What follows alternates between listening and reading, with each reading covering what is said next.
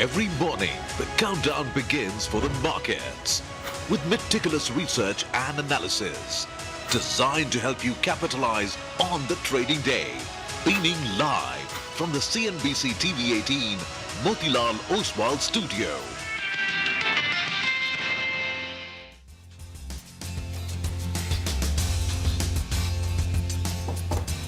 Hello and welcome to another edition of Bazaar Morning Call. It's a Thursday morning. We're coming to you live from the CNBC TV 18 Motilal Oswal studio. I am Prima Tendulkar. With me are Nigel and Mangalam. Hi boys, what's on your radar? What's on your radar? A lot of things actually. While we're watching the market, everyone's looking at what takes place on the FIFA World Cup. You guys were asking me whether it's Spain, Argentina. Let me throw it right back at you all. Argentina. Spain. I want Argentina, though my daughter's a big Messi fan, but... Yeah, I mean, I'm going with Argentina just for Messi. I mean, I've seen Maradona play and, unfortunately, I never saw him win a World Cup. So I'll be happy to see Messi lift the cup yet again. So let's see how that goes. But I think really the miracle man, but magician, right? Absolutely. Nowhere in the last 6.5 minutes, the entire game changed. What a comeback. Again and again and again. They're the comeback boys. That's right. So that's about the never write them off. That's about the FIFA World Cup. But how things have changed, right, globally? A couple of weeks ago, we were talking about de-escalation. We were talking about SpaceX listing and, listed and went to around $225 per share. Yesterday, it fell below the IPO price. A bit of a crumble out there, coming back down from space. Just like the FIFA, right? Everything can change in a dime very quickly. I think that's what's happened for our markets as well. But let's begin with the Wall Street action. The S&P 500 gained about 0.4 of a percentage point. The Nasdaq up 0.6. The Dow adding about 0.3%. But if you see what happened under the hood, it's the entire semiconductor chip trade that got hit very hard and money rotated into the mega cap. So yesterday, that's the picture. Micron, SanDisk, all down about 8%. But on the flip side, Apple surged 4% to a record high after winning an approval to launch its AI features in China. But even other names like Alphabet, Amazon, Meta, all gaining up to 3%. One more mover that Nigel was talking about, and that is SpaceX. Yesterday, the stock dipped below its IPO price for the first time, went down to levels of 133.3 intraday, and finally closing exactly at that issue price, 135 listing day. And the stock is back where it was. So all that hype has evaporated in space there. But on the macro front, what lifted the U.S. markets is the June Producer Price Index, PPI. That declined 0.3% in June against consensus estimates of no change. And this is important because this reading, PPI, reinforces the softer than expected CPI print that we got on Tuesday. So therefore, expectations of a rate hike have eased, and we saw the U.S. bond yields cool to levels of 4.55%. Just at the start of the week, we were closer to 4.62%. But crude, that continues to remain at elevated level, $85 per barrel. And the United States has carried out another further strikes on Iran. That's what the Central Command, CENTCOM, had to say. Its forces struck missile and drone facilities, naval assets, coastal defense systems. President Trump has stated that strikes will continue until Iran ceases attacks on commercial shipping and agrees to open the Strait of Hormuz. So the stalemate, the standoff in Iran continues in the Middle East there, and the attacks also persist. President Trump also told Fox Business that he received a call from Iran expressing a willingness to meet. But Iran has not at least confirmed any outreach as of now. Now, yesterday, for our own markets, pretty much a range-bound session. In fact, if you see the last 6 trading sessions, we have been boxed in the range. It's about 24,200 on the way up, 23,800 on the way down. So immediately, 24,000 needs to hold. Go down below that, you've got 23,800. On the way up, it's 23,450. But on the earnings calendar, there's lots to watch. So on tap today, Wipro and Tech Mahindra, and that once Infi comes out next week, will close the loop on the large cap IT names. Polycab will be important, tracked, very high volumes typically. BHEL are some of the big ones, and many ones will react to their numbers as well. So yesterday in post markets, you had HDFC Live, HDB Financial, ICICI Lombard, Angel One, MRPL, and we'll get to it in just a bit. But Nigel, what about the F&O action, and what does it tell us about how today's going to shape up? Well, over the last few days, the problem is that we're facing resistance at around this 24,200 to around 24,300 odd mark. So just in a matter of the last 10 trading sessions, if I pull up a chart, you'll see we've gone there numerous times, and that level gets rejected because we can't conquer that on a closing basis. The problem is crude oil prices, yes, they're remaining elevated, but they're actually at a similar level from where we left off yesterday at around $85 per barrel mark. That's where, in closing bell, we were at the similar level as well. The problem is the Indian rupee. You want to see some kind of signs of stability in the Indian rupee. That's going to be eyed as well. For now, at least, the FI selling, that's yet to pick up considerably because the FIs, yes, they sold yesterday, but the DI buying and the FI selling, well, both of them cancelled out each other. Moving to index futures. Shorts, they covered out a little bit, though they remain aggressively net short with around 92% of their positions on the short side. On stock futures, there were some shorts that were added, and there was some unwinding of long positions as well in yesterday's trade. That brings us straight to the options data. 24,200 call, fair bit of open interest build up, close to around 45 lakh shares getting added there. On the downside, though, there is some writing being seen at around this 24,000 put. So just looking at the options data, looking at the recent technical trends as well, you have a broad range, both on the Nifty as well as on the Nifty Bank. And, once this range breaks out, then you'll get further direction. For the time being, as I mentioned at the start of this chat, that this is the resistance mark. We're going there, we're not able to conquer that mark. So that's going to be important to track. On the downside, a dip towards the 23,800 odd mark, that could invite fresh buying as well as we've been seeing in the recent past. No different for the Nifty Bank. The recent low and the recent high, that becomes a bit of a range. It's trying to make its way towards this 58,200 odd mark, but that level keeps getting rejected. And with crude oil prices at elevated levels, you'll be wondering whether or not this range continues to hold out just in the near term. You just don't want the lower end of the range to break both on the Nifty as well as the Nifty Bank. A stock to track today is going to be Patanjali. Yesterday, it got hammered out of shape. There are a lot of shorts that got into the system. I was looking at the delivery data. In percentage terms, it was only around 15%. That compares with around 40%. But that's because of the magnitude of volumes that we saw. In absolute numbers, the delivery number was very, very high. Two institutions hold stake out there, LIC as well as GQG. None of their names appeared in yesterday's block trade. So we'll have to keep an eye out whether that clarification helps the stock to recover, because yesterday it ended with a sharp cut. Right, Nigel, thanks a lot for that. We'll most definitely monitor Patanjali Foods. And obviously, after today and tomorrow, come Monday, we have nearly 30-35% of the Nifty reacting to earnings. We have Reliance reporting their numbers post-market tomorrow. And thereafter, we have the big banks reporting their numbers on Saturday as well. So that's about the market setup. Let's get you some equity calls as well. HSBC has upgraded India equities to neutral from underweight. Herald van der Lind of HSBC says that lower energy prices and resilience in consumption have lowered the earnings risk. FIIs turned net buyers as recent measures stabilize. The currency, he says, the key concern is on the sustainability of these inflows, especially as attention shifts back to AI-linked opportunities. A pickup in IPO activity in the second half will boost supply, but domestic demand is set to remain resilient. HSBC prefers private banks, consumer discretionary, real estate, commodities, and select industrials. Okay, let's get you an exclusive conversation with CNBC. Billionaire Warren Buffett explained the rationale behind stopping donations to the Gates Foundation amid allegations of links to Jeffrey Epstein. He also went on to say he had donated nearly $50 billion to the foundation over the last 20 years. Here is Buffett speaking to CNBC's Becky Quick. You're talking about hiring decisions, maybe who you're associating yourself with. And there were certainly some questionable decisions on that came up in the release of these files. But there was also other, personal information. Yeah, which he admitted to. Yeah. Yeah. No, and there again, I would say that, I've known some pretty wonderful people, and I still know some wonderful people. I don't think they've made every decision correctly. So why, if that's your opinion on it, why are you no longer giving money to the Gates Foundation? I reevaluated my whole situation. It's just like I've been doing since I was in my 20s, and we'd gotten married, Susie and I, and we didn't really have any money, but we did know that we intended to live fine, and we intended to have a family, and but we did not have aspirations of, having 6 houses or a 500-foot yacht or anything of the sort. So even then, we talked about what we would do philanthropically.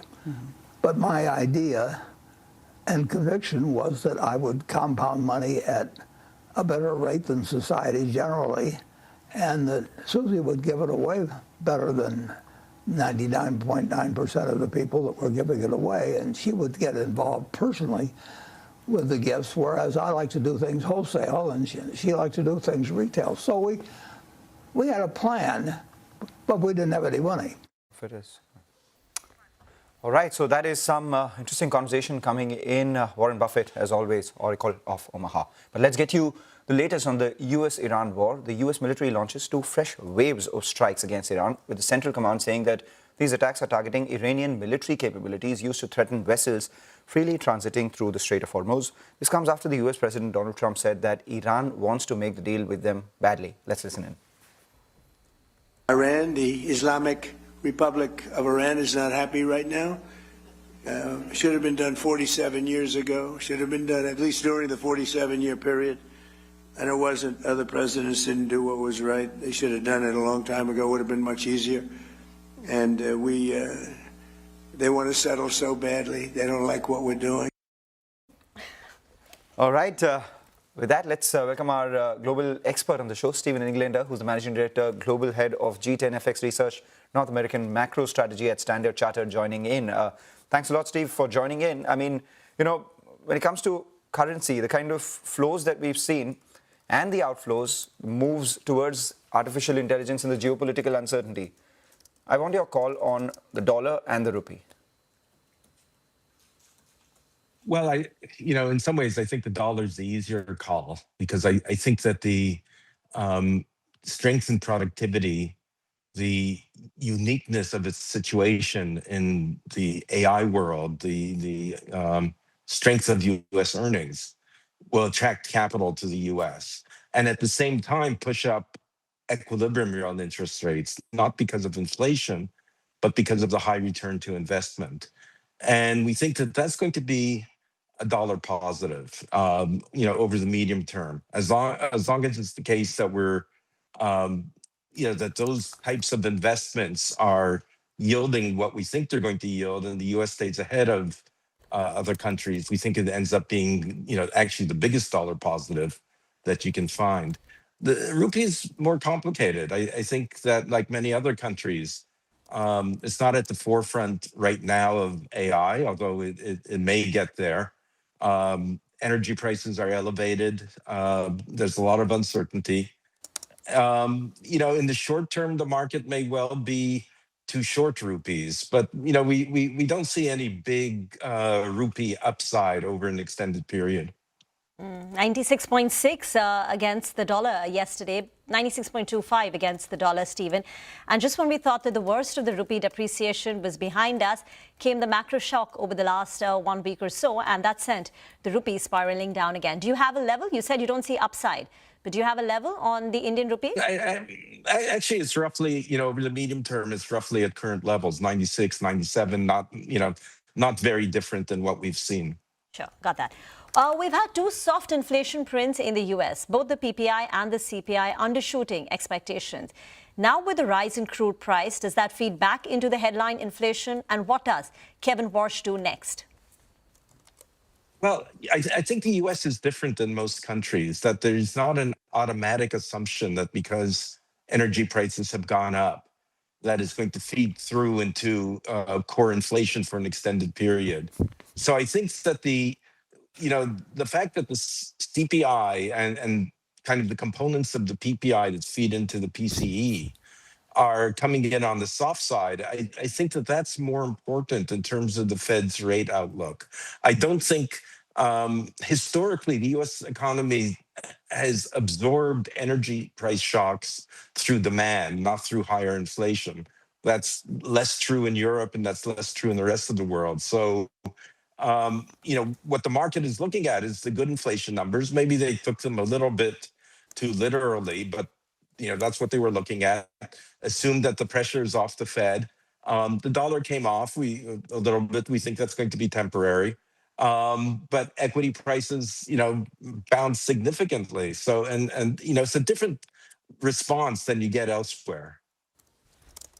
Okay. Just one final question. I don't know if you track Bank of Korea, but they have just raised rates for the first time in over 3 years. So there has been a 25 basis points rate hike to 2.75% because they say inflation has been running hotter than their comfort level of 2%. The last June print was 3.2%. And it's not one print. It's been higher than expectations. Does this rate hike have any implications for the way money flows, the way won moves?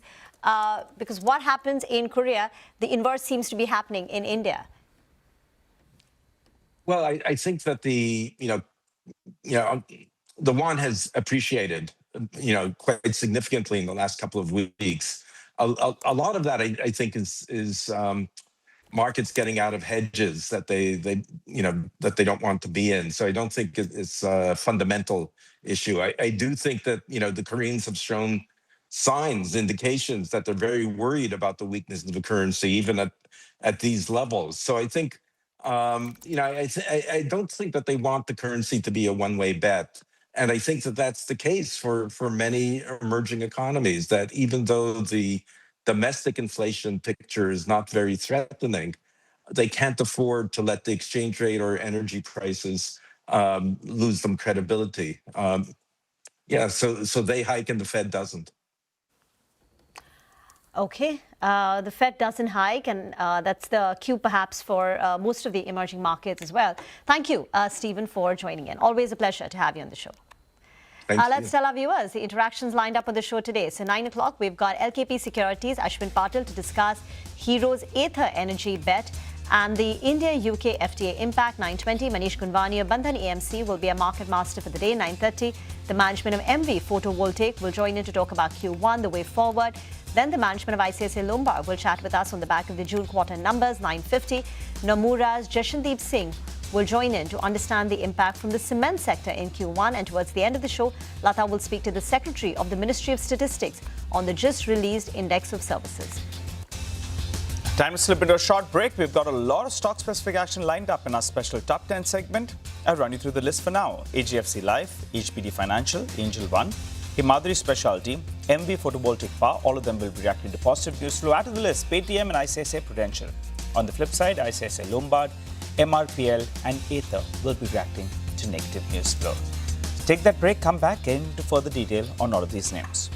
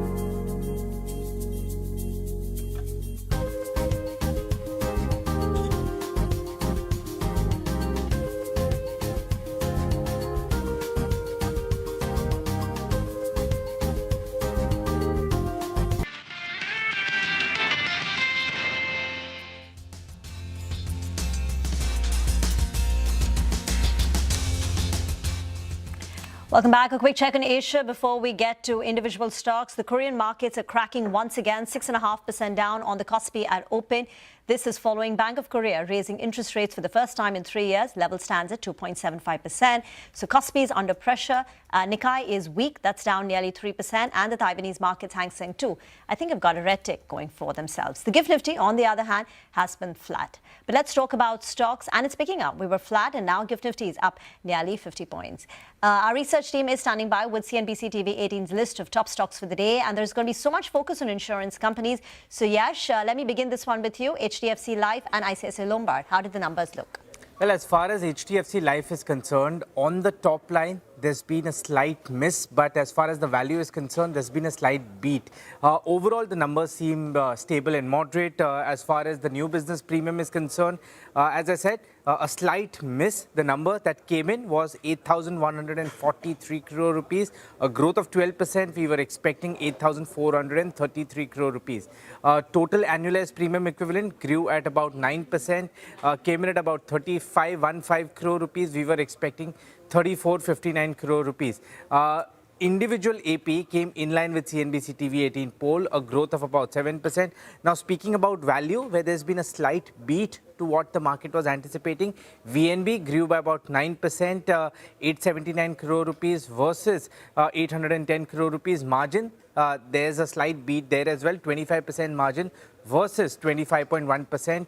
We were expecting a number of 24.3%. I'm going with green on the stock because the management's guided for a good either next 3 quarters where HDFC bancassurance counter share is also expected to pick up. As far as ICICI Lombard is concerned, one Supreme Court judgment making the company raise its motor third-party reserves and 2 large fire claims have been a perfect recipe for a very disappointing quarter for the company. As far as gross premium is concerned, that has grown at about 10%. Your net earned premium has seen a growth of 15%. But look at the underwriting performance. Your underwriting loss, that has increased about 115%. Your operating profit has fallen 64%. And more importantly, combined ratio, that has seen a sharp surge to going over 107 from 102. Of course, that's the disappointment which is coming, but largely because of these 2 incidents, I'm going with red on ICICI Lombard. Okay, thank you very much for that. HSBC today has also downgraded ICICI Lombard to a hold, and their target price has been cut to 1880. So pretty much where the stock is currently, 1840. Weak Q1 with muted growth, higher loss ratios, one-offs. EPS growth seeing moderating to about 13% over the next 3 years. But Yash, what about ICICI Prudential conference call takeaways? Well, let's divide that conference call into 2 parts. One is with respect to, taking care of the potential supply overhang on the stock, and next is with respect to growth.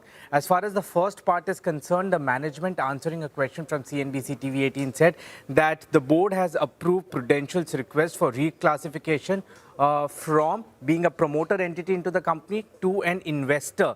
Now, of course, IRDA approval for the same is awaited. But this is very important because as an investor, what Prudential can do is that it can hold on to the 22% stake it has in ICICI Prudential Life Insurance without selling a single share for as long as it wants, and also become a promoter at the same time in Bharti Life Insurance. The management saying the same thing to CNBC TV 18, saying that as per IRDA regulations, no requirement for Prudential to sell their stake in ICICI Prudential Life Insurance. This does take away the potential threat of any supply overhang coming from Prudential into ICICI Prudential Life Insurance. On growth, the company said that the strategic focus will remain on growing absolute VNB. Growth in protection and annuity has been across the channels for the company. They expect growth trajectory for agency to improve going ahead. Finally, on margins, the focus remains on improving product level margins through long-term products, higher sum assured multiples and rider attachment. I take that point, Yash. Thanks a lot for that. Let's go across to Devyani now. Devyani, good numbers coming in from Angel One. Angel One came out with a largely inline set of numbers. Now, based on their business update earlier this month, we already know that the client acquisitions had slowed. The SIP registrations had also slowed down. The turnover market share had moderated slightly across equity, cash and commodities. And the transaction-based revenue quarter on quarter was expected to be lower as a result of the lower market activity that we'd seen.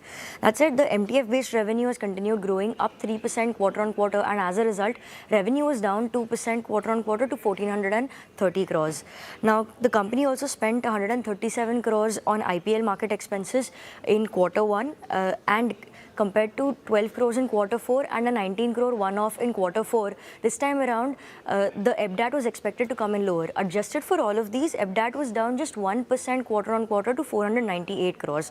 PAT came in at 231 crores, down 28% quarter-on-quarter. But keep in mind, all of this was largely expected by the street.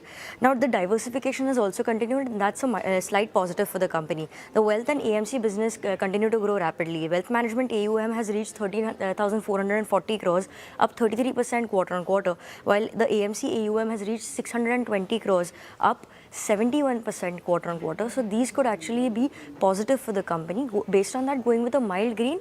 That said, the street is now going to be watching out for the management commentary based on the call which happens at 11 o'clock today. Thanks a lot for that, Devyani. Well, let's go across to Ritu. She's here to tell us about HDB Financial that came out with their numbers. Morning, Ritu. Morning. It was a very strong quarter from HDB Financial. Profitability improving on the back of, improvement in margins and even better asset quality. In fact, for HDB, this was the highest ever quarterly net profit that the lender has reported. Profits rose by almost 38% year on year to about 785 crore rupees, while the net interest income also saw a growth of 20% at about 2509 crore rupees. As for the margins, they were up almost 61 basis points compared to the previous year. 8.35%, very strong margins reported by HDB, and all of that has helped drive the operating performance as well. Their loan book has grown by almost 11.4% year on year, now stands at nearly 1.2 lakh crore rupees.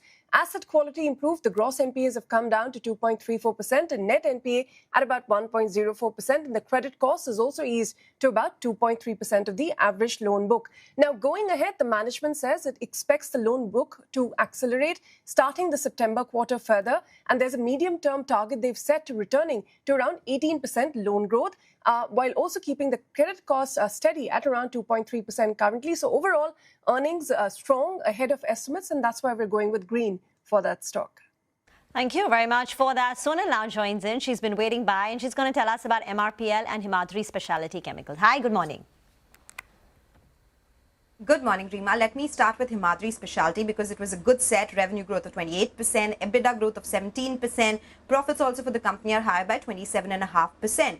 They are on a capex spree. They have announced capex again, 128 crore rupees for Carbazole. They are going to be increasing the capacity here, around 70 crores to set up India's first manufacturing facility of carbon nanotubes. This is in West Bengal. And around 170 crore rupees for super specialty carbon blacks. It is additional capex that the company has announced. Going with green, and of course, we'll be speaking with the management as well. For MRPL, on a quarter-on-quarter basis, it was a weak set. Revenues, yes, they were up 60% because of better refining cracks, but EBITDA was down 26%, margins halved on a quarter-on-quarter basis. Profits look higher on a quarter-on-quarter basis, but that is because of an exceptional income in Q1 to the tune of 470 crore rupees. Tax is also lower on a quarter-on-quarter basis, so that is what has aided profits, but it is a weak set this time around. Got it. Okay. All right. Thanks a lot for that, Sonal. Well, let's go across to Vivek. He's here to tell us about MB Photovoltaic that came out with this set of numbers. Morning, Vivek.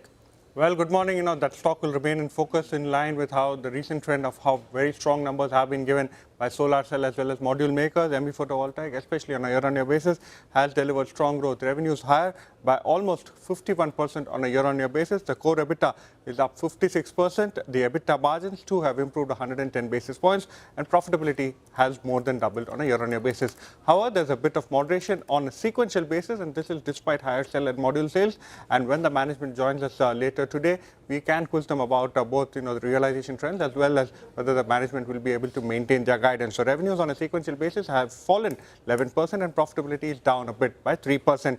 In terms of the order book remains quite strong at almost 10 gigawatt, 9.9 gigawatt to be precise. And Q1 module production went up by 53% and cell production jumped up by 26% on a year-on-year basis. Very strong capex plans lined up, and the company intends to almost double capacity by FY28 across both of these lines. All right. Thanks a lot for that, Vivek. Let's go across to Sudarshan on Ather Energy. Sudarshan, we have more details now. That's correct. Good morning.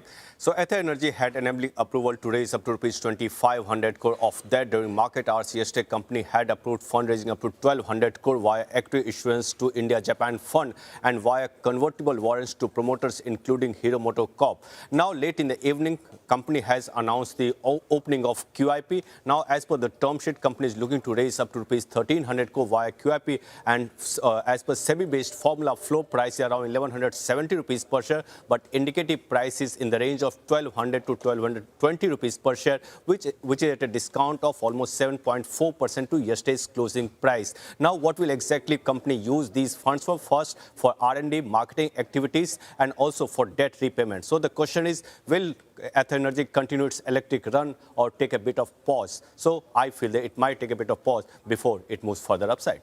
All right, thanks a lot for that, Sudarshan. Beauty of investing, right? Hero has their own brand, but they see opportunities in an investment that they've been making as well. I was just looking at the SOTP, Sudarshan. I think for Hero MotoCorp, 12% now comes from the investment in Ether Energy itself, giving it a roughly around 20% discount or thereabouts. Thanks a lot for giving us those details. Ritu joins us, sir, to tell us about Paytm. Ritu?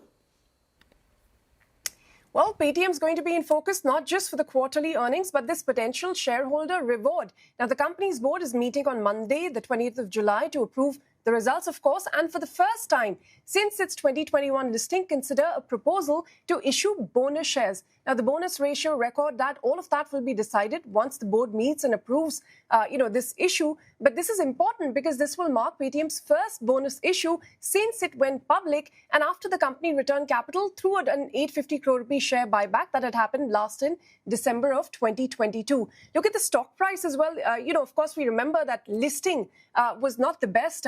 There was a steep discount to that 2150 price when it finally listed, never really reclaimed that level. It even hit record lows of around 300 or so with all the regulatory action on the bank. But since then, things have turned around for Paytm Bank. The stock has rallied more than fourfold from those kind of lows. It's trading at close to a 52-week high at about 1388 now. So for the street, it's going to be a double trigger on Monday. The earnings on one hand and the possibility of the first ever bonus issue on the other. So going with green with this one as well.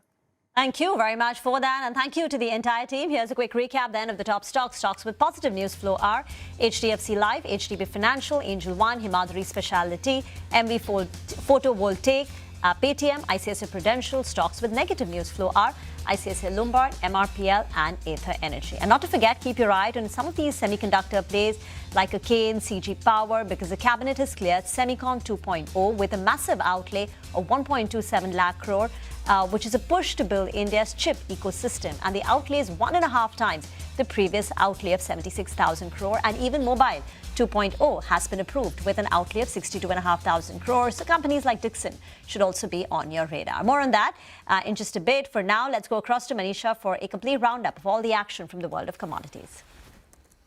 Well, thank you so much for that. I'll start with the crude oil prices, where we are holding above $85 a barrel for a fourth straight day, and the prices are now 12% up on this weekend, trading at a one-month high. U.S. seems to be stepping up military campaign against Iran, targeting Iran missile storage facilities and various other infrastructure as well. And in addition to that, you have Ukraine attacking more and more of Russian fuel production facilities and oil tankers. So you have supply concerns coming in from not just Middle East, but from Russia as well. In the meanwhile, you have a statement from Goldman Sachs suggesting that markets are short at around 13.4 million barrels per day of Persian Gulf flows. Goldman Sachs also has put out 2026 fourth quarter target at $80 a barrel, but the prices could overshoot to 110 and beyond if the Gulf recovery stalls, according to them.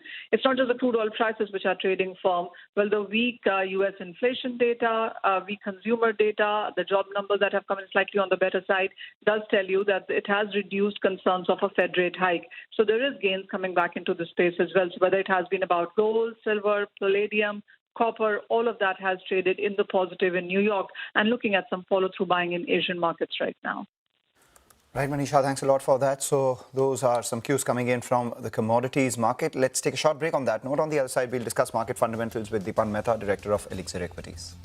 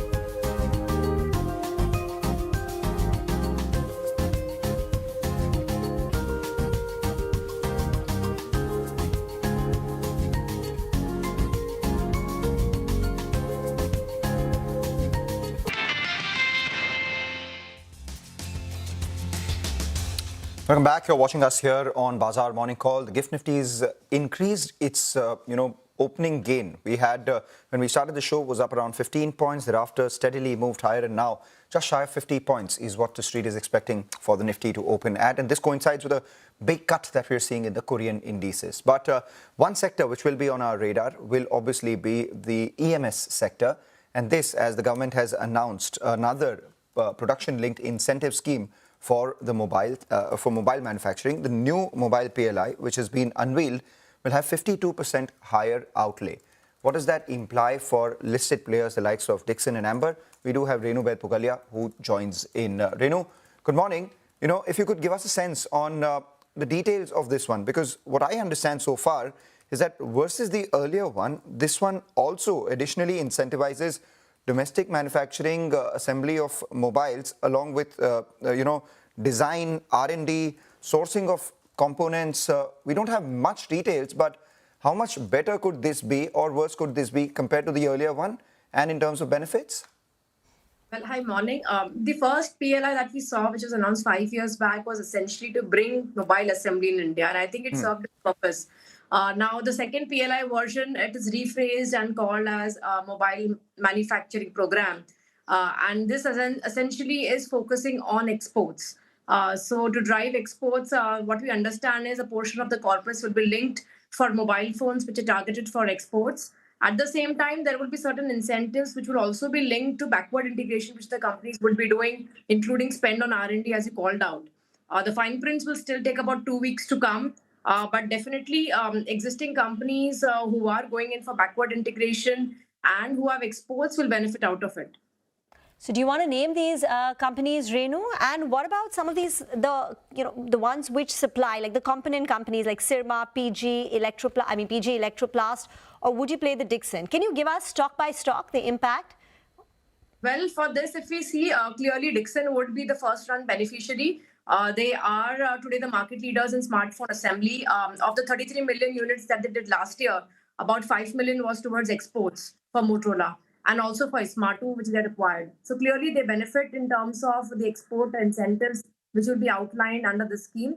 And also on backward integration, they are far ahead of their peers in terms of signing up with HKC as well as QTech for your camera and display modules and the various backward integration initiatives that they are taking. So clearly they will be the beneficiaries of this.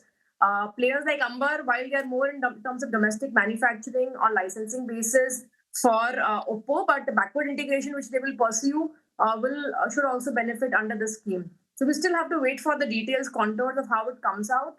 But these players will benefit. Tata Electronics is not listed, but they would also benefit because they are the largest vendors and OEMs to Apple for smartphone India. So in our view, Apple ecosystem partners on the smartphone side would be the biggest beneficiaries because they are the largest exporters of these products today in the domestic market. Is there a proxy play for Tata Electronics in the form of any other company? Well, for smartphones, I'm not sure if there are other credible players in the market for this. Okay. Do you track this company called Optimus Infracom? Because that one's also listed by some of the brokerage analysts as a potential beneficiary. Well, I've not tracked this name closely. They had participated in PLI 1.0 along with Dixon. We still need to see who are the notable supply chain partners for them in terms of OEMs and have to look at it. I have not looked at the details for this thing. Right. If you look at some of the benefits that came to Dixon and Amber specifically from PLI 1 in terms of absolute amounts and proportion of the total outlay that was announced, how would that equate to the current one?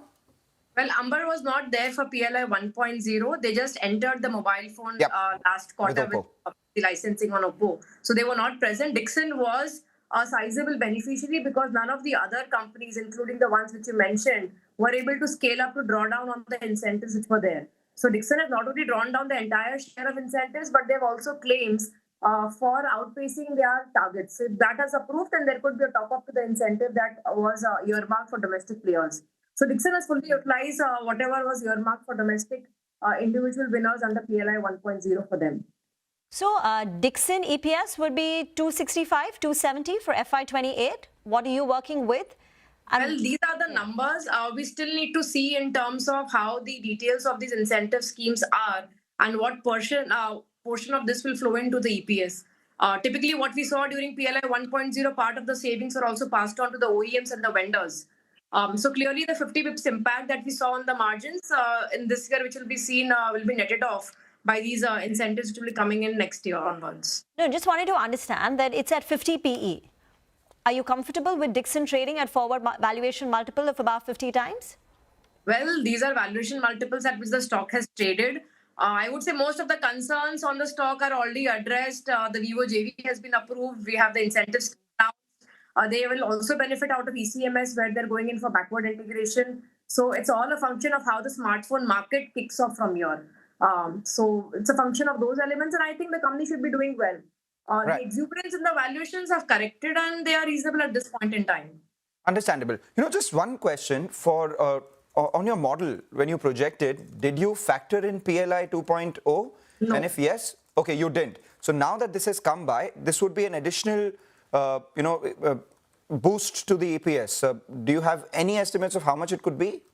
Well, it may not be because it pertains to about 15% of their smartphone volumes of last year. Now, if the smartphone volumes are increasing to say 45-50 million units, it would be just about another 15% of the business mix. So it may not be a big number to really move the needle, but yes, sentiment-wise and for the mobile ecosystem in terms of their pass-through and benefits to their customers' clients, it will be positive there.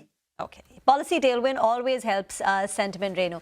What about the semiconductor 2.0? How different is it compared to 1.0? What does this one encompass? We've got the numbers, 1.27 lakh crore, and that's a 1.5 times jump compared to Semicon 1.0. And we know the last one benefited companies like a Keynes, a CG Power. This one, who will it benefit? Well, we don't have the details of 2.0, but definitely as and when companies go in for expansion, existing companies like CG, like Keynes, they will go in for expansion to deepen their capabilities. This corporate should come handy. So again, this would benefit all the existing incumbents to deepen their presence in the OSAT value chain in terms of design houses. But we need to wait out for details and companies to disclose their expansion plans further here. All right, Renu, thanks a lot. Always a pleasure speaking with you. So that's the word coming in on the EMS space. With that, let's also welcome Deepan Mehta, Director, Elixir Equities, who joins us on the show right now. Deepan, you've had in the past thoughts on the EMS space. You said that while the growth opportunities lie, at some point valuations were becoming a bit of a headwind.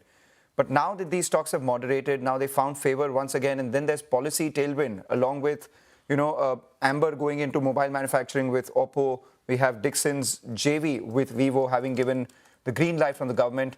Are you positive on this space once again? And if yes, would you play it via Dixon Amber, or are there other stocks as well? Yeah, Mangalam, good morning and thank you for having me on your show. First, a disclosure that we have an investment in Amber as well as Dixon. And I think that the prospects of both these two companies is excellent, especially Amber. I think it provides a good diversification away from a product which is highly seasonal. So getting into mobile phone manufacturing is just the first step. And this can scale up really well over the next 2-3 years or so, perhaps contribute materially. We estimate 20-25% of the operating profit in a couple of years' time. So it's a new growth engine for Amber. And although it's more expensive than Dixon, I think the kind of growth numbers will be far better for Amber. But nonetheless, I think for Dixon also and for Keynes Tech, the valuations have now become far more reasonable. Dixon and Keynes were trading at 70, 80, sometimes 100 times trailing 12-month earnings per share. But now they're more reasonable, around 55, 60 times or so. And there have been certain challenges as well, but I think the growth comes back. And they're able to go back to that 25-30% type of a bottom line growth. Then these companies also can deliver decent returns. And lastly, Dixon is all about backward integration. And if they're able to increase their operating profit margin from 4% to even 5%, that's almost 400 crores worth of operating profit for Dixon. So let's see how that backward integration for Dixon works out. And if it works out well, then I think Street will read it and maybe valuations could be higher. All right. Hi, Deepan. Good morning. Good to see you, Ben. What about Patanjali? Yesterday, Mangalam interviewed the management. They said there is no raid, there is no inspection, business as normal. But the volumes were massive yesterday, and the stock got clunked back close to around 15%. It came off close to around 3% from the day's 3-4% from the day's low, but still it ended with a sharp cut. At the end of the day, we didn't get any big seller or buyer in the large trades, but volumes are very high. And I was observing there were two large funds. One is LIC and one is GQG. We'll have to wait by for further disclosures. But what would you do with this stock? 15% lower yesterday. Yeah, Nigel, sorry to disappoint, but this is one of the few companies I don't really track. And basically, see, we are completely off FMCG companies, and Patanjali being in that group, we generally don't track it, so wouldn't want to comment. I don't know, maybe, sometimes stock price correct like this because of concentrated selling as well. But since the management has clarified, I think we may see the company and the counter recover lost ground.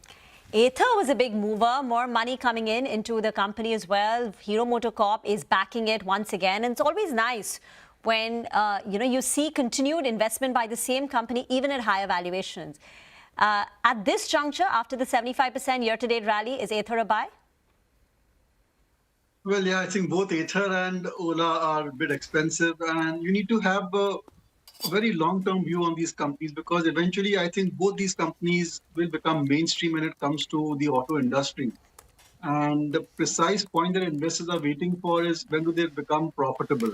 And maybe a year, 2 years down the line, once they achieve profitability, then maybe, you can have even a better understanding as to the roadmap forward.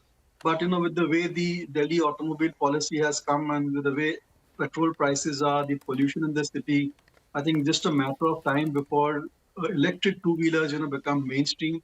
And the only way to play that particular investment theme is through Ather and Ola Electric.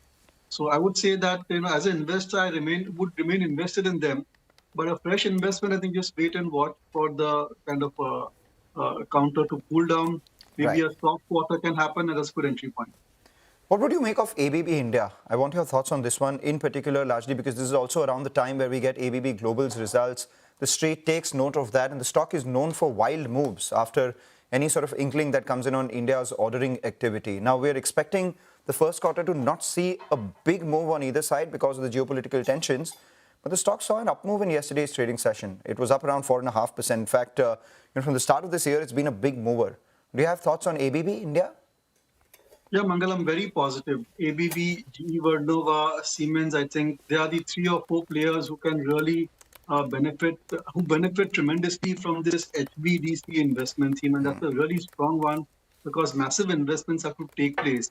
In India, we have the production of renewable power in 2 or 3 states, but that needs to be transmitted to the whole entire country.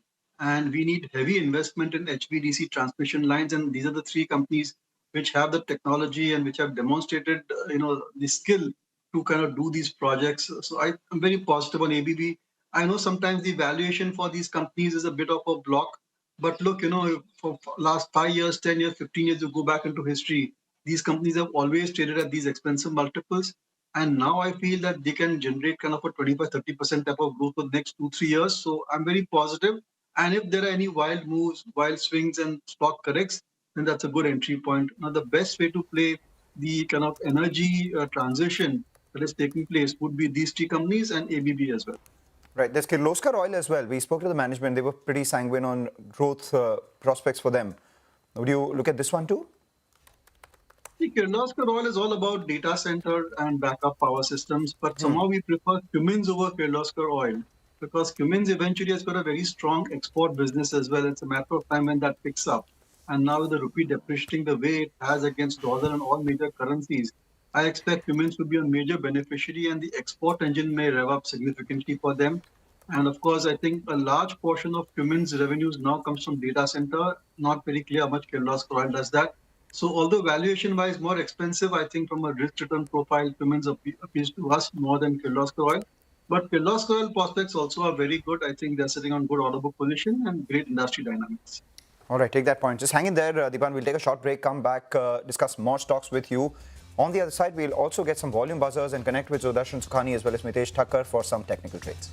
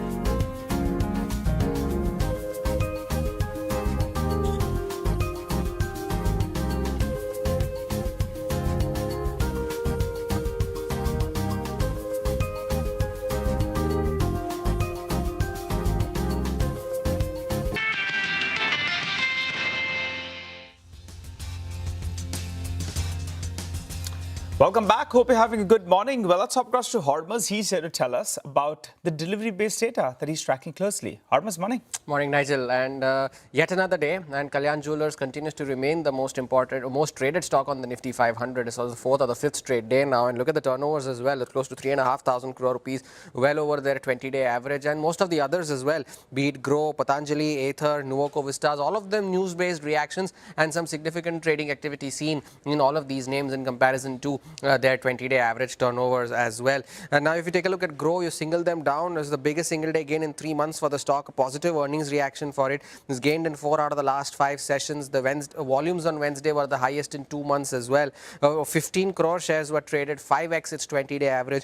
3 crore shares were marked for delivery. That too was double its 20-day average. It was the second most traded stock on the Nifty 500 yesterday, and the stock has already more than doubled from its issue price, which was 100 rupees.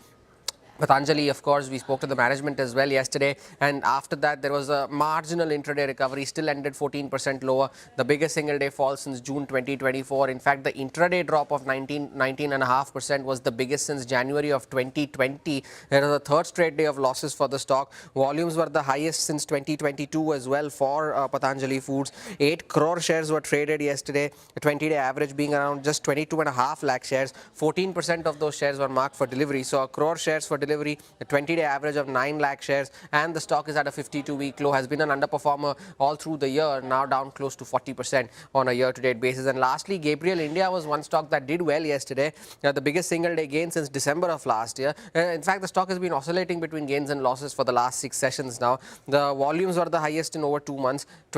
Almost 23 lakh shares were traded, and that was a 5x its 20-day average, and a quarter of those were marked for delivery. So 6 lakh shares for delivery, it's the triple of its 20-day average. And in fact, the stock is now nearing its 52-week high, which is close to 1,400 rupees after having risen 30% this year. Indeed. Thanks a lot for that, Hormaz. Let's go across to Dipan once again. Dipan, Kalyan Jewellers, I know you said that you don't track the FMCG space, but this is more discretionary. Jewelry, Titan did well and Kalyan did as good. The valuation differential between the two was fairly high. At trough, it was about 70%. Now, after this rally that we've seen, it's about 55%. At peak, it's been about 35%, the discount between Kalyan's multiples and Titan's multiples. Where do you see it headed now that it's normalized to around 55%? Mangalam, jewelry is completely different. So when I mean FMCG, I mean the soap detergent type of companies, and their prospects are what they are. Very challenging times, structural problems over there. But jewelry companies per se are the new areas of consumption. And whether Kalyan Jewellers or Titan, I think they are in for very good times. The numbers keep surprising us. Partly it is base effect, partly higher gold prices also tend to benefit them because somewhere the making charges also go up. Let us see, I think 1 or 2 more quarters, base effect will catch up and we may see a slowdown. Companies cannot grow at that kind of a high rate for very long. But nonetheless, I think on a long-term basis, these companies are exceptionally good. A good way to play the entire jewelry industry is through 2 companies which supply jewelry to the entire organized jewelry trade. One is Sky Gold, another is Shringar. Shringar, which does only Mangal Sutras, and Sky Gold, which is into design and manufacturing of jewelry on a large scale for a whole host of, it's a B2B player for the entire jewelry industry. And as and when the industry is expanding its retail footprint, just to get adequate stock at new stores benefits Sky Gold as well. But again, I would like to mention over here that whether it's Sky Gold, Shringar, Titan or Kalyan and a whole host of other jewelry companies, we have an investment. So our views could be biased. But as I said, I would be a bit cautious and not chase these stocks at these levels. Got it. Well, let's talk about a couple of earnings reactions we got yesterday and then we got overnight as well. Grow.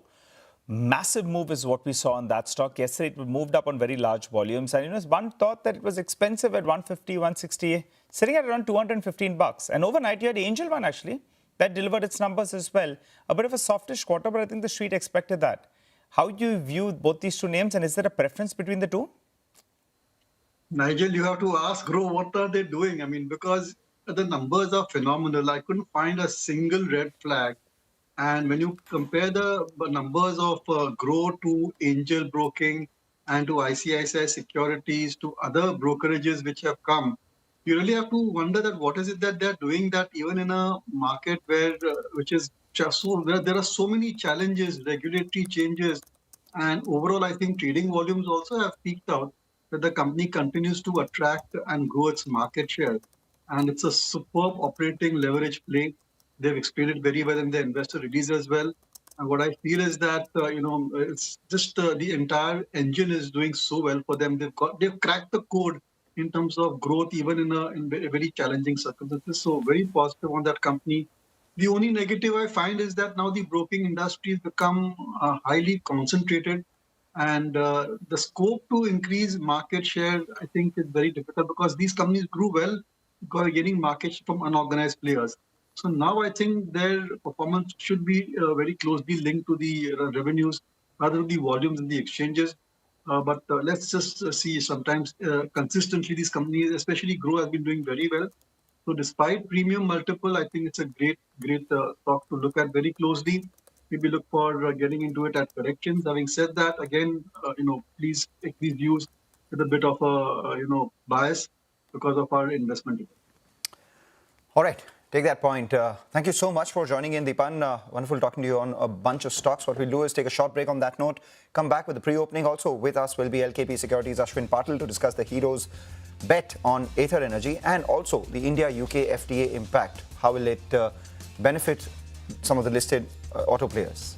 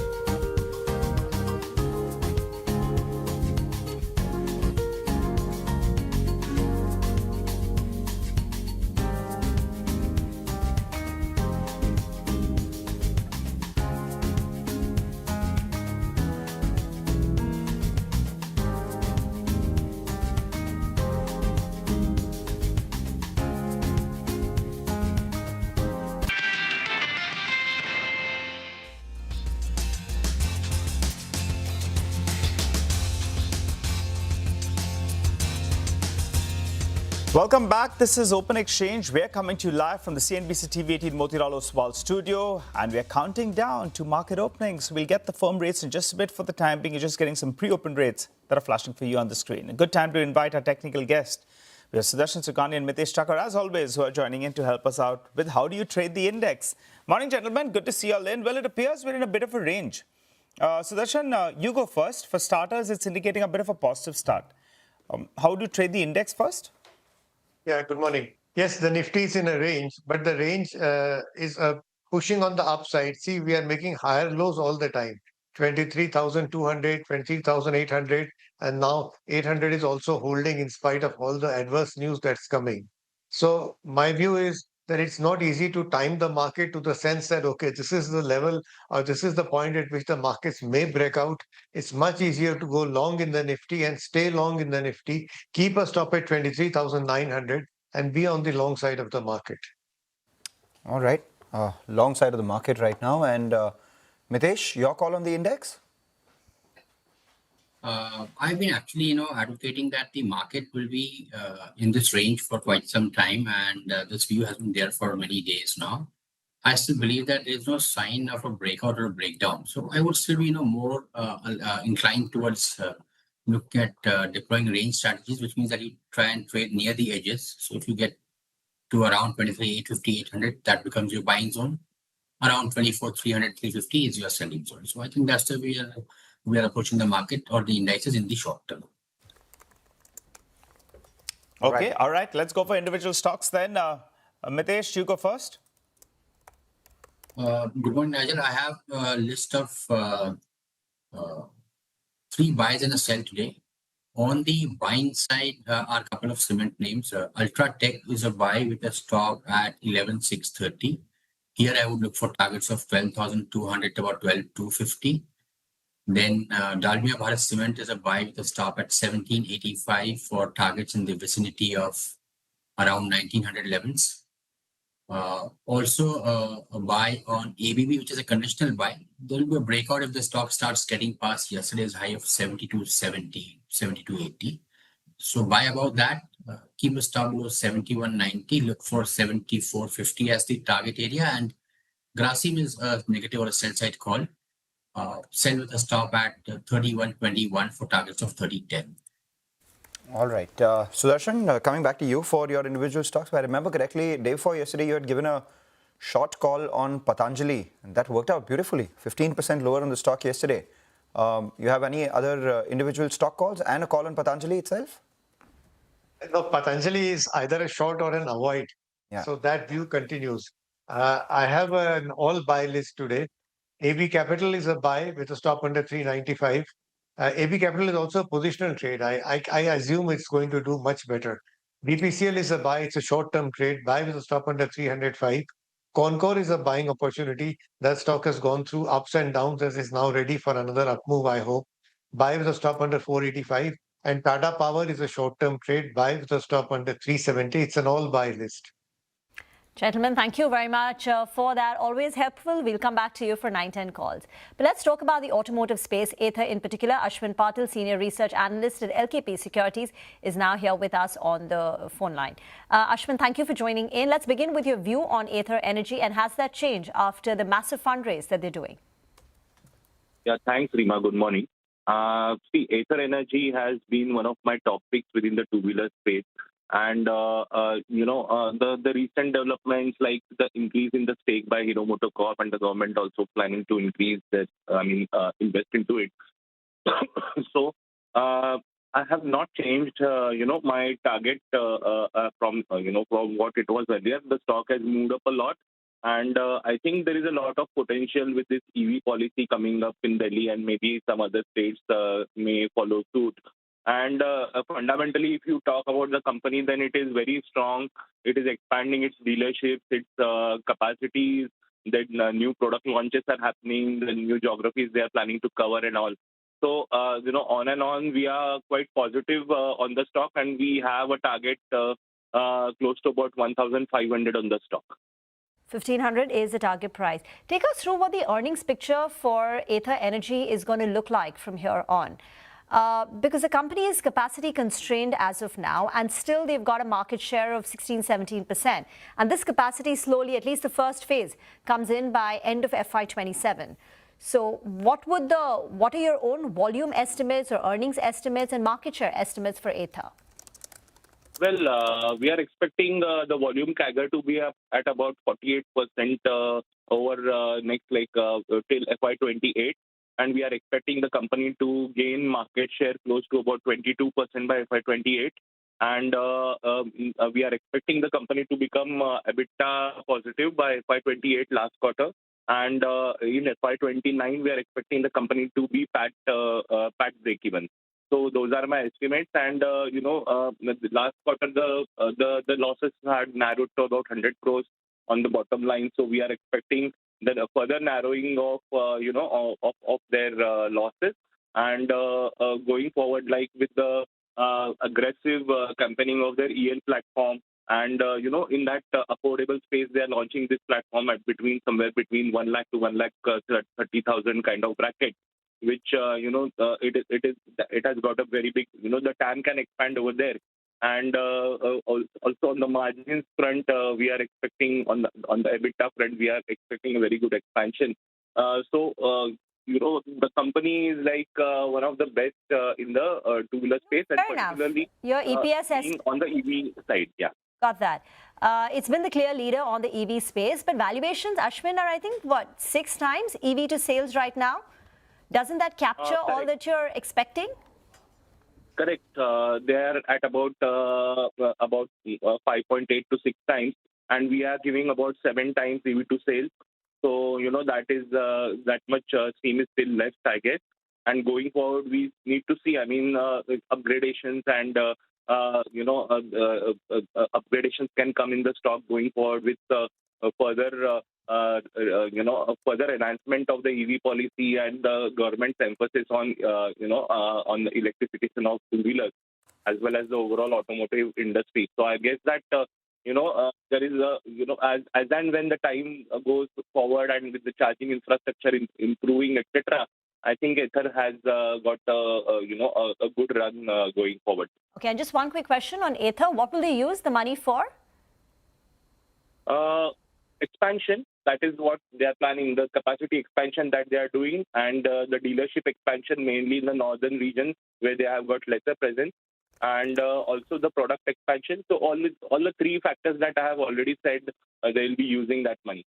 Does a bullish call on Ather mean things are cautious, maybe negative for other two-wheeler companies like a Bajaj Auto or a Hero MotoCorp?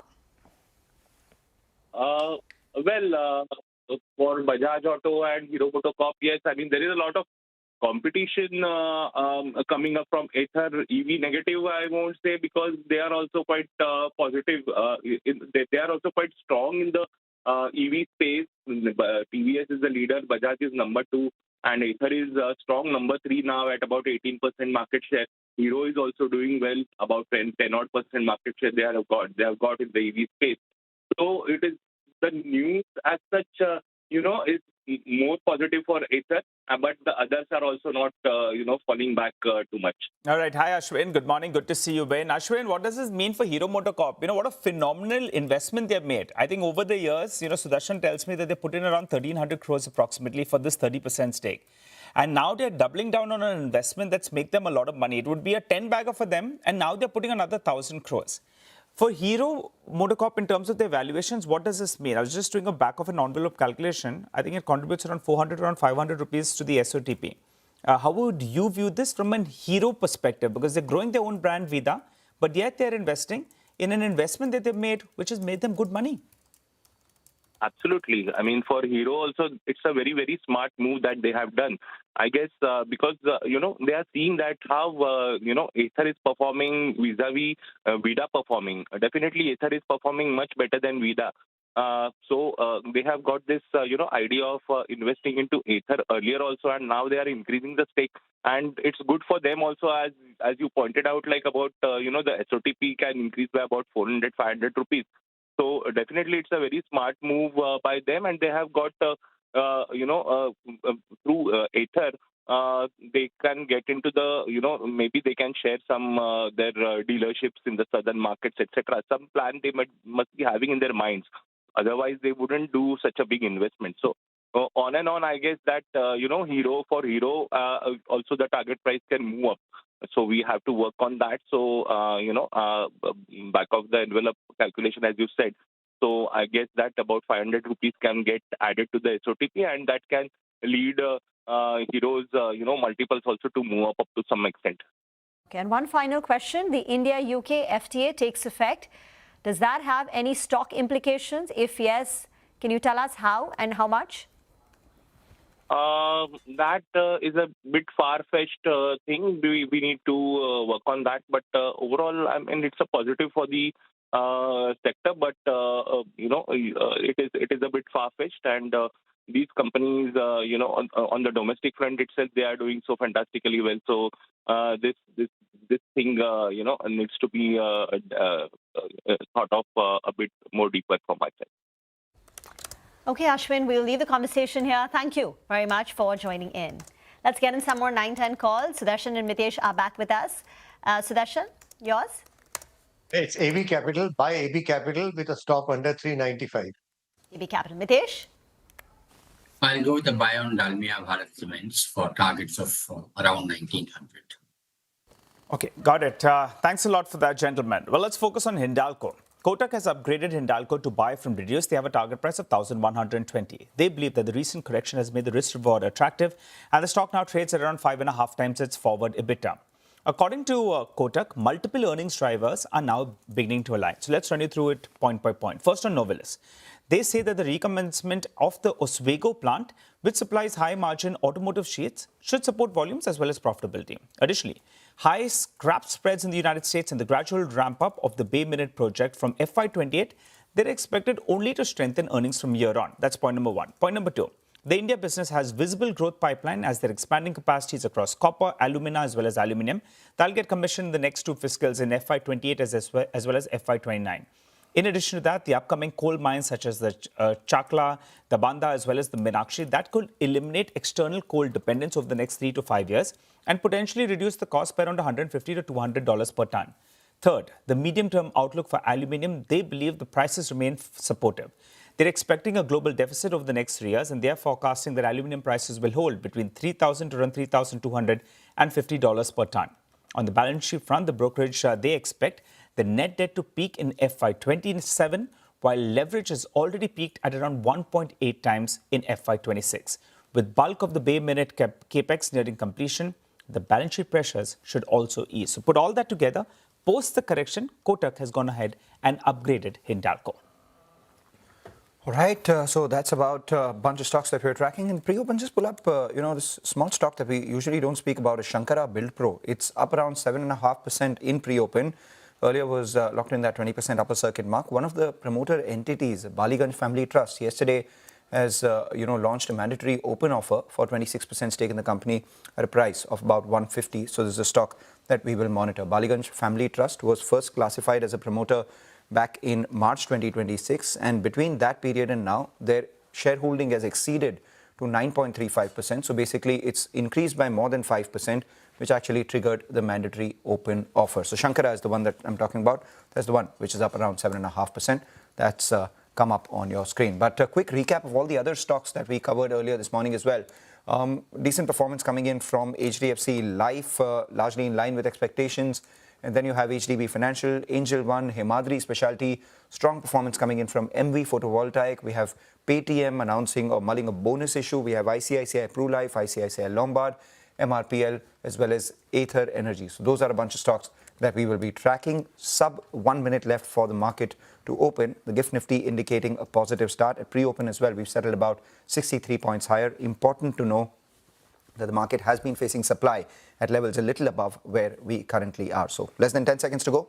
Let's see where that goes. We have HDB Financial and HDFC Life settling higher in pre-open, and we have about 2 seconds to go. And there goes the opening bell.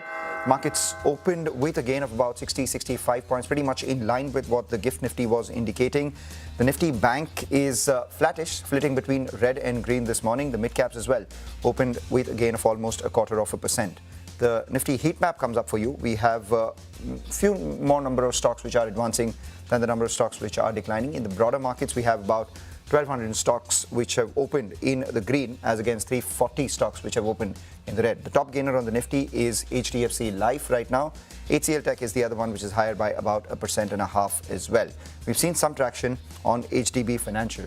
On the lower end, we do have some cuts coming in for the likes of Bajaj Finserv, which was a decent mover in yesterday's trading session, down about 0.5%. But it's the broader markets where a lot of the action is right now. We do have Dixon Tech, which is opened with a gain of almost 4.5%. Patanjali bouncing back a little bit. L&T Tech Services extending its gains from yesterday. But the casualty of the day from the broader markets has to be ICICI Lombard, post its numbers, down about 9%. But the mid-cap screen looks a lot more active than the front line, where the Nifty is still holding with a gain of almost 50 odd points. Rima. Well, indeed, just to run through some of the other large cap action, and then we'll go to Nigel for mid caps. HDFC Life, clearly the big mover, that's up 1.5%. IT is seeing buying. Wipro, Tech Mahindra report numbers later post market hours. Expectations are very low from Wipro, and these stocks are seeing some buying, so money is coming back into IT names. HCL Tech has now moved to the pole position in the frontline pack. Couple of these auto names like M&M, Tata Motors, passenger vehicles seeing buying, Eternal in the green, Trend sees buying. On the way down, SBI Life is correcting, so that's down nearly 1%. Bajaj Finserv, Eicher Motors, and then HDFC Bank too is on the softer side. But all in all, no big moves. The frontline indices are consolidating with a positive bias, 0.25% up. But it's good to see the advanced decline ratio in favor of the gaining side. Well, that's right, Rima. A few stocks in the broader markets that are catching your attention. Just Style, that's paused for breath after seeing a big rally of 30% in this week itself. So that's a little bit lower in today's trading session. What's doing well? Hind Rectifiers. Just pull up that stock. That's bursting away. Yesterday it was locked up close to around 20%. There was no visible name that did come in there. But in the first minutes of trade itself, for a stock of low liquidity, there are already 3 lakh shares that are traded. So we'll have to keep an eye out on that one. Big move is what we're seeing out there. Dixon, stock of the morning, up close to around 5% on the upside. Big move is what we're seeing out there. Vectors, that stock in fact has moved up. I think we had a large trade that took place yesterday. So Vectors has opened up with solid gains in trade, where Abacus Investment Managers that bought close to around, I think, 30 lakh shares in yesterday's trading session, or more than that, I think so. And that's why, in fact, that stock, Mr. Sunil Singhania led fund. That one actually is up and about. Yesterday, the block happened at 168 rupees. Now it's almost at around 180 rupees a street. Clearly taking note of that one. All in all, a good start to trade. We're getting closer to around the resistance mark of around 24,250. And as we mentioned earlier today, numerous times we go to that mark and then that level gets rejected. Right. We do have a bunch of other stocks as well, which are on our radar this morning. We look at, extending gains coming in for a lot of these names. HDB Financial has now moved to the high point of trade. And HCL Tech is the one which is the top gainer in the IT pack. Let's then welcome our market master of the day, Manish Gunwani, who's the CIO Equity Bandhan AMC, who joins in. Manish, the market's been climbing walls of worry. Earlier, we did see some sort of uncertainty come by. The Nifty has been resilient in that uncertainty. Oil is at $84, $85 per barrel.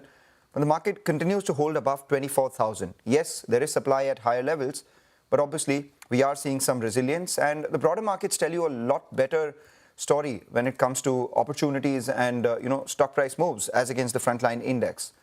What are your thoughts on the markets, the earnings seasons, and the opportunities that you feel are attractive right now? Broadly, we like the domestic sectors because the domestic economy is held up pretty well even when the war was on. I think when you see at a global level, AI is the mega theme, and in one sense, India suffered for 18-24 months when AI was doing spectacularly well. It does look like there is a bit of fatigue in the AI theme. The stocks have obviously done very well, so the valuations are full. There's some doubts on how fast AI adoption will happen at the application level. And we are seeing that the memory stocks, the hyperscaler stocks, the chip stock, they are kind of correcting quite meaningfully recently. So when you look at global capital, I guess at this point, India offers a decent risk reward where valuations are reasonable. The domestic economy is reasonably strong. A lot of people have made a lot of money in Korea, Taiwan, US. So I guess at some point that rotation should happen where foreign capital comes to India. Okay. Hi, Manish. Good morning. This is Rima here. So you are seeing some signs of AI fatigue just going by the price action, the screen, what the screen is telling you. But does that make IT a contrarian call to you? Look, IT is difficult. Valuations are cheap, but there is some disruption. But yes, I would not be underweight at least large cap IT. I think mid cap IT, the valuation gap versus large cap is quite significant. So I'm not so optimistic on mid-cap IT. If you want to take the risk that the disruption in IT services is slower than what people thought, then you might as well, I think, trade the large cap IT names. So large cap IT could be the counter investment idea then, Manish. Is that correct? It's possible. As I said, usually in technology, being contrarian doesn't work. But it's worth a bet, at least from a tactical perspective. Got it. All right. The other interesting one I think you're getting positive on is real estate. You could give me your thoughts on that front, because that's another sector that actually took a hard knock. And off late, it's been some kind of bounce that we've seen with some money getting allocated to that sector. How are you reading it and what do you like? We actually like real estate, not because we think real estate prices in major cities will go up. We just think that the stocks are quite cheap based on the land bank or the NAV. And obviously, some part of the derating of real estate was because of IT. But we think obviously real estate is a more horizontal usage sector. Even if IT services slows down, but GCCs do well, real estate would do well. So we do think that a lot of these big developers are trading below one-time net asset value. The market caps of this sector is quite low versus low. I mean, in terms of contribution to the economy, obviously it's a very, very large sector. So when you take the market cap of, let's say, the top 8, 10 developers versus a lot of other sectors, it looks very cheap. So that's a sector we like. All right. Real estate is the sector that you like. What about manufacturing? I mean, stocks out there have seen big moves, and then there is the policy tailwind that has come about. This is with regards to the PLI 2.0, which has been announced. And the biggest beneficiary of that seems to be Dixon Tech, up 7% this morning. In fact, the stocks come back fairly smartly, up 22% this month itself. First, the Vivo JV was announced. Not specifically talking about individual stocks, but this sector in particular. Are you sanguine on the growth prospects, or are you worried a little about the valuations now?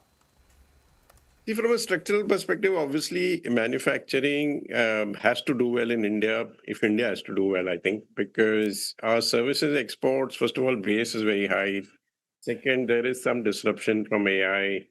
Thirdly, I do think that China, while it has kept prices low for a lot of manufactured products, at some point, the prices have to go up for manufacturers globally to make some decent return on equity. And also from a currency perspective, if you look at the yuan, it is fundamentally undervalued currency. Again, one can bet probably that over the next 2-3 years, the yuan can appreciate significantly versus dollar. So from various perspectives, we do think that manufacturing should do well. But now manufacturing has a lot of segments. It could be pharma, electronic manufacturing, auto ancillaries, etc. One should be a bit careful that we can't pay too much for manufacturing, because unlike services, it does not have the return on equity or cash flow which is as high as services. So a bit careful about what multiples you pay to manufacturing. But as a thematic for the next few years, I do think manufacturing is a good place to be. Okay, got that. What do you mean by you would be careful for the kind of valuation multiples you would pay? Are we at that level? I get the point that you can't compare the return ratios of a manufacturing versus services. But what does that mean in terms of actionable ideas? Are we at that level where some of these defense, aerospace, precision engineering companies are at valuation multiples which make you uncomfortable, even if it's a structural theme? Look, obviously, it has to be in line with the kind of mode in the specialty kind of work someone's doing. But I do find a lot of routine manufactured component companies getting 30, 40, 50p, which even if I'm positive on manufacturing as a theme, I am reluctant to pay those kind of multiples, because if you're doing something which is very easy to do, obviously supply will come. So in general, I think steel products, engineering products, there are more interesting plays there. Some parts of manufacturing related to power equipment seems very expensive to me. Power equipment. Okay. What about new age technology companies? Here, you don't have too many. You've got a Lenskart, some in the food delivery space, in the automotive side as well. Are you bullish on new age technology companies? Yeah, a lot of them actually. We like QC, we like fintech. Clearly, that is where a lot of growth will come from. In general, I do think that the penetration level growth, because of India's demographics now maturing, is not going to be great. What we need to back is premium consumption or someone using technology to penetrate faster into a market. And that way, these new age companies, I think, have a good future. What percentage of your portfolio would be in new age tech companies? And would it be only the fintech companies or across the board? Across the board. I think a lot of consumer companies, fintech, capital markets. And what percentage of your portfolio would be in these? That depends on the fund, but maybe about 5-6%. About that. On quick commerce, I just wanted your thoughts on the play that people are making. There's one large player, and obviously the valuation differential between that and the other player is fairly large. So much so that brokerages are now saying that maybe the other one has ascribed very negligible valuation to the quick commerce space out there. Would you be playing this arbitrage, or would you stick with the leader right now? We prefer the leader because it's not just the valuation. They obviously have executed well. And I think one thing you have to see is that the cash burn of the industry, X of the leader, is very, very high. So I don't think that level of cash burn can sustain. I would expect that out of the 3 or 4 other players, you will see consolidation or someone exiting the space. And I think that will be good for the other players. All right. Manish, we're going to have some big IPOs that are due in the latter half of this year. We have a new exchange. You probably have Jio as well that hits in the next couple of months or so. What is your view on both these upcoming IPOs? I think you could talk about them since they're not part of the fund as of now. Gives you a little bit of flexibility of there.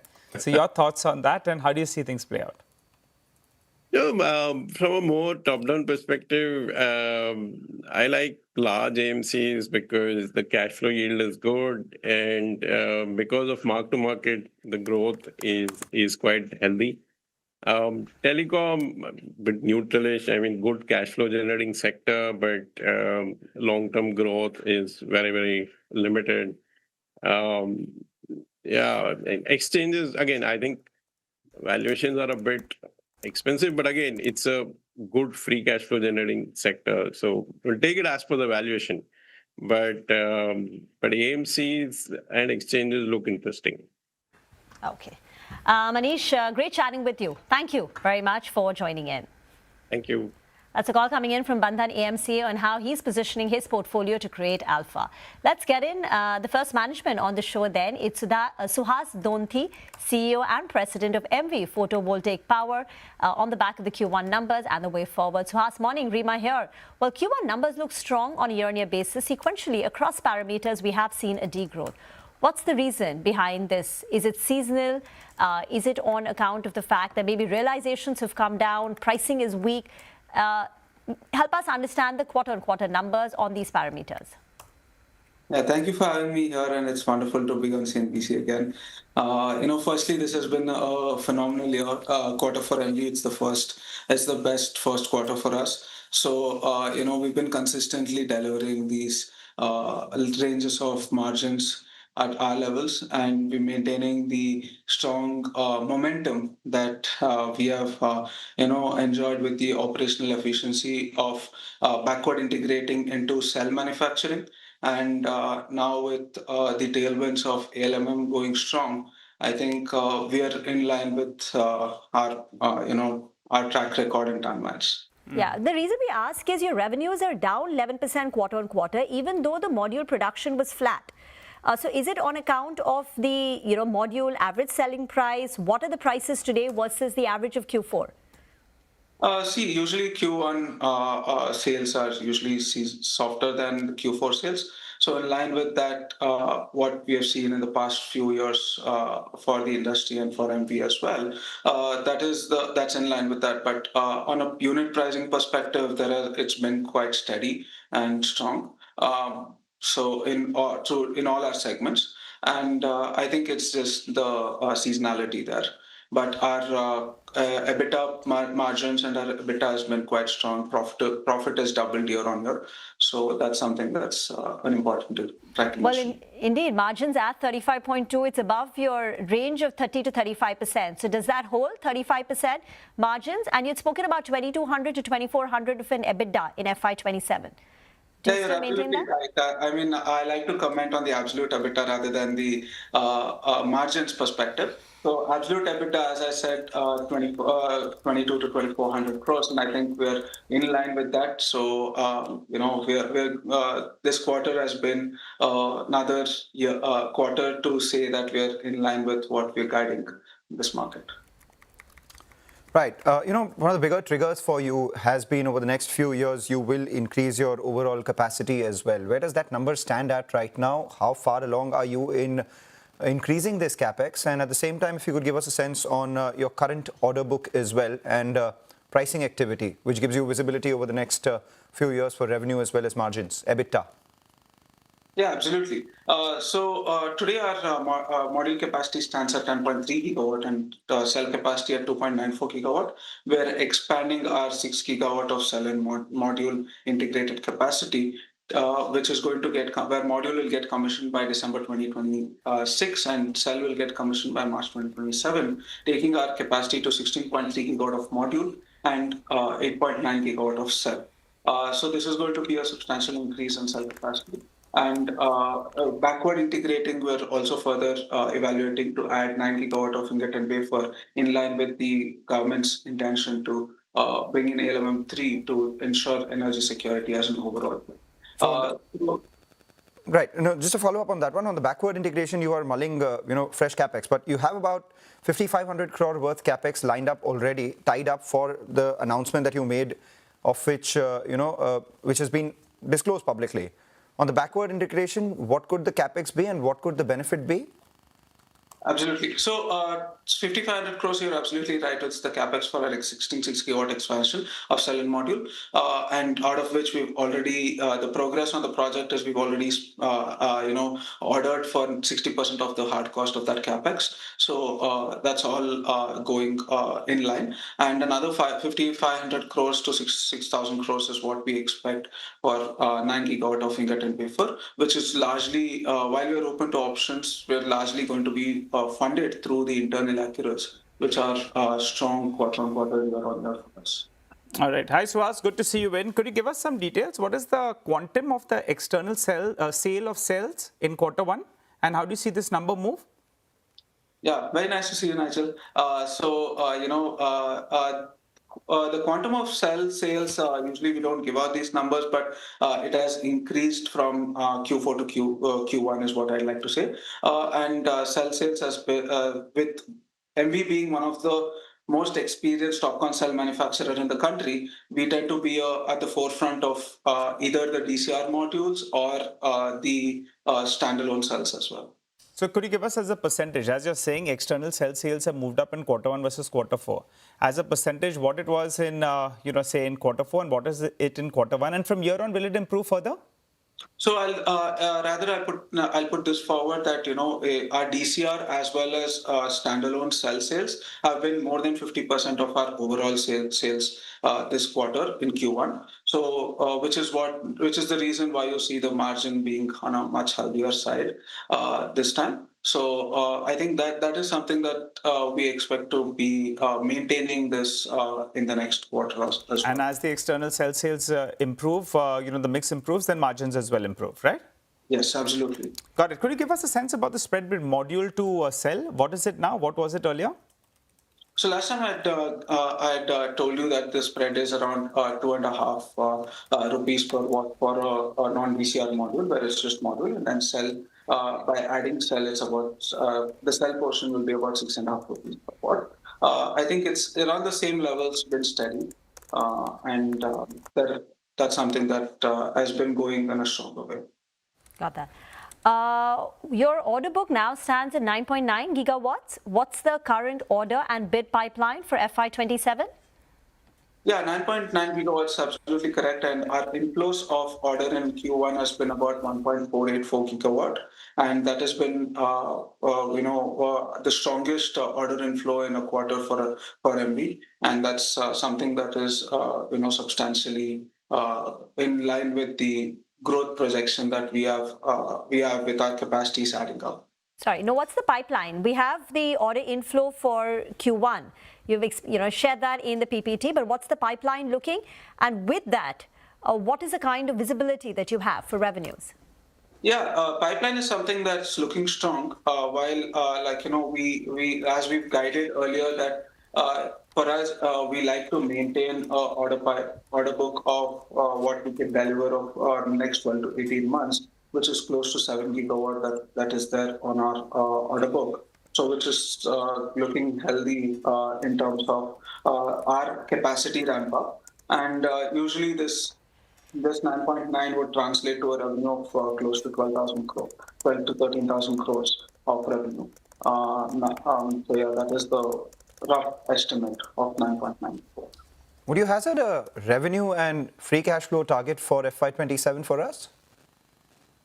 So FY27, like I said, I stick to the guidance on the EBITDA, absolute EBITDA, which is between 2,200 to 400 crores, more likely on the upper end of my guidance.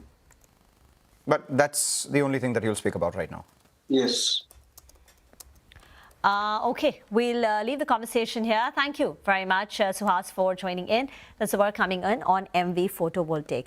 By the way, Kant, and this is a stock which is up nearly 9%, but on the flip side, ICICI Lombard, it opened gap down, was down 10% and open, and now has slipped even further, 15% lower. It's a fresh 52-week low on ICICI Lombard, 1550 on the stock right now. It's also in the F&O, and it's getting bashed up completely. That's right. Time to slip into a short break. On the other side, we have the management of ICICI Lombard that will be joining in to detail the past quarter's numbers and the outlook from here on as well. Stay tuned.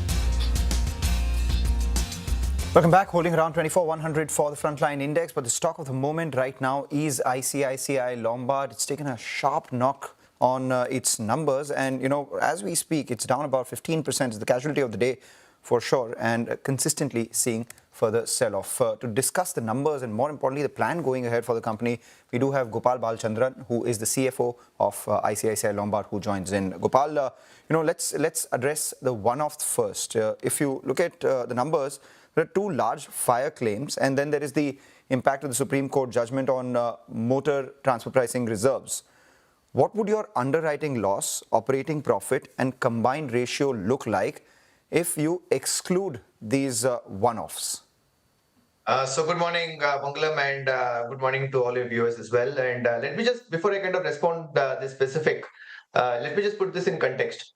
I think if you ask us from a thought process standpoint, the core of our underwriting philosophy continues to remain the same, as in we will continue to underwrite profitable risk selection. That's something that we always followed over time, and that will continue even for the way forward. And now coming to specifics in terms of the couple of these events that you kind of rightly pointed out. I think for us on the fire line of business, there were a couple of large losses that impacted our combined of to the tune of almost about 1%. And then, of course, there was this judgment of the Supreme Court of India that came in the month of June. There again, I think if I were to put it in context, I think the motor third-party portfolio inherently kind of gets reflected through judgments coming in from courts at different points of time. And even in the past, I think we have seen instances. So, for example, the recent that I can kind of immediately recollect, which is what we called out on the earnings call, was in 2021, where we had a couple of judgments coming in at that point of time. And these are judgments that impact the overall industry as a whole. And this is what we had kind of put out even for the current judgment. Based on a preliminary assessment, we think this will have an impact on the overall industry in terms of the motor third-party loss ratios in the range of about 12 to 15%. And even at that point of time, 2021, when the judgment came, from an ICICI Lombard standpoint, we obviously have always followed prudence and conservatism in the way we have to kind of approach this. And that is exactly what we have done, even in the current context. We have looked at what is it that this judgment could kind of entail insofar as the exposures that we have underwritten. And basis that, I think we have taken a charge of about 165 crores in the numbers for quarter one. And to your point on what does this do if we were to kind of exclude both of these events, if you were to look at our combined ratios of quarter one last year, on an N basis, that number was 102.2%. That number will look like 102.3%. So pretty much in that sense, the maintaining of the combined ratios, therefore our core business fundamentals continues to remain the same. Particularly the impact of the judgment is a market impacting event. And therefore, to that extent, there will obviously be elements that will play out. So that clarity helps that, if you adjust for the one-offs, it becomes 102.3 odd percent. And that brings us to another, line of doubts that we have. What will you do now? I mean, are you seeking a review petition of the Supreme Court judgment? That's point number one. And secondly, your overall loss ratios in the first quarter have moved to 76%. This number compares to 73% same time last year. And the end of FY26 was 71.1%. You exclude these one-offs, it's between 74, 75 odd percent. Where do you expect to end this year with? So that's the two part. One, are you seeking a review? And secondly, a target on the loss ratio. So again, I think some of you will remember, I think as an industry, again on the motor third-party book, for the last 4-5 years, I think we have not necessarily seen a price revision getting affected. And coupled with the fact that this particular judgment, which has kind of come through as what I was just explaining, I think clearly warrants a case for a price revision to get exhibited at an industry level. So that obviously augurs well for the industry as well as for ICICI Lombard as well. Okay. So that's one trajectory that in terms of how it could play through.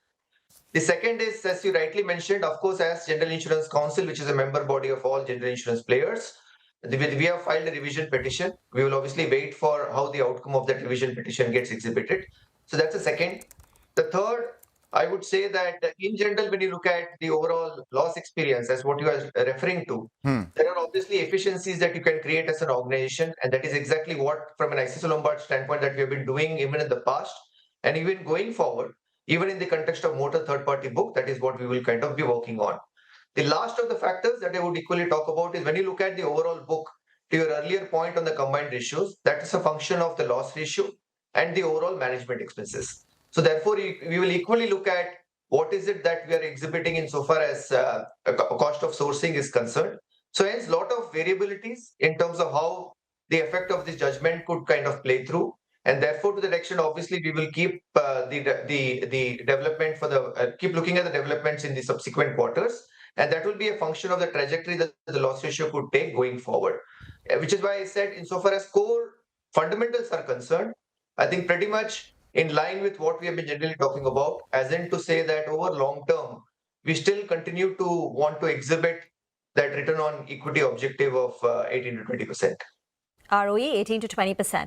On that point about the judgment warrants an increase in motor third-party prices, to what extent are we looking at a double-digit increase? The industry needs to take, and what's the timeline? Because it's not that easy to pass on a sharp price increase. So again, Surima, that's the reason I put that in context. I think if you look at the price revision has that has not necessarily happened over the last 4-5 years. And as I said, when we did a preliminary assessment of this judgment for the overall market, our sense is at this point of time, it looks like a 12 to 15% impact on the motor third-party loss ratios. So when you look at both of them put together, I think clearly the expectation from an industry standpoint will be to try and see if you're able to get an increase to that extent or so. And that's the reason why I said that will be a key element to kind of watch out for. And the second, as I said, one is what you can expect the regulator to kind of exhibit, because these are third-party pricings are notified by tariff. And the second is, as an industry, we will have to continue to exhibit efficiencies in the way we kind of run our businesses. And there, clearly, if you look at ICICI Lombard, I think when you look at the overall management expenses, I think we are well within the limit of that 30%, though there is always a room for us to create further efficiencies. But there are players in the market who still continue to run businesses at a higher combined or higher management expenses. So again, in that sense, that will be a great positive, because the industry as a whole will obviously have to kind of recalibrate and then make necessary interventions. Okay. Now moving on to the other segment of yours, corporate health. Here your underwriting loss also tripled. What was the reason for that, and is that something which will sustain, sir? So again, I think what we have called out, Rima, is when you look at the health book, and let me just again put this in context, we have always spoken about corporate health as one of the segments, and the second is, of course, retail health. I think the loss ratio range that we have spoken about on the corporate health side has been mid-90s, and the retail health, the loss ratio range that we are comfortable operating at is between 65 to 70%. In terms of the outcome for the current quarter, on the corporate health side, it's a bit elevated at this point of time. It's at about 98, 99%. On the retail side, I think the loss ratio is at about 66%. So it's well within that range of 65 to 70%. And as we had mentioned even in our earnings call yesterday, I think on the corporate health side, I think this is again not a phenomenon that we have seen only for ICICI Lombard. Across the industry in this quarter, we have seen some increases in claim incidences. Normally, we see this effect of increased incidences in quarter two, because there is always an effect of monsoon, etc., etc. This time around, we have seen an increase in incidence in corporate health in Q1. Obviously, we will see how this plays out. But more importantly, what I talked about, I think there is always efficiencies in the way we have to kind of look at managing the claims, and that is something that we will actively work at. Right. Gopal, if you could give us some simple numbers now. What's the kind of NEP that you're targeting for FY27? And for the end of this year, what's your, combined ratio, which includes both the number that you've, announced right now, or were there to be any sort of surprise coming in from the Supreme Court, it could better? So on both those sides, if you could give us a sense. Yeah, so honestly, I think we are in the business of risk. So therefore, obviously to that extent, to kind of say what could happen in the future in terms of unknown events, obviously is a bit challenging. So hence, I think maybe I'll park it there. But if you ask us core business fundamentals, I think what we're kind of largely working towards is, as I said, continue. And again, I would kind of keep saying this time and again, what you will see from us is to deliver over longer term horizons. In a particular period, there can be events that can impact your year's outcomes. But over long term, the objectives are very, very clear. I think we will want to continue to write profitable risk when it comes to top line. And when it comes to, let's say, the bottom line, two things: combined ratios is something that we will be very, very closely monitoring. And more importantly, over long horizons, continue to deliver that ROE of 18 to 20%. We get that, but Number on combined ratio by the end of FY27? So at this point of time, which is what I said, I think these are market impacting events. Yes. I think honestly, we'll have to see some of these developments, how it plays out. So for a moment, I just want to kind of keep that aside.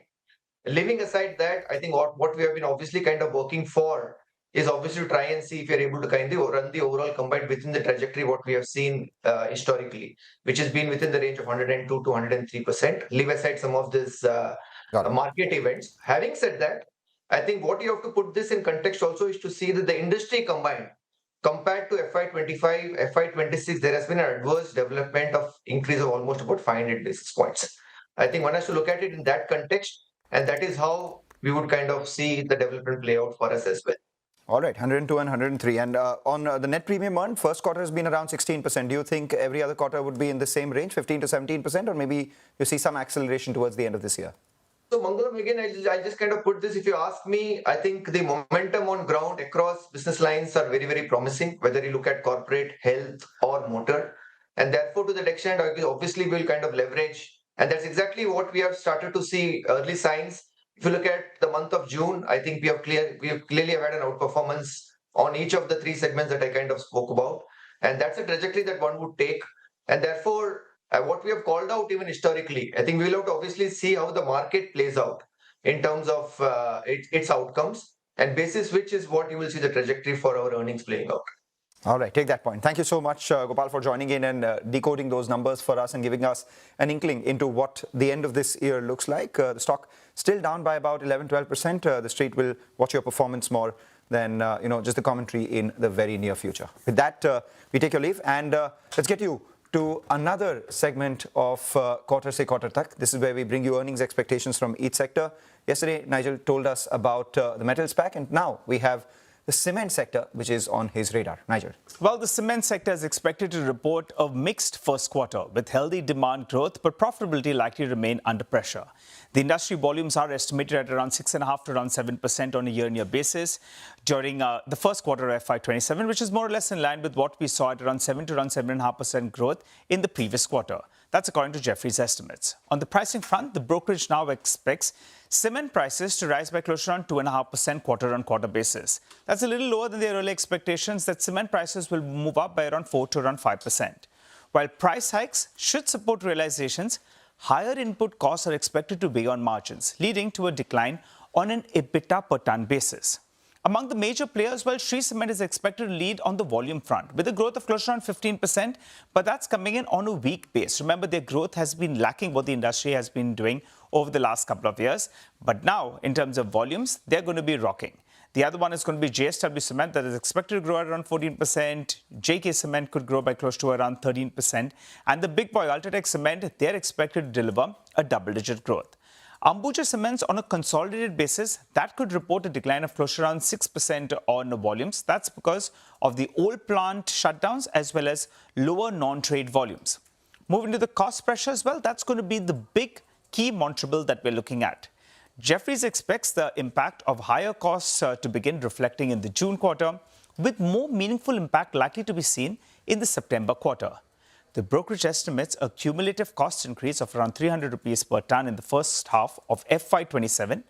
And on the earnings front, well, UltraTech Cement is expected to report a 10% year-on-year growth in absolute EBITDA, while Birla Corp as well could outperform with a growth of close to around 17%. In contrast, Shree Cement may see an EBITDA decline of close to around 7.5%, while Dalmia Bharat by around 17% and Ambuja by close to around 25%. Let's wind this down, though, with the valuation snapshot. FY28 numbers, that's the valuation snapshot that comes in at. UltraTech at around 15 times. You have Shree that's trading at close to around 14.5 times, while Dalmia Bharat and Birla Corp, both of them, as always, they have valuation comfort because the capacities are ramping up, and now on an EBITDA per ton basis, they're trading at a sharp discount in comparison to what you have replacement cost as well as that. So those are the expectations from the cement pack for the first quarter of FY27. Let's welcome Jashandeep Singh Chadha, the Vice President of Nomura, who joins us. Hi, Jashandeep. Good to see you, Ben. Well, what a surprise came in, right, from Nuvoco. Out of nowhere, they came in and delivered a good set of numbers. People always said, when will they deliver?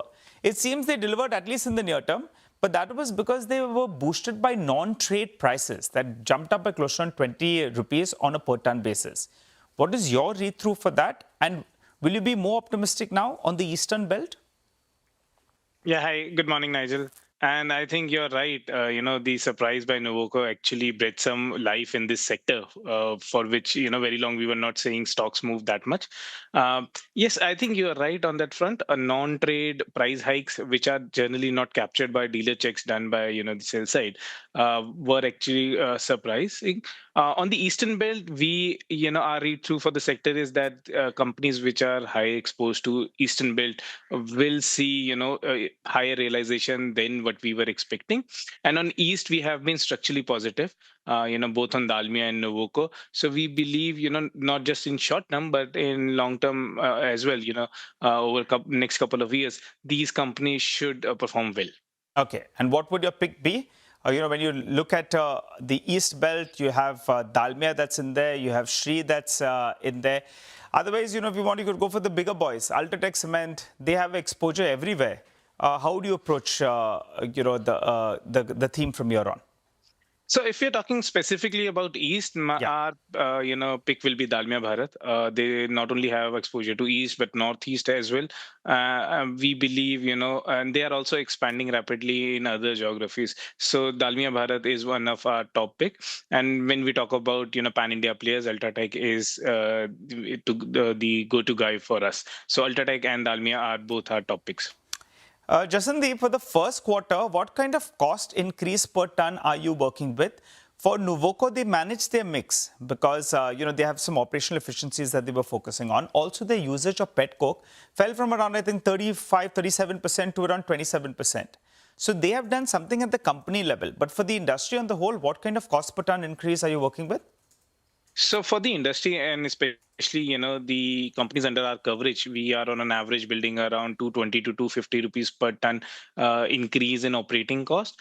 When it comes to, usage of pet coke, we believe similar to Nuvoco, maybe not at the same extent, but similar to Nuvoco, industry would have cut or substituted pet coke with domestic thermal coal. So for all the, companies under our coverage, you will see pet coke consumption would have come down. So cost, would have been managed, but even the demand on domestic thermal coals led to some uptick in prices. There was diesel price hikes and general raw material cost increase. So 220 to 250 rupees per ton, we believe should be the cost impact. And that cost impact will also flow in the second quarter as well. So for the first half, what kind of cost increase are you working with? And also, I think most on the street are expecting second half to be better because costs have cooled off. Yes. So I think just answering your second question first, second half will definitely be better than first half. First is obviously the cost have cooled down, but second, second half is generally the construction half of the year. So the volume and the demand will, pick up further from here on. So you will have operating leverages coming into play, higher volumes coming in and more stability in cement pricing we'll see in second half. So second half will definitely be better. For the second quarter, I think this quarter might not be as bad as we were expecting, but second quarter will definitely be worse than first quarter. We expect the industry to report further reduction in margins in second quarter. But Jasandeep, that's a given, right? It's monsoon quarter, so not too bad to have higher cost and get done with the monsoon quarter. And then I think the optimism comes back from October onwards once those price increases do come about. Talking about price increases, what are your channel checks telling you about pricing in July in comparison to the past quarter? Because there has been some resilience actually. I think the manufacturers are trying to push through some price increases, hope that some part of that get absorbed, or even if it doesn't get absorbed, the intent is being put out there that they believe prices should only move up from here. Right. So Nigel, our channel check suggested that the prices have remained resilient. There was, no price drop. The companies, in different regions tried to increase prices. Those have not been successful, but there has been no price drop, which is, one positive. I believe more than the intention of the companies, one factor was that the monsoon was actually delayed in a lot of regions, right? Usually the pre-monsoon starts hitting mid of June, which results in lower demand and also prices getting impacted. But in a lot of regions, monsoon did not hit, till the first week or second week of July. So that also resulted in a lot of resilience in pricing. Even in, the con call yesterday, Nuvoco management highlighted that they are seeing a similar trend. So no price, changes in July. So this is, one positive for the industry. Top pick for you? Top two picks? I'll say Ultratech and Dalmia. Got it. Jasandeep, always a pleasure to have you on the show. Thanks a lot for joining in. As you said, things were getting too dull for the cement pack. Finally, Nuvoco, it injected some kind of life. Let's see how things move out from here on. But it's always a pleasure having you on the show. Yeah. Thank you so much, Nigel. All right, Rima, back to you. All right, and what's happened right now is that mid-caps, after opening up in the green, have sold off now. So in the red for the mid-cap index, down close to about 100 points on the mid-cap index. ICICI Lombard, we've been talking about it. We spoke to the management. That is still the top loser. HDFC AMC weak, PB Fintech down 4. Just Dial corrects after 3 days of a stratospheric up move. Grow, that's Billion Brains Garage, that's seeing profit booking of nearly 2.5%. But again, these are some stocks with big moves over the last couple of days. So financials are slightly under pressure. The advanced decline ratio, which had opened up in favor of the gaining side, has now turned. Shilpa Raut is now joining in for some technical trading ideas. Shilpa, morning. What do you have for us? Good morning, Nigel and Ridhiman. Thank you for having me on the show. Talking about indices sector, we see that Nifty has been taking support around 24,000 time and again. So till we hold those levels, we are good to see levels of 24,500. It might take some time, but we can see those levels happening. And for Bank Nifty, again, 57,000 is acting as a good support. Again, as long as we are holding that, we can see some sort of good upside momentum for Bank Nifty as well. Okay, and stocks? I have two buys. The first one would be a buy in SRF. SRF is trading around 2880. It has, given a brief breakout above 2860. So with a stop loss of 2850 from here, stay long and look for targets of 2940. The other one would be a buy in HPCL. Again, the sector is in momentum. Stock is trading at around 404. Keep a stop loss of 398 and stay long for levels of 420. Got it. Okay. All right. Thanks a lot for that, Shilpa. Well, let's focus on a couple of cues then coming in from, the derivatives market, because today we have the Sensex weekly expiry that will play out. And there's interesting action taking place at around the 78,100 call. The premium out there has come down to around $10. Remember, yesterday it ended up at around 25 rupees. So in case we see a big recovery, in case there is some de-escalation that takes place, there is some out of the money call buying that we are seeing added on the 78,100 call. The 78,000 call on the flip side, that's seeing some writing in today's trading session. The premium has come down. It's come down to close to around 300 rupees or thereabouts. So there is a mix of activity happening on the call side. And in terms of levels that you're looking at, going by the options data and the kind of activity that you're seeing on the call side, well, the 78,100, that becomes the near resistance mark that we're looking at. There was an attempt to move to that mark, but in fact, there is writing that's creeping back in. On the downside, the options data suggesting that 77,100 is going to be important. And that's precisely where the 20 DMA as well comes in at. So we'll have to see on a closing basis whether or not the 77,100 mark can hold out. There is writing being taking place on both sides. Maybe, in fact, towards the end of today, I think one of these levels could get broken out. On the upside, 77,900. On the downside, probably the 77,100. So pretty much in the middle of the range. Let's see which way the bulls or the bears, who can have the upper end by the time this weekly expiry thus plays out. Slip into a short break. On the other side, we'll focus on the commodity corner. Manisha Gupta will be joining in.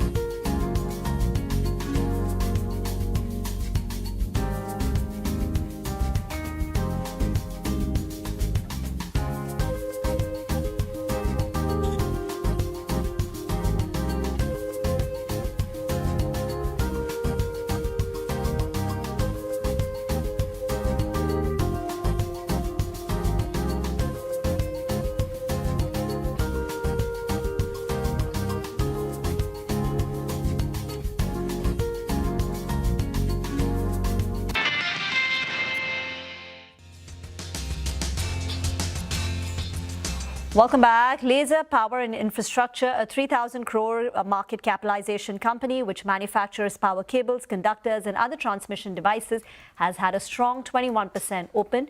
260 is the listing price.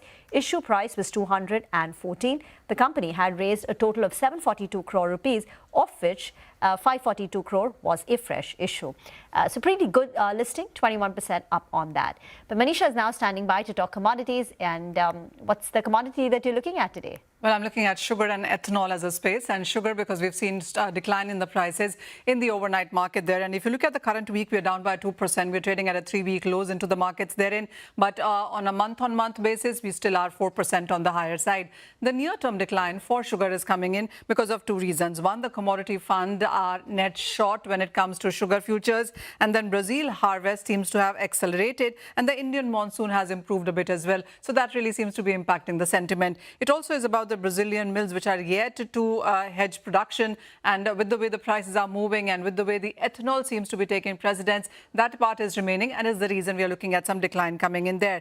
But as I said, there is support for sugar from various reasons. To begin with, it is about the crude oil prices which are trading at around $85 a barrel, up 40% in this year, trading at a 1-month highs as well. So crude has a direct relation with ethanol and biofuels, and that's exactly where sugar has been taking support from. The other thing is about Brazil giving greater allocation when it comes to ethanol. From 41% to 50% of cane is now going in for ethanol, and Brazil in this week itself has increased its ethanol mandate from E30 to E32. So that clearly has been supportive. Unica actually has made some calculations herein. It says that Brazil's E32 shift will save 800 million liters of gasoline imports annually, and what it would do is that it would spike the domestic ethanol demand by nearly 1 billion gallons on a yearly basis. So this is what the maths that Unica has done, and is the reason you will see sugar prices supported going forward. For the Indian markets, it clearly has been about the ban in sense of sugar raws, whites and refined until September. That is because, one, the sugar crop last year was lower than anticipated, and this is an El Nino year. So even as the opening stock in the month of September, October is expected to be comfortable, but it is at multi-year lows. And then apart from that, the street has been waiting for price revisions, not just for ethanol from sugarcane juice, but also in sense of sugar itself. And you have growing share of grain when it comes to ethanol, more than sugar is something that the industry, of course, will keep an eye on. As I said, it's going to be an El Nino threat, and not just India is dealing with it, but other sugar producers like Thailand and Brazil are keeping an eye on to that one as well. It has been a challenging agriculture numbers that we have seen come in from Europe. So everywhere that you look in sense of sugar production, there are concerns coming in. Let me quickly take you through sugar deficit that we are looking at for the year 2026-27. And these are various agencies that have put out the number. Last year was a bit of a surplus, but Zanika believes that 100,000 tons is what you could be looking at in sense of deficit in case of sugar in the global markets. International Sugar Organization puts the number to 262,000, StoneX at 550, and you have industry estimates coming much higher at 600,000 tons of sugar deficit globally in the next year. The final plate is interesting. It shows you on what kind of ethanol blending mandates various countries are working with. So Brazil in this year this week has shifted from B30 to E32 therein. Paraguay is dealing with E30 as a mandatory ethanol blending. You have India, which is working with E20 as well. E20 is what you have seen Thailand working with in sense of mandatory blending. Argentina at E12 and US at E10. E10 actually is something that at least 10 countries at this point in time have made it mandatory in sense of ethanol blending with gasoline. But the expectation is that you could be looking at these numbers increasing in years to come. Okay, thank you very much for that. Get into a break. On the other side is our special segment. It's the economy. Lata speaks to Dr. Saurabh Garg, Secretary in the Ministry of Statistics, on their newly released services index.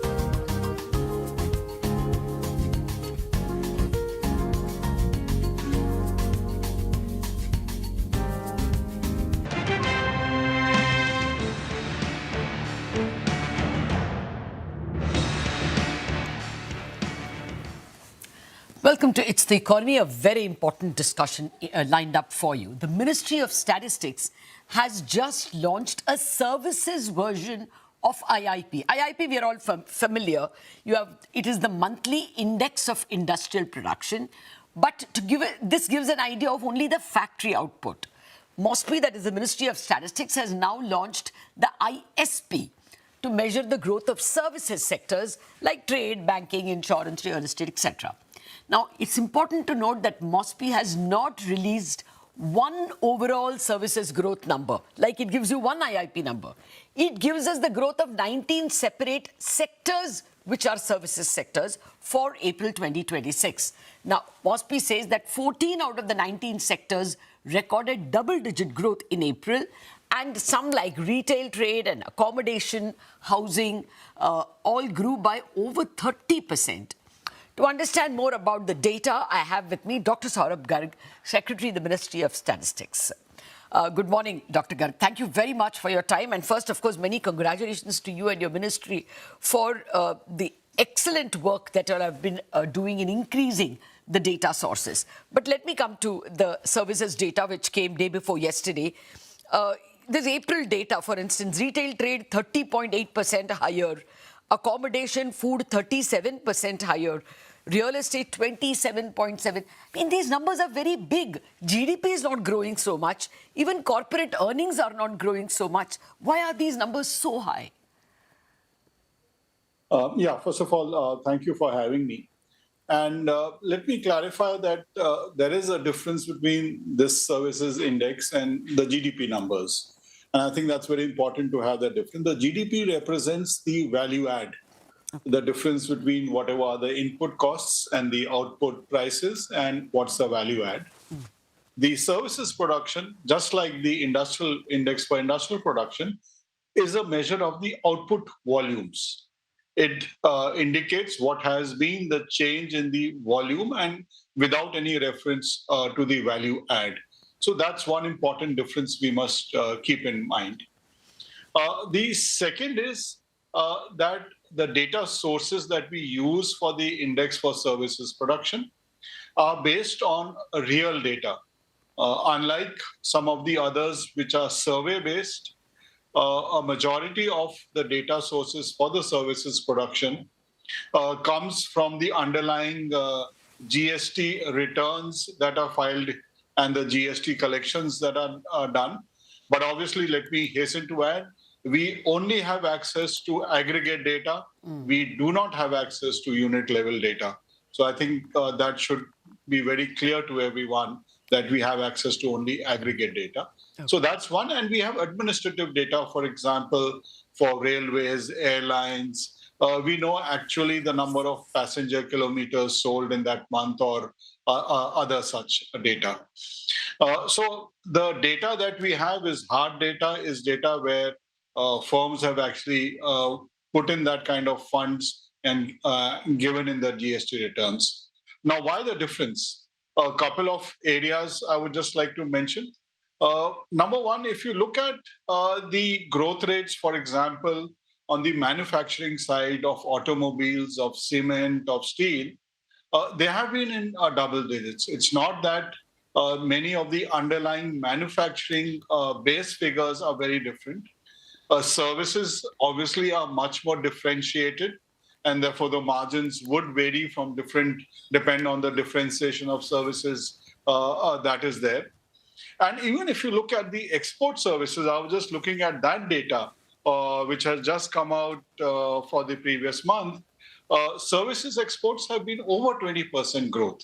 So the data that is shown by the services production data, I won't say that it is very much out of line from the underlying data and what are some of the collateral figures available. Okay. So, well, first, let me get this right. What you're saying is the services ISP, your services index, looks at, say, shall I say revenue or top line, whereas GDP, looks at EBITDA. Is that a good way to understand? Yes, at a very broad level, I would say there would be some changes, but yes, at a broad level, that is fair enough to say that. Okay. So, but even assuming what you're saying, I take your point on banking. For instance, it is 12%. I would assume that banking NII has grown at 12%, or advances or loans have grown at 12%. That makes sense. But accommodation and food, 37% looks very big, and along with it, real estate 27.7. Actually, we just got the real estate data for 1H from companies like Knight Frank, etc. It's very mild. It's like 1%, 4%. Number of dwellings sold is what they have. So it still looks. I mean, what is growing at 27-30% in India is a question we want to ask ourselves. Yes, that's a fair question. And I suppose we were looking at the last year's growth rates also of the services, which we have also published for FY26. It's there. It's there on the board. Yeah. And if you look at the large number, they are in similar areas. There could be a difference in some sectors. Okay. But I think there's one other important factor that we need to keep in view, that the GST returns are filed not only by corporates, large corporates, but also by all entities which are above the threshold of 20 lakhs or 40 lakhs.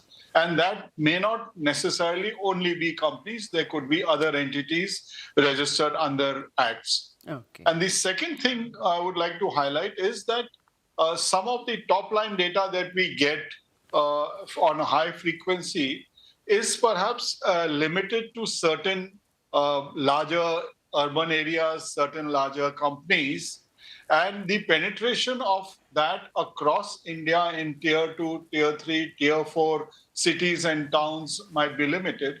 So there could be differences of growth across the different geographical areas, across different slices of the economy that are being, and who are they being served by. Okay. So I think as we move into from month to month, in fact, the next month's data, that is, we released April. For May data, we'll just be releasing within the next 10 to 12 days on the 29th.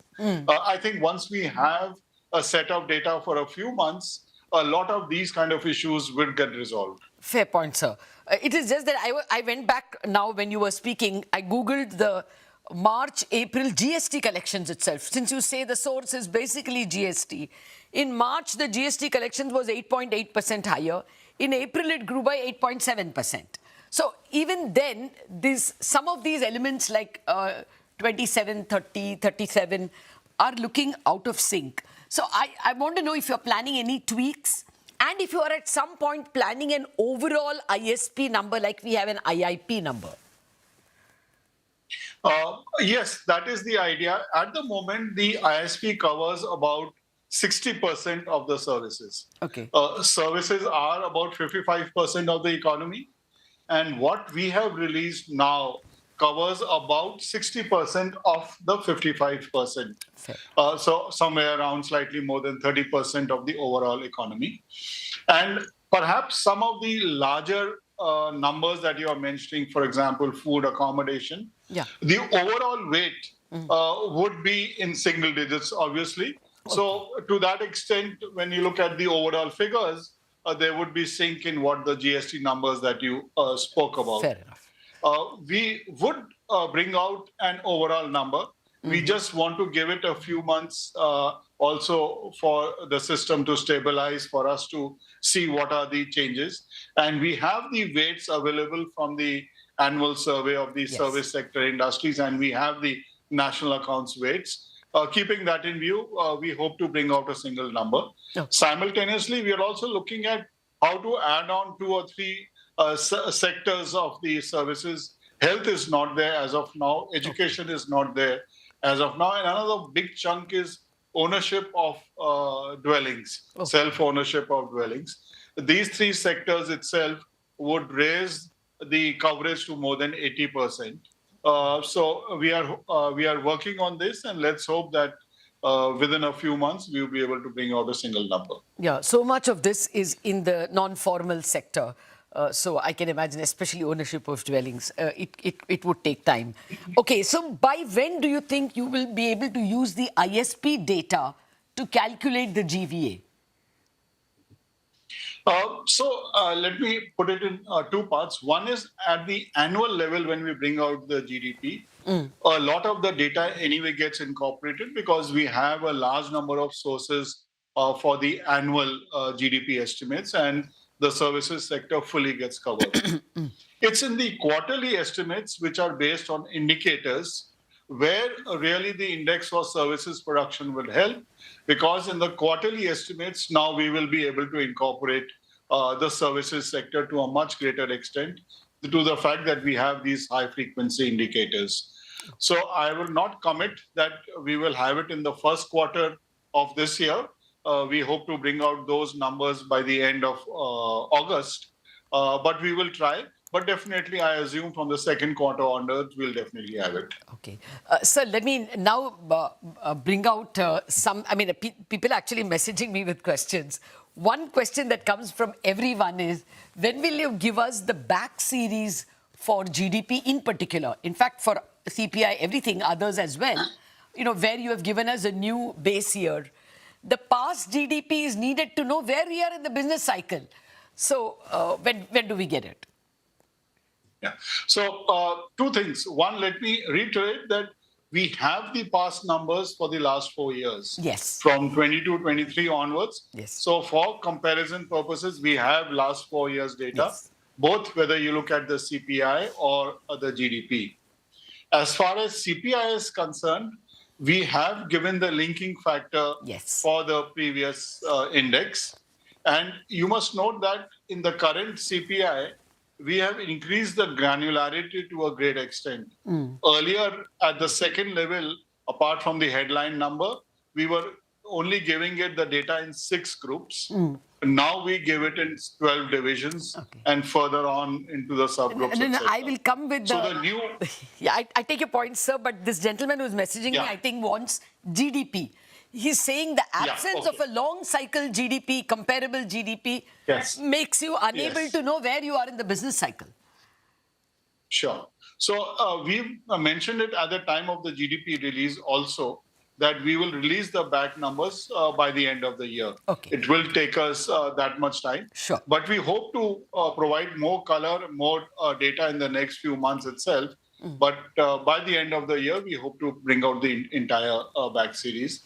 As per the international norms. Fair point. Thank you. Thank you for that, sir. I think that's most awaited. And the other thing, you spoke about granularity, and I must thank the your ministry in terms of granularity, also in the unincorporated sector or informal sector, both services and manufacturing.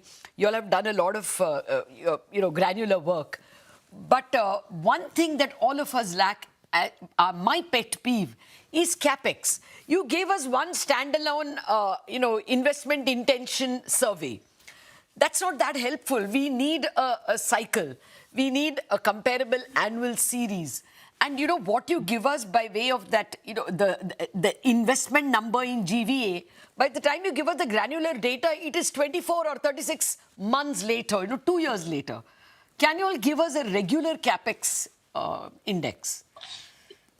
Yes, in fact, after the first round, which we did in 24, the second round of 25, we released a few months back in March or April this year. And this would be a regular annual survey of capex intentions. And in fact, the second survey, when we released it in, I think April is when we released it, it showed that what the people or corporates mentioned as their intentions for investment in the year 25-26, the actual realization was 96%, which is great. So this is an annual survey. We will be bringing out annually. And on the more bringing out the gross fixed capital formation figures more frequently, since you have flagged it, let me see internally with the team what best we can do on that. Oh, that will be most helpful. And even this information you're giving us, that investment intention will be released on an annual basis is most helpful. But a breakup of that fixed GFCF, gross fixed capital formation, that will be really helpful. So finally, you're giving PPI. I mean, you're not giving. The Commerce Ministry is giving both WPI and PPI numbers, Producer Price Index. When will you start using the PPI to calculate the GVA or GDP itself, to deflate the GDP? When the August 29 numbers come, August 29, you're going to give us the first quarter numbers. Will you be using PPI? So let me say on the PPI, you might have noticed that in the IIP, we have already introduced it for those components which were value-based to deflate them and get the volume numbers.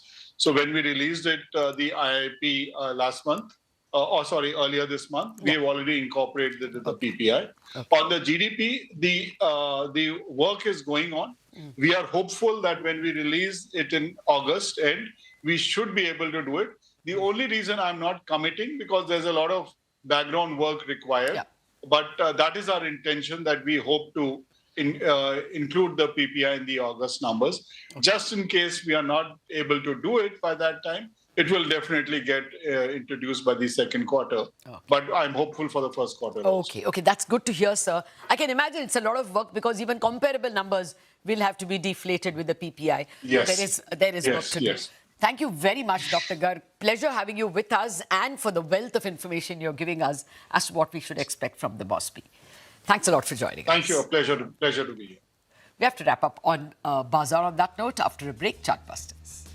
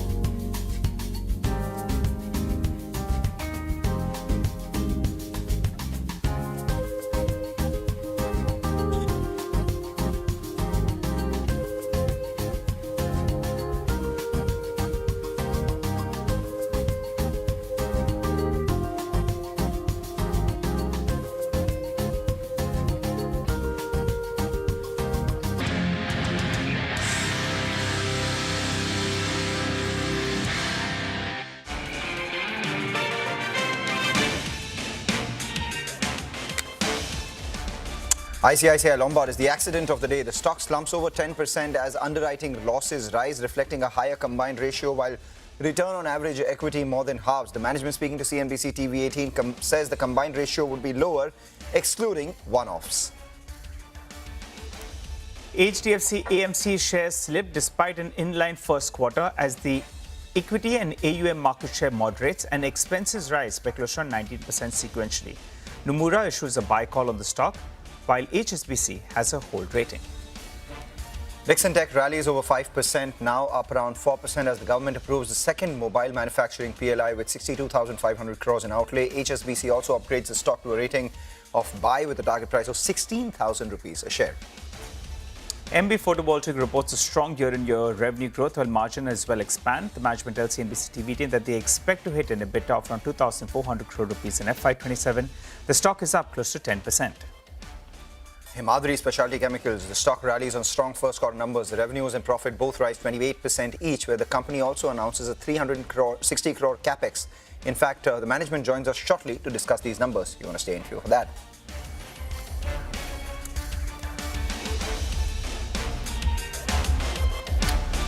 Hello and welcome to Chartbusters. We're coming to you live from the CNBC TV 18 Motilal Oswal studio. I'm Nigel. With me is Mangalam. Well, Mangalam, as we speak, the Nifty is holding in the green, but the breadth of the market has turned a little bit negative. Individual stocks, though, doing something of their own. We have a lot of earnings positives reactions. We spoke to MB Photovoltaic earlier today. That stock is up. MRPL, after seeing the correction that it saw, that stock as well is up close to 10%. And the other one is Himadri Chemicals. So I think let's get straight to that. Let's get straight to that. We have a bunch of companies on our radar right now, and Himadri Specialty Chemicals is one of them. In fact, their stock is higher in today's trading session after both the first quarter revenue as well as the profits rose by about 28% each. The stock is up 4%. In fact, if you look at the company's overall performance, even as there was some contraction in the margins, there has been a jump. So the CMD, Anurag Chaudhary, who joins in now to discuss these numbers. We do have him with us on the show. Thanks a lot, Anurag, for joining in. The EBITDA jump of 17%, the net profit actually saw a 28% jump. The question is the first quarter revenue. If you could give us a sense on how much of that was volume-led, how much of that was realization-led, and what is it that you're targeting now that you've put behind a 28% top-line growth in the first quarter for the entire year? So, good morning. So, mainly it was revenue-led, the top line, because as I told earlier also, we are moving into high value-added product. And when you move into high value-added product, the selling price increases. And that is the reason for increase in revenue, along with the prices of raw material has gone up. With that, the selling price has also gone up. So that has helped us to increase the revenue. But looking forward with the volumes going up in the next year and this next quarter, we'll see top line and growth from both realization and volume. The first quarter was entirely realization, largely realization is what you're saying. And going forward, it'll be volume plus realization. Right. So that means this realization of 20-25% continues, plus some volume growth. So this entire year, can we see about 30% in terms of revenue growth? See, I don't give quarter on quarter and yearly guidance. I have on a long-term basis, like for FY28, I've given a clear guidance that will double our profit from FY25, from 555 to 1100 plus crores. So I stick to that. All right. Hi, Mr. Chaudhary. Good morning. Good to see you. I recall that you spoke about 1100 crores in FY28, right? Right. But Mr. Chaudhary, you're already doing 230 crores in the first quarter itself. Do you think there's a likelihood that you do 1100 crores, something closer to 1100 crores in this year itself? Because you're almost at that run rate. See, I don't want to speculate and give numbers. And I've already told for next year 1100 crore PAT is there. But if you look at the track record, FY24, we did PAT of 411 crores. And in FY25, I told I will double it in 3 years. And in 2 years, FY26, it was 750 plus crores. So the past gives the light for the future, but I don't want to... So basically, sir, you're telling us that there's an outside chance that maybe, in fact, going by your past record, you're on the front foot and probably in this kind of form, you can get closer to around 1100 crores in this year itself. Fair to assume? I'll not give any confirmation numbers to that, but let the quarter speak.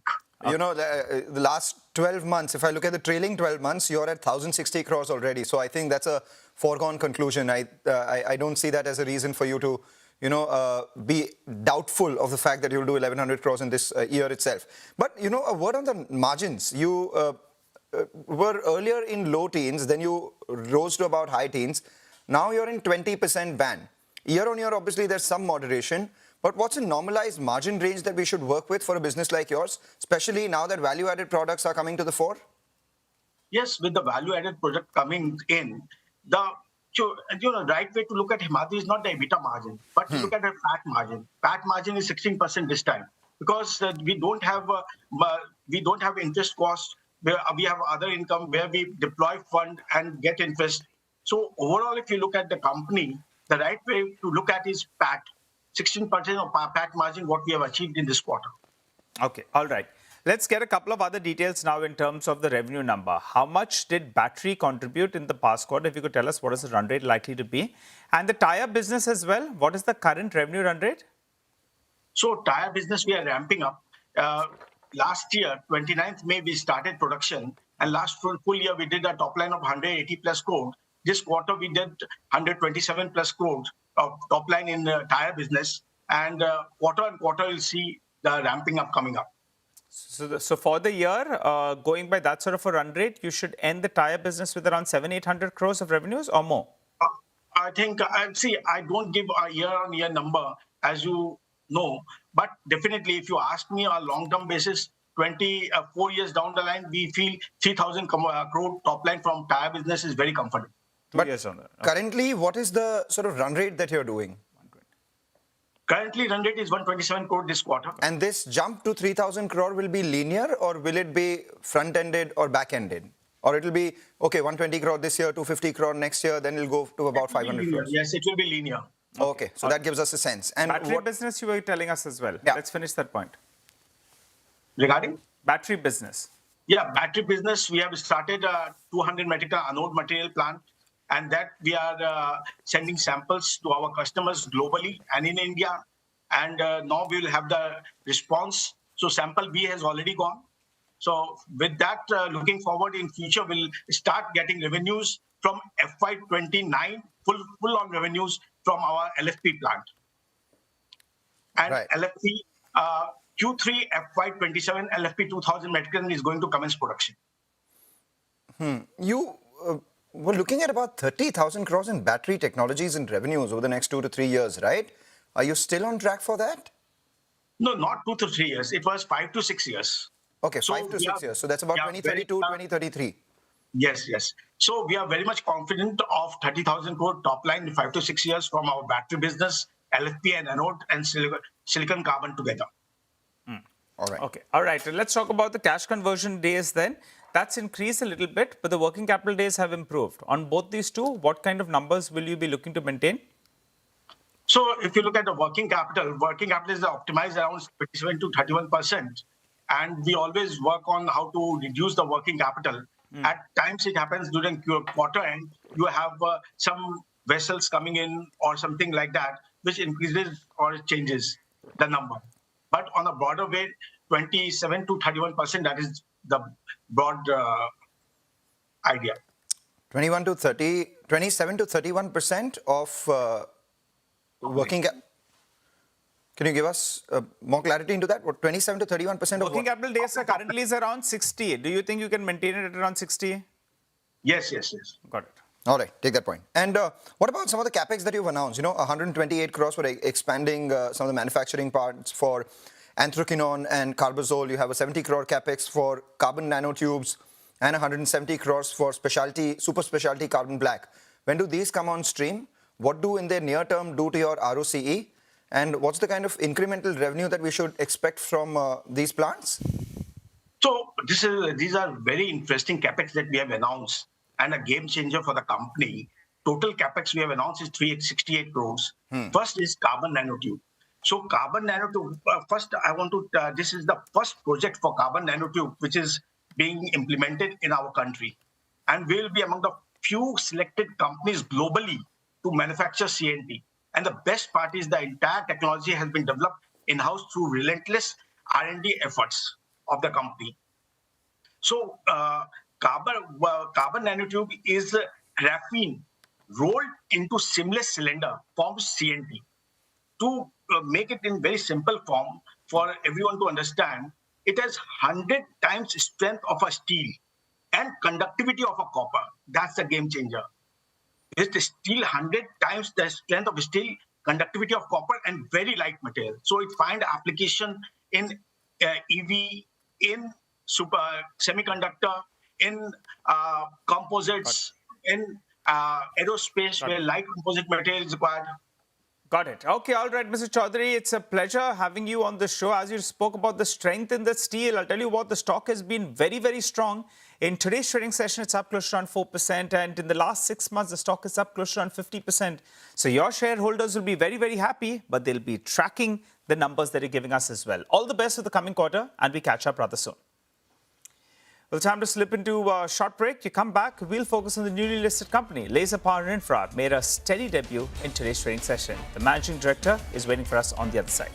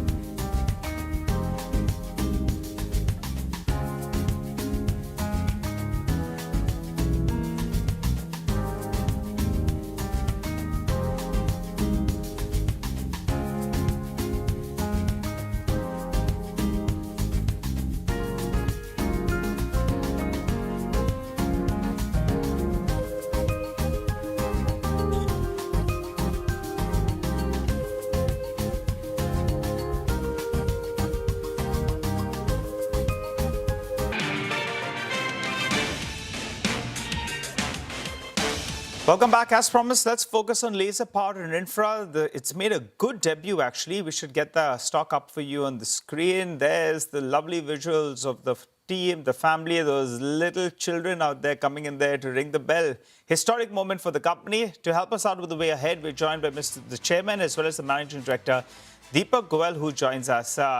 Hi, Mr. Goel. Good morning. Congratulations on listing on the bourses, and love to those kids as well, who got a chance to ring that bell at those early days. I mean, the time to come, they'll remember this and, they'll understand what they have done today. Let's talk about business though. The last time around, you're a little bit conservative on giving us numbers, but this time around, we're not going to let you go. Tell us, what's the updated order book right now, and how do you see order visibility for the remainder of this year? Yeah, so thank you for welcoming me on this channel. And I would like to tell you that the company has been performing well in last few years. And the order book as of March FY26 stood at 3,200 crores. The lot of orders are going to get executed during the current financial year, and it should be reflecting in our quarter-over-quarter numbers. Having said that, we do see robust growth, and the reason behind that would be the amount of power infrastructure spend that has been planned, because generation is increasing every day, but the transmission lines have to be strengthened accordingly. As of today, we are generating around 500 megawatt of electricity, and we plan to take it to 900 megawatt. And simultaneously with that, we need to strengthen our transmission and distribution infrastructure. And with that, we should be getting a fair share of our business being existent in the complete value chain of the process. We understand that. Congratulations, Mr. Goyal. And, as you speak about the power infra space itself, it's only opportune that we got the ABB global update coming in, where for India region, they say an order book growth of 81%. Remember, this does not or may not translate to direct business for the listed ABB India, because this contains both the listed and unlisted businesses. But the fact that they are seeing growth for the India region at around 81% has, excited the street. The stock's up 10%. And after the big move in yesterday's session itself, in fact, yesterday the stock ended about 3.5–4% higher. Right now, it's locked in the temporary upper circuit. In fact, if you look at, the read-through for ABB India, that's actually caused a flutter on Siemens as well. The intraday chart of Siemens should come up for you. Just as those ABB updates came in, look at, Siemens. That's surged to about 7.5% as well. So the power sector demand for wires, etc., and cables doing extremely well by and large, and that only confirms what you are speaking about. But what we need to understand is that you've given us the order book for March 2026, which is around 3,243 crores. Let's speak about this year so far. What is the kind of inflow that you're penciling in? And last year, on a reported basis, your revenues were down by about 10%. Do we see a pickup this year? What are you targeting in terms of revenue and order inflow in FY27? So for the current year, we do see growth clocking at a double digit, and of course the EBITDA margin should also be moving up accordingly. But however, having said that, we expect our results to come out by the early of this August. So I hope it is for every investor to have patience for us to release those reports and then understand how the company has performed. But having said that, we do think that the growth is going to be robust and the numbers are going to be quite convincing for the investors. We do understand investors have put in a lot of faith in the company, and we do want investors to gain from the effort that they have put into the company. So you said double-digit growth in FY27 on the top line, and margins you said would move accordingly. What does accordingly mean? Last year you did about just under 13%. This year, should we see it increasing further, or would it be in a band? No, it would be within that band. I would not state any numbers, but of course, double digit is something that we are looking at, even on the EBITDA margin levels. Okay. But it should be closer to something that we have already achieved. Bulk of your business is cables and conductors, right? What is the mix between cables and conductors? See, our total revenue, from our total revenue, around 75% comes from the manufacturing part. And out of that manufacturing part of 75%, around 10% is conductors and 80% is cables, 90%. And out of that 90%, if I have to break it up, almost 30% is HT cables and the balance is LT cables. So in the LT cable segment, we also supply to the railways. So the mix is quite huge, and it is catering to a lot of sectors. So in that way, the mix is there.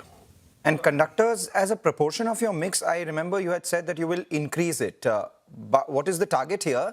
And what does that do to your margins? So for conductor, as I've already told you earlier, we have tied up with a company in US called TS Corporation to bring in new age conductors into the country. Now, those are the kind of conductors that our country really requires for the infrastructure improvement that is going on in our country. Now, let me tell you a little bit about that technology. What happens is that wherever you have existing transmission lines and there are challenges of right of ways, there you would like the transmission line to carry at least double or triple its current carrying capacity. And without changing those towers, this new technology allows us to replace the old conductors with the new conductors and thereby increasing the current carrying capacity by 2x or 3x. This is the new technology that we are coming up with, and this is the technology that is required for the future growth of India. All right, we take that point. Thanks a lot, Mr. Goel, for joining in. Once again, it's a momentous day for you. Rest, recover, celebrate. Come back again, work for your shareholders now, because that's something that, the street has reposed faith in you, and delivery of that will be very crucial to track from here on as well. Take a short break on that note. Come back on the other side. We focus on the markets. A lot of stock-specific action for you.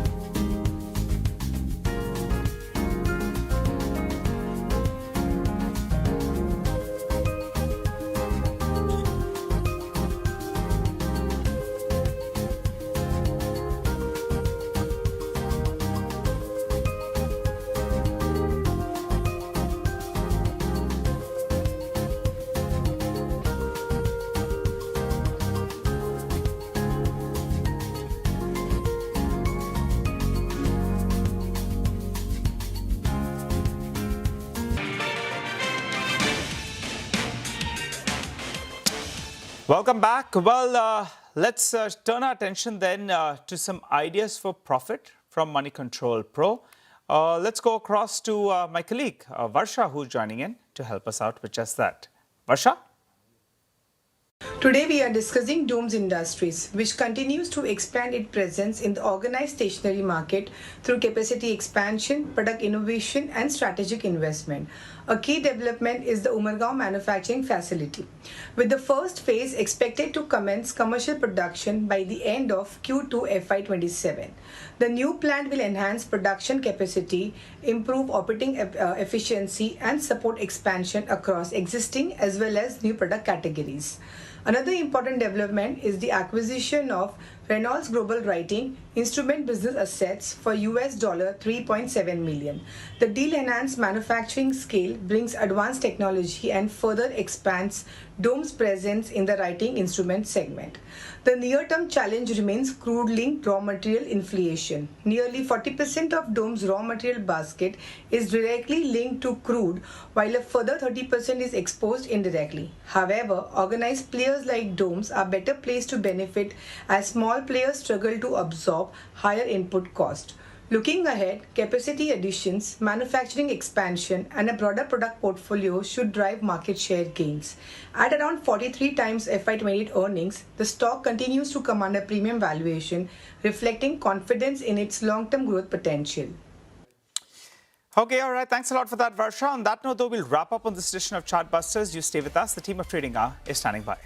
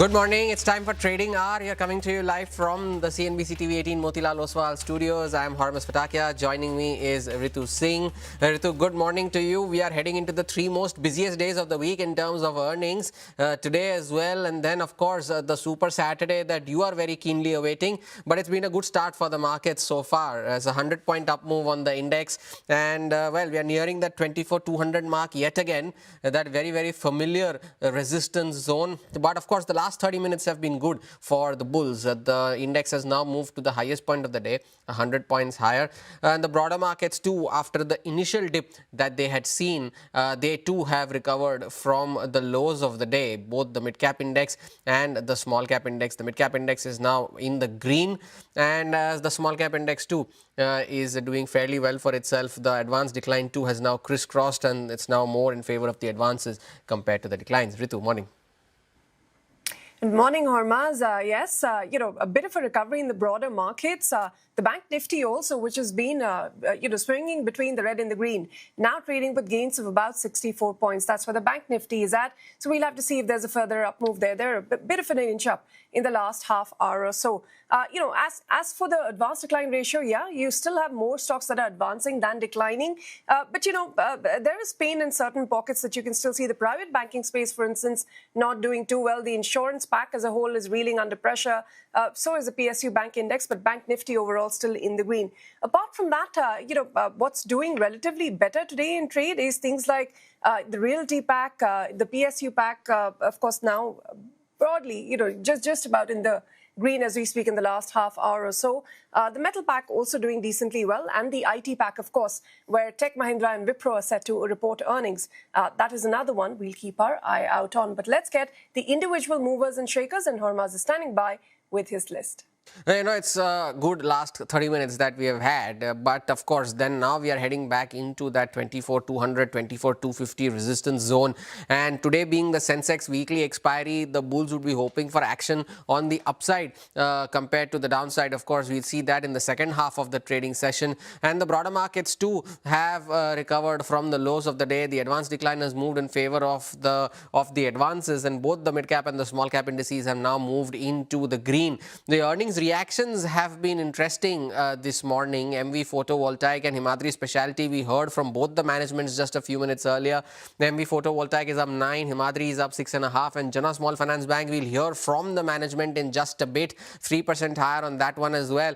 But on the negative side, the earnings from the ICICI group companies have been a bit of a mixed bag. ICICI Lombard is now down 11%. At one point it was down 15. There have been a slew of downgrades that have come in for ICICI Lombard after its results. ICICI Prudential, still down 1%, but has recovered from the lows, and HDFC AMC is down 4.5%. Nothing alarming that the brokerages have highlighted as well in their results. Maybe the street was anticipating something better. The insurance stocks after ICICI Lombard's results too have taken a bit of a beating today. Go Digit is now down 4, PB Fintech is down 3, SBI is down 2.5 as well. So the insurance names also are seeing some underperformance after the results that were delivered by ICICI Lombard and Prudential as well. The newsmakers of the day, Dixon Technologies, after receiving yet another upgrade this morning, is up 4.5. At one point was even up 7%, and at the intraday high, it was at the highest level since November of 2025 was Dixon, but still holding on to gains of around 4.5%. Mrs. Bector's Abacus has acquired stake in the company through block deals yesterday, so 14% higher on that one. Laser Power, another strong listing that we have had today. We had another strong listing yesterday in the form of Kusumgar. This has been another positive listing, 22% compared to its issue price. And ABB India, of course, after the numbers from ABB Global, the India order inflow being a very positive trigger, has taken the stock 8% higher on very, very strong volumes as well, mind you. And lastly, at 52-week high as well, Chennai Petro, after MRPL's results, too has moved higher, 8% on that one. Biocon continues to move higher as well, so another 2% after another approval that it received earlier in the day. So that's at a 52-week high. And signed DLM, highlighted by Motilal Oswal as one of its top picks within the EMS space, as 6.5% higher on this stock, is at a 52-week high as well, Ritu. Hormaz, thanks very much for setting us up for the key names to keep our eye out on, but none more than the insurance space. I mean, not a very good day for the insurance players that reported their numbers yesterday, and that's reflecting in the stock price action today. Pull up ICICI Lombard. Now that is under pressure today after a very disappointing first set of first quarter numbers. Let's bring in Yash to give us details on why we're seeing that 11% kind of a downturn in that stock today. Well, a Supreme Court judgment which made the company raise its motor third-party reserves along with two large fire claims is what became a perfect recipe as far as a very disappointing set in terms of the first quarter results for ICICI Lombard is concerned. To speak about individual numbers, the net premium earned, that grew by 16%, no complaints there. We had an indication on the premium growth because of the monthly reporting of numbers, but exactly what flows after the premium growth, that is after the top line growth, was disappointing. Underwriting loss that increased about 115% in the first quarter. The loss was about 630 crore versus 293 crore on a year-on-year basis. Operating profit also declined by about 65%. It came in at a profit of about 234 crore versus 654 crore. So significant decline as far as the company's operational performance is concerned. What all of that led to is a sharp surge in the combined ratio, which exceeded 107, came in at 107.2% versus 102.9. The ROAE also declined to 9.6% versus 20.5%. You know, all those operational disappointments translating into the analytical ratios, which were also disappointing. Motor, the losses increased, the underwriting losses doubled in the motor portfolio. Health, the group health portfolio also saw a significant increase in underwriting losses. So, of course, it was disappointment from all corners coming through as far as ICICI Lombard is concerned. The management has said that, this is a judgment which has come from Supreme Court, which has impacted the numbers. But over a longer term horizon, the company believes that it can deliver strong numbers. But for today, the street not liking what it sees in the balance sheet. The street is not liking it indeed. 11.5% now on ICICI Lombard, the biggest single day fall since March of 2020 for the stock. Not good going, and of course at a 52-week low as well. Earlier today we spoke to Gopal Balachandran, the CFO of ICICI Lombard, on the quarter gone by and also on the impact of the Supreme Court judgment on motor third-party reserves. Listen to what he had to say. There was this judgment of the Supreme Court of India that came in the month of June.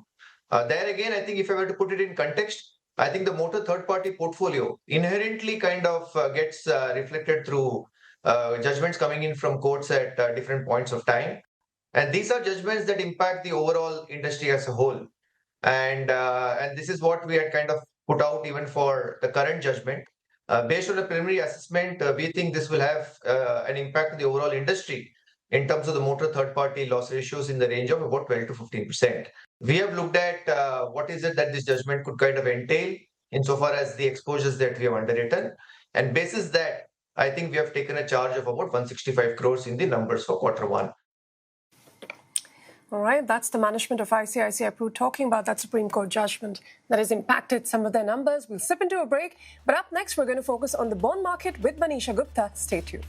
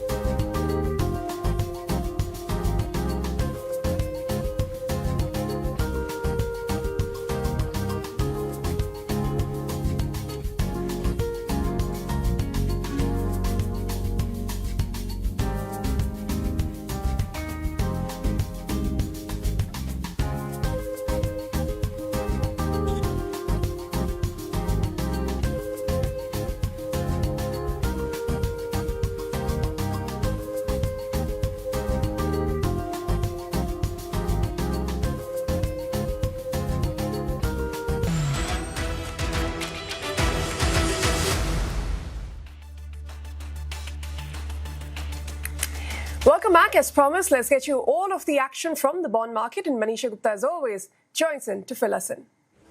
Well, thank you so much for that. Well, it's a bit of a pressure that has extended through for the rupee, for the bond markets as well. The international cues also are coming in slightly on the weaker side. This is on the back of strength in US dollar index. We also are looking at crude oil prices continuing to hold above $85 a barrel as well, up 43% now in 2026, trading at a 1-month highs and 17% higher than the pre-war numbers as well. So that, of course, is something that the street will keep an eye on. Having said that, is the SBI fund management and IPO in focus as well has gotten oversubscribed on the second day itself, and with the kind of forex movement that we see onto this one as well in sense of inflows, it's something that the street will watch out as well for.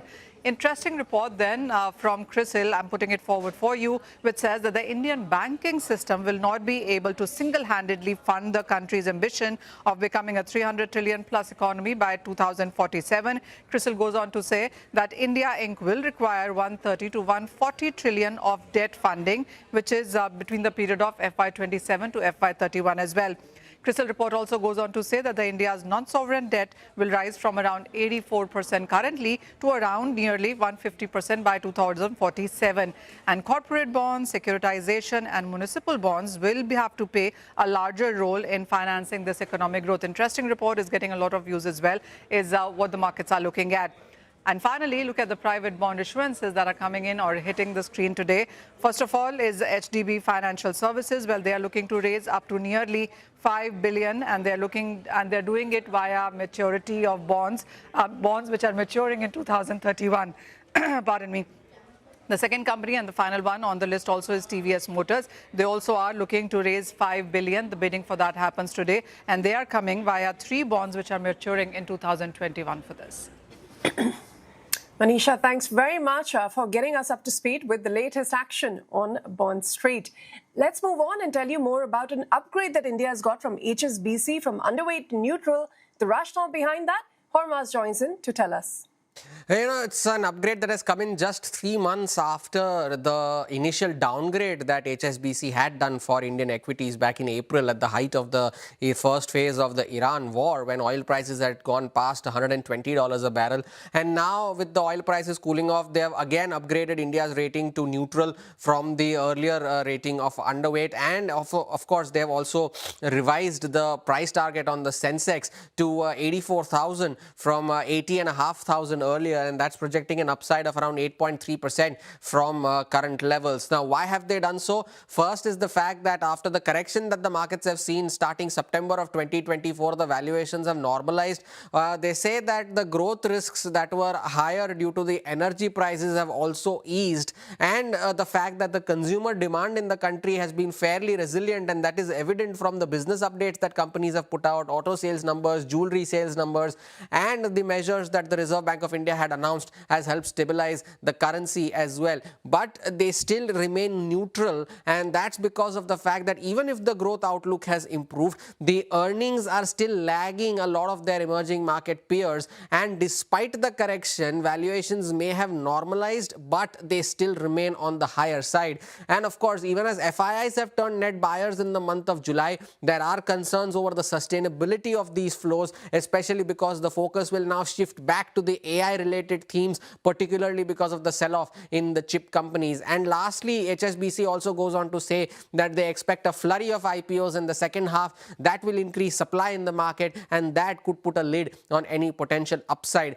And there is also a risk that they are highlighting. The biggest one of that is the rural demand, and particularly so if El Nino is strengthening. Monsoons have been fairly uneven this time around, and El Nino has been warned that it could further strengthen as we go into August and September. It also goes on to say that consensus has already trimmed the earnings growth forecast for FY27 to 15% from 18%, but there could be further downgrades, and eventually that number might go on to settle in the low double digits. And lastly, they warn that if this latest flare-up in West Asia continues to drag for a prolonged period, it could push energy prices higher again, and that could yet again prove to be a negative for our own markets. But what do they like in the Indian markets. They say that it is a good way to get an exposure to the domestic-oriented growth stories. They prefer the consumer discretionary space over the staple space, and that's because staples are fairly expensive on the valuation front, and of course they are more exposed to the rural demand risks. They also prefer financials, particularly so the private sector banks, because the valuations are now attractive, particularly after a prolonged period of underperformance, and they continue to like commodities and select industrial stocks. But the sector that has been in the spotlight, IT, they don't like that. They say that it could continue to remain out of favor despite the meaningful derating that the entire sector has seen. So an upgrade coming in for India. HSBC is no longer underweight but not overweight yet. They like certain pockets in the market, but they have a few risks coming up as well. Hormaz, thanks very much. Not underweight, not overweight, but neutral on Indian equities. Slip into a short break. When we return, we'll get you the management of Jana Small Finance Bank. Ajay Kaval joins in on their first quarter performance after this short break.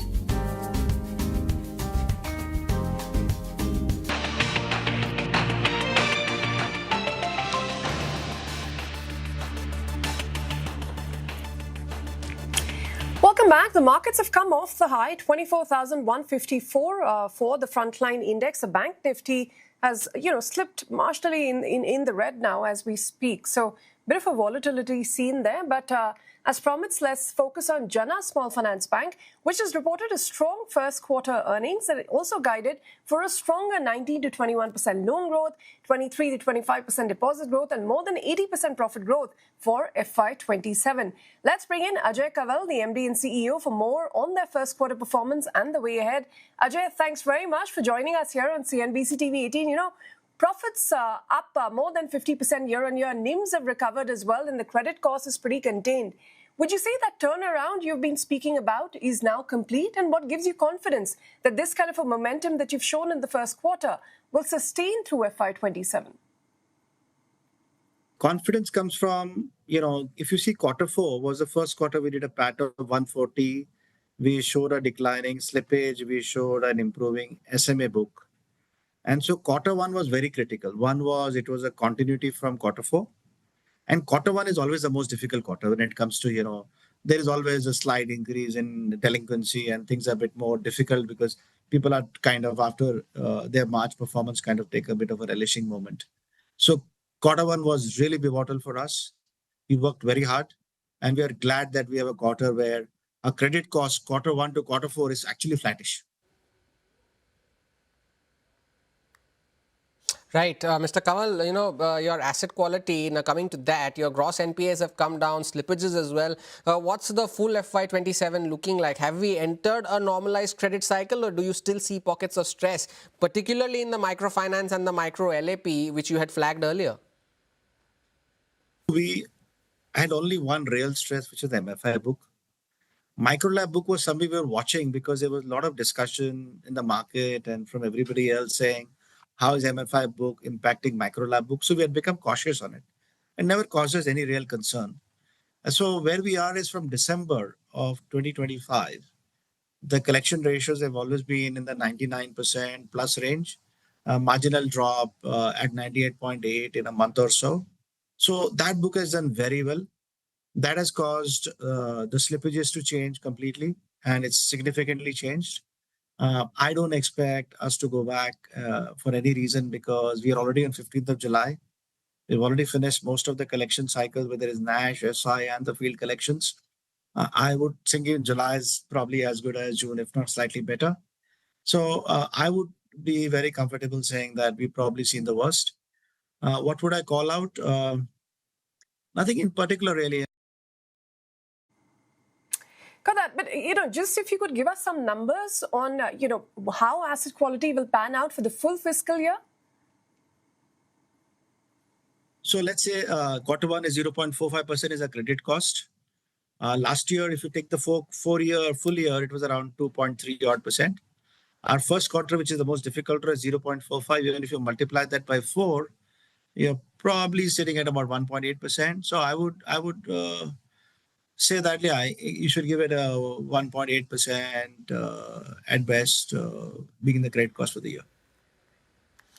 Right, Mr. Kamal, your margins as well, getting to that now at 7.5%, they're back to the pre-stress level as well. Now, with your loan mix shifting increasingly towards secured lending, do you see scope for further margin expansion or are margins now broadly where they should be and you don't see any further expansion?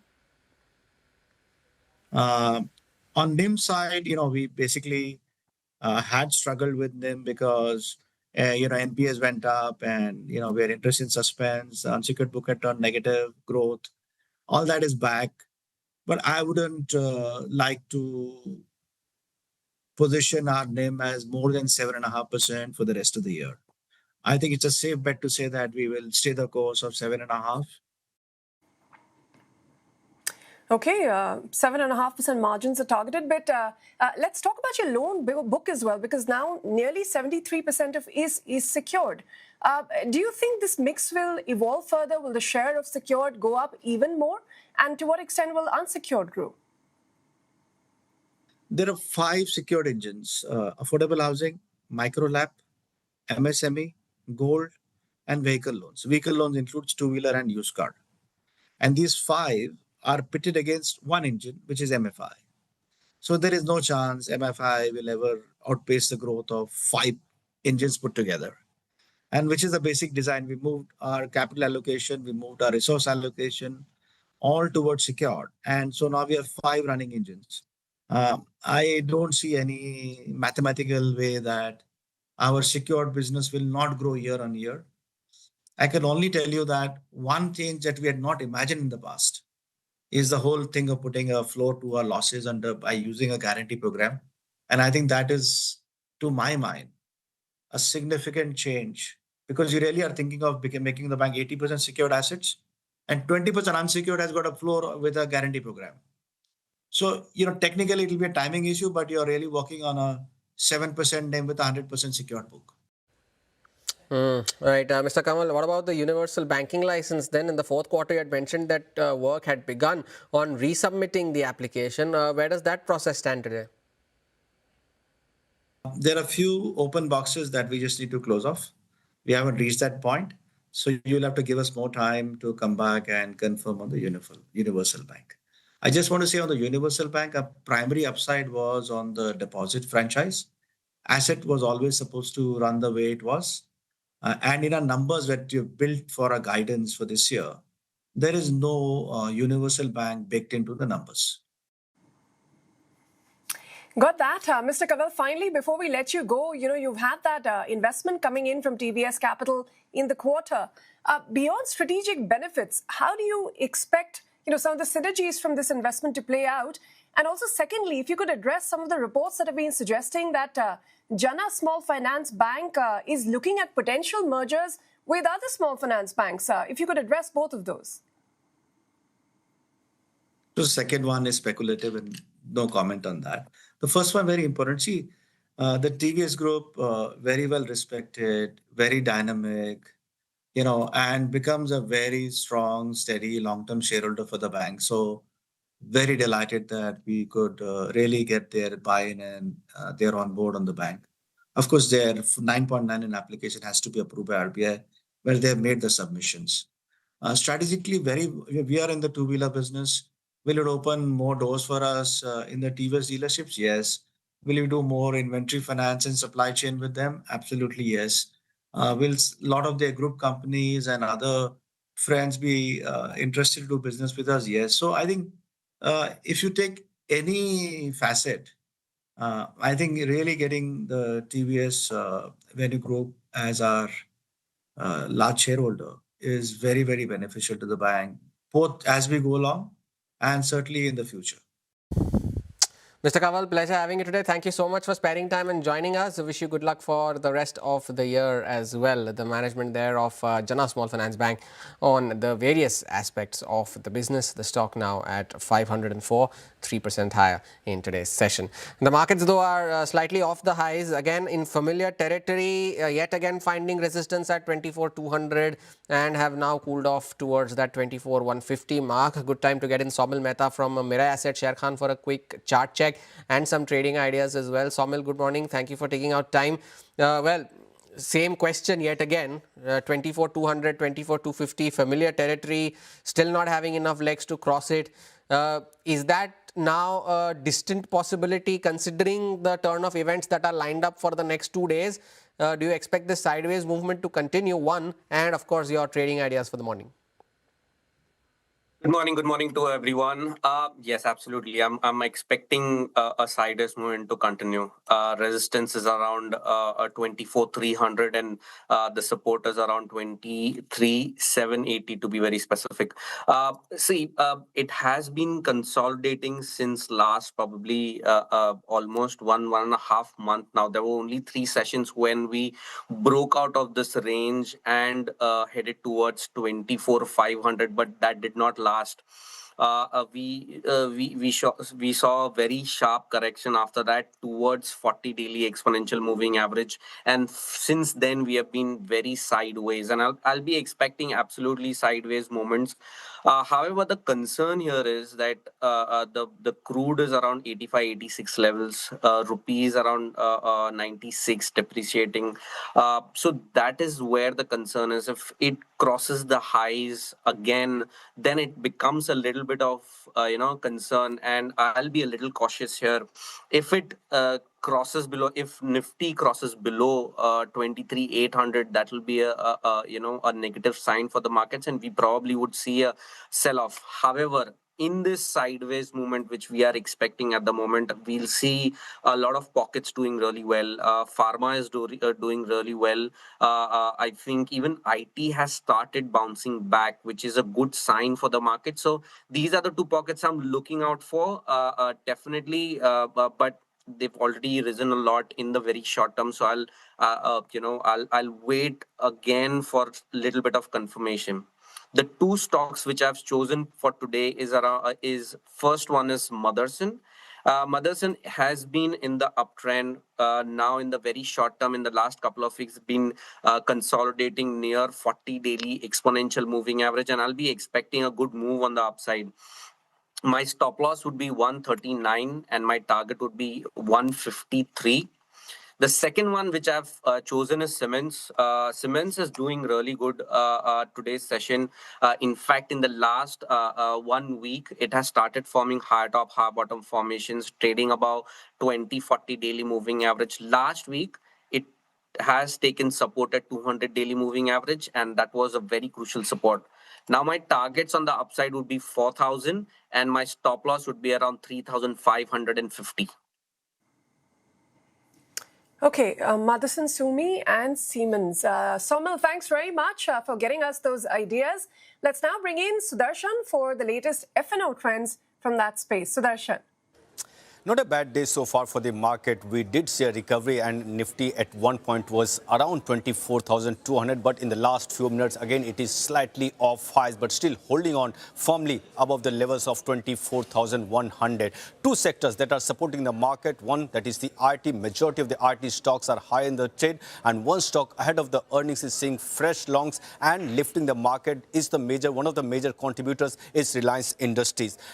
Also, we are seeing a major put writing, and that's happening in the range of 24,000 to 24,150, and that's reflecting your Nifty PCR, which has increased to 1.10 versus previous day's level of 0.93. Come to the options data, which two major options or strike rates are active on the put side. Those are 24,150 and 24,100. But again, on the call side, if you come, major supply comes around when Nifty tries to cross the level of 24,200, and the biggest supply zone is around 24,300. So the first support for Nifty, I'll look around today's intraday low of 24,090, and that's also your 20 DMA. Next support comes around 23,970. That's your 100 DMA. As far as resistance is concerned, it's well on 24,300. Some of the stocks that are in focus, first one is ABB. ABB Global has come out with the results, and India order inflows are very strong, and that's the reason this stock, India counter, ABB India, has been seeing fresh longs. Biocon over the last few days have been active, and today also, after opening in the red, stock has seen a sharp recovery, and now it's seeing an addition on the long side.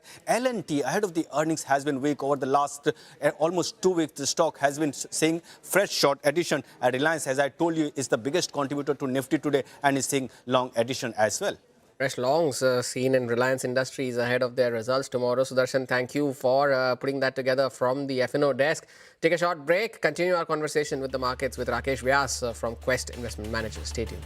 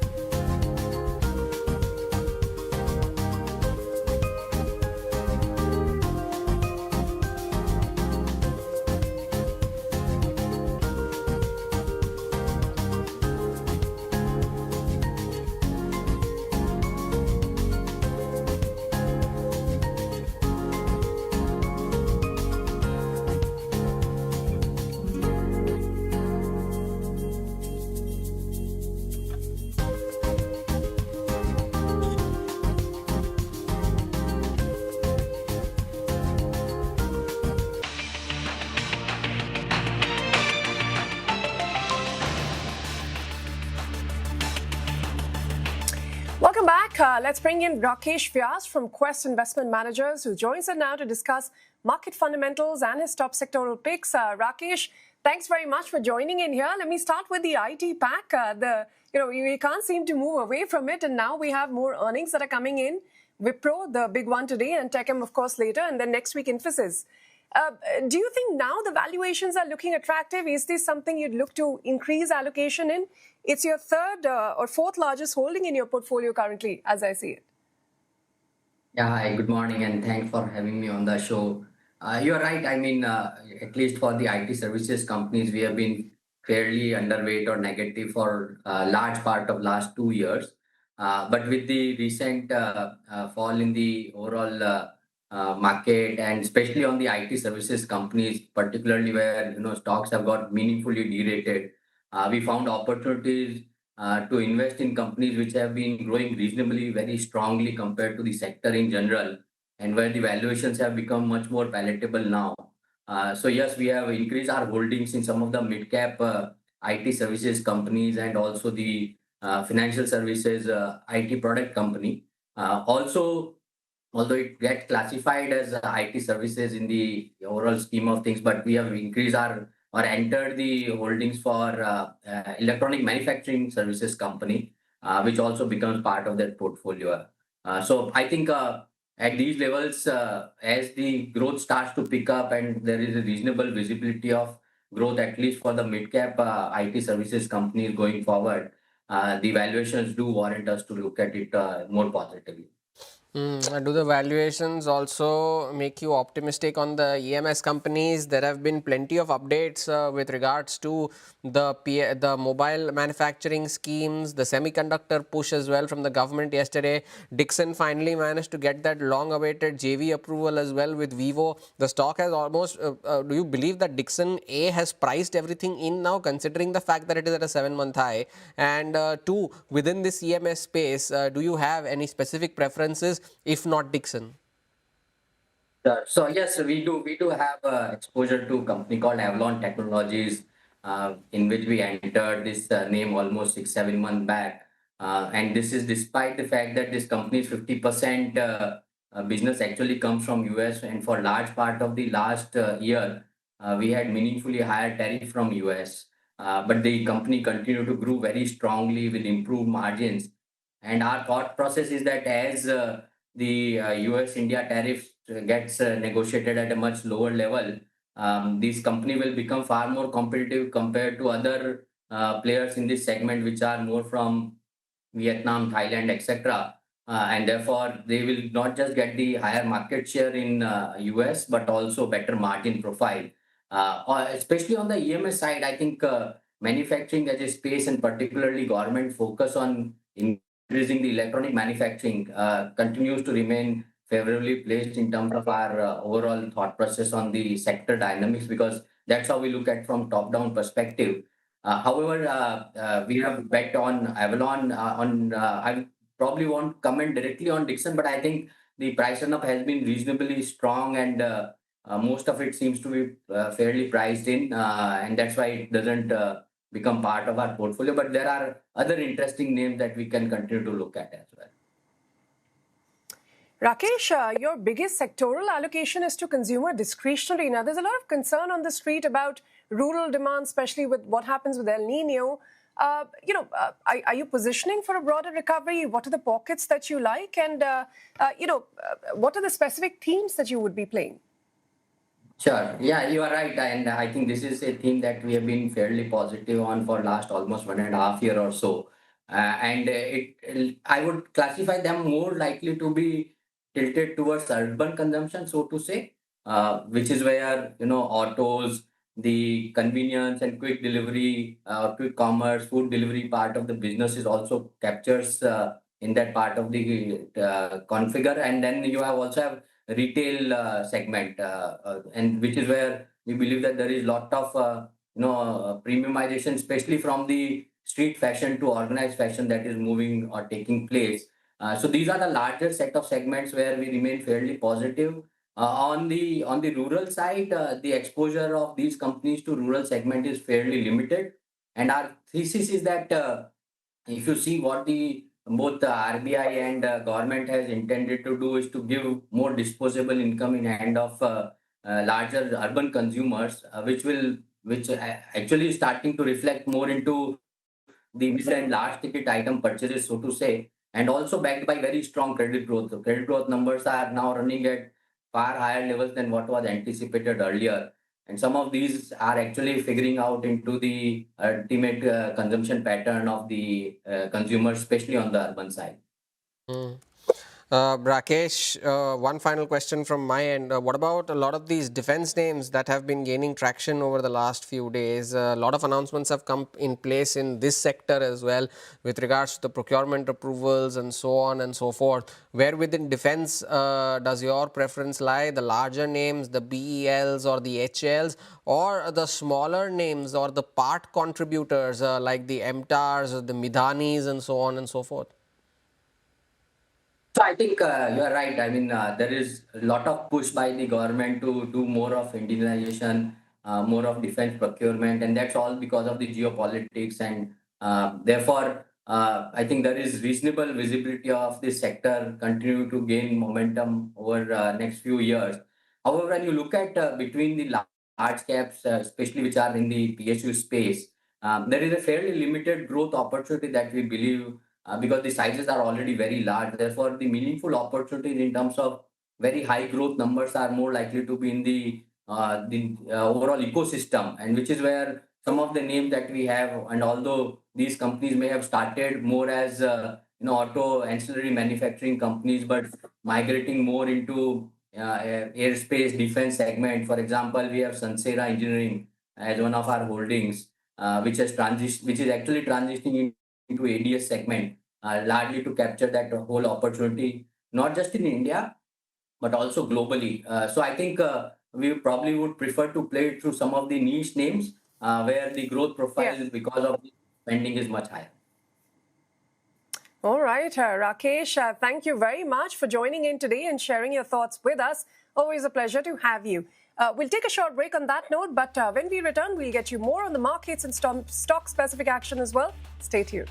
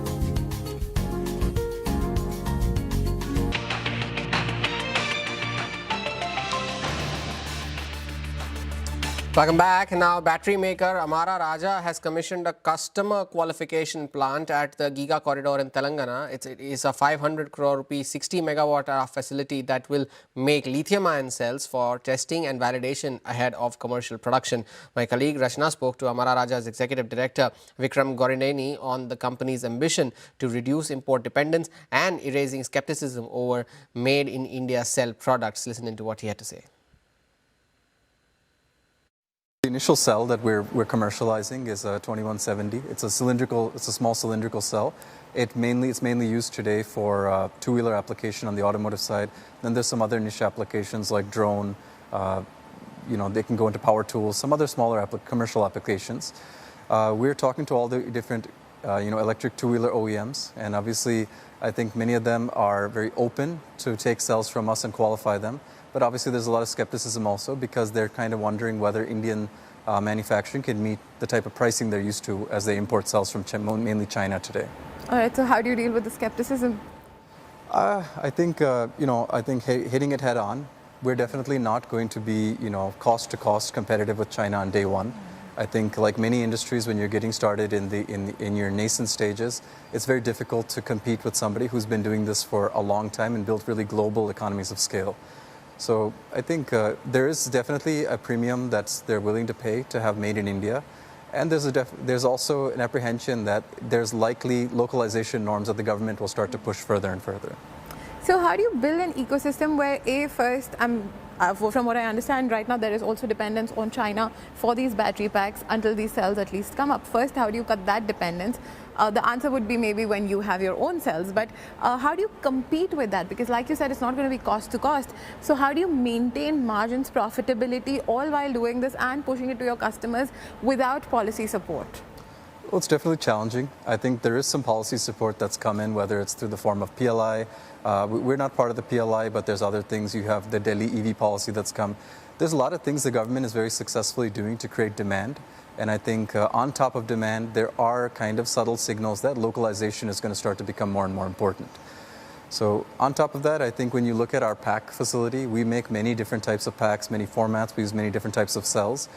For us to completely switch to in-house made in India cells is going to take a long time because there's certain cell part numbers we'll be making here that may go for a broad variety of applications, but there's still going to be certain packs that we import cells for. So there's going to be a little bit of give and take. There's going to be some time. I think we're not making a claim that we can cut ourselves off from, imports or, poor end suppliers. Is there a timeline? And also with that timeline, what I want to understand is what happens to the LFP that you have with the Chinese companies? So actually, we did sign a couple of agreements and a technology licensing agreement earlier. There's a lot of geopolitical tension between our countries. There's some things that we thought we could go ahead with that haven't proceeded. So the technology license is an example. This is a restricted technology. So the technology cooperation has not gone ahead. The CQP, which you'll see today in all the development activity we've done so far, that's completely from a technology point of view. That's an in-house effort by Amaraja's R&D teams. But we are still dependent, obviously, on imported material, imported equipment. That's not a dependency I think we're going to be away with very soon. Okay, take a short break on that note. When we return, we'll get you more on the markets and macros, so stay tuned.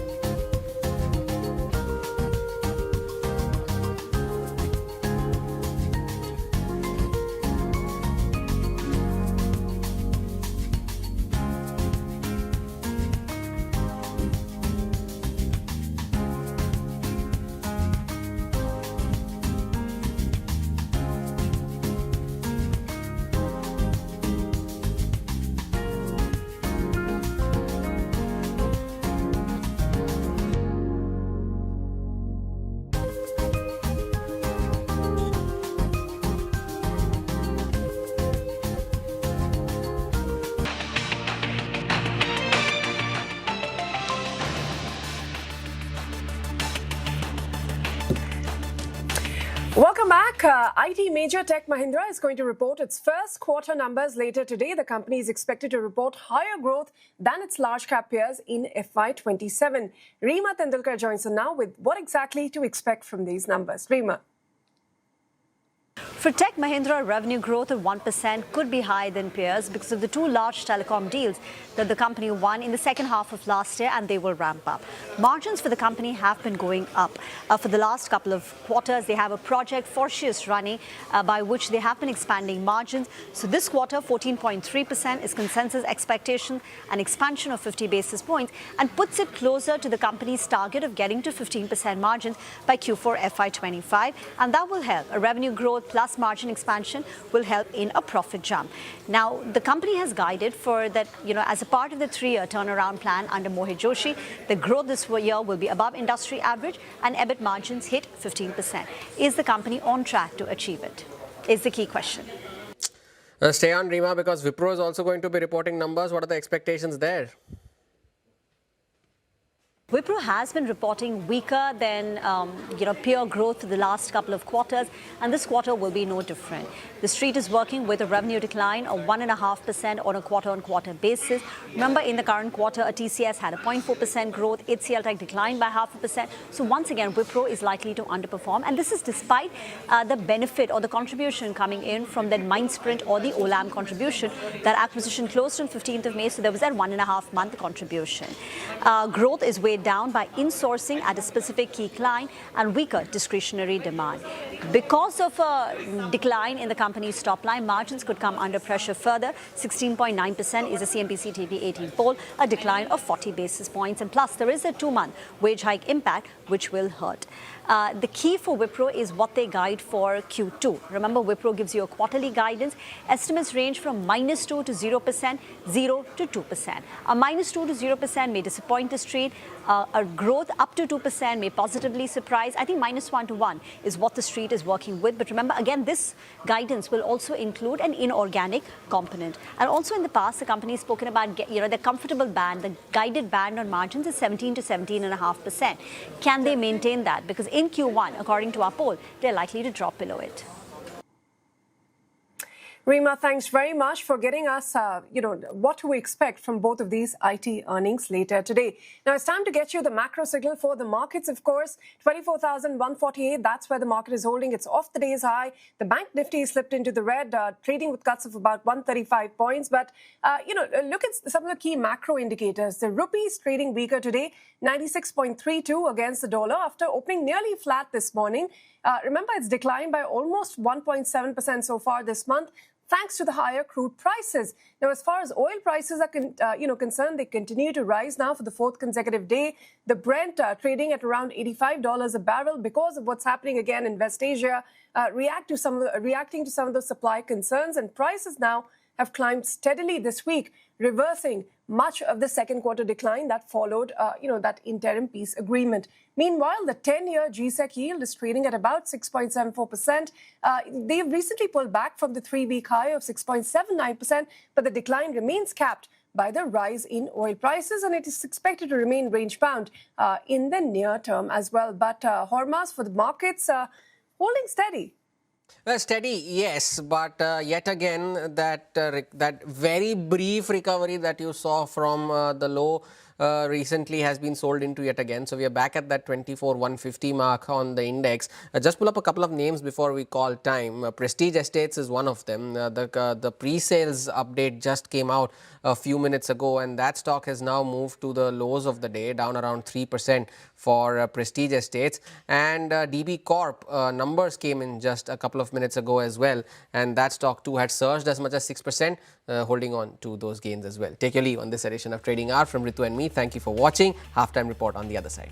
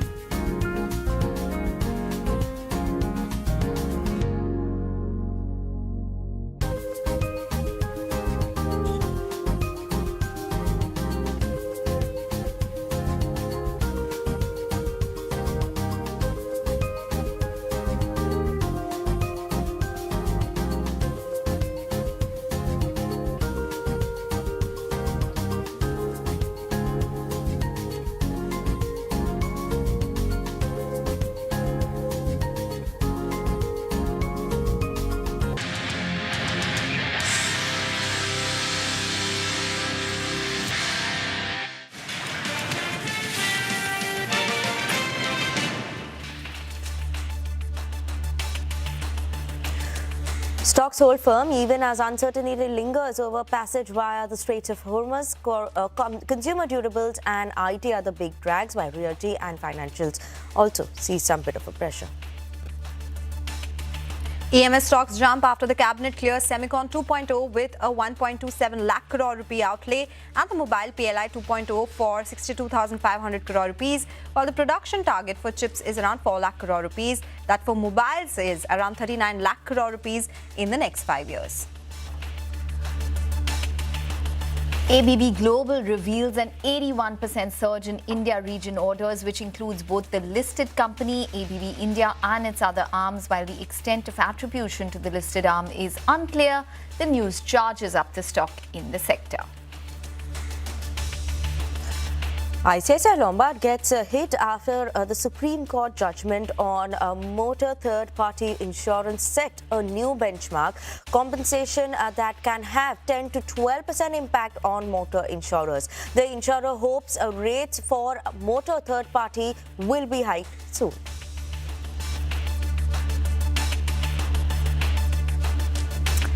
Hello and welcome to Halftime Report live from the CNBC TV 18 Motilal Oswal studio. I'm Ekta Batra and with me Sonal Bhutra as well as Vinny Motiwala. Well, it is turning out to be a session where we're just about consolidating, and as we speak there's a little bit of a downtrend that we can see in the Midcap index as well as the Bank Nifty. In fact, the Bank Nifty underperforming a tad bit at this point in time, down around 0.3%, and the Midcap index absolutely flat. Well, just watch out for the next level on the downside for the Nifty, because at this point in time, the Nifty is just about consolidating, but the 20-day moving average stands at around 24,087. So that would be a key level to watch out for. Separately, what does stand out and is resilient is definitely the IT index, which is gaining over 1% at this point in time. So Wipro, TechM earnings today, that would be important to watch out for. And remember that the Kospi is down another 6 to 7%. So maybe there is that sort of trade which is taking place. Other stocks in focus continue to be the likes of Polycab, Geo Financial Services, as well as Fiat,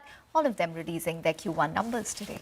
Hey girls, good afternoon. Earnings that continue to be the focus, right? Tomorrow we have Reliance Industries. Saturday, big banks will be in focus. So the Nifty constituents will continue to be in focus. But if we talk about the broader market scenario, Midcap index has come off from the highs of the day.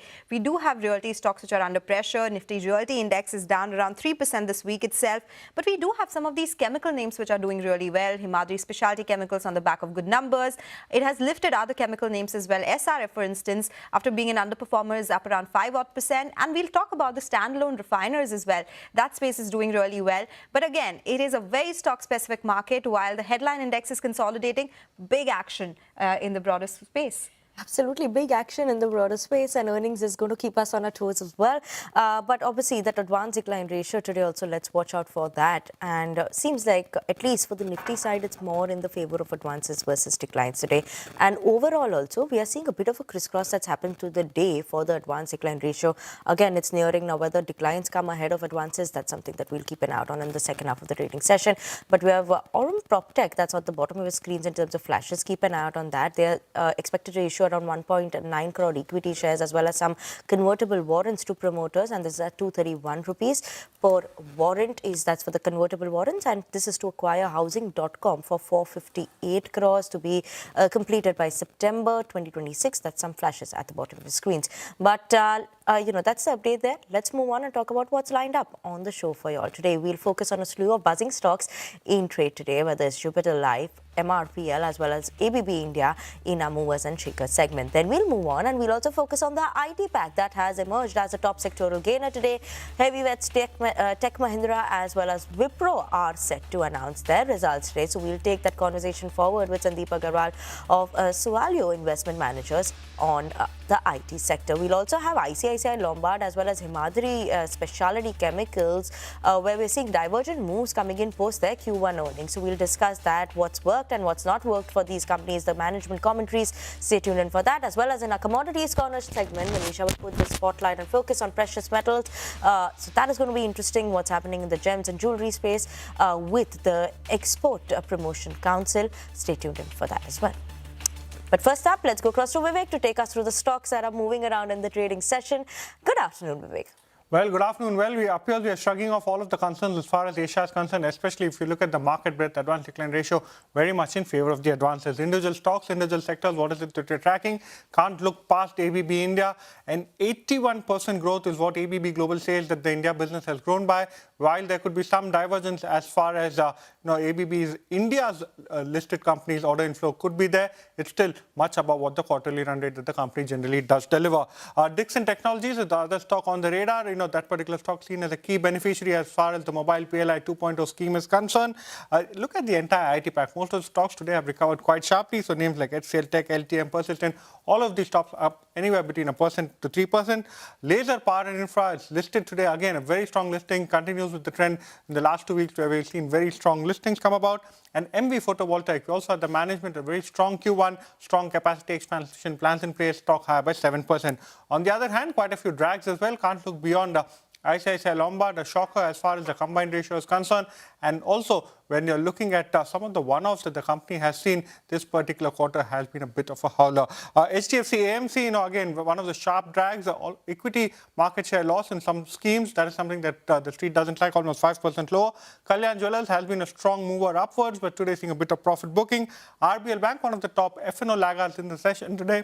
And lastly, Nuvoco, one particular stock that saw significant up move after the results today, seeing a bit of profit booking come about from the cement space. Okay, all right, Vivek. Thanks very much for bringing us all of those stocks which are in focus. But on to some block deals now on the Dalal Street. Sudarshan tells us what took place in Jupiter Life as well as Mrs. Bector's. Sudarshan, over to you.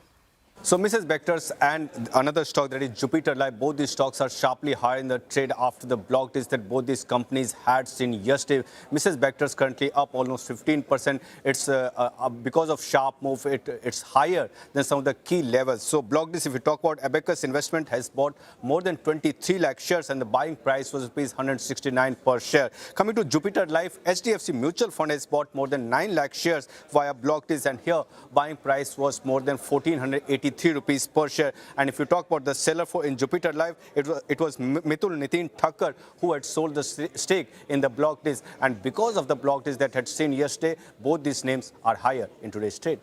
Okay, all right. Thank you so much, Sudarshan, for bringing us all these details. Well, I'm tracking MRPL. The company reported numbers late last evening. On a quarter-on-quarter basis, the numbers looked weak, as expected, because crude oil prices had surged during the quarter gone by. So on a quarter-on-quarter basis, yes, the revenues are higher by 60%, but EBITDA declined 26%, margins halved on a quarter-on-quarter basis, and profits came in at 914 crore rupees, which is much higher. However, this was also led by an exceptional income. Additionally, the tax rates were lower on a quarter-on-quarter basis. The throughput continued to be very steady. In fact, it increased 2% on a sequential basis to come in at 4.4 million metric tons per annum. It was also an increase of around 26% on a YOY basis. We do have some brokerage commentary which came by as well, where PL said that the company missed street estimates primarily due to higher cost of sales driven by elevated crude prices. Special additional excise duty also weighed on earnings, and it will continue to weigh on earnings going forward as well. GRMs, however, came in at $8.3 per barrel versus $11.2 per barrel on a quarter-on-quarter basis. So there was a decline there, and they have a hold rating on the stock with a revised target price of 150 versus 142 earlier. Near-term earnings remain exposed to the export duty, and that is something that they are worried about. Maybe the street is factoring in the fact that YOY numbers looked really good, and also because last quarter was an aberration, so they are not focusing on that so much. But do remember, going forward as well, government has hiked the export duty. We got the numbers today. On diesel, it has been almost double to 15.5. Petrol is lesser, but MRPL is more of a diesel exporter. They have also increased export duty on ETF to 14.5 versus 7.5. So these risks remain going forward as well. Doing a valuation check now, if we compare it with MRPL and Chennai Petro, MRPL actually trades at a premium at 10 times FY28 EPS, which compares with Chennai Petro, which trades at 6 times FY28 EPS. So there is a valuation premium that is there for MRPL as well, but despite that, shrugging off all those fears, the stock is up and surging in trade today. Okay, Sonal, that's about MRPL. A lot of green coming in on the screen, but we have ABB India that's in focus as well. Actually, we have ABB Global that reported its Q2 calendar year 26 number, and that's what I'm tracking, right? When you look at the order inflow growth, that's the number that we get coming in, and this is for the whole of India region. It's not specifically ABB India. So that order inflow growth has come in at 81% for India region as a whole.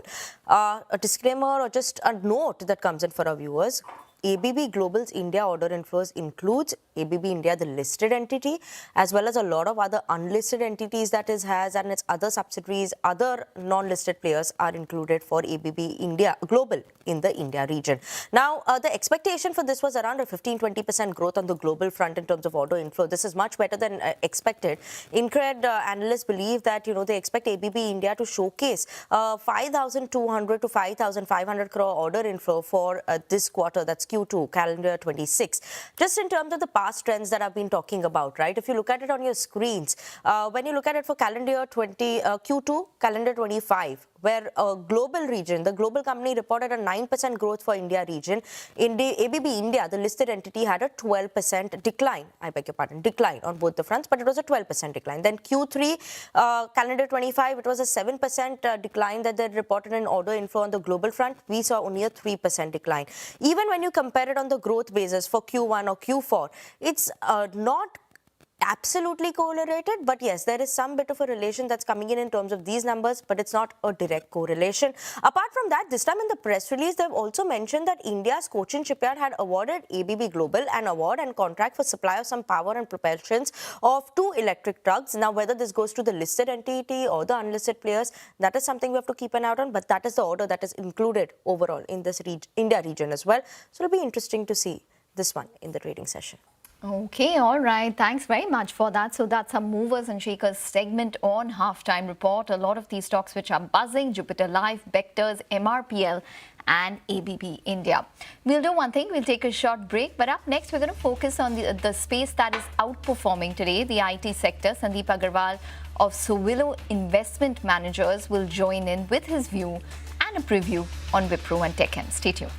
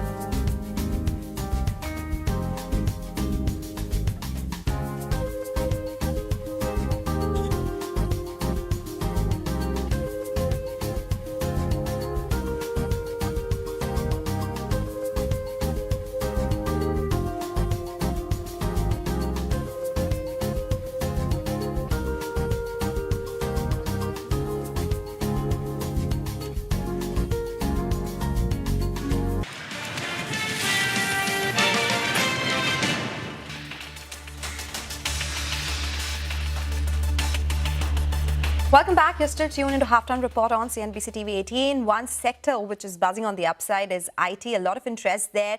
We do have Wipro, which reports numbers. Tech Mahindra will be in focus. And we've received a slew of earnings from the mid-cap and the large-cap IT space as well. What next? How should investors look at this particular sector from an investment lens? Sandeep Agrawal, Fund Manager, Sovilo Investment Managers, is joining us now. Sandeep, good afternoon. Thank you so much for joining us.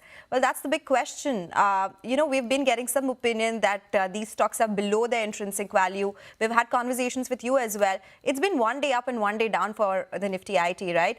What are the trends suggesting now, barring the Q1 numbers? What are you watching out for going forward in terms of stock moves and earnings growth? No, so good afternoon and thanks for having me on the show. So, what is right now happening is we are very closely tracking what is happening in the US markets, and fortunately, the analysts there in the developed markets, particularly in the US, they are not preferring any of the IT services companies. So basically, if you see the Accenture, the recommendations and the and the way they are marketing is more inclined towards the hardware players, the GPU players, and the foundational players. So there is no one who is talking about them, and because of that, a slight disappointment. These companies are falling, and now Accenture has come close to like below 10 times earnings. So we are basically also trying same way. Whatever happens there, the next day the follow through happens here. So we are being right now for chasing what is happening with the IT services firm in the US, and that is the reason you are seeing this pain. There is no honestly incremental negative news which is there. I think 1.5 years back we were in a euphoric valuation period. Now we are in the other side of it right now, as you rightly said, that the intrinsic values are much higher. So I think rationality will return. Let this company start posting numbers. This quarter is the first quarter where numbers have not disappointed for anyone in a big way. I think next quarter onwards there will be some stability, further stability, and more interest will return, and slowly the sector will gain pace. That is what I believe. Okay, slowly this sector will gain pace. Sandeep, afternoon, last time when we were talking as well, you said that, upgrades will start coming in for IT companies as well in the next 6 months. Obviously, the stability comes in earnings and then you will see upgrades. But this level of upgrades, where will it start first? Well, is it going to be more mid or is it going to be for large cap companies for IT side? No, I think upgrades will come across the sector. And while I conservatively, I think 6 months, but it can happen from next quarter also. Because the enterprise AI is now taking shape, and when that happens, then we will have a big role to play. Now, also remember that it is a mature sector, so lower growth for longer is the phenomena. But even lower growth for longer with better margins is not priced in. So you will see some upgrades and also buying interest. So I think a combination of some re-rating, some buying interest, some growth will all bring together desired results. So I think the sector is poised for better returns from here. Sandeep, interestingly, you've said that Indian IT is tracking what the US is doing. IBM was disappointing in terms of what it reported, at least the pre-earnings.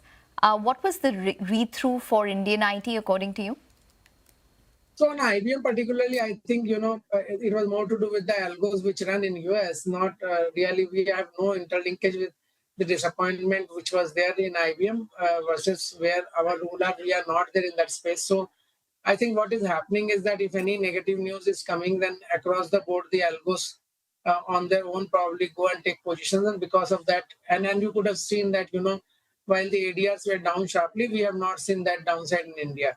I think, when the sector stabilizes, you will see a lot of volatility for 3 to 6 months when it will go up, it will come down based on the new information which flows in. But fundamentally and logically, it looks like finally there is the upside and good upside from here.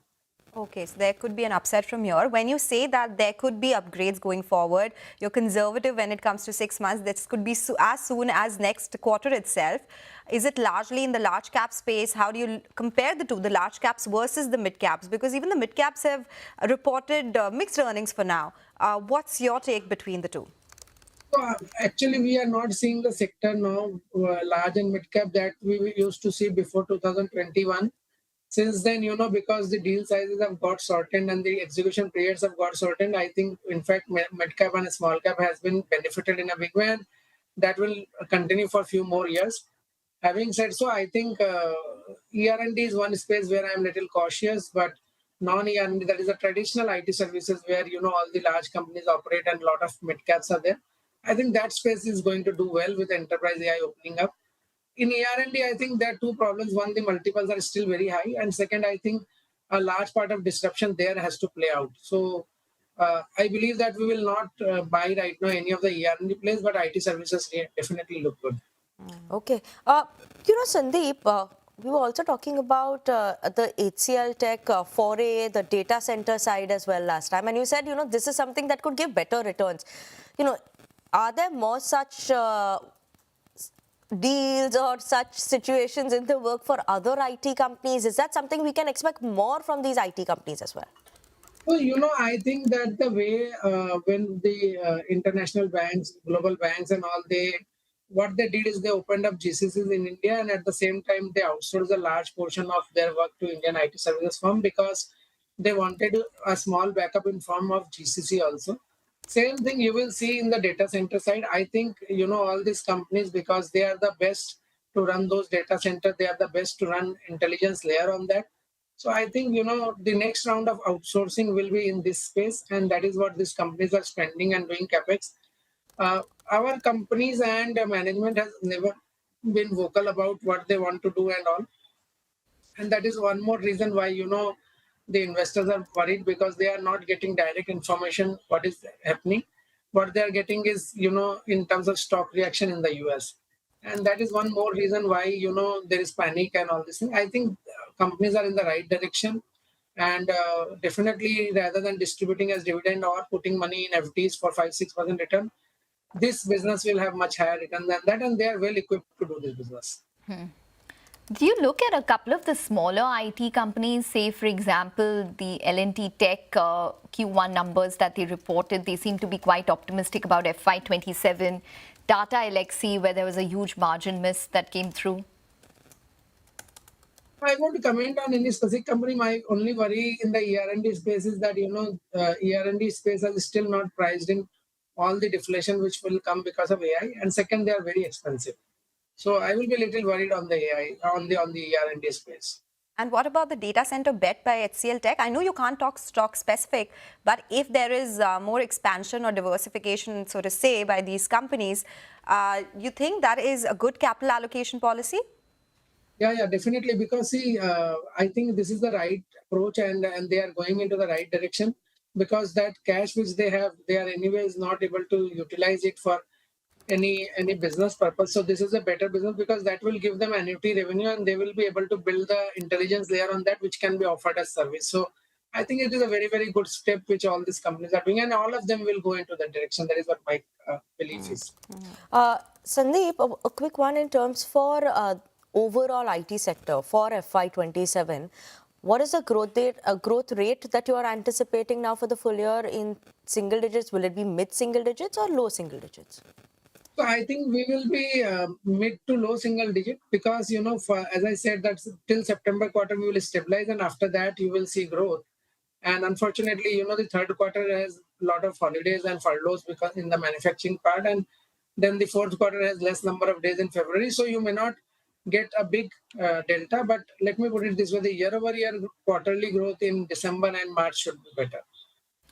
Okay, all right, Sandeep. I'm sure we'll speak to you as time goes by. There are a lot of numbers still expected from the IT space. Techem and Wipro is what we will be watching out for in post markets today. Thanks very much for joining in and speaking with us. We'll take a short break on that note, but we'll get you a technical check on the markets. Manish Hathiramani of Deen Dayal Investments will join in with what he's tracking this afternoon. Stay tuned.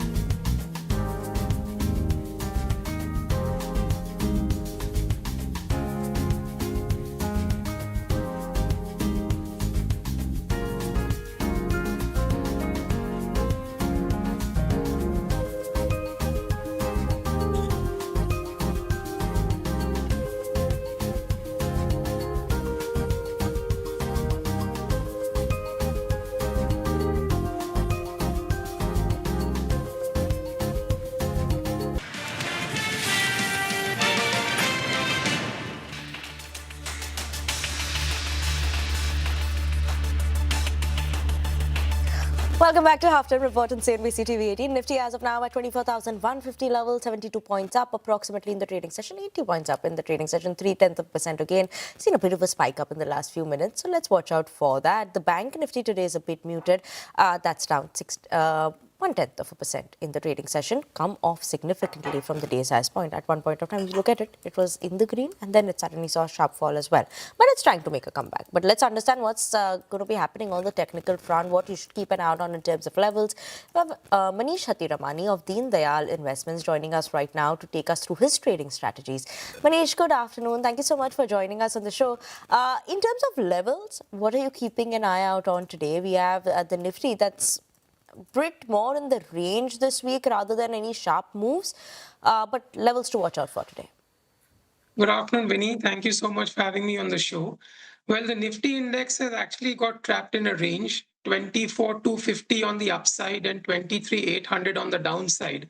We need to really get past either levels to see a meaningful trend. If we can get past 24,250, we should scale up to 25,600.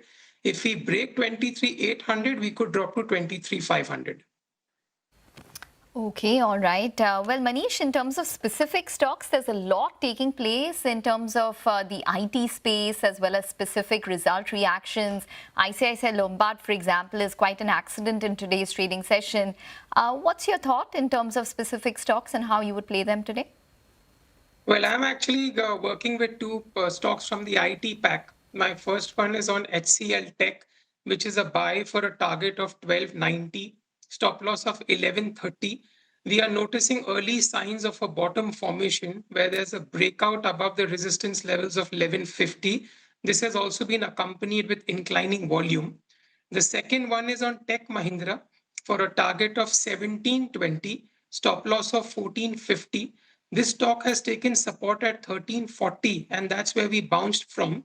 We have also crossed the resistance levels of 1450 with healthy volumes. Okay, all right, Manish, thank you so much for joining us as always and taking us through your technical picks. I'm also tracking Prestige Estates. The company just reported its pre-sales numbers and the stock did see a sharp downtick from the highs of the day. So it was a decline on a quarter-on-quarter and on a YY basis. Remember, same time last year, company had reported record high sales of more than 12,000 crore rupees and 9.6 million square feet in terms of volume. So it's a decline both on a YY and on a quarter-on-quarter basis. Pre-sales are down 15%. Volumes, however, have improved on a quarter-on-quarter basis. Collections are also down 8%. So that is something that the street doesn't seem to like, that there is a big decline. So maybe the growth is slowing down for the realty space, and this is one of the biggest players in the space as well in terms of pre-sales number.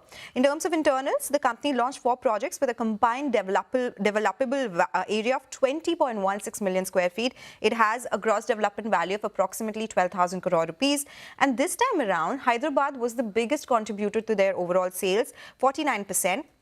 Which was followed by Bengaluru at 27%, which is traditionally their core market. Mumbai was just 12%. They did have NCR as well at 7%, and other markets came in at 5%.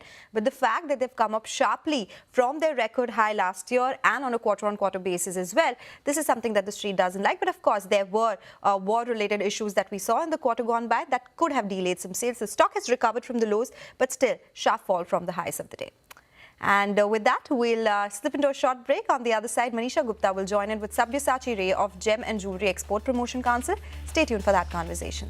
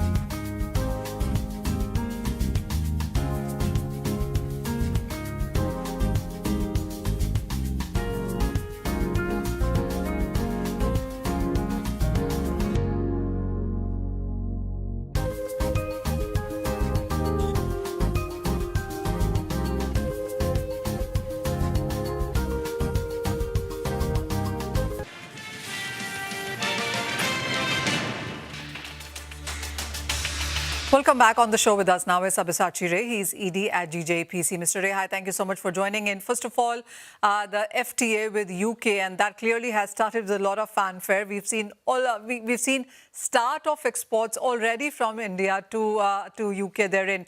What is the kind of numbers that we've seen in last some years when it comes to trade between both the countries within the segment? And what are your expectations now that with the FTA done, what can we see as in sense of growth going forward?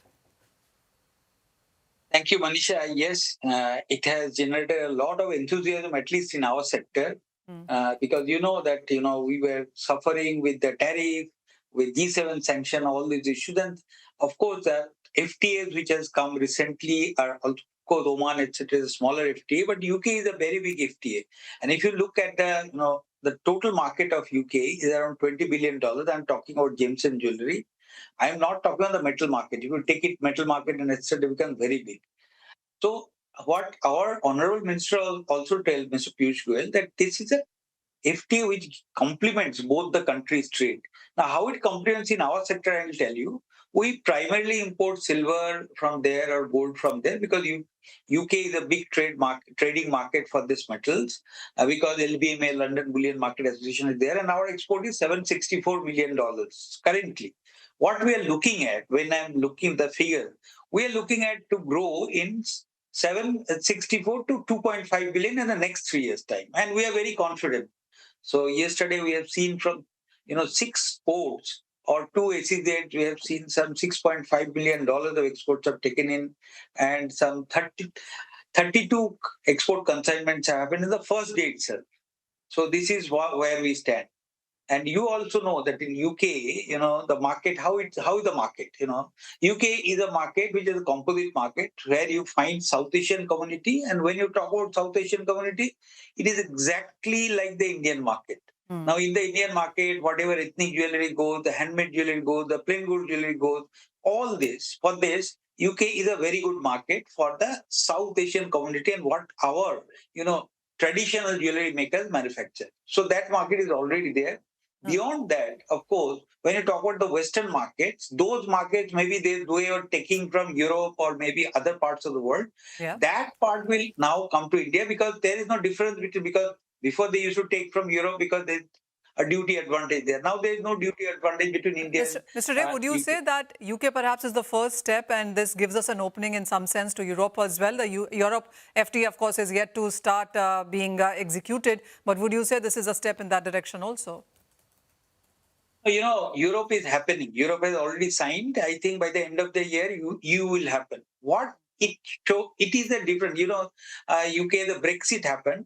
So UK was taking in jewelry from Europe because between Europe and UK, there is a zero duty agreement. So there was no 2.5% to 4% duty, what our products suffer, that was not there from Europe. Now we have that advantage because now we have no difference. So if they take from India, the studded jewelry or the the lighter jewelry like machine-made jewelry of silver and etc., now they can take from us. Okay. So that way, that market is in grasp. That means what they are taking from Europe. Now you are talking about Europe market. That is a big market which is opening up. Of course, when the EU will be commissioned or functional. This is the difference. What I can explain. Point taken. Mr. Ray, if you look at the month of June or the first quarter of this financial year, the numbers in sense of exports are looking good, especially for the month of June. The data from the Commerce Ministry also shows, of course, there is no detail to this, but the numbers do look much on the higher side. How are you looking at it? See, Manisha, one of the things what we are very, very enthusiastic about the June numbers is that if you have seen that the gold prices have decreased. After decreasing also, the plain gold jewelry exports has not gone down to that extent. That means in quantity terms, the export is very good. We have faced the gold supply challenges due to certain, procedural or regulatory issues, but still the exporters have done well. And if you look at the studded jewelry export, that is really, really very enthusiastic.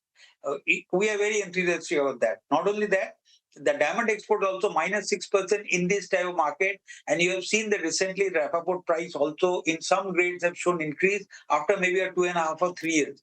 So that way, when we have sat with our diamond exporter, they're telling natural diamond exporter I'm talking about. Yeah. They are talking that generally the market is showing an uptick or the stabilizing. That is, they're seeing the signs of stabilization, the pricing of diamond. That is itself in a good sign.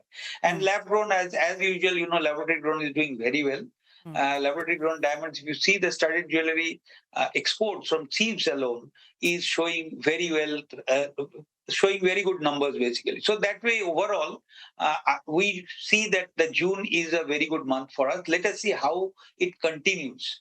That's what I can tell you. A quick final question then. And when you look at all of these exports, I understand that the US is continuing to do well. How is EU and China, those markets doing for you? And the kind of dent that we've seen in Gulf, do you see that market come back anytime soon?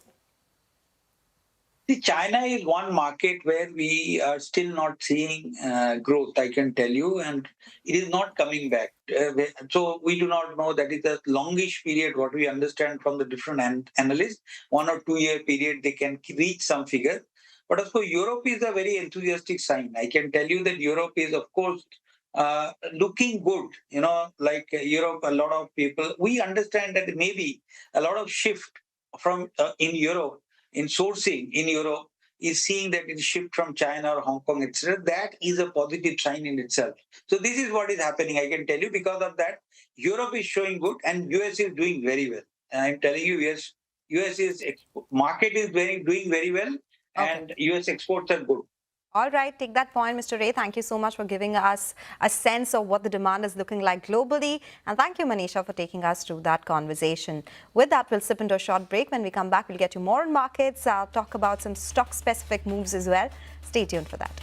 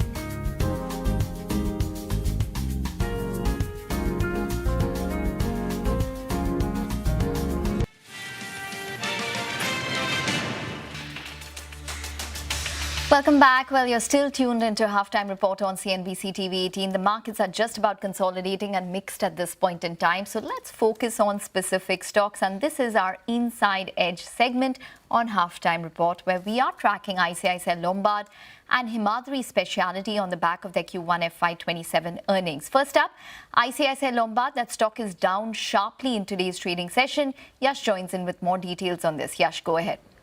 Well, if you speak about the first quarter numbers for ICICI Lombard, pretty disappointing, and what has gone into it is essentially a Supreme Court judgment making the company raise its motor third-party reserves against claims, and the second one are two large fire claims which the company had to take into account in this quarter. And as I said, that has led to a very disappointing quarter for the company. As far as premium growth is concerned, that's largely stable. What was anticipated out of the monthly numbers, so that has grown at about 15.85%, about 16% on the net earned premium level. But right after that is when the disappointment starts flowing, starting with underwriting loss, which has increased about 115% to a loss of 630 crore versus 293 crore. The operating profit, that has dropped by about 64%. So it's recorded a profit of about 234 crore rupees versus 654 crore rupees. What both of these factors have done is that the combined ratio has sharply increased in the quarter to about 107.2 versus 102.9. The company in its conference call said that if one has to exclude the impact of the Supreme Court order as well as the fire claims, then the combined ratio could have reached about 102 levels, which is flat on a year-on-year basis. Apart from that, both important verticals, motor as well as health insurance, have seen disappointment. Corporate health, the losses have doubled, the underwriting losses. Motor, also the underwriting losses have doubled, the loss ratios have gone up. So, of course, it's a top-down miss as far as ICICI Lombard is concerned, reflecting in the stock price today. Okay, thanks so much for that, Yash. But earlier today, we spoke to Gopal Balachandran, CFO of ICICI Lombard, on the quarter gone by and also the impact of Supreme Court's judgment on motor third-party reserves. Let's listen in to what he had to say. There was this judgment of the Supreme Court of India that came in the month of June. There again, I think if I were to put it in context, I think the motor third-party portfolio inherently kind of gets reflected through judgments coming in from courts at different points of time. And these are judgments that impact the overall industry as a whole. And this is what we had kind of put out even for the current judgment. Based on a preliminary assessment, we think this will have an impact on the overall industry in terms of the motor third-party loss ratios in the range of about 12 to 15%. We have looked at what is it that this judgment could kind of entail insofar as the exposures that we have underwritten. And basis that, I think we have taken a charge of about 165 crores in the numbers for quarter one. All right, that's the word coming in from ICICI Lombard. Let's talk about Himadri Specialty Chemicals. The stock has been gaining in trade. Quarter one numbers were strong. The company reported a revenue growth of 28%. They did see EBITDA growth of 17%. Profits also for the company were up 27.5% on a YY basis.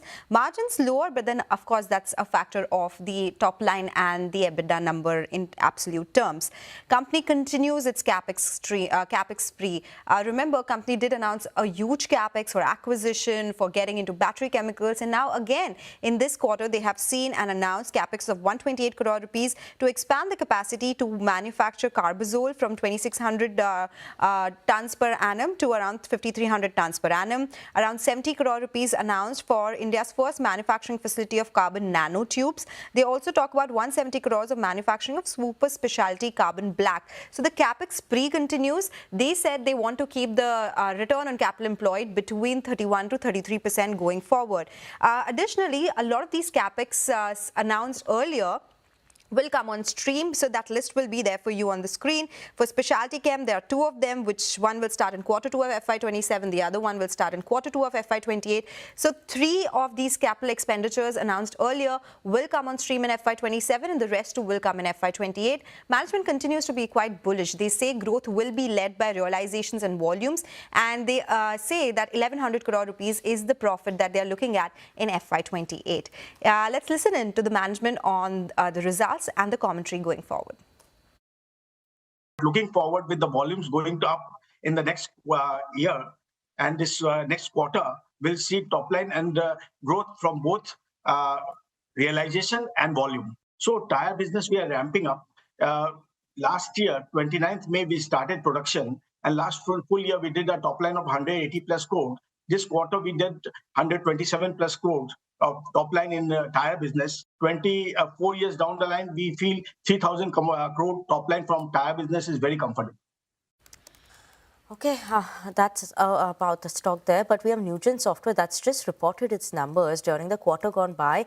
We're seeing that there's a decline in terms of revenue by 21% on a sequential basis. EBIT margin and EBIT is also lower. So operationally also we're seeing a bit more of a pressure. And look at it, that's why we're seeing more of a fall coming in the stock as well from green to red. EBIT margin's just at 15.4% versus 33.6%. Now, according to BBG estimates that I'm looking at right now, you had the revenue expectation of 356 crores. So it's around that level, but margins and operationally seems like a bit more of a pressure that we're seeing on the sequential basis. We'll wait out for more details coming in from the press release and presentation as well.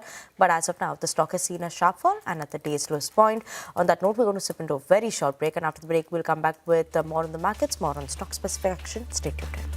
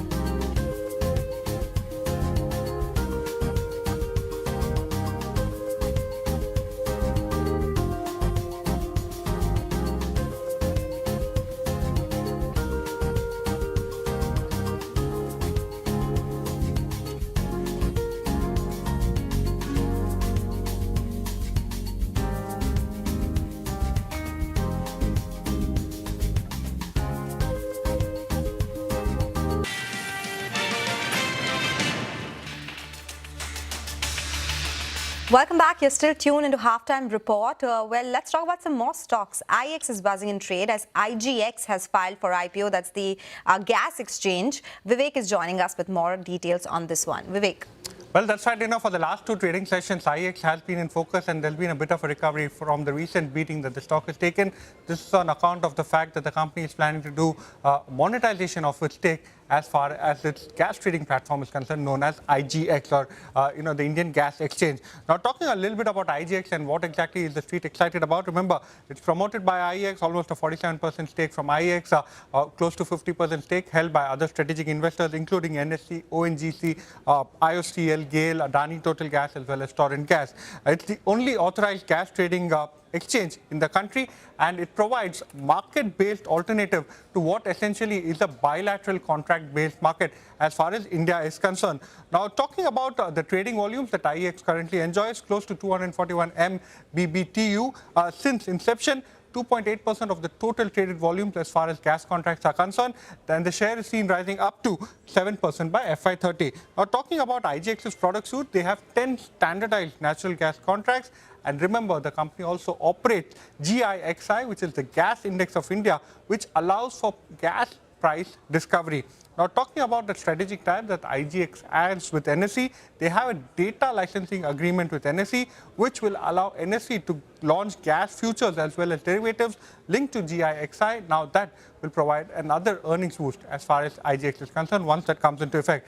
Talking about the financials themselves, from FY24 to FY26, revenue has jumped from close to 35 crore to 61 crore.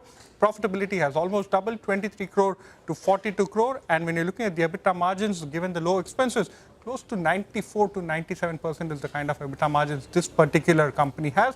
It's a smaller company, especially in terms of its overall size, but it's a good kicker as far as IEX is concerned. And that explains why the stock is high by almost 3% even in today's trading session. Okay, thank you so much for that, Vivek. As of now, the stock is trading at the day's highest point. But on that note, let's get you an important voice. Kiran Majumdar-Shaw, Executive Chairperson at Biocon, tells my colleague Shireen Bhan from the sidelines of the Future Female Forward event that India needs to speed up reforms as the country does not lag in talent. Listen in to her views. You've been basically been on this tirade for several years now, saying that regulation needs to make way for innovation, regulators need to make way for innovation. Have we moved on that curve? How are we doing on that front? Are we ready for innovation and for IP? You know, the world doesn't wait for us, and we are moving too slowly. I think we need very rapid regulatory reforms, and I think we need to understand that if we want to play in the world and if we want to catch up with others who are sort of beating us to that game, we should do it fast. And the reason I say this is that we don't lack talent. We don't lack resources very often, because let's face it, the government is also investing in innovation in a big way.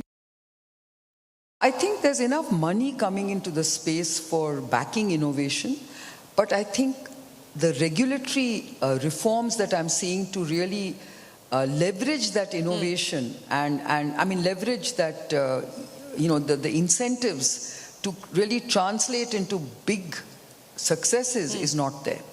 So I feel we need regulatory reforms. Today we are very good at taking it up to proof of concept, but the follow-on venture capital is not coming through because of the poor exits that venture funds have into the capital markets. And then investors are not backing innovation the way they should because they are risk averse. So I think the risk appetite of the country has to really grow. Okay, that is Kiran Mazumdar-Shaw talking about R&D and innovation, something which is very close to our heart. On that note, it's also a wrap from all of us at Halftime Report. Business Lunch will take all of the action forward. Stay tuned.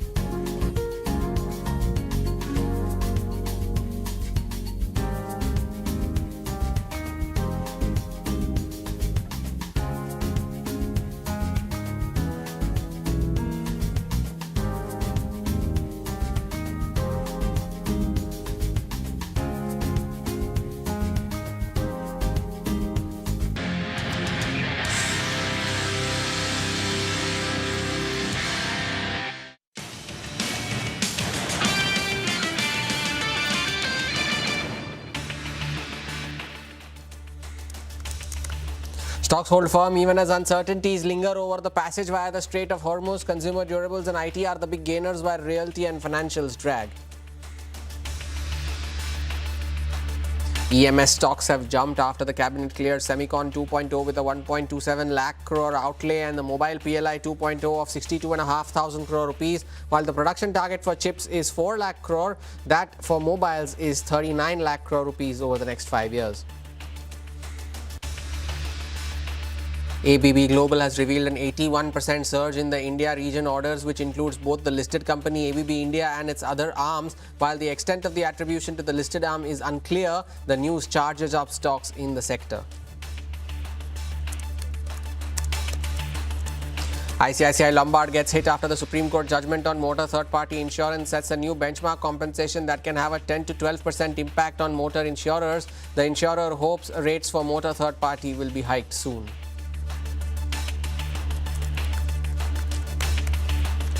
Good afternoon, you're with us here on Business Lunch. We are coming to you live from the CNBC TV 18 Motilal Oswal studios. I'm Hormuz Fatakia. We are counting down to the end of the Sensex weekly expiry. The markets have cooled off from the highs. There is no doubt about that. Yet another day when the index has faced resistance at that 24,200 mark and has cooled off from those levels. Could not manage to sustain. Still holding on to that 24,100 mark by, well, just about, and around 40 points higher on the index now. So that's about a 80 odd point cool off from the highs of the session. The Nifty Bank, though, that is the index through which the Nifty has been swaying in the last 60 minutes. The Nifty Bank is now down around about 200 odd points at the lows of the day. Had a brief spurt when it had moved into the green as well, but since then has collapsed back into the red and is now at the day's low. The 57,500 level is the important one to watch on the downside for the Nifty Bank. Of course, a couple of names that have just come out with results. DB Corp was one, came out with results earlier, just a couple of hours back. Had seen a surge of around about 6% but has cooled off since then. Still holding on to gains of around about 3% is DB Corp. But the other one that's come out with results just in a few minutes ago was Nugent Software. And the stock that was surging with gains of around 3.5%, 4% has cooled off completely and has now moved into the red, seeing some choppy moves, but still off the highs of the day. But the other stock that's possibly the stock of the morning, though, is ABB India, and that's buzzing following some bullish commentary coming in from its parent company. Vinny is here with more details on that. Vinny. Hi. So yes, ABB Global reported their numbers. Overall, their numbers were very good. But what we watch out for on the India region front is the order inflow growth that comes in for India region. Specifically, that's an 81% growth, much better than what the street was expecting and analysts were expecting. Now, do not forget, this ABB Global, the order inflow growth that they give for the India region is not only for ABB India, the listed entity. They have other non-listed entities as well. So, as well as third-party orders that come in here. Overall, all the orders that are there in the Indian region, that is what is included in this order inflow growth. Apart from that, we have Incred analysts who actually expect ABB India now to showcase a very good earning as well and very good order inflow growth of around 5,200 to 5,500 crores in this quarter. That's Q2 calendar year 26. Just to, highlight how the relation goes between ABB India and ABB Global, the India region growth that they give us. Now, when you look at it in Q2 calendar year 25, ABB Global said that India region would see a degrowth, or order inflow saw a degrowth of around 9%, while India reported a degrowth of around 12%. Similarly, Q3 calendar year 25, 7% degrowth was reported by global parent for India region. We saw a 3% decline. More towards, Q4 calendar year 25 as well as Q1 calendar year 26, that's the last quarter, we saw similar in terms of trends for the growth. 25% was what ABB India saw in terms of order inflow growth versus reported by Global was 26%. Interestingly, this time in the press release, they have mentioned that India's Cochin shipyard has awarded ABB, that's the global parent, a contract for supply of power propulsion systems for 2 electric tugs. And this accounts to around this Cochin shipyard's overall volumes account to 50% of the total containerized cargo volumes across major ports of the country. These are some of the highlights they've given. Now, whether this goes to ABB India or other unlisted entities for the ABB group, that is key to watch out for. But yes, because of the global parent company, we always do see a spike, but there's no direct correlation in terms of their order inflows. Vinny, thank you for that update. More numbers flashing now at the bottom of your screen. Sterling and Wilson Renewables, 69% growth in its net profit figure that has come in on a year-on-year basis to 54 crore. Of course, it remains to be seen whether there is any other income component or any exceptional item as well. But the top line, that's the problem, right? 10% lower on a year-on-year basis. And that's why the stock has seen a collapse from those levels that were trading around the flat line. Now has slumped almost 5%.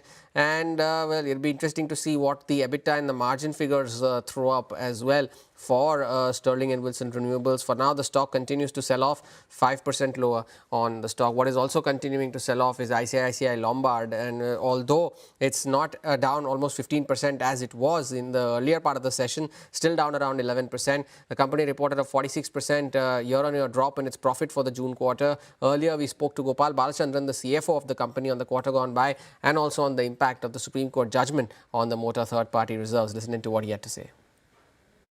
There was this judgment of the Supreme Court of India that came in the month of June. There again, I think if I were to put it in context, I think the motor third-party portfolio inherently kind of gets reflected through judgments coming in from courts at different points of time. And these are judgments that impact the overall industry as a whole. And this is what we had kind of put out even for the current judgment. Based on a preliminary assessment, we think this will have an impact on the overall industry in terms of the motor third-party loss ratios in the range of about 12 to 15%. We have looked at what is it that this judgment could kind of entail insofar as the exposures that we have underwritten. And basis that, I think we have taken a charge of about 165 crores in the numbers for quarter one. We did a preliminary assessment of this judgment for the overall market.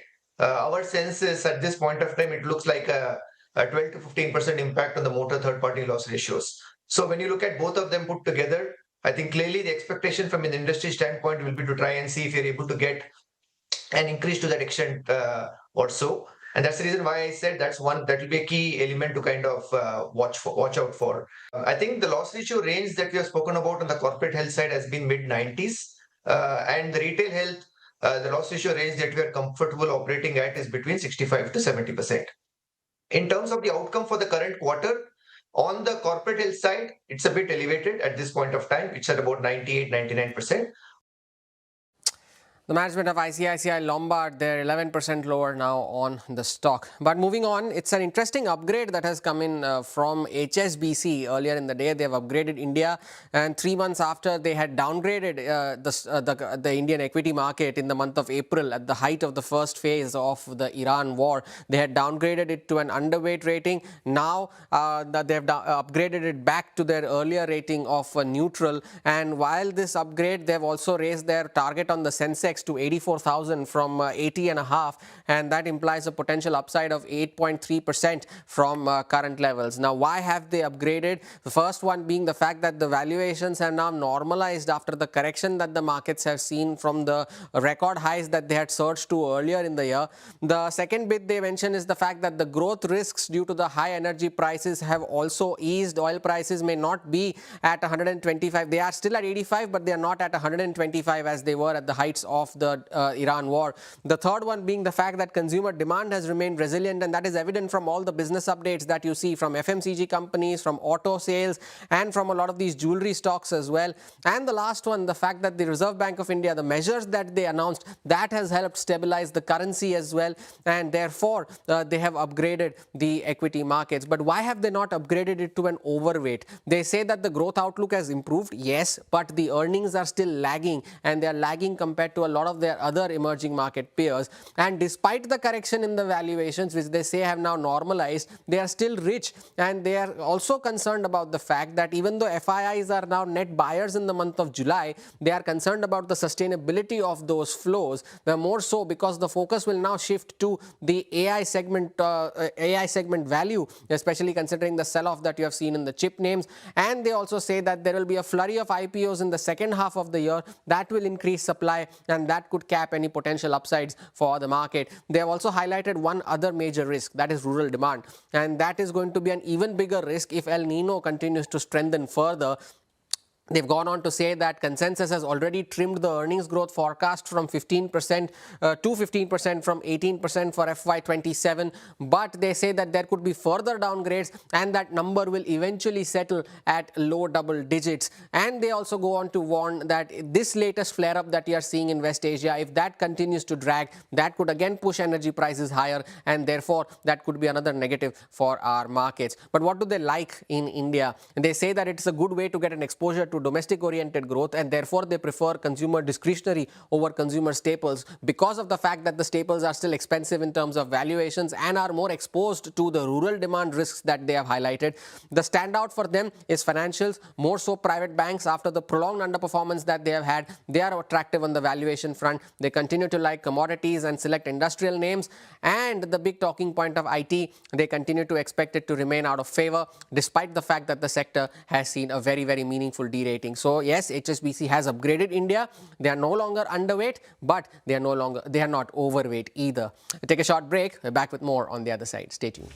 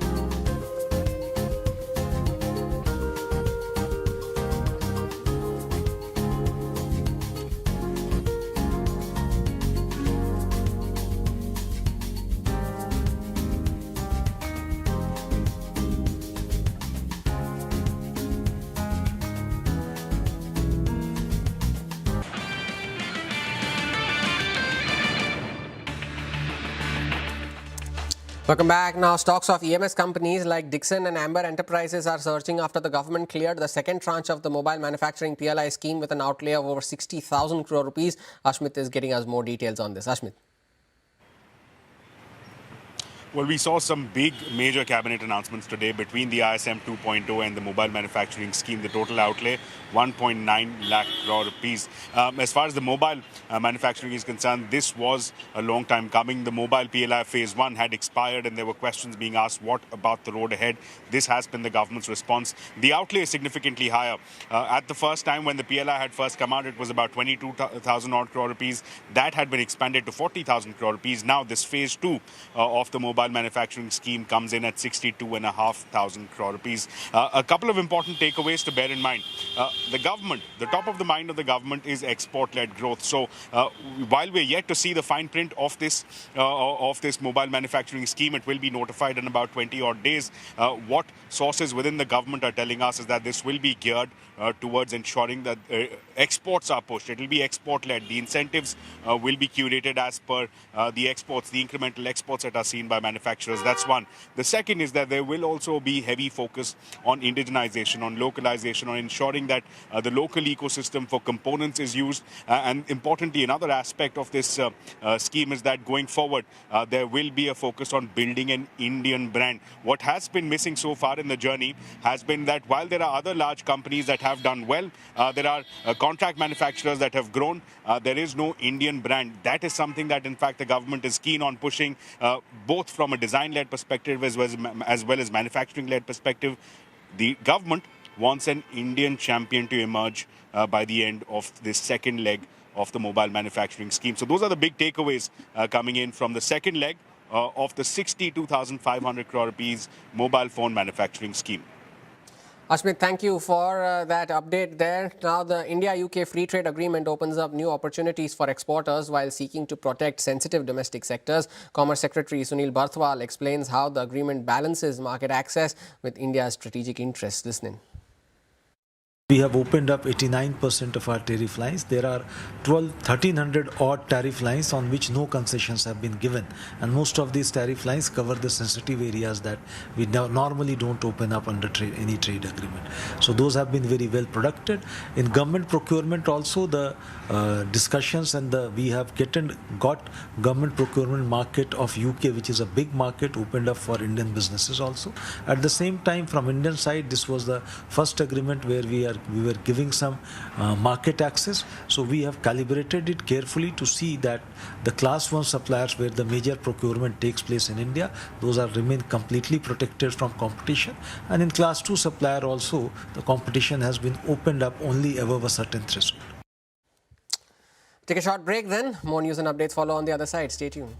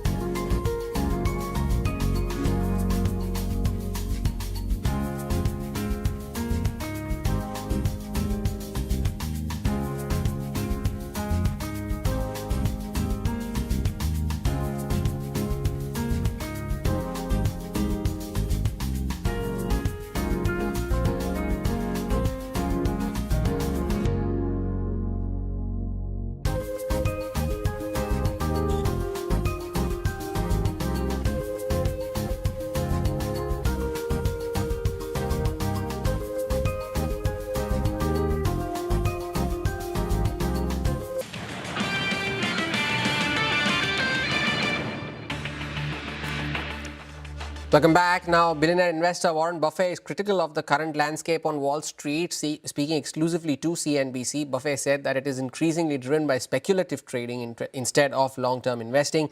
Buffett spoke to Becky Quick on the markets and much more. Listen in. But since humans love to gamble so much, there's more money in actually cultivating gamblers than there are cultivating investors.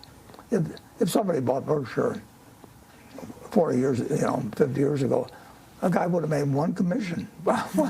and he should spend the rest of his time telling the client, don't do anything with it. And that's just not the way we can't expect that of humans. But every now and then you do find people you find people who behave far better than other people. Fair to say, though, it's tougher to find values or find it's cheap tough to find opportunities? values when everybody is preferring gambling. Yeah. And from the standpoint of the state, we may have discussed this, but from the standpoint of the state, it's sort of disgusting because the state needs money for all kinds of things, roads, schools, you name it. And they have found that they can clip people who are buying nothing but hope, selling them something with a payout ratio of 60% or something like that. And if they weren't doing that, they'd have to have the income tax higher. Right. It's a cynical sort of activity, and I think the less you get cynicism between the governing body and the people of government, you don't want people to be cynical about their system. But there's times when the system says, just be as cynical as you want because this is what I'm going to do, baby. Let's now get to the latest on the West Asia conflict. Tensions continue to intensify in the region as the US military launches 2 fresh waves of strikes against Iran, with Central Command saying that the attacks are targeting Iranian military capabilities used to threaten vessels freely transiting through the Strait of Hormuz. Iran has also said that it carried out retaliatory attacks targeting US assets in Kuwait, Bahrain and in Jordan. CNBC's Dan Murphy gets us all the updates. Earlier today, CENTCOM announced just this morning that the latest wave of American strikes in Iran has now been completed. U.S. forces hitting Iranian command centers, air defense sites, missile and drone capabilities, and what they called coastal surveillance facilities in the last few hours, basically in a bid to degrade Iran's ability to threaten ships in the Strait of Hormuz. CENTCOM also saying American forces also struck coastal defense and cruise missile sites on Greater Tum Island during a 90-minute wave. And now the Wall Street Journal also reports this morning that President Trump is leaning towards expanding U.S. military operations inside Iran. That comes after days of briefings from his top aides.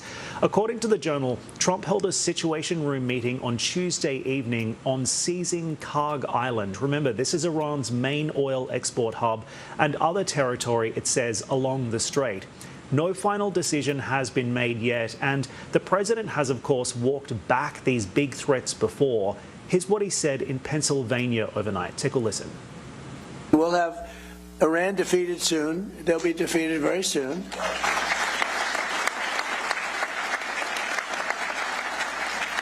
And then I guess it'll be even better. But, even during this, it's been amazing. I mean, to think, so I call it a military operation, but call it whatever you want. It's incredible. It's like it hasn't made a dent. A lot of people thought oil would go up to $350 a barrel, and today it's at $79. A couple of days ago, it was at 68. It went up a little bit because I had to take tough action because they did not obey what they're supposed to obey. I mean, they just didn't do it.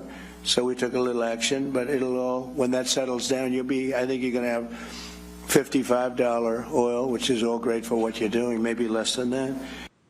President Trump speaking there. Meanwhile, U.S. officials also tell the Wall Street Journal the other options include sending ground forces to seize Iranian islands near the Strait of Hormuz and bombing a fortified nuclear-linked site called Pickaxe that the U.S. has so far held back from striking. So, as I mentioned, a number of options on the table here. Whether or not the United States actually decides to pull that lever and go ahead with what would be an expanded military campaign inside Iran, or even going the full step, which would be putting boots on the ground, something that we've spoken about over the last 5 months, remains to be seen at this point. As for the Iranians, we've also heard from Iran's top negotiator, who also said overnight that Iran was in basically an essential and existential war with America. Mohammad Ghalibaf saying Iran is prepared for battle, but also ready to use the tools of diplomacy and negotiation to achieve its own national interest. So the situation appears to be getting worse before it gets any better. It's back over to you. Now, defending champions Argentina are through to their second straight FIFA World Cup final after a thrilling 2-1 comeback victory over England. England looked coarse for a famous win after Anthony Gordon's opener, but Argentina responded in style. Enzo Fernandez leveled the scores with a stunning long-range strike before Lautaro Martinez scored deep into stoppage time to seal a dramatic victory. Argentina will now face Spain in Sunday's World Cup final, where they will aim to become the third nation in history to successfully defend the FIFA World Cup title.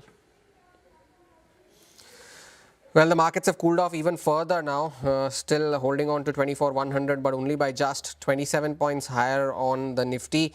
A couple of results that came in, Sterling and Wilson, as we just highlighted at the start of the show, that is now down 5% after the results announcement. Oh, in fact, now it's down 8%, so it has extended its losses as we speak. So, not a good show for Sterling and Wilson. News and software, though, still continuing to fluctuate between gains and losses currently. Still down around 2.5% after its results, but it's a reversal of almost 6 to 8% from the intraday highs that it made. We take a leave on this edition of Business Lunch from me and the team. Thank you for watching. Midcap Radar on the other side.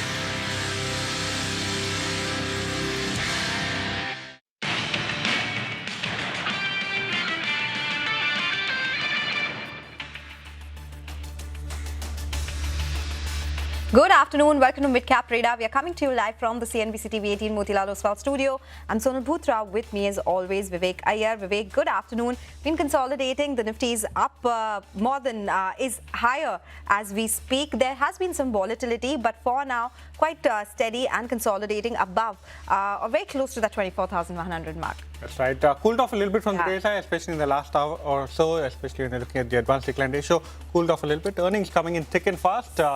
capital markets as well as AMC stocks, those are the ones in focus, especially after the numbers that have come in overnight. And of course, insurance stocks, a lot of sharp reactions over there as well. But a lot lined up on the show. We'll discuss a lot of earnings. So let's start off with the top headlines. Market continues to trade with gains, with Nifty hanging around the 24,100 mark. IT and consumer durables lead sectoral gains, while realty and financials lag. ABB Global reveals an 81% surge in India region orders, which includes both the listed company ABB India and its other arms. While the extent of attribution to the listed arm is unclear, the news charges up stocks in the sector. EMS stocks jump after the cabinet clears Semicon 2.0 with the rupees 1.27 lakh crore outlay and the mobile PLI 2.0 of rupees 62,500 crore. While the production target for chips is rupees 4 lakh crore, that for mobiles is rupees 39 lakh crores in the next 5 years. HDFC AMC shares slipped despite an inline first quarter as equity and AUM market share moderates and expenses rise 19% sequentially. Nomura issues a buy call on the stock while HSBC has a hold rating. Corporate action triggers up move in Shankara Building Products. Promoters announce a 94.6 crore rupees open offer for a 26% stake at 150 rupees per share, paving the way for higher promoter holding. Okay, all right. These are the top headlines that we are tracking. The bigger headline that market has come off from the highs. The Bank Nifty is down 420 points from the highs of the day, and it's a fall across the board. But Nifty very close to the day's low. It is at the 24,090 mark, and Bank continue to be a problem point for now. The Midcap index as well is at the lows, and the Adv-Decline ratio is worsening as well. So we are not able to hold on to the gains that we saw, the opening gains, so to say, despite a decent global handover for now. And look at the Adv-Decline ratio. The lines, they have been quite volatile, but finally more declines than advancing stocks.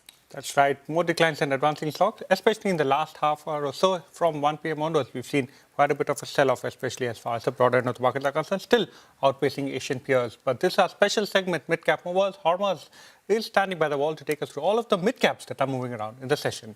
Well, some interesting list of movers that you have in the broader markets today, even though they are now under pressure off the highs of the day, but earnings reactions, news flow driven moves. Look at MRPL at one point was up around 13-14%, still holding on to gains of around 8. ABB India as well, the 10% surge is now down to 6.5. Himadri Specialty Chemicals though has extended its gains, is now at the highest point of the day, 7.5% higher, and all of them are either earnings reactions or business update reactions. And of course Dixon Technologies at a 7-month high now, 6% higher on the stock after the latest announcements made by the cabinet. Take a look at some of the other earnings reactions though. MV is also off the highs and are still holding on to a 5.5% advance. ICICI Lombard still down 11, HDFC AMC still at the day's low, down 4.5, and Prestige Estates 2.5% lower after its pre-sales that came in just a few minutes ago. The newsmakers, of course, Mrs. Bector's Foods, that continues to surge as well, 14% higher on the stock and 12% higher on the stock, in fact, and Biocon 2 is at a 52-week high today, continuing to do well after the latest approval that it received. Capital market stocks are not doing very well today. Of course, in line with HDFC AMC's move, look at Nippon Life, that's down 4, Nuvama Wealth is down 3, Grow is seeing some profit booking today, and CDSL2 has slumped to the lows of the day. Some of the high-flying names from the start of the week are now seeing some profit booking. Fino Payments Bank is now down 6%. Landmark Cars, after a very sharp 2-day surge, is now down 3.5%, and MTAR Tech is in stage 4 of the ASM, another 5% lower circuit for the stock, continuing to see some profit booking from elevated levels. And lastly, stocks at 52-week highs today.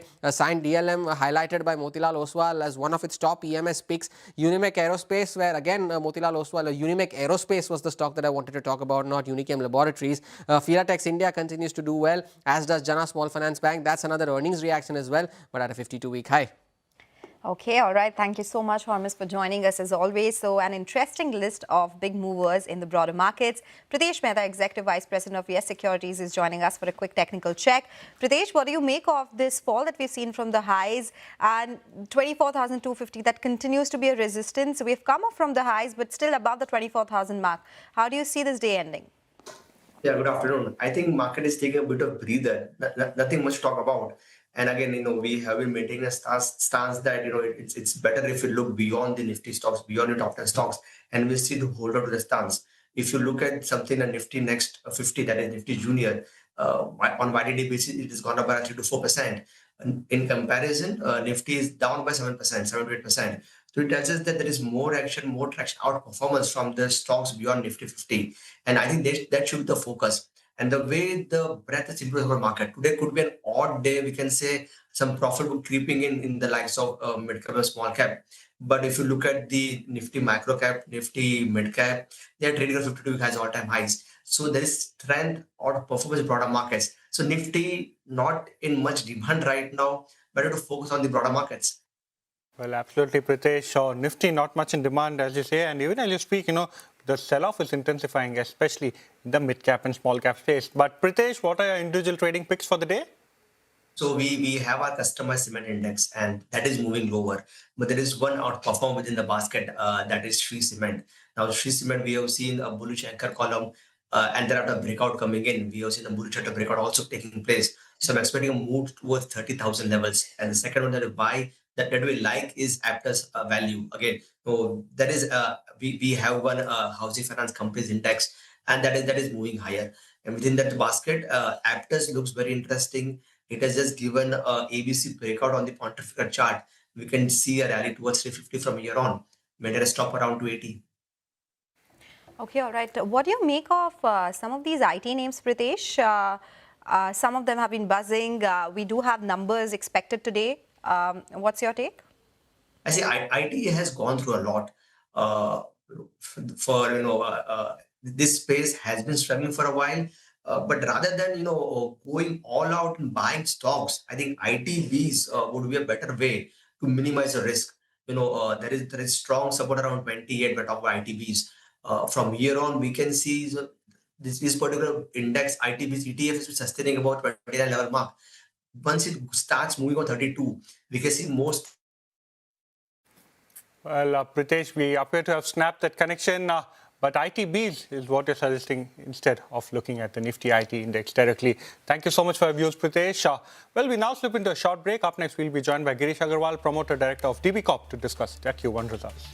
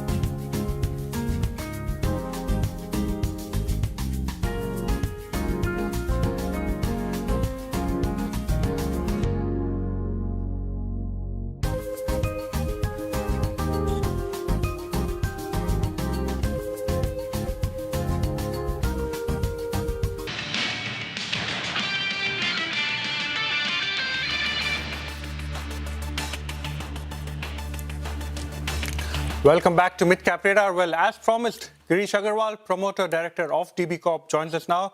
Good afternoon, sir. Thank you so much for joining us. Well, Mr. Agarwal, after a while, we are seeing double-digit ad revenue growth rates, up almost 10% on a year-on-year basis. This particular period, we understand, captured the tail end of government elections. Was this one-off, or is this more structural? And what kind of ad revenue growth are you penciling in for FY27? See, if you look at this quarter one, 10% growth, it had nothing to do much with the government. In spite of the geopolitical issues, in spite of that in the education category, NEET went for the re-examination and all that, the number is 10%. If everything was okay, I think we could have touched 13, 14% also. So I hope this momentum continues because the growth has come from multiple categories, except automobile, which was flat, and the real estate, which was not that exciting, which we are looking at.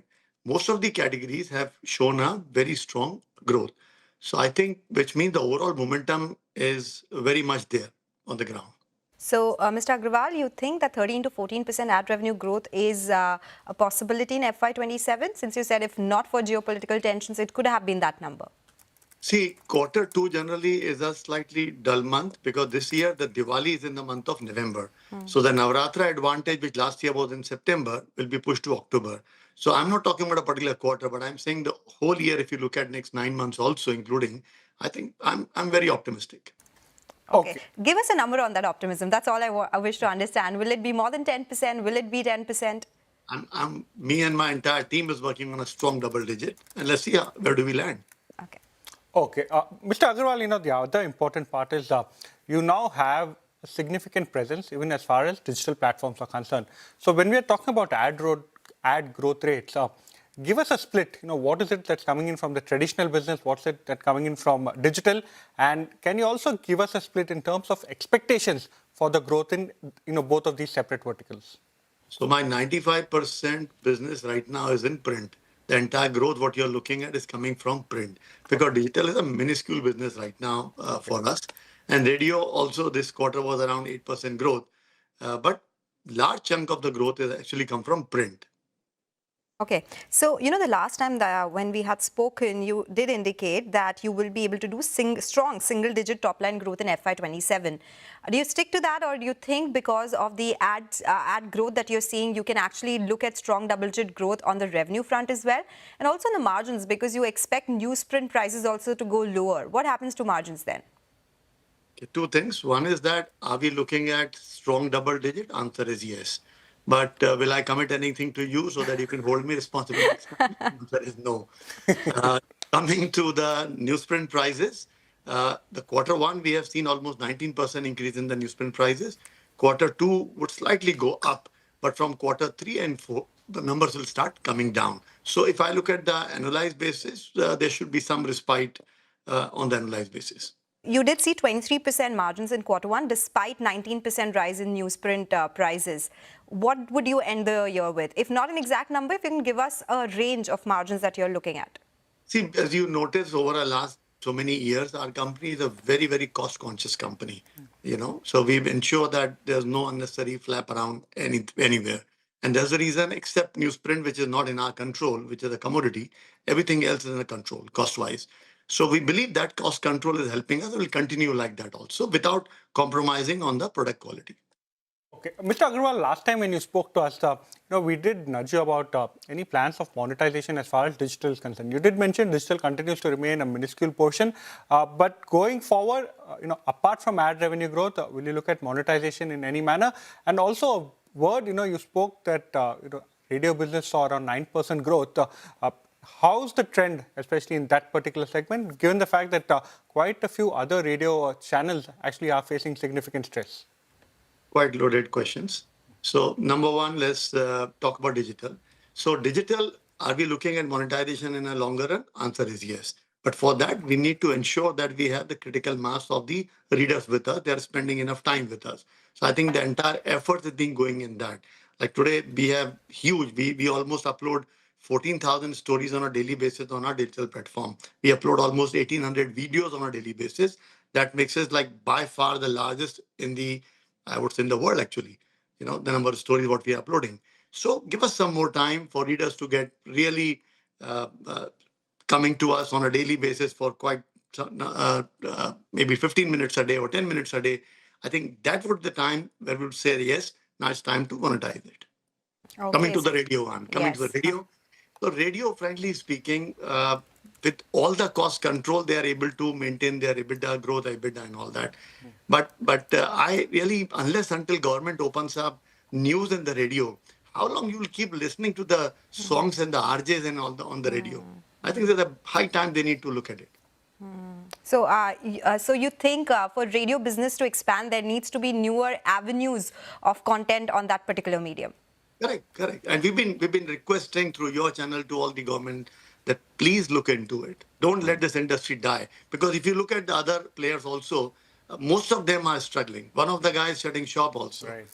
Yeah, that's the reason I asked, a couple of very popular channels have actually shut shop recently. Well, the other thing which we want to ask you is in terms of the core news, the print business itself, what are the plans to go ahead and increase circulation? Because trends over there have been flat, both on a year-on-year basis. So, what is the reason for that? Is it more of a behavioral change, or what kind of targets do you have to increase circulation there? See, to maintain the circulation numbers is also a humongous task these days. Because as you know, there is a behavioral change, but not to a large extent. Maybe a couple of percentage on an annualized basis. Our main focus is that how do we engage our readers, more quality content and all that. And that's an ongoing journey, like you do the same on your television business. Okay, so that is on the radio business and circulation as well. Mr. Agrawal, monthly active users, they've reduced on digital apps. You did indicate that, yes, digital has to reach a certain level for you to monetize it, for it to grow further. How are you capturing more users? Will you look at paid apps going forward, some paid plans? What's the strategy here? See, the strategy is very simple. We need to see how we are able to increase the number of users and the time spent by them. Now, for that, it's all about content. Like recently in Uttar Pradesh, we have done a massive ground plan where we are reaching out to every possible panchayat also to appoint a singer there so that we get more content from there. Same thing we are doing in Rajasthan, in Bihar, and other markets also. So it's all about content, and I think it's not an easy thing. Otherwise, anybody would have done it so far. Absolutely. Well, Mr. Agrawal, thank you so much for joining us. Being very candid with all your answers, especially when it comes to both the traditional as well as the newer lines of business. Wish you all the best for the rest of FY20. Thank you very much. Well, we'll now slip into a short break. We'll get you more on the markets and stock-specific action on the other side. Stay tuned.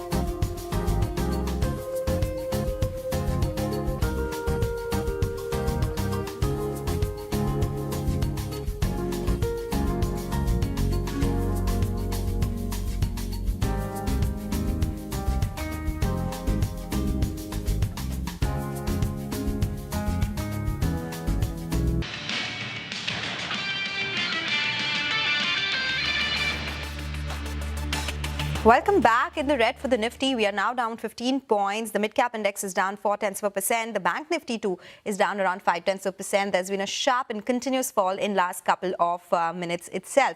A lot of earnings which are trickling in. We did have Nugent Software, which reported numbers just a while back. Looked like a weak set, but let's go across to Winnie to understand what did she make of these numbers. Winnie. Hi, afternoon. So yes, when you look at it sequentially, which you compare for most IT companies, it's a weak set of numbers. But do not forget, Q1 sequentially always has seen a growth, and this has been for the last few years that I've been seeing it. It's always a degrowth. So Q1 is a weak quarter for Nugent Software. They provide more products than services for IT companies, right? BFSI is a main sector that they focus on. They provide the software over there, and that's what they make their revenue from. So yes, let's compare it on a quarter-on-quarter basis. 21% decline in terms of revenue, quarter-on-quarter basis. 15% is what the margin came in for Q1 FY27 versus Q4 FY26. It's just the 33.8% was the EBITDA margin. So yes, sequentially weak number. YOY, we have seen a growth of around 11% in terms of revenues. Margins are also largely stable, and BFSI sector is the main one which they provide the services to. Segment-wise, when you're looking at it, I mean in terms of geographies, the breakup. India region, YOY, has been largely stable. EMEA region, that's the Middle East side, that has been a 9% growth. APAC region has seen a 12% growth, and USA has seen a 27% growth. YOY, we are seeing improvement in terms of numbers. QOQ, obviously we're seeing a decline. Q4 is the best quarter for the company always. That's a very high number. So on that base, always we see a decline in Q1. So we'll wait out for more in terms of the presentation, in terms of annuity revenue, subscription revenues as well. But as of now, I would say QOQ, weak number, but I would largely compare it YOY versus instead of a QOQ. Well, absolutely right. More of a product-specific company, so news and software, despite the name. We look at it on a YOY basis. Thank you so much, Vinny, for joining us and giving us all of the news as well as the Q&A analysis of the results. Well, moving on, this is our special segment, Midcap Spotlight. Mangalam joins us, and he will be focusing on Mrs. Spector's food. Well, it's a crunchy bet that Sunil Singhania has taken, and as a result of which the stock has seen a big move in today's session. We know the news that Abacus has actually gone ahead and bought about 23 lakh shares at a price of 169 rupees. But remember, the stock has been a massive underperformer from its September 2024 peak of 423 rupees. The stock is actually down about 55% from there as well. So it seems like more of a valuation bet than anything else, because we know Vector Foods, as the company which is a leading player in the biscuit segment under brand Cremica, also sells premium baked products under English Oven. And if you look at their last year's numbers, the revenues have been close to 2,000 crores, which is 1/10 the size of Britannia, margins at around 13%, and a net profit of 141 crores. But here's what is important. 60% of the revenue is coming from biscuits, about 38% comes in from breads, and contract manufacturing is about 2%. They do contract manufacturing for a lot of the Mondelez biscuits as well. But, the stock trades at 27 times FY28 price to earnings after having seen a correction. Britannia, for one, trades at around 40 times. So Britannia has 10 times the revenue, but it's nearly 20 times the company's market cap. And going forward, there are a bunch of triggers as well. Vector Foods, in its previous conference call, has said that they expect sequential margin improvement over the next couple of quarters. So that is likely to play out as we speak. And then the big triggers, obviously, for any consumer company is increase in distribution, increase in capacity, and at the same time, increase in product offering. So their Kolkata plant, which was commissioned in January, strengthening their presence in East, increases their business presence out there. The company is expanding distribution within 400 kilometers of Rajpura, Dhar and Kolkata facilities, so which means that there are prospects of better volume growth coming in as well. They are expanding their total reach to about 1 million stores versus 700,000 stores by FY30. Their target reach is also nearly 3.5 lakh stores by FY27. Quick commerce, which is the fastest growing channel in the consumer space right now, especially for premium products, accounts for more than 25% sales for their English Oven business, which is obviously a premium product. And finally, recently, because going on to the protein trend, they've launched Nature Baked Super Protein Bread along with English Oven jar desserts. So all these factors are working in favor of Vectors from a business standpoint. From a stock market standpoint, a 55% cut and a steep discount to the industry leader must have excited Sunil Singhania, which is why the stock is a buzz in today's trading session.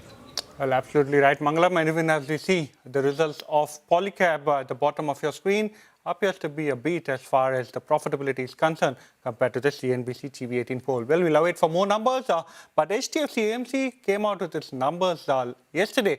The stock today is down by almost 4.5%. Devyani joins in with the key highlights. Well, HDFC AMC came out with a largely inline set of numbers, with yields improving quarter on quarter as a result of higher alternatives and equity mix in the entire AUM mix. Keep in mind, brokerages are calling this not exactly a structural change, so that shouldn't be looked into much. Alternatives AUM grew 13% quarter on quarter to 14,800 crores, but keep in mind that's a low base that the company is working with, and the AUM grew just about 0.8% quarter on quarter, and as a result there were market share reductions of around 20 basis points across equity as well as overall AUM on a quarter on quarter perspective. Coming to the financials, quarter on quarter, revenue was up 4.6% to 1100 crores, expenses grew 19%, leading to a margin dip of around 300 basis points, but they still came in healthy at 77%, and the company earned about 262 crores in other income versus 11 crores in quarter 4, driven by the mark-to-market gains, and that is what led to a PAT beat of around 30, with a growth of 34% quarter on quarter to 837 crores this time around. Now, keep in mind, the stock was trading at 2200 levels at the end of March 2026, and currently it trades at 2600 levels, which means that the stock has seen over a 20% rally, and as a result, the stock seems to be taking a little bit of a beating, a profit booking after the recent results were out. Well, thank you so much, Devani, for joining us and giving us all of the details as far as HDFC AMC is concerned. Polycap, at least at first glance, appears to be beat across street estimates, but it's time to take your leave on this edition of Midcap Radar. MF Corner when we return.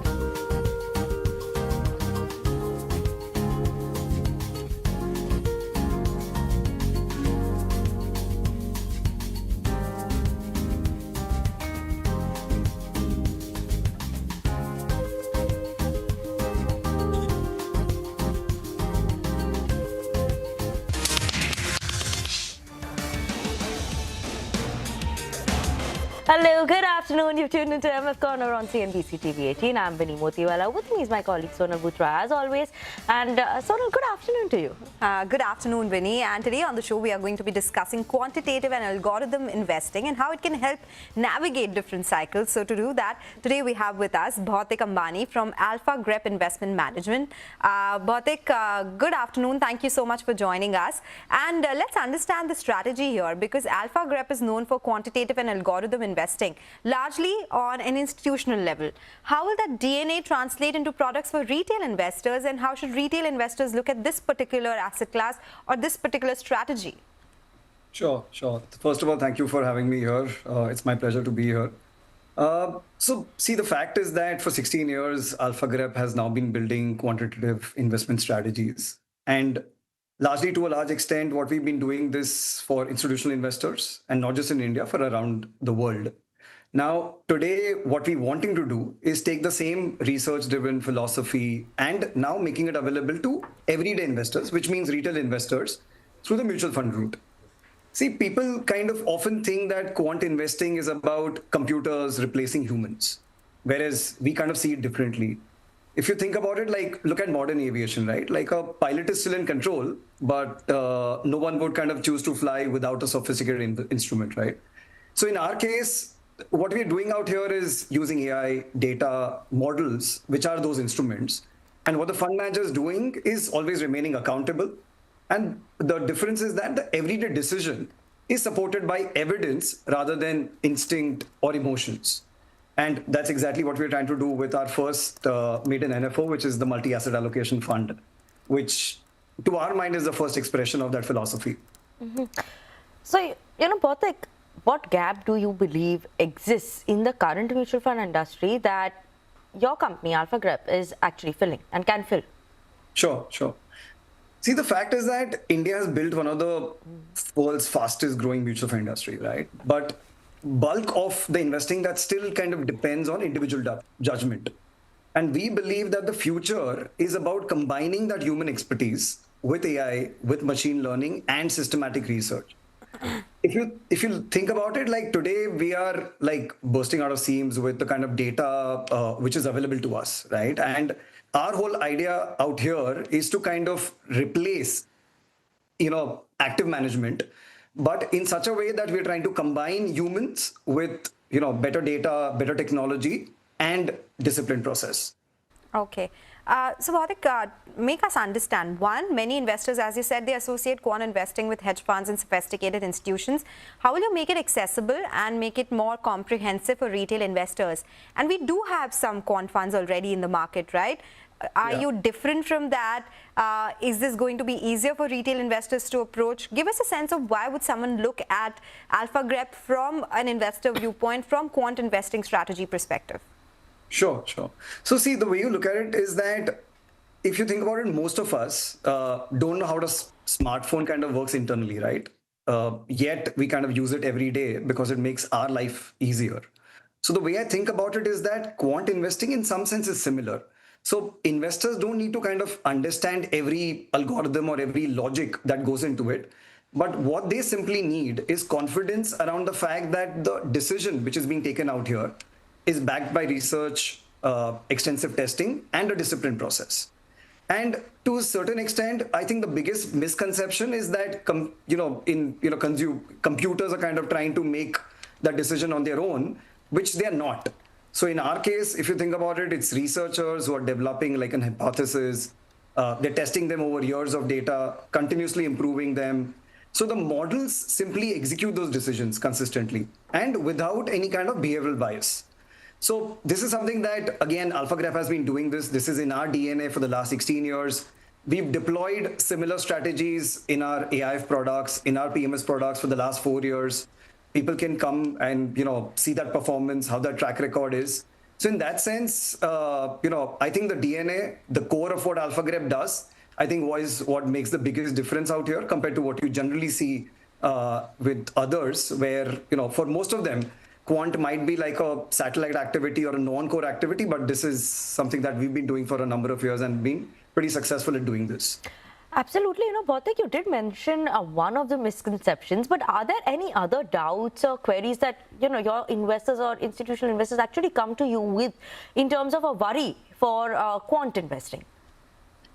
See, I think one of the things that they kind of think about it is that, it's like a black box, right? And whereas what we are kind of trying to tell them is that it's not necessarily a black box, because in fact, every decision or every outcome that we get from a model is completely known to us, because every logic is kind of coded up out here and which is built into the algo, which means that every decision, every outcome, every stock in the portfolio, whether what weight it is, or let's say, for example, in our case, the multi-asset allocation fund, what we are doing out here is kind of taking one step away from, only deciding on stocks, but it's kind of helping us decide on what to allocate in terms of which asset class and when.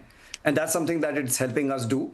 And the whole process is transparent and backed by research and numbers of years of research.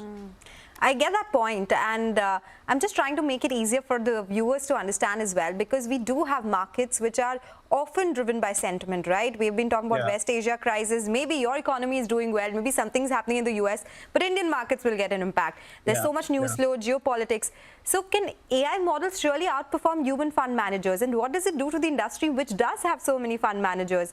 How big do you think this particular style of investment be as a part of the entire industry? Sure. See, the fact is that, the investment process is model driven, but the governance is always human, right? So if you think about it, the fund manager is always overseeing the implementation, the risk management, the liquidity, execution. So in some sense, it's like a partnership between technology and experience. It's not one replacing the other. The other thing that I would like to mention, and because you mentioned like a crisis out here, see, what we're trying to do out here is that we're not building models for, let's say, a COVID or an election or a one-off event. What we are trying to build out here are broadly adaptive systems. So, for example, as data changes, the portfolio changes. And that's one of the reasons why we launched a multi-asset allocation fund, because it kind of gives us the flexibility to move around asset classes. When I say asset classes, whether it's equity, whether it's fixed income, whether it's commodities. And within commodities, again, what we are including is not just gold, silver, but along with copper and crude. And as and when market regimes evolve, the fund can kind of adapt. Bhautik, how much discretion does or will a fund manager have, or will investment decisions entirely depend, or is it more dependent on a model driven than the fund manager's opinion as well? See, the way we think about it is that if the fund manager has the right to kind of overrule the decision that the model is making, then, it kind of losing its purpose, right? Like, then you're bringing in emotions, you're bringing in bias. The whole idea out here is to avoid some of these things. And that's the reason, yes, the humans are building the models, but once the model is built, the whole idea is that then you let the models kind of take the decision for you, and you implement that on a regular basis, on a systematic basis, and that's where the discipline comes in. Okay. We are talking about, AI-driven models and keeping it very disciplined as well. But you can't really time the market. You can't really foresee what could happen in the market. You briefly mentioned COVID and crisis times when markets do react sharply. So during extreme events, how do these quant funds work? Be it global crisis, how do these quantitative models adapt? Do you make those churns quicker? Is it anything that differently happens during these periods? So let me kind of try and give you an example here, right? Like, see, we all, think when we think about going to a gym, we spend a lot of time kind of researching on which gym to go to, what kind of equipments will we get there, maybe even what kind of trainer. But if you think about it, let's say once you go to the gym and you land up eating anything and everything, that's 80% of the job in terms of what to eat, right? Rather than spending that 20% time in terms of deciding on which gym to go to. So in our case, what we are trying to say is that instead of investors spending enormous amount of time in terms of choosing stocks or funds, we are spending too little time in terms of deciding on where to allocate, how much to allocate. Like, for example, how much to allocate to equities, how much to allocate to fixed income or commodities. And that's exactly what we are trying to do through our multi-asset allocation fund, where we are automating the entire decision making through a systematic framework.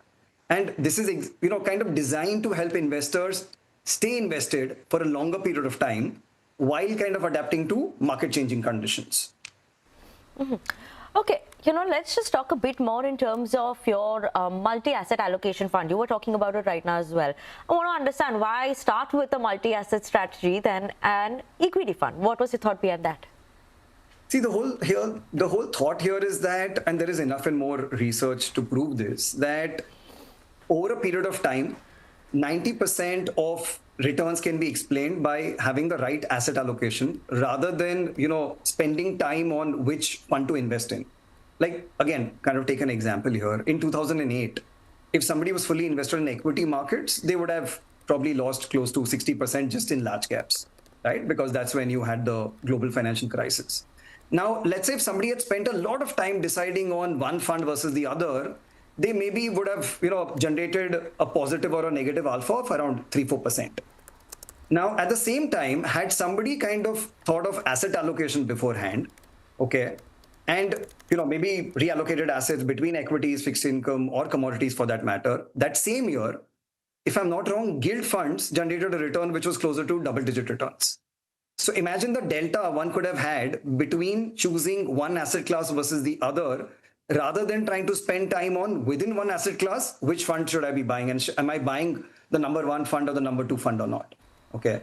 So that's precisely what we're trying to do in this fund, where we are saying that that entire decision making of which asset class to invest in, when, and that entire rebalancing we are doing through a statistical approach. So we have, and these are again globally followed approaches called risk parity, sharp optimization. These are statistical approaches, okay? And the biggest difference here is that these approaches are cross-asset models. When I say cross-asset, meaning in very simple terms, we don't look at one asset class in isolation and say that, let me look at equity valuations and decide how much to invest in gold, silver, or let me decide on how much to invest in fixed income. Because at least to me, equity valuations don't tell me about anything about gold, silver, or for that matter, fixed income, right? So in our case, because these are statistical models and they are cross-asset, they look at all three asset classes as one package and then decide on how much to allocate. Okay, so now that we are done with multi-asset allocation, which are the other categories that investors should expect there? Factor funds, quant funds, index funds, active equity funds, global strategies. There's SIF, which is a new product. And how do SIFs, connect with quant investments? Tell us more about that. Sure. So see, as a platform or as a company, we already run alternate strategies. We already have a couple of long-short funds, which we run as Cat3 IFs. We run long-only PMS, which is run as a multi-factor strategy. We already have a GIFT City fund, which is an outbound fund currently, which is investing in dollar assets. Now, as we speak on the mutual fund platform for retail investors, the idea is to extend all of this expertise, right, which the group has to offer. So from that perspective, one of the funds that we're launching after the multi-asset is a flexi-cap fund. So that is something that will be going live soon. We have already received our approval for the SIF license, and very soon we'll be filing one of the first schemes out there. Long short is something that we've been doing for 4 years. So we are very excited to kind of deploy that long short expertise into a SIF scheme soon. So that's something that we'll be looking to do. Outside of that, considering we have at a group level models that can deploy strategies globally, so we will be looking to launch even global strategies using the GIFT City platform, but for retail investors, because so far whatever we've done was largely offered to, let's say, institutions, family offices, high net worth individuals. But now with the mutual fund coming in, the whole idea is that we want to kind of offer this institutional grade infra research capability that we've built over so many years, and only offer it to institutions or family offices or HNI so far, but now offer it to retail. In some sense, it's like democratizing, quant investing for retail. Absolutely. So retail is something where we may see you coming in as well.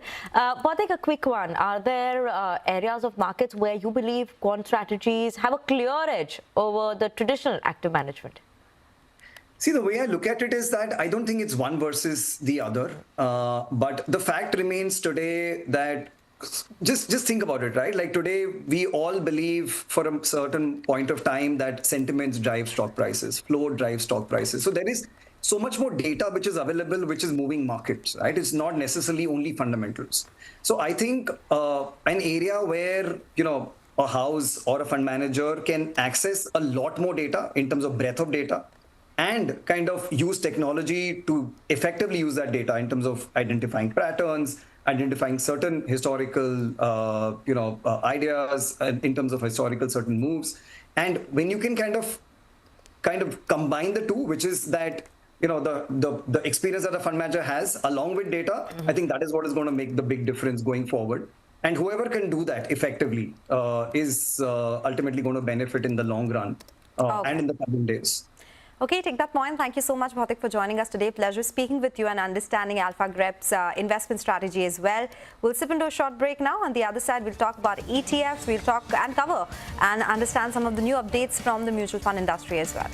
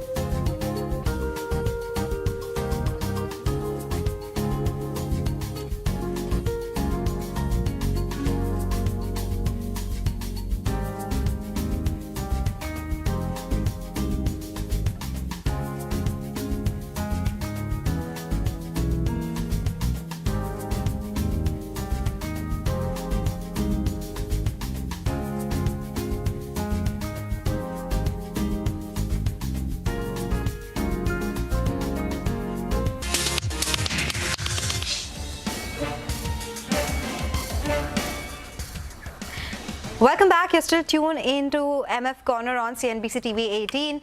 Well, one of the segments or categories that did really well in the June quarter or the AMFI data was ETFs and fund of funds. In fact, ETFs and FOFs, they were the fastest growing categories in the month of June. They saw an increase in terms of inflows by 25%. This is largely on a YY basis, not on a month-on-month basis, but still, if we look at specifically gold ETFs, because that's where there is a lot of interest, they have been increasing. After seeing that sharp outflow in the month of May, we did see an inflow come back. So 3,443 crore rupees is the kind of inflow that we saw in the month of June. Other ETFs, which will have other commodities, you will have some of the other categories in ETFs, sectoral ETFs, that is where we did see inflows of around 13,237 crore rupees versus outflows of around 620 crore rupees in the month of May itself. ETFs are now 14% as a percentage of the total AUM, which is at around 82 lakh crore rupees. So ETFs form 14% of that one.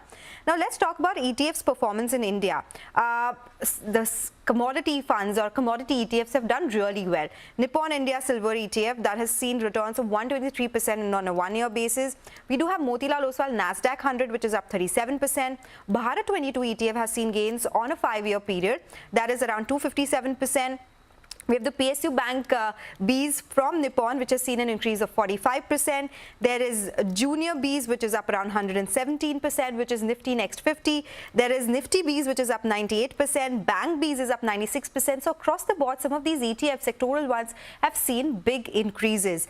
If we talk about international ETFs, because we usually just focus on the Indian ETFs, but internationally, a lot of them have done so well. We have the Vanguard Total International ETF, which is up 22% in this year so far. It seeks to track performance of FTSE Global All Cap X US Index, which basically measures the investment return on any of the markets outside of the US or the companies located outside of the US. Then you have Fidelity International High Dividend ETF, which is up 30% in the last 1 year. It invests at least 80% of its assets and securities. Included in the Fidelity International High Dividend Index, there are depository receipts as well. So it's a complete different asset class altogether. Some of the other commodity-based ETFs have done really well as well. You do have the Metals and Mining Index from SPDR, which is up 119% in 1 year. VanEck Gold Miners, which is up 130%. So a lot of these commodity ETFs have done really well. You have United States Oil Fund. Of course, oil is something that has seen a big increase, so 84% higher there. And Uranium ETF is up 8.9% on a 1 year basis. So some of these minerals and metals that we don't talk about so often do have ETFs in the global markets, and they are doing really well on the back of this big commodity cycle that we have seen. Okay, that's all about ETFs. Very interesting there, and a lot of ETFs that come in, so it's important to highlight that. But you know, we have few NFOs that have come in as well, and this is coming in especially after we've seen in the month of June that NFO number was at a multi-month low. Now let's talk about some of the details that have come in for these new NFOs. We have a Bacchus mutual fund that has launched a Bacchus large and mid-cap fund. Obviously, they are looking to prominently invest in large and mid-cap companies. That's a strategy. We have a lot of mid and large cap funds in the industry already, but this NFO will be closing on 29th of July. The other one you have is Baroda BNP Paribas mutual fund, which is mainly focusing on a BNP Paribas service fund.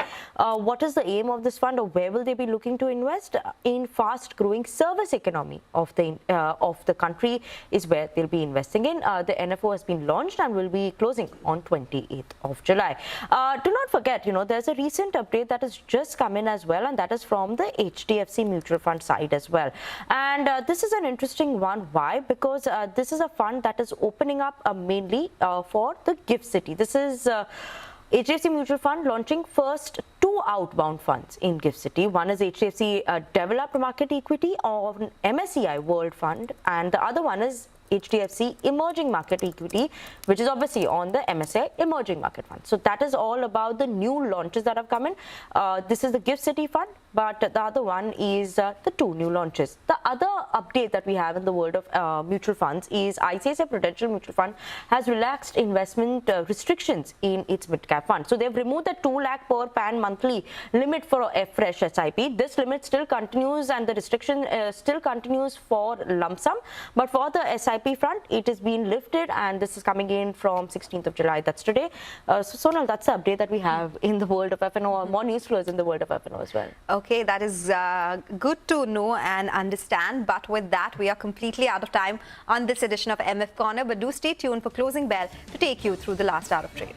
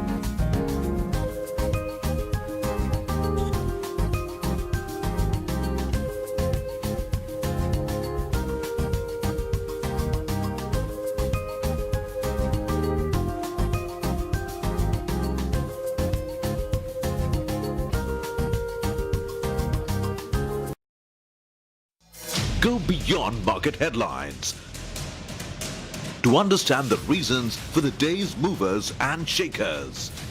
And get your portfolio ready for tomorrow. Beaming live from the CNBC TV 18 Motilal Oswal studio.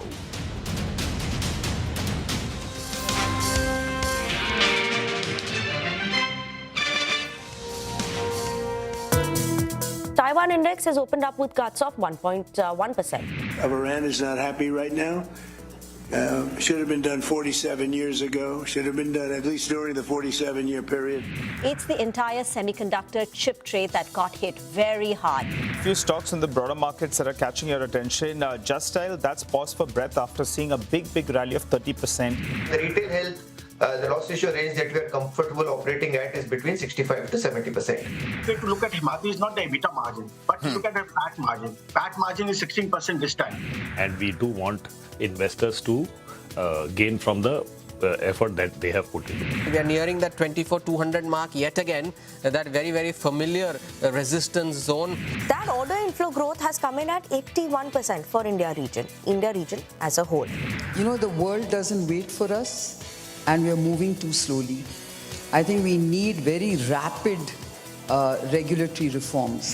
They've upgraded India, and 3 months after they had downgraded the Indian equity market in the month of April at the height of the first phase of the Iran war. There has been some volatility, but for now, quite steady and consolidating above or very close to the 24,100 mark.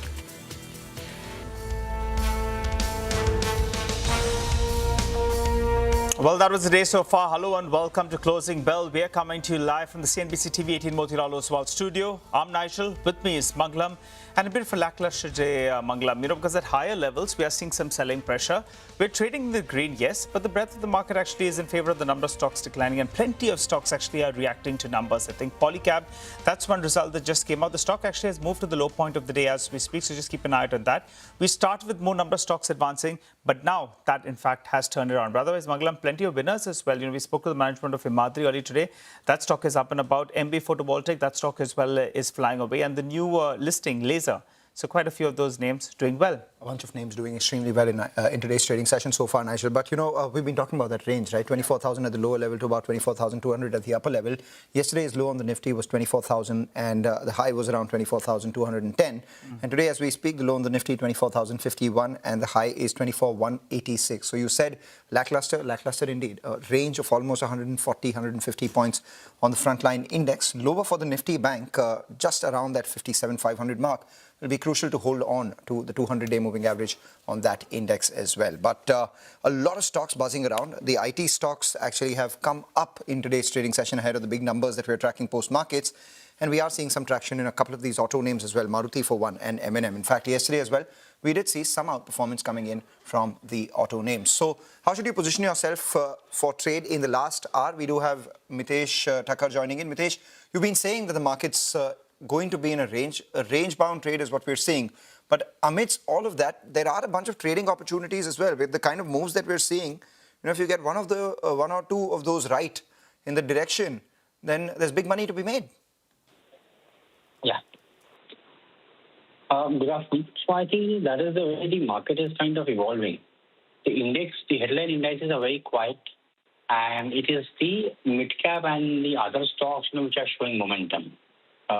The index, I think, looking at the way the indicators are placed, the averages are turning flat, the volatility indicators are turning flat. Good chance that we might still spend a few more days between 23,800 to about 24,350, broadly give and take a few points. So I think traders, people who especially chase momentum and breakouts, I think should focus on stocks. And today I have UPL as one of the recommendations. I think there's good price and volume breakout taking place over there. So UPL is a buy. Keep a stop below levels of 609. Look for a first target of 655. And the other one is Keynes, which has managed to get past the earlier swing highs. So Keynes is a buy with a stop at 3409 for targets of 3600. Right. So Keynes and Polycab are, Keynes and UPL are a bunch of stocks that you like. Polycab, now we'll talk about the numbers in just a bit. From a chart check standpoint, what's your call here? Because, fundamentally the numbers don't look particularly bad. There's something that the street perhaps may be worried about, because going into the numbers as well, this month the stock was slightly lower. In fact, over the last 14 days, it's down about 5%.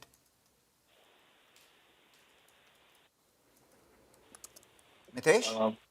Yeah. So I was just looking at the chart of Polycab. Just give me a minute to analyze it, because there's some kind of a negative crossover happening on the daily charts, though the weekly charts are good.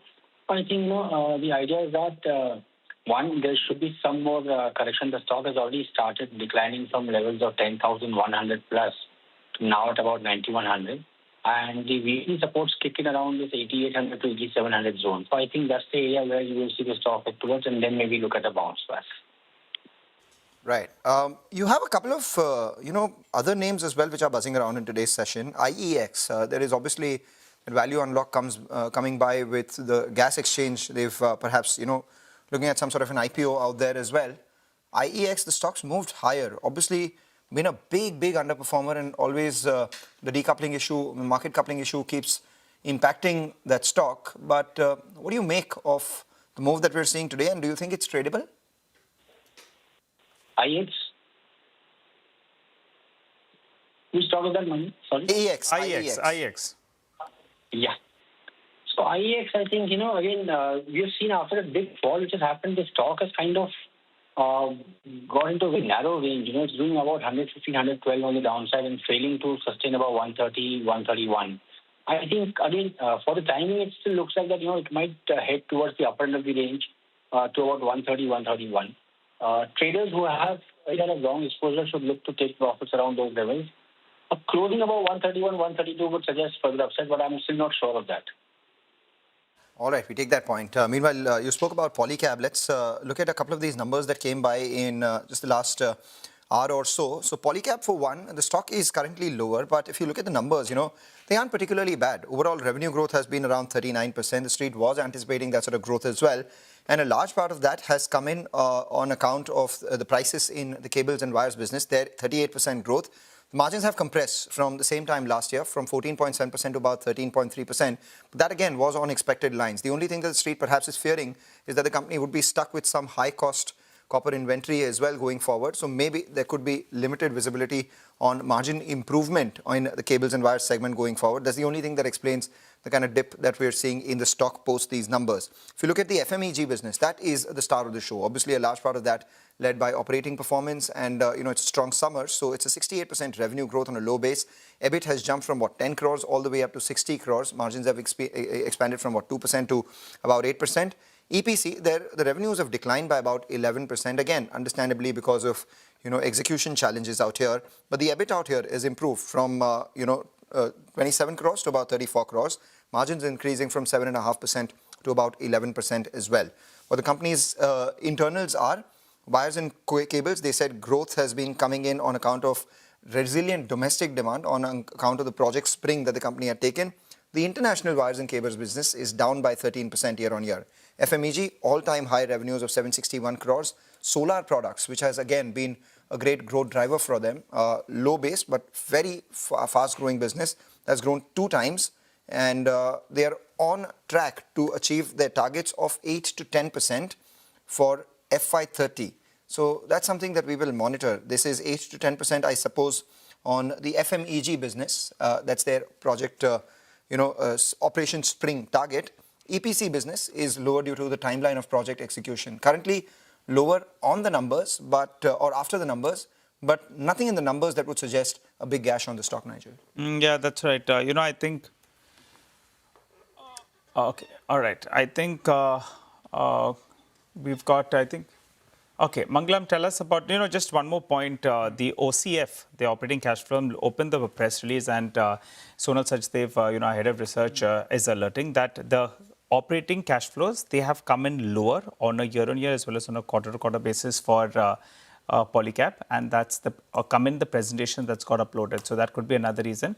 And wondering whether or not the street is sniffing, probably, once the results get out of the way, then again that trading window opens. Yeah. So is there some kind of supply that they're fearing that comes back into the market? We'll have to keep an eye out on that because the stock has seen a very, very sharp decline from the top. But Mangalam, you're a busy man. ITC Hotels is the other one that you're looking at? Yes, unfortunately, the only check-in I'm doing is into the results and not into the hotels. Wait for the weekend, brother, and do a quick check-in. I mean, why not?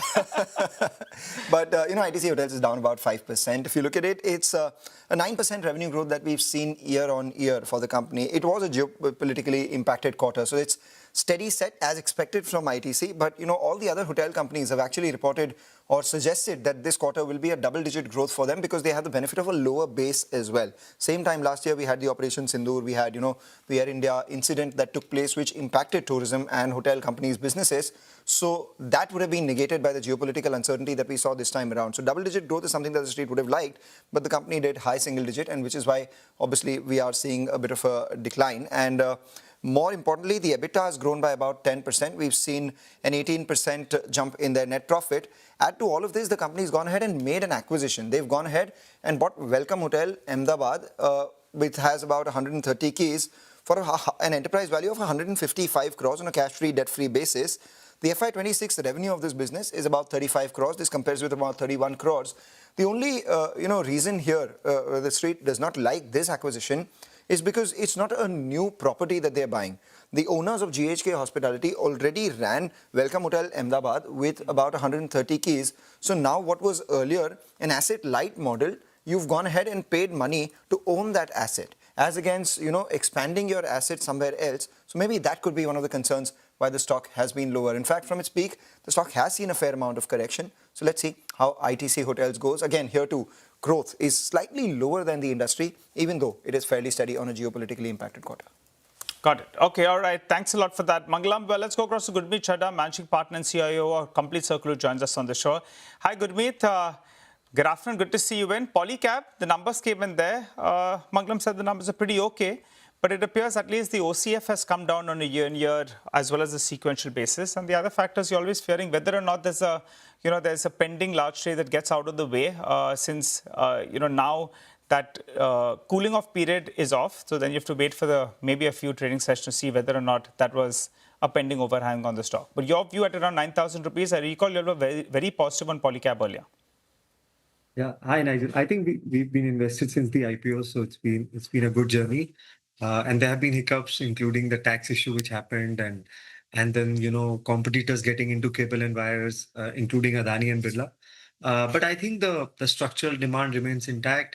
There's a bit of a pressure also happened because of the copper prices, but Polycab has done a lot of work on backward integration. I need to probably see the FMEG numbers in more detail. I think that's one area I think the street would be looking at. And the promoter ownership is still in high 60s. So, a little bit block coming here and there would basically be a temporary event. But housing demand, infrastructure demand, the optical fiber vertical, the overall AI-led, infrastructure spend, driving demand for cable and wires, I think it structurally looks good. This is one company which is consistently exceeding in terms of the estimates they've given.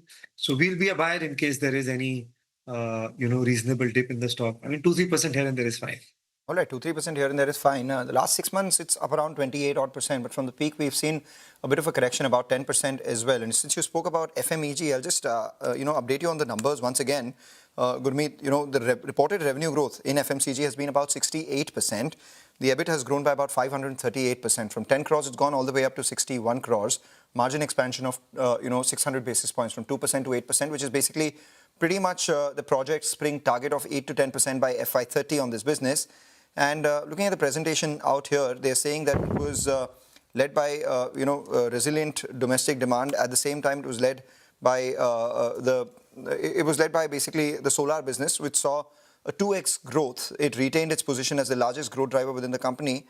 And it was obviously, I suppose, a lot of their cooling products doing well too. Would this be enough information, or is there something specific that you'd be looking at as well? No, I think it's quite detailed. I was basically more interested in the EBIT margin and the targets they gave. I think it's doing pretty well. I mean, the 700-800 crores can Mangalam easily be 1500-1600 crores in next 2 to 3 years, and that would meaningfully also hedge the company as and when the demand tapers off. May not be in the immediate future, but let's say sometime from now. So I think pretty good numbers, and we continue to have almost 4% kind of a weight in the portfolio in Polycab.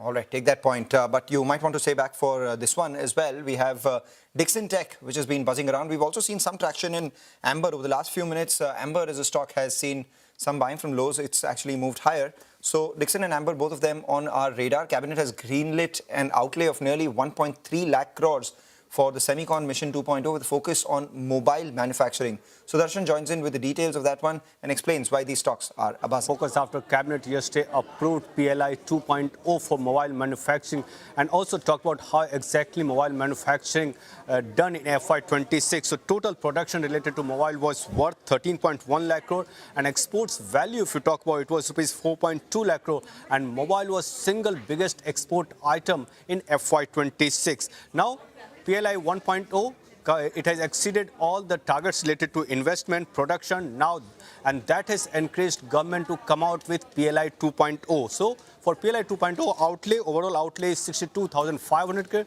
crore. Duration will be 5 years, and also there will be an incentive if you develop Indian brands. And community production target that government is targeting is worth rupees 39 lakh crore, and exports are estimated of rupees 15 lakh crore. Now there is a positive note on Dixon today come out with HSBC has upgraded the stock to buy, and target price has been increased to 16,000 rupees per share. It says that government has come out with PLI 2.0 as PLI 1.0 has expired, and related to Dixon, concerns of margin erosion and customer retention have now receded, and there is an increase in mobile phone margin by 30 basis points, and also it has increased target multiple PE to 48 times. So these are some of the factors that HSBC has mentioned behind the upgrading the stock. Got it. Okay, all right. Thanks a lot for that, Sudarshan. Well, Gurmeet, from the pack, I think earlier you were quite positive on Dixon, if I remember correctly. How are you playing this? So we, Nigel, continue to hold. I think we did see a sharp move. I think almost 40-50% correction from the peak. So I think one long pending approval with Vivo JV has come. Vivo is almost 23-24% market share in smartphones, and I think 2/3 is what Dixon expects as per the management interactions, which would drive volumes. I think the PLI announcement is another positive which could drive export volumes. In between we saw a lot of sharp hike in memory prices, which led to some demand suppression in smartphones. I think now the costs have started being passed on, led by the premium players. So I think that should also improve. The demand is getting back, and they've been doing a lot of stuff on backward integration, on camera, display modules, etc., which would also hopefully have meaningfully some improvement in margin. Small improvement will also help with the kind of volumes they have. So we remain constructive, and the stock has recovered. It almost came into 4-digit. From there, it's almost recovered almost 30-40%. Right. What else are you liking, Gurmeet? I mean, we've discussed stocks that you own, and we've discussed stocks that reported their numbers. Now, in a market like this, where obviously the frontline index is consolidating, we've had very many stocks which have seen big moves in this month itself, not the last couple of months. This does indicate that there is some traction at the bottom end of the market.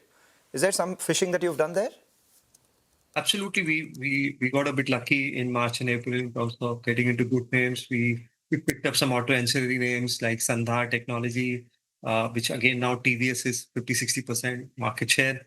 It's a good play on EV portfolio evolving as well as locks, castings, etc. We added Raj Ratan Global, which make beads wire for tire. Again linked to auto as a sector.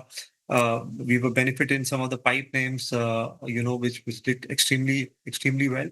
And recently we've also added some exposure to Manorama, which is the fat producer, supplies to major FMCG names. That's something we are liking. And continue to look. I think there are two parts of the market. One is index, which is some are not showing any progress, which we are seeing either in terms of bank credit growth, improving macro indicators, oil prices, everything. And then there is another market where there is a bit of I will not say a mini bull run, but there's a lot of action there, and I think that's where the focus is more right now.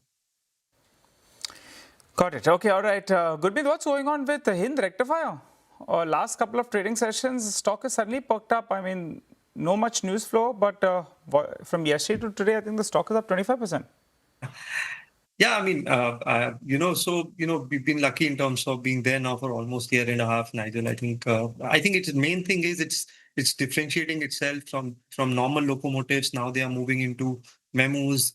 They are trying to become L1, L2 supplier in the Vande Bharat, in the Vande Metro vertical as well.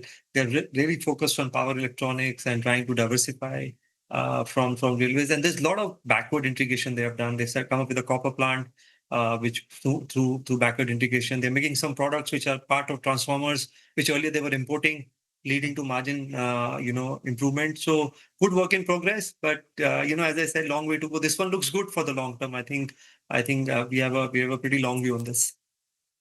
Got it. Okay. All right. Stay with us, Gurmeet. There's steadily of trade for shares of ABB India. The parent ABB Global has delivered an 80% growth in the India region order inflows. Vinny's with us to fill us in with more details. Vinny, as that number came out, the stock got locked in upper circuit 10%. And then the various other arguments came in with regard to, it came on a low base. In the base year, there was a degrowth as well. But run us through those numbers. Hi, Nigel, afternoon. So yes, first when you look at it, ABB Global number 81% growth for the India region in terms of order inflow is what they've highlighted. Now there's a caveat, right? ABB Global, when they report the India region number, that's not only ABB India's listed entity. They have other entities who are not listed. All those orders also are included in this order win of the India region. There are third-party order wins also that are included in this India region. It doesn't mean it's directly related to the Indian listed entity. And let's look at the correlation also. When you look at the correlation over the last couple of years as well, it's not a direct correlation when you look at it. So when you look at it comparing Q2's calendar year 2025, ABB Global reported that India region would see an order inflow degrowth of 9%, while we saw further degrowth of around 12%. Similar for the other quarters as well, whether you're seeing and Q1 calendar 26, that's the most recent one. That's slight bit of a relation there, but overall there is no direct relation. Doesn't mean that just because ABB Global is reporting that India region saw an 81% growth, will ABB India see that much growth? That's not even in the case of scenario. What analysts are saying, InCred's analyst is expecting ABB India to showcase around 5,200 to 5,500 crore order inflow for this quarter. That's the June quarter is what one is expecting. And just one more update that came in the press release for ABB Global was that they said that there are some wins that have come in on the India front and India region from Cochin Shipyard that had awarded ABB Global some contracts for power as well as propulsion systems for 2 electric tugs. Maybe it is not for the listed entity, but we'll have to watch out for that. But as of now, because of this, we saw a sharp spike up and then it came off from the day's highest point as well, the stock. Got it. Okay. All right. Thanks a lot for that, Vinny, for giving us that neat explanation. And we'll thank Gurmeet as well for joining in and giving us his view on all the stocks that we discussed. Thanks a lot, Gurmeet. For the time being, though, we slip into a short break. On the other side, the Alpha Manager of the Day, Pashupati Advani, is waiting for us. Stay tuned.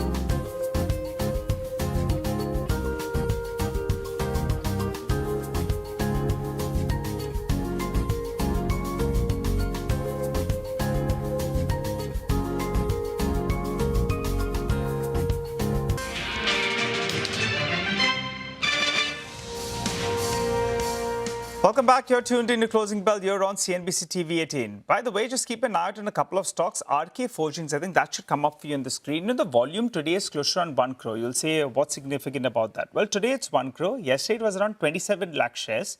And the previous day it was around 5 lakh shares. So the volumes are abnormally high today. It appears that, you know, there was some kind of pressure that's gradually got absorbed. Explains why the stock is up. So 1 crore shares today. Yesterday 27 lakh shares. Prior day it was only around 5 lakh shares. But let's move on and let's get Hormuz in, because brokerage house HSBC has upgraded India. Hormuz tells us the rationale why HSBC and Herald and team like India more. It's an interesting upgrade that has come in, and this comes in just 3 months after HSBC had earlier downgraded India at the heights of the first phase of the Iran war, when oil prices had gone up to $125. And from that underweight rating, now HSBC has brought their rating back to neutral. And post this upgrade, they have also raised their targets on the Sensex to 84,000 from 80.5. That's an 8.3% upside from current levels. Now, what's driving this upgrade? They say that the valuations after this correction that we have seen from record highs earlier this year, the valuations are now normalized. The energy prices, the oil prices are at 85, yes, but they're not at 125. So that's a positive, and a lot of these risks to the growth have been abated because of this fall in the oil prices. Consumer demand is the other one that continues to remain resilient. Every single business update from FMCG stocks, from the auto sales, from these jewelry names as well, have been on the stronger side this quarter, and that has shown this resilience. And of course, the measures taken by the Reserve Bank of India have managed to stabilize the currency, and that is something that is giving HSBC some confidence as well. But they are still neutral. Why are they not overweight? Where they say that although the growth outlook for India has improved, it is still lagging in comparison to a lot of its emerging market peers. And although the valuations have normalized, they too are still on the expensive side compared to a lot of the emerging market peers. Although FIIs have turned net buyers in the month of July so far, HSBC is still concerned with regards to the sustainability of these flows. And they also say that the flurry of IPOs that are expected in the second half of this year, that will increase supply, and that could also cap any further potential upside. The one major risk that they are highlighting, though, is rural demand, and that risk could become even more aggravated if the El Nino continues to strengthen over August and September. And they say that the consensus has already trimmed its earnings estimates on India to 15% from 18% earlier, but they have warned that this could see further downgrades, and eventually that number could settle in the low double digits figures as well.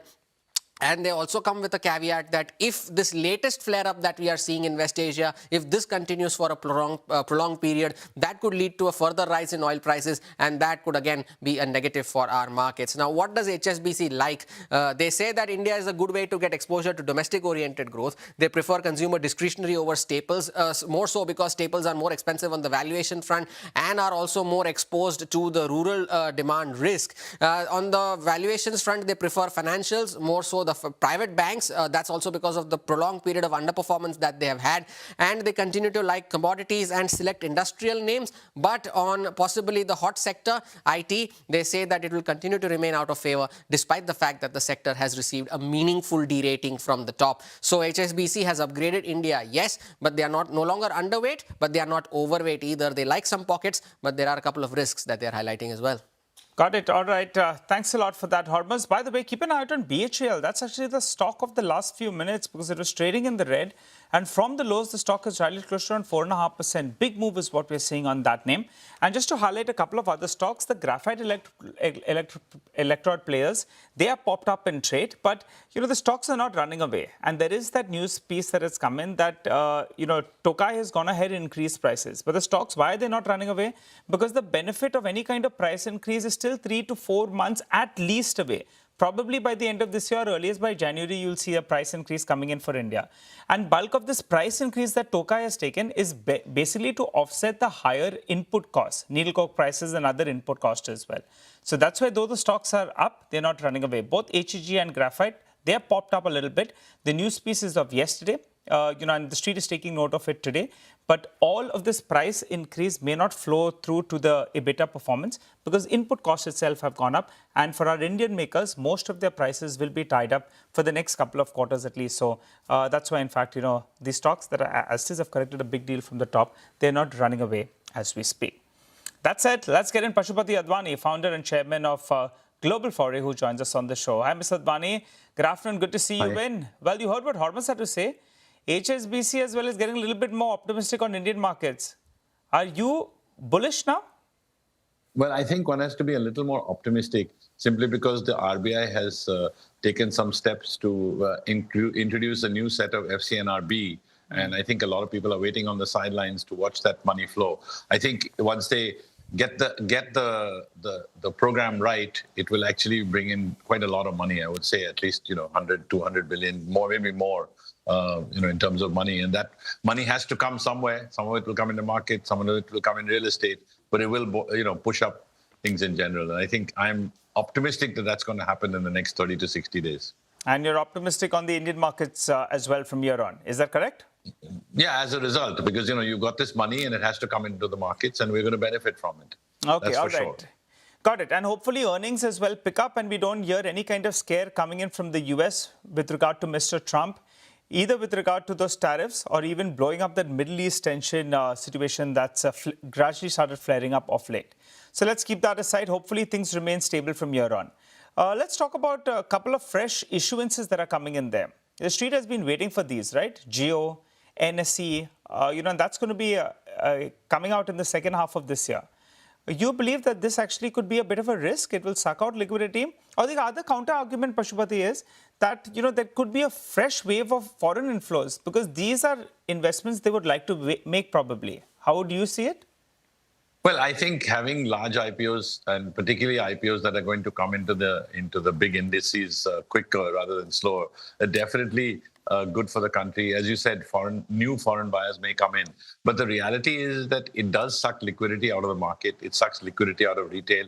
And that is going to, put a sort of cap on the rest of the market. We're seeing the Sensex and the Nifty bounce around within a range. The good thing is that oil prices have gone up a little bit, but not gone crazy. So I think that is good. But what we have against us is a worsening situation from the Middle East, perhaps some tariffs from the US, but I think that is less likely to hurt us because I think we're getting more insular and we're starting to export to other countries as well and trying to spread our risk away from the US. But the real issue is going to be what is going to happen to our IT companies because IT companies are supplying into the US and their business models have to change, which is why I think they're going to continue to be weak and continue to hold the indices down. On the plus side, as I said, the challenge is nobody wants to give money to India at 5.5% for 3 years and 4 years and 5 years. Therefore, the leverage possibilities are not there because the banks are only offering 6. It's a question of who blinks first. Either the banks offer a little bit more or the rate comes in. And then all of a sudden, you'll see some bump in the market. And so generally, it's a good place to be. Okay. All right. So tech is something that you're not very excited about, right? Correct. And private sector banks you like? Private sector banks will be okay because they're going to get the most of the inflows, particularly the ones that have foreign tie-ups. I mean, in that you can look at, some of the foreign banks as well as, HSBC is probably going to bring in a lot of the FCNRB deposits. Others, I would think at the top would be the new Ratnakar Bank with its new parent, Emirates NBD, plus, maybe DBS. And those are the banks that are going to be big players in this space. Okay, got it. Let's talk about a couple of stocks then, Pashupati. You normally don't, shy away from that. In the past, you've been quite optimistic on Paytm. The street is sniffing some good news. The stock is up 20%, I think, the last 45 days. You also have spoken about Jay Kumar Infra in the past.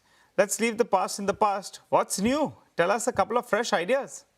Oh, well, I think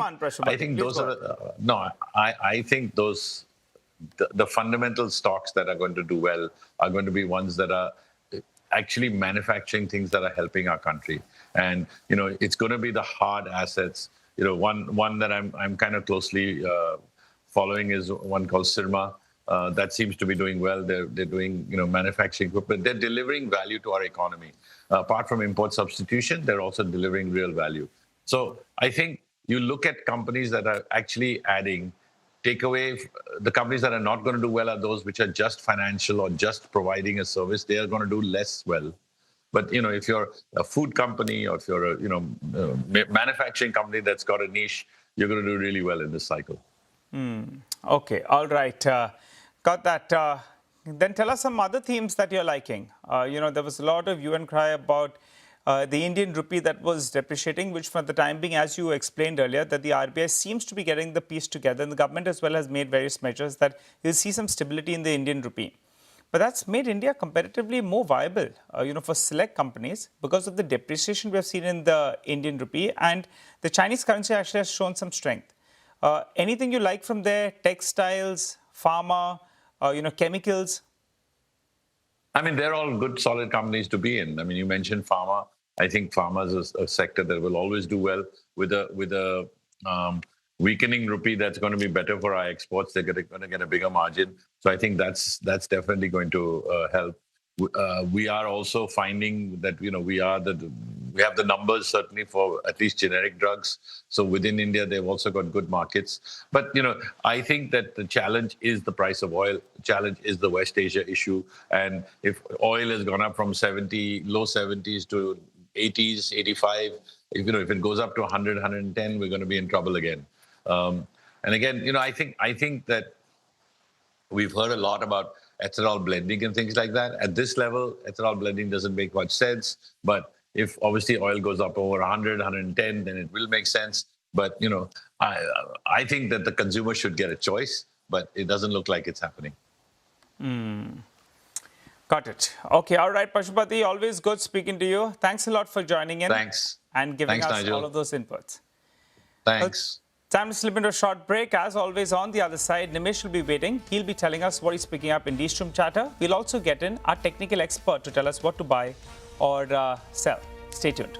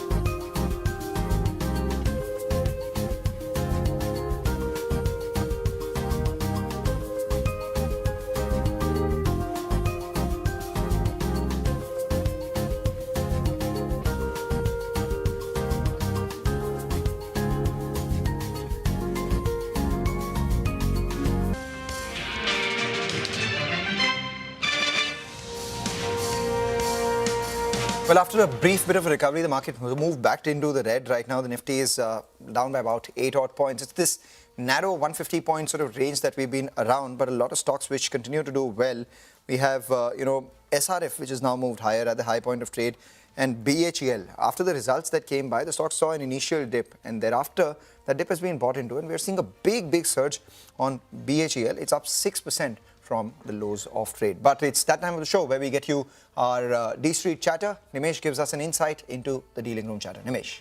Hi, Nigel. Sorry, Manglam. Def consolidation, so I would say, again, it's quite mixed in terms of flows as well.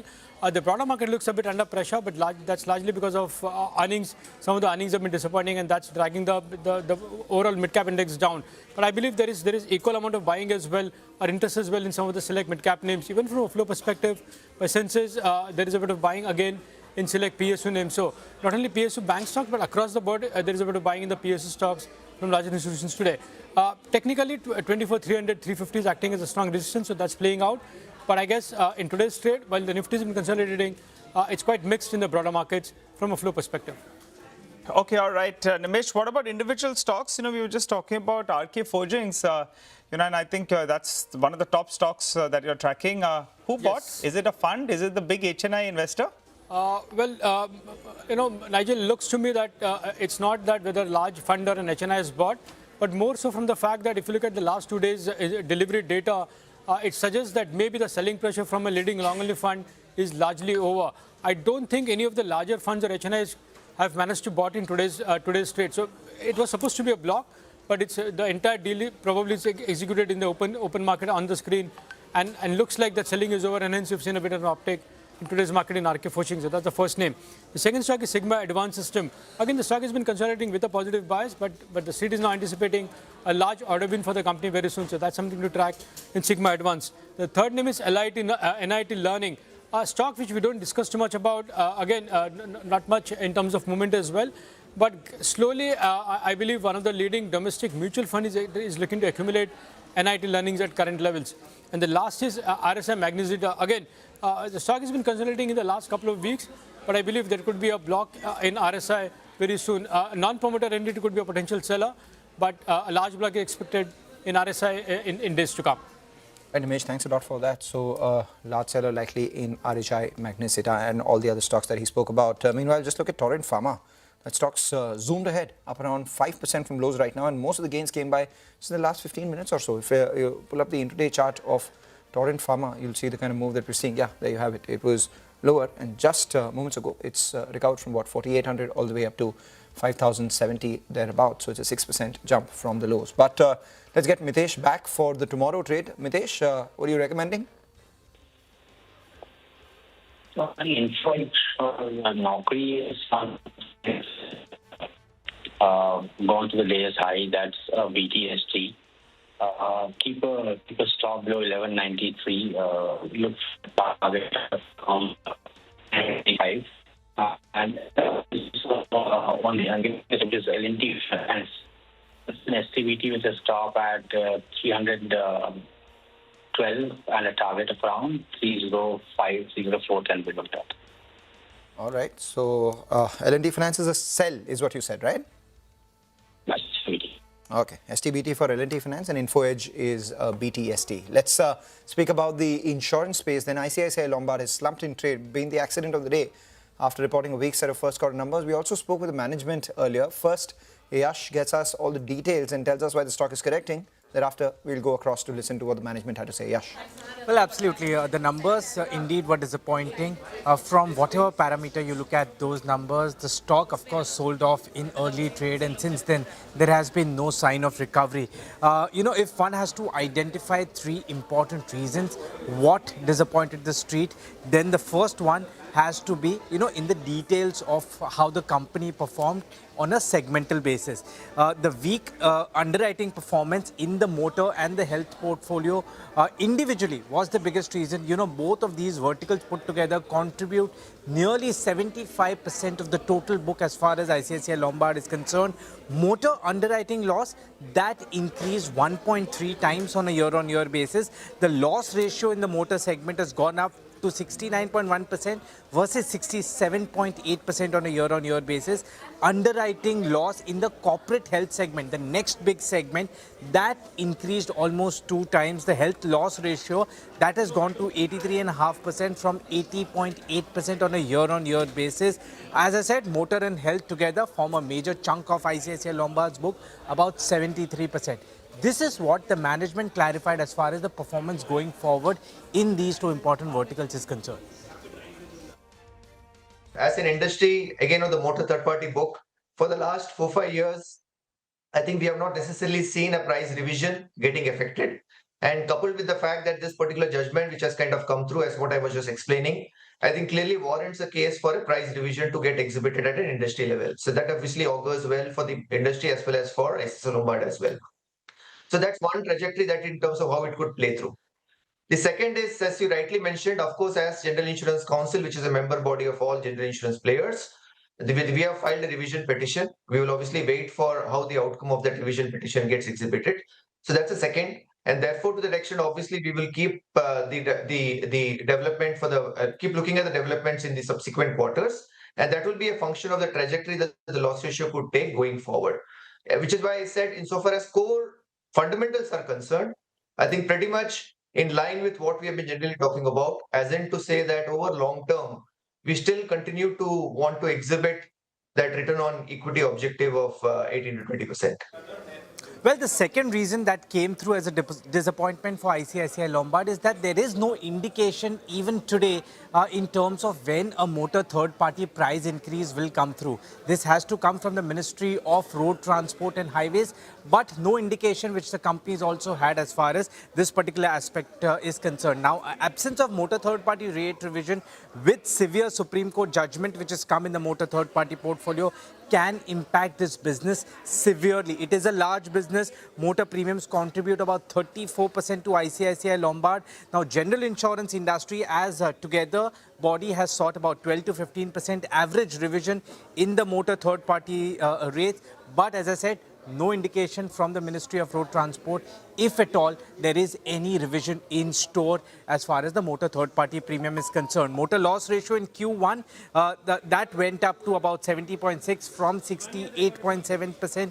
FY25, it was at 63.2%. FY26, it was at 63.8%. So sharp increase there as well. The management had some comments to offer as far as the motor third-party revision and the scenario there is concerned. We have not necessarily seen a price revision getting affected. And coupled with the fact that this particular judgment, which has kind of come through as what I was just explaining, I think clearly warrants a case for a price revision to get exhibited at an industry level. So that obviously augurs well for the industry as well as for ICICI Lombard as well. Well, the street could have also looked beyond the first quarter, maybe if there was some hope when it comes to, and hope and certainty when it comes to the balanced 3 quarters of the financial year. But at the moment, there is no certainty in terms of how the company, that is ICICI Lombard, expects growth to be, expects loss ratios improvement to be in the balanced 3 quarters as well. Of course, there is no guidance when it comes to the net earned premium, which the company expects for itself in FY27. There is no guidance which the company is given on the combined ratio for the year as well. The management indicated that combined ratio could see some deterioration. That is on the back of the entire industry experiencing deterioration in the combined ratio, but no specific guidance and only uncertainty in terms of how the growth and the combined ratio would pan out for the year. This is what the management had to say on this particular aspect. I think these are market impacting events. I think honestly, we'll have to see some of these developments, how it plays out. So for a moment, I just want to kind of keep that aside. I think the momentum on ground across business lines are very, very promising, whether you look at corporate, health or motor. And therefore, to that extent, obviously we'll kind of leverage. And that's exactly what we have started to see early signs. If you look at the month of June, I think we have clearly had an outperformance on each of the 3 segments that I kind of spoke about. And that's a trajectory that one would take. And therefore, what we have called out even historically, I think we will have to obviously see how the market plays out in terms of its outcomes, and basis which is what you will see the trajectory for our earnings playing out. Well, after today's 10-11% fall as far as ICICI Lombard stock is concerned, now the company trades at 4.76 times price to book value. Brokerages, of course, have also made changes to how they look at the future projections on the stock. Macquarie has an outperform rating. The target price of Macquarie is at 2430. HSBC has downgraded the stock to hold. The target price has been cut to 1880 per share. Morgan Stanley has an equal weight rating. Target price is 1920 per share. And finally, Citi, that has a sell rating on the stock, and the target price has been cut to about 1755 rupees per share. Okay, thank you, Yash, for giving that detailed explanation. Let's hop across to Sudeep Bandyopadhyay. Sudeep, what do you make of the stock? One of the top losers today, ICICI Lombard. Well, I think it's really unfortunate. It was brewing for some time. The court judgment really imposes a significant burden on the insurance companies. And unless the rates go up, I think they have a challenge at hand.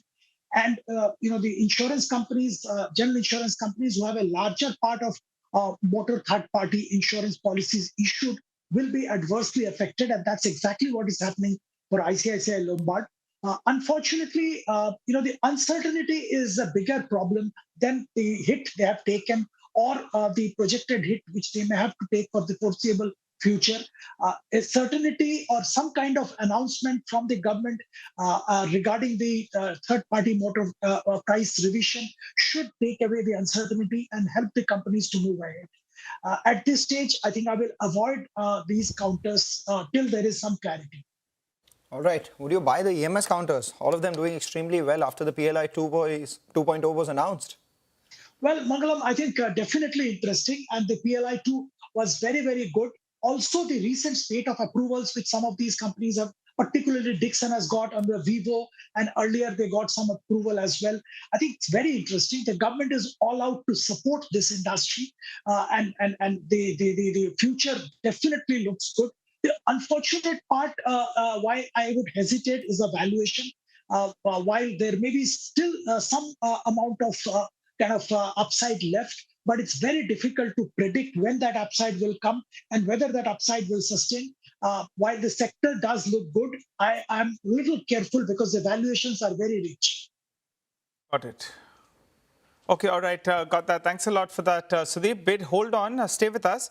By the way, keep an eye out on JNK India. I think we should pull up the intraday chart out there. I'm just looking at the wires and some news that's come in with regard to some package order that's got cancelled. So a small market capitalization, 3,000 crores, but high institutional holding, 12% domestic DIs have holding in that one. And that one, in fact, has taken a sharp knock as we speak. JNK India, that's the stock we're talking about. Now down close to around 10%. But let's move on. Semicon India enters its next phase. The government is widening its semiconductor push beyond fabs with a proposed 1.27 lakh crore. Semicon 2.0 outlay is aimed at building the entire ecosystem. My colleague Ashmit caught up with the secretary, S. Krishnan. Here's an excerpt from that conversation. We are expanding the scope beyond just startups and MSMEs, which was what was done under the phase 1 of DLI, to expand it to Indian companies, larger Indian companies as well, which want to work in this space. And we have multiple mechanisms of support, including equity, where it comes in the form of a co-investment when they raise money from whitelisted funds, and two ways in which that they can sort of give back the money with some royalty, because then government gets some payback. So there are structures which we are putting in place for that. With respect to the outlays, are significantly higher, but in terms of the share for individual fabs, the support has been trimmed a little lower. Last time it was about 50% of capital support. This time it's about 30-40%. Is the ecosystem ready? I think the ecosystem is ready. I think there are 2 or 3 things that you need to consider. That one, effectively, even last time, it was not 50% of the full cost of the project. There were certain elements of the cost which were left out, so it came down. That is one. The second part of it is that at that stage, it was not clear what the state governments would provide as support. Now we know clearly that state governments also support. So cumulatively, I think there's a fair amount of support. Then likewise, I think we've been more graded in our approach in terms of figuring out which are the higher priority. We are signaling the higher priority items clearly. Second, we also recognize that once the ecosystem builds and there are ATMPs and OSATs with conventional or legacy technology, then more of them will come in. So it is not, we don't have to necessarily provide incentives at the same level.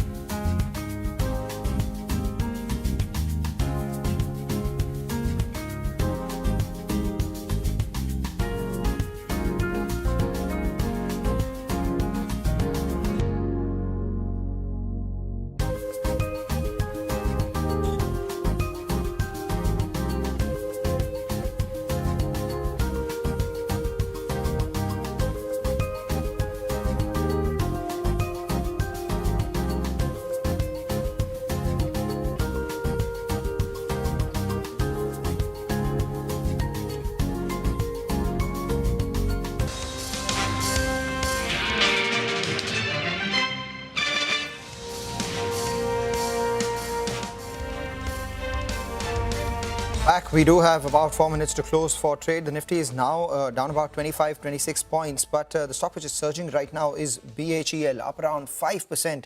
A big spike is what we've seen post the initial dip that we saw on the numbers, and now as we speak, we're getting some more numbers coming in. 361 RAM reporting their numbers, 15% jump in their profitability. We'll try and get in some more details on that one as well. But I'm not sure, Sudeep, you spoke about BHEL so far or not. What do you make of this set? We have, the numbers that came in. The bottom line turned around, profitability versus a loss that the company reported same time last year. Do you like the stock? Well, I think, this is one stock which has disappointed the investors multiple times. But in the recent past, I would say last 2-3 quarters, the operational performance also has been decent. Look, these companies have no dearth of orders and the large order book, order backlog, and things like that. It's the execution which creates all the challenges for these companies. And that's what needs to be watched closely. Also, the fact that some of the Chinese companies have now been authorized to participate in bidding creates some amount of confusion. Probably it should not affect BHEL and the larger players, but still there will be some competition at some stage. So while things are looking good at this stage, I will closely watch their operational performance. While participating in BHEL at current level can be recommended for a bit of an aggressive investors, I would definitely recommend watching closely. All right. Sudeep, from the demerged entities of Vedanta, what do you like right now? I was looking at the shareholding pattern that did come in, and there's Premji Fund that has bought close to 3% in Vedanta Iron and Steel. However, if you jog your memory back, the actually large trade took place in June, but I just took note of it in the shareholding pattern that was uploaded. They bought a large chunk, 3.5%, because they were not there prior to the demerger. Which part of the demerged entities do you like now? Well, I somehow still continue to like the aluminum piece. There has been a lot of volatility, price moving up and down. But I think if you're looking at a 2-year kind of a view, I do like that. And after that, I would rank the holding company, which holds Hindustan Zinc. There has been volatility in silver prices, a significant amount, and zinc prices as well. But again, if I'm looking at 1 year plus kind of time horizon, I do like Vedanta Limited, the holding company. So Vedanta Limited and Vedanta Aluminium are my favorites. Got it. Thanks a lot, Sudeep, for giving us those details. On Vedanta Iron and Steel, they've set out a very, very ambitious target. But, trust Mr. Agarwal and team to be very ambitious. Sometimes they do deliver, sometimes they don't. So we'll have to see how that goes. For the time being, Vedanta Iron and Steel actually sitting with a gain of close to around 4%. Time to wind down the markets. Another day, the markets go to 23,200, 23,300, and that level gets rejected. So 5 straight times we have seen this in the last 10 sessions. In today's trade, the tech index did relatively better, but the Nifty Bank was an underperformer. The breadth of the market as well was negative. At one point of time, we had more number of stocks that were advancing. By the time you wound up, there were more number of stocks actually that were declining. Solid listing for Laser Power. That stock ended with good gains in trade. But it's all about individual stocks, and overnight earnings reactions were received favorably, at least a couple of them. MB Photovoltaic was up. Himadri Chemicals as well was higher in today's trading session. Both of them reacting to numbers overnight. On the flip side, you had some other earnings reactions as well that did come in. ICICI Lombard stock got smacked in trade today. That was one of the top losers in trade. BHEL, initially the stock reacted negatively to its numbers, but what a comeback, fierce as ever. Towards the end of trade, it goes home with at the high point of the day. Polycab numbers look pretty okay, but it seems the street is concerned about other factors. The operating cash flows as well did decline on a sequential as well as on a year-on-year basis. So the stock slipped a little bit from the top, and it's as it has rallied more than 20% from the recent low. ITC Hotels, Manglam said nothing so exciting. So because of that, the stock in fact did come in for profit taking. ITC Hotels went home with a cut. EMS players were buzzing in today's trading session because of the announcement of PLI 2.0. You had Dixon that was up and about in trade today, as well as PG Electroplast. Both of them solid gainers. There were large trades that took place yesterday, and the street took note of the entities that got in. Abacus, Sunil Singhania Fund went ahead and bought Vectors. Street didn't wait, latched onto that one. Stock went home with a gain of more than 10%. Jupiter, Lifeline Hospitals as well, influential names coming in there. So that stock as well was up and about. So, all said and told, it was that sort of a day yet again, where the Nifty stays in a range. The Nifty Bank was an underperformer, but the breadth of the market was negative. I think the important cue from here on is going to be those earnings on the domestic front.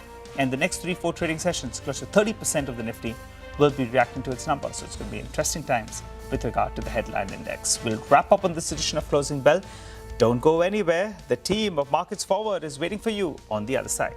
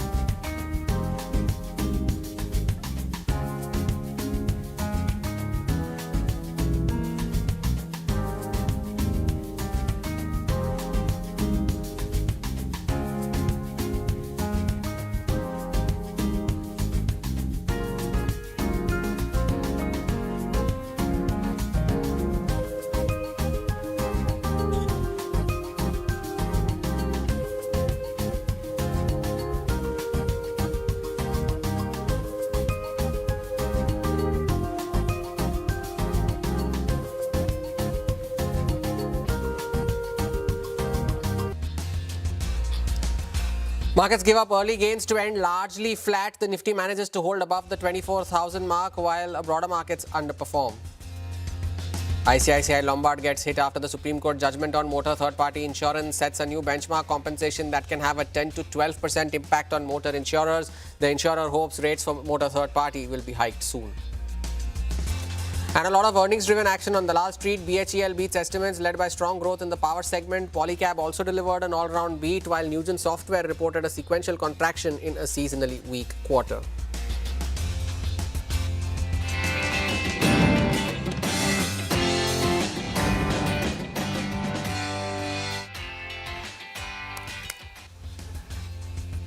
You're with us here on Markets Forward, your go-to show where we aim to get you all the key data points to gear up for the next trading day. I'm Hormuz Fatakia. Well, it was yet another day where the index could not manage to sustain at that 24,200 mark. If you are a bull, you would be disappointed yet again looking at the screen. And the fact that they've managed to hold on to that 24,000 mark is only some sort of solace that you can get for the fifth consecutive day now that the Nifty has managed to hold on to 24,000 on the downside. But again, from 24,200 odd levels, the index cooled off. The Nifty Bank too faced a similar trajectory in today's trading session. At one point, the index was trading higher, but yet again, it has closed around about 170 odd points lower, managing to hold on to that 57,500 mark by a very small margin. The broader markets too, they struggled for momentum. It was a seesaw day for them as well. The Midcap index recovering from the lows of the day, but still ending with cuts of around 250 points. Was anticipated as well, considering today was the Sensex weekly expiry, but a lot of earnings-driven action in today's trading session. We'll decode all of that for you during the course of the show.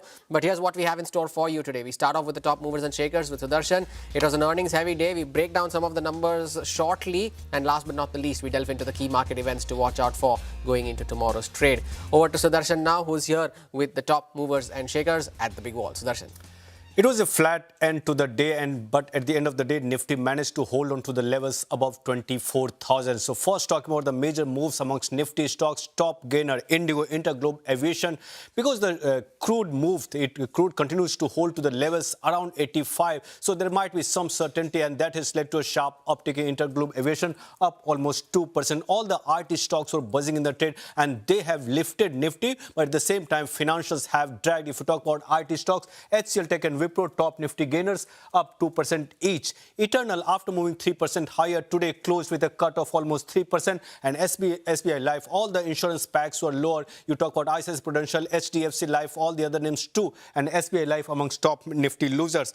Talking about the results, BHEL, what a move. At one point, the stock was down almost 2%. From that level, it closed with a gain of almost 4%. And after a strong set of earnings on EBITDA front, it was a strong beat. Even on the margin front, our expectation was 1.6%. Company has reported margin of more than 6%. ICICI Lombard, because of SCI ruling, stock has seen a sharp knock, and mainly because of combined ratio. If you talk about Q1, it has come sharply higher at 107 versus estimate of 102. ICICI Prudential Life, despite reporting a healthy set of earnings, the stock ended 3% lower. Angel One, it was a mixed set of earnings when commentary was cautious, and that's the reason stock ended 3% lower. Sterling and Wilson too, after reporting earnings, closed with a cut of almost 8%. Some of the other stocks reacted to news flow. First one is Prestige Estates, came out with a Q1 update. Pre-sales came around 6,500 crore. Estimates were around like 7,500 crore. That's the reason, closed with a cut of almost 3%. ABB India, following the ABB PLC's India order inflows, up 81% for India segments, which includes both listed and non-listed entities. Because of their stock, closed with a gain of 6%. Dixon Technologies, because of PLI 2.0, government has approved, and that's the reason all the EMS names were higher. Dixon Technologies 6.3% higher, and IX, because of IGX has filed for an IPO, this stock has moved 5% higher. Okay, all right, Sudarshan. Thanks very much for giving us that comprehensive wrap in terms of all of the stocks in focus. To take this discussion forward, we have with us Sudeep Bandyopadhyay of IndiTrade Capital and Richard Jain of Motilal Oswal Financial Services. Well, gentlemen, thank you very much for joining in this evening. Sudeep, I'll start with you. What are your thoughts in terms of today's trading session? We did manage to hold on to the gains, but it was largely a consolidatory session. Well, definitely the market has been very range-bound and choppy. Understandable with the kind of geopolitical tension which the world is undergoing and the way the oil prices are behaving. There is definitely pressure on the markets. Also, we have a little bit of concern regarding monsoon. The corporate results has been kind of mixed bag. The market is cheering good results and punishing when the results are subdued. Pretty much that's why the market has been moving in a range, and I expect the market to continue in a range. Today's pressure also was contributed by the expiry at BSE. and that led to some incremental amount of volatility towards the end of the session. Ruchit, do you expect this sideways movement to continue on the charts as well? Because the fact that the index has not managed to break past that 24,200 mark is becoming a bit of a headache now for the bulls, and it possibly looks like so until the results are announced on Saturday. Yes, it seems that a bigger trigger is required for a directional move. In spite of all these news flows that we have seen over last 6 to 7 days, be it the rising geopolitical tensions, crude oil again bouncing back from that low of 73, 74 to $85 now. The markets have managed to hold on to its important levels of 24,000, but it is showing more signs of a time-wise corrective phase rather than price-wise correction. So one thing is good that we are not breaking the important supports of 24,000 and 2,300, which has been there. So I think till the supports are intact, the benefit of doubt should definitely go on the positive side with the bulls. But as you said, maybe results over the weekend where heavyweights would be coming out with their numbers could be a trigger. So some such trigger where 24,250 could be taken out, then we can expect a direction move. But for time being, I think it's time to focus on stocks rather than the index where trading opportunities are there. Okay, all right. That point is taken, Ruchit.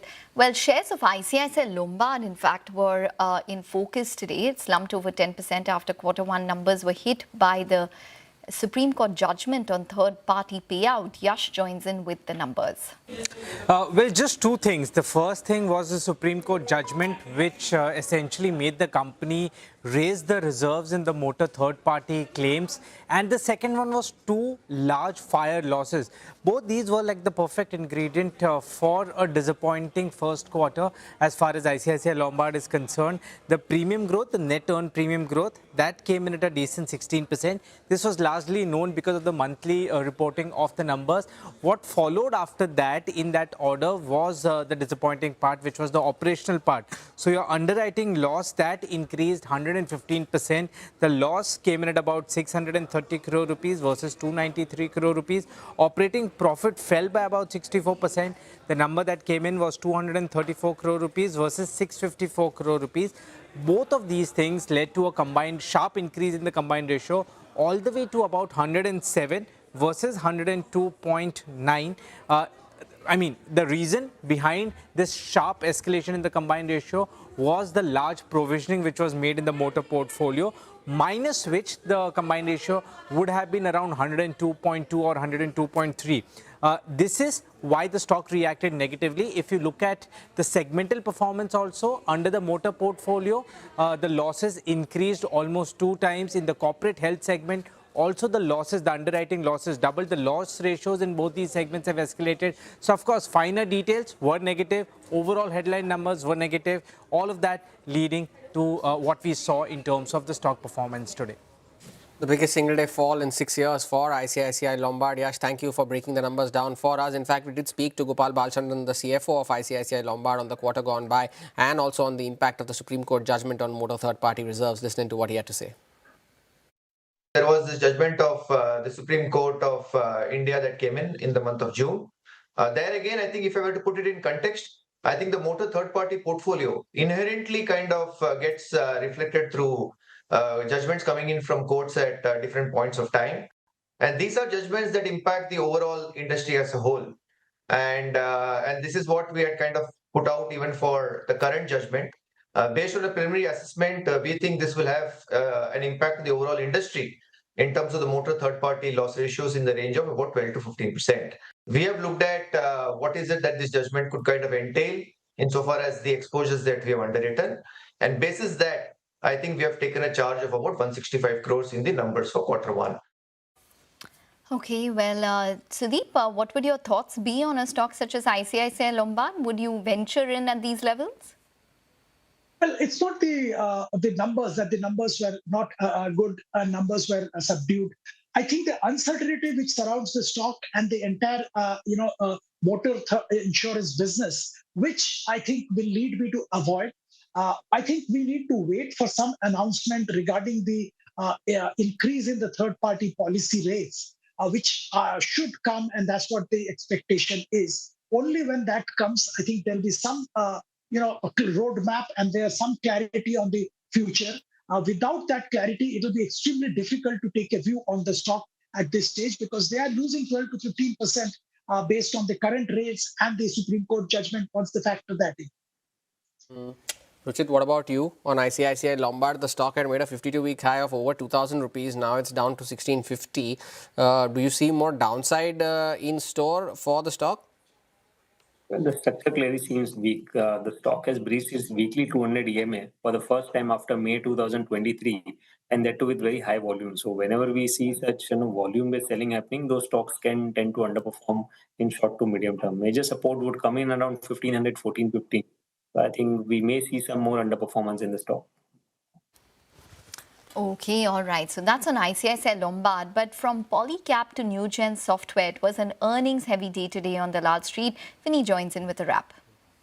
Hi, so first up we have BHAL that's in focus today and that was buzzing away in trade, and this came in after the numbers were reported by the company. Strong quarter reported by the company. Overall, they saw 40% growth in terms of revenue versus last year. Last year there were some one-offs and some provisions that were made. So this time we are seeing a profit. Last time they were seeing a loss there. So this time there's a strong profit that's come in. Overall, the power segment of the company led the growth for them. So overall, good set of numbers that came in from the company. Sterling and Wilson on the flip side, not a great set of numbers coming in there. Revenues of the company were down by around 9%. The EBITDA performance was also down by around 8%. So operationally, the margins have largely remained flattish. Profits of the company that has seen a growth of 69%. Now why? Because there was lower tax which aided the profits of the company. Apart from that, there was nothing exciting there. Newgen Software, I would like to compare the numbers YOY because it's a more of a product IT company than a service IT company. Revenues of the company on a year-on-year basis have seen a growth of 11%. Margins have seen an improvement of around 200 basis point odd, while profits of the company are also up by 26% on a year-on-year basis. Sequentially, yes, there is a bit of a decline that one would see, but that is mainly because Q4 is the best quarter for the company always, and this is historically, it's always seen that Q1 has always seen a degrowth if you compare it sequentially. That's why we're comparing it YOY. But yes, the stock was still a bit under pressure. GNA Axles, that came in the last couple of hours of the trading session, and that we saw the stock run up in trade. Why? The profits of the company were up by around 24%. Overall, they managed to see good growth in terms of revenue as well as in terms of the operational performance. Also has been good, where they managed to see a 140 basis point expansion in terms of margins. So this company also managed to see good gains in the trading session. Vinny, thank you for summarizing those earnings for us. And it was a very crazy afternoon when it comes to results, one result after another. But Sudeep, you heard Vinny for summarizing the numbers, BHEL, ITC Hotels, any number that stood out for you today, even Newgen Software for that matter. Newgen has been a big underperformer when it comes to a fall from its record high levels. Anything that stood out for you? Well, I think BHEL did stand out because, this is one company which has large order book and order flows are consistent. But unfortunately, the operational performance has been subdued and below par for a very long period of time. Now that they have come back to profit, and I'm assuming that operational performance also has significantly improved, that is very, very reassuring because the sector has a significant tailwind. I will be very carefully watching this space. As far as Newgen is concerned, while, obviously, their Q4 is very strong and Q1 is a little subdued. But considering what's happening all around us regarding software products and services, I'll be a little careful in spite of the very good results when you compare quarter on quarter. Okay, Ruchit, a chart check on a couple of these mid caps that you might be looking at, Newgen, Polycab. No, within all these stocks, which Vinny said, two stocks stand out. One is BHEL, second was GNA Axles. We have seen a good rounding bottom breakout on GNA Axles recently. And the good thing was that the follow-up move post this number is quite strong. The volumes over last few days have also been very good in this. So I think we should see some good positional continuation of the uptrend in GNA Axles. So BHEL, GNA Axles, I think these would stand out based on the chart structures as well. No, Sudeep, you mentioned BHEL. Now, the other one that stood out in today's session, a lot of these large cap names that are going to be reporting results on Saturday, the large cap banks, almost the entire large Nifty bank segment is going to be reporting results on Saturday. What are you watching out from all of these names, be it HDFC, Axis, ICICI, Kotak? Some of them have already come out with their business updates, but particularly so from HDFC Bank, what is something that you'll be watching out for? Their business updates was fairly okay. Anything that you would be keenly awaiting? Well, I think, of course, the margin profile and how the margin is behaving. Also, the cost to income ratio, how that has moved. And, definitely what is their commentary on the future. Also, as we all know, HDFC has a significant deposit mobilization challenge with the RBI permitting external commercial borrowing. What are their plans of mobilizing incremental deposits and bridging the deposit to loan gap?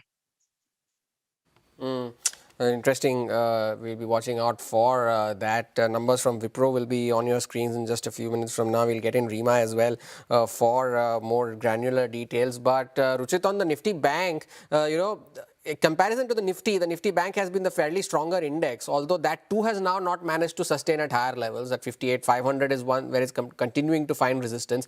But is it still stronger in comparison to the Nifty? What are the levels you're watching out for on the Nifty Bank? So the good thing is that the certain private sector IOLs are still looking good. Stocks like ICICI Bank, HDFC Bank, where post that long corrective phase, we have seen a good volume base getting increasing. So if this couple of names like HDFC and ICICI manage to go higher, then we could see a breakout above 58,500 soon on the Nifty Bank. Maybe that could take the leadership for the next leg of upturn in the market as well. On the low side, 56,500 remains a very crucial support for the index. Okay. Anything about the MRPL stock and numbers that you like, Sudeep? Well, I think I do like this segment. In fact, there is a significant uptrend I expect in this entire space. Of course, the crude oil related volatility, which is because of geopolitical factors, kind of creates a lot of volatility in this entire segment. But otherwise, the numbers were good, and I think we are in for good good next few quarters. Okay. Okay, all right. We do have the Wipro numbers, which should be flashing on your screen very soon. The IT services revenue has come in at around 24,453. This compares to our poll of around 24,600 crores. So there's been a slight miss which has taken place there. And the revenue growth is around 1.8% on a Q-on-Q basis, which is coming at around 24,453 odd crores. And we were working with 24,600. 24,600 in terms of a total. So that too has come in shy of expectations. The IT services segment revenue has come in at around 2,614.5 million, which is a decline of around 1.4% on a sequential basis and an increase of around 1% on a year-on-year basis. Remember, for Wipro this time, it was any which way expected to report one of the weakest organic growths amongst the large cap peers. So the dollar revenue rate that we were working with was around 2,614. And that seems to be where exactly they've possibly delivered at this point in time. So that's in line. The IT services segment revenue, which is coming at around 2,614.5 million, which is a decline of around 1.4% Q-on-Q and an increase of around 1% on a year-on-year basis. So Deep, we have a couple of these numbers which are coming in. Would you like to comment on the prima facie numbers that we've spoken about? Well, I think prima facie from what you read out, I think it is pretty much in line with the expectations. I would love to hear their comments on the next few quarters and their guidance, what they talk about. Also, their deal pipeline, if they are disclosing that or talking about deal wins, those will be the important things. They also, if they start and talk about the AI-specific revenues, that would be interesting. I think what is important for all these large IT services companies is the trajectory of the future and how they are looking at the future rather than the results which they're disclosing, which is pretty much on the expected lines. And since you mentioned guidance for the future quarters, for the second quarter, Wipro has said that they are expecting the IT services revenue to be in the range of 2574 million to 2627 million, and this will imply a sequential decline of 1.5% to a positive 0.5% growth in constant currency terms. The EBIT margin figure at 16% is a big miss because on a sequential basis that figure was 17.3%. So that's a big miss as well on the margin margin front. And on the CNBC TV18 poll as well, they had pegged the figure at 16.9%. So it's a big base on the margins front, and of course on the guidance front as well, minus 1.5 to plus 5% growth on a sequential basis. Yes, I just wanted to add that the management has historically expressed their desire to return to that 17 to 17.5% EBIT margin band. So that in comparison would definitely be a big disappointment. I think that would be the key disappointment this time, considering that the dollar revenue has come in line with expectations. And we have the EBIT margins, which have definitely disappointed for Wipro this time. We'll do one thing. We'll take a break. We'll thank our guests on that note, Sudeep as well as Richard. Thanks very much for joining in and taking us through all of the stocks today. We'll be back after a short break. Stay tuned.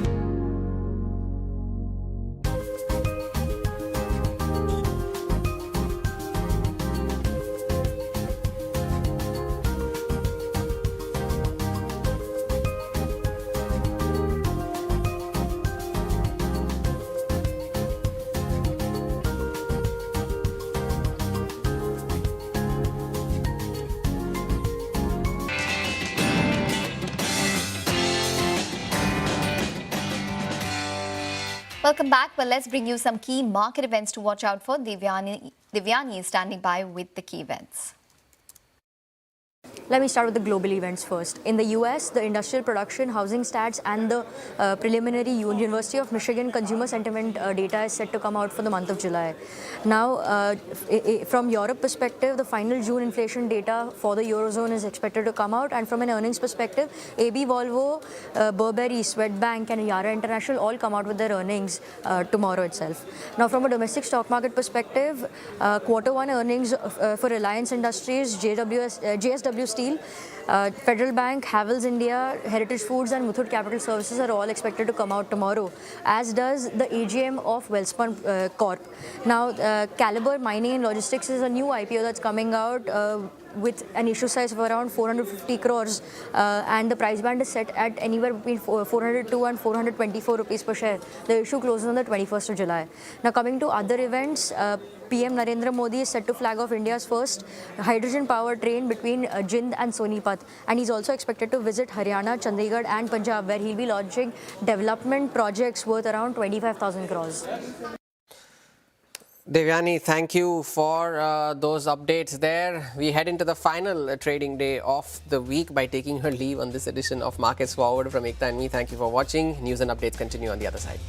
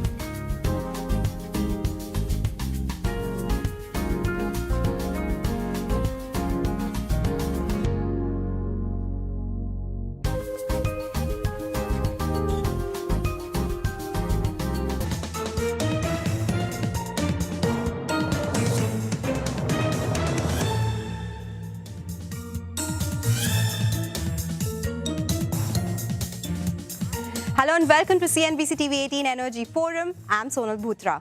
Earlier this year, the West Asia conflict disrupted the Strait of Hormuz and it exposed India's dependence on energy imports. So here's the exposure. Crude oil over 90% imported, gas more than half comes in as LNG, LPG around 55 to 60% imported. That's what the crisis tested. On the flip side, we are the world's fourth largest refinery with 258 million tons of capacity and we export nearly 57 million tons of product. But that only buffers the risk. It doesn't remove it. The real fix is needing less imported fuel altogether, which is why these same companies are now betting big on renewables. At the same time, government is betting big on domestic production with royalty cuts being announced for oil and gas producers. Upstream and downstream companies have been focusing on a swift shift to renewables. Over 4 lakh crore rupees committed by ONGC, GAIL and IOCL. ONGC alone wants to go from 193 megawatts to 10 gigawatts by 2030. But how practical is this? What makes more business sense? This is the traditional versus the new energy debate, whether both can go on together to make better investor returns or something will work better than the other. And more importantly, what is the best for the energy security? I'm joined by Nigel D'Souza and a panel of experts as well. Well, Sonal, thanks a lot for that excellent, intro. And we're also joined by Mr. M.K. Surana, the former chairman and managing director of HPCL, and Prabal Sen, oil and gas analyst at ICICI Securities, who joins in. And also, we're virtually going to be joined by Mr. Sandeep Kumar Gupta, the former CMD of GAIL and chairperson at MGL. Well, gentlemen, thanks a lot for joining in and appreciate you all coming down to the studio as well. Well, Mr. Surana, let's kick off proceedings with you then. You know, India's installed refining capacity is roughly around 258 TPA, I think so. Now, with IOC alone running a 75,000 crore expansion program, HPCL as well as talking about scaling up, could you tell us, are we building for domestic demand growth? Or do you think India wants to become a structural powerhouse, probably in the global markets, and look to export? So, Nigel, as you rightly said, that the current installed capacity is around 258 million ton. With all the expansions which are already there, are going to be there in less 3 to 4 years, it will be around 300 million ton, which includes IOC, around 20 million, 22 million ton. It includes HPCL, HRRL, Rajasthan Refinery. It includes Numaligarh, 6 million ton. So it will be around 300 million ton. Out of that, almost everything should be getting commissioned in next 2 years, except the 9 million ton East Coast, which BPCL is doing. Okay. Now, if we see out of this 300, the current consumption is around 243 million ton of the product. When we say 300 million ton, out of that around 33 million ton is an SEZ refinery of Reliance. So you are having around 267 million ton. Discounting for fuel and loss around 10%, so you are having around 200 and something, 240, 250. So you are almost just balanced on a gross level. Correct. But when you come to the product part, there are some products we are importing, some products we are exporting. So what we are importing is basically LPG, around 21 million ton. What we are exporting is basically HSD. Okay. So if we see this total on a gross level, it will be mostly be able to cater to the domestic demand, considering that last 10 years, let's say CAGR growth of products is around 2.8%, including the COVID down period as well. So this capacity which you are creating will be just enough on a gross level for, let's say, in 3 years you will be consuming that capacity. But the second part is whether the product to product you will be able to match. Yes. There where the issue comes that how we can make it such that we utilize every barrel which we are getting more optimally. So we have got around 45% diesel, around 17% MS. But the MS growth is around, let's say, 7%. And diesel growth is 2 to 3%. Right. So that is where this alternative mediums which we are talking about, CNG, electric, ethanol, that helps us to have a better utilization of the total crude barrel which we are getting. So we will be able to use it domestically. We will continue to export from the SEZ. But there is an opportunity for India, especially considering our skill set which we have created over a period of time, to tap this opportunity when the European countries are, OECD countries have got minus 2.5% growth in the refinery sector. All the new refineries came from Middle East or the non-OECD or, let's say, African country. There is an opportunity. At the same time, we need to take care of ourselves. We still need to tap it, is what you're saying. Mr. Gupta, before I come to you, since we are on the refining subject, Prabal, let me come to you. Because we talk about refining being very strong right now. Spreads are at maybe record high in some of the cases, but this is also because of crisis. Yeah. Now that we are mostly serving everything domestically and using it mostly domestically, how do investors read that? Because it can be very cyclical, right? Are these just stocks where you look at them from a dividend yield angle, or when it comes to refining and the opportunity that we are talking about here, that is something which will aid earnings as well? Yeah, I think it depends on which stocks you're talking about. If you talk about the OMCs, I think the easiest way to look, and Surana sir would be better than that to comment. They always talk, you talk about integrated margins. So at the end of the day, you have to look at what are they earning from both refining and marketing combined. Yes, there are some standalone refiners like MRPL and CPCL, which can benefit in times of, these conflict-ridden or cyclical-ridden spikes. But on the whole, if you look at the refining market, what you're looking at, even globally, as again Surana sir was saying, the developed country continues to see more aggressive closures, whether it's because of environmental reasons, whether it's because of emission levels that, you cannot process certain kinds of crude, particularly in Western Europe. So on an overall basis, I think the balance for refining will continue to tighten. And that will improve margins? That should improve the refining balance and therefore refining margins over the next few years. So in that sense, I think refining probably looks to be cyclically better over the next 2 to 3 years. Okay, so I'll come back to you on that. A lot more questions. But Mr. Gupta, when we talk about gas, of course, India has been trying to get better in terms of its gas mix and overall energy consumption. But what happens now to the pipeline build-out? We are talking a lot from the CNG pipeline perspective as well. LPG imports became such a big problem during the crisis. Give us your perspective. Where do we need to build faster? And where can we look at gas infrastructure development at the immediate level? Yes, Sonal, good afternoon to you and your co-panelists and co-anchor, and good afternoon to all the viewers. Sonal, first of all, perhaps in your introduction, you mentioned oil and gas companies as sin companies. So I want a correction because while we may be emitting carbons at the place of production, but even renewable is equally polluting. Hello, am I connected? Yes, sir. Please make your point, sir. Yes. So as far as natural gas infrastructure is concerned, we are already ready. The country has 8 import terminals, LNG terminals, and they are utilized only to the extent of about 50%, and more terminals are in the offing. The work is on. As far as pipelines are concerned, again, the utilization is about 50-60% only. And while the pipeline laying is authorized by PNGRB, so as and when they feel the need for more pipelines, they invite the expression of interest, and the oil company or the gas companies bid for that. So as far as infrastructure, and the same is the case with city gas distribution, with the entire country being authorized in 307 geographical areas. And each entity which is authorized is expanding the infrastructure in their own geographical areas.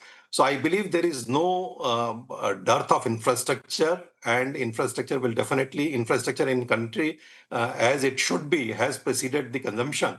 And as the consumption grows, we will definitely, all the companies put together, we will expand the infrastructure also. The problem in gas consumption as of now, why it is not picking up to the extent which we would like, is the foremost is the taxation issue. GST should have come in, the natural gas should have come in GST long back, but it has not happened still. And there are states which are levying 24.5% VAT even now, while there are many other states which have 0% or 3% or low taxation rates. But I think it is now time that natural gas is covered under GST. The second is the 14% excise duty on CNG. That is totally ridiculous, and it should go immediately. And that will give a big boost for CNG consumption in the vehicles. So if these two things are done, perhaps this will give a fillip to natural gas consumption in the countries. And in fact, we are asking only for the level playing field. And same is the case with the GST rates on vehicles, whereas the electric vehicles enjoy good taxation rates, lower rates. The CNG vehicles are charged with 28% GST rates. So if level playing field on taxation front is extended to natural gas, I think everything is ready, and the consumption will just pick up. Okay, take that point, Mr. Gupta. Before we come to you again for the refining part, Probal, since we talk about a lot of these gas utilities, some of them are annuity businesses. If we talk about GAIL from the tariff or the pipeline perspective, but then the marketing volatility makes it very difficult to judge a particular quarter. If we talk about CGDs, they were the darlings of investors at a point in time, but then again, there are regulatory hiccups that keep coming. How can an investor view these companies when it comes to the gas pipeline bit? Do you think what Mr. Gupta just mentioned could be some of the things which could improve investor interest here? There is interest, but how do they look at the investment approach when it comes to the gas utility bit? I think fundamentally one of the points Gupta sir mentioned is very important. Whether CNG is looked at as a transition fuel or the country's regulators are looking at a complete migration to EV by skipping the transition altogether, which in my mind is probably less practical to do. And therefore, as long as CNG remains a transition fuel and is seen as a relatively cleaner fuel in comparison to other fossil fuels, I think demand will continue to grow for the next 10 years at least. That is, as long and that belief has to basically come into the market that it is not a market of this or this. It has to be a market of this and this and this from an energy source perspective. And there, I think CNG definitely scores much better than traditional fossil fuels. And when you look at basically how we transition away from, traditional hydrocarbons to completely EV somewhere down the line. So one of the concerns that the street has, or one of the concerns that investors have, is how do you value the terminal value, in the sense that, when you're looking at it 10 years down the line, do you attribute a residual value to these businesses? There, I do believe that in India, given the kind of growth that's happening in overall energy consumption and in the overall vehicle population, even if EVs were to capture a lion's share, 20%, 30%, your residual growth itself is enough to support reasonably stable growth for CGD businesses, specifically in the CNG segment. But right now, of course, sentiment is different. The policy that came into Delhi obviously has dampened sentiment a bit. But my sense is this is a transitory issue. And as we go along, gas consumption should continue to grow at a fairly steady pace. You're positive on the CGD space? Yes, I would say that, gas space should look positive from a slightly long-term perspective. Okay, all right. Mr. Surana, let me come back to you then. Indian refiners, they reportedly function at around 105, 115% of nameplate capacity. What do you make of it? From an investor that's looking at, should this be rewarded because of effective asset utilization level? Or should they be a little bit worried that there could be possible burnout taking place? How do you view it? So if you do good also is a problem, if you do bad also is a problem. The capacity utilization is a function of 3-4 things. First thing is the way you have designed the refinery, especially the cushion you kept in the critical piece of the hardware. So it is not, you cannot have the cushion all over. Right. But there will be some equipment which are very critical, whether you have the cushion there, that's one. Second thing is, normally you factor in some amount of breakdowns or shutdowns. But if your asset integrity management is good, and your maintenance, your inspection, your predictive maintenance is good, then you can run uninterrupted a refinery for 4 years. Okay. No maintenance shutdowns required then? Normally, the refinery will be shut down only once in 4 years. Okay. Everything else which you are doing is basically a breakdown. Now, that breakdown will not happen like all over the refinery, but there will be some critical equipment. If that breaks, the whole refinery will come down. But if your predictive maintenance is good, there are lakhs and lakhs of piece of equipment and instruments, and these are there. But if you keep on having one item failing, and you can keep on having the shutdown, the starting up and shutting off the refinery is more critical than running a refinery. True. So that is the second piece. Third thing is your operator's skill set to run as near to the design optimality as possible. So you will always have a band of what we call is operating envelope. If you can operate in that envelope, you can flog the refinery and you can have the higher than 100% capacity utilization. But that does not mean that anything is okay. So you can run a vehicle of a 60 kilometer to 80 kilometer, but if you start running 150 kilometer, it will have an impact. So as far as you are within the operating envelope and you are able to do, so logically a good running refinery must have 100% capacity utilization or more than that, because the refinery profitability has got a high sensitivity to the capacity utilization, because your run day, the volume which you handle, so 1 day shutdown will never be 1 day shutdown. So basically a good capitalization is very good. The investor should reward it if some companies are able to consistently do a capitalization of 105, 110%. If they are doing 130%, 140%, then there is a problem. Either they are nameplate capacity understated, or they are not utilizing the full gamut of the thing which is there. So higher capacity utilization should be rewarded. Within a limit. Within a limit. Okay, get it. Mr. Gupta, let me come to you, because when we talk about GAIL as well, and any particular company in this space, we do think about regulatory risk. There are tariff settings by PNGRB, there's gas pooling, there's pricing reform as a swing factor. And how does one look at it from an earnings predictability? When you were heading GAIL, this is something that you would have seen as well, regulatory notices, PNGRB regulations. How does that make things different for the person running the business and for an investor when they're looking at this business from an investment perspective? And how does that renewable switch happen then? What does the capital allocation look like in that case? Yeah. So as far as the regulatory changes are concerned, except for the taxation which I talked about, the only thing perhaps which is bothering the investors or you is the PNGRB tariff petition, where GAIL for its integrated pipeline network had filed say revision of $78 rupees per MMBTU, and PNGRB fixed it at 65.69, up from 58 rupees earlier. Now, in this case, I would only mention that this is only a matter of timing, because in the scheme of things, the time value of money is already built in. So if there is delay in fixation of the due tariff, then the compensation of that automatically flows to the entity in the next revision. So it's only a timing issue. Perhaps PNGRB, in its wisdom, felt that the current customers, current consumers should be subsidized at the cost of future consumers. So that is why they have done it. But our belief is that it should be strictly formula driven, and the entire increase should be given to the entity as and when it is due, because then it becomes possible for the entity also to take suitable steps for building the infrastructure. While we are a government company and we do not shy away from creating more and more infrastructure despite all such constraints, but there can be other entities who may not be able to do that. So besides that, I do not see any regulatory challenge for GAIL, and this itself is also not a challenge because this is only a timing difference. As far as renewable is concerned, so as the other panelists also mentioned, that it is not a case of this versus this, but it is this plus this plus. So all companies, whether they are in the oil space or in the gas space or otherwise, every company is building renewable portfolio. GAIL, we will also be scaling. As you are aware that we advanced our net zero target from 2040 to 2035, and we are very sweetly poised towards achieving it. Okay, all right. Got that, sir. Mr. Gupta, hold that thought. Prabal, let me come across to you. Let's talk about the upstream companies. The government is bringing various policies in place to improve production.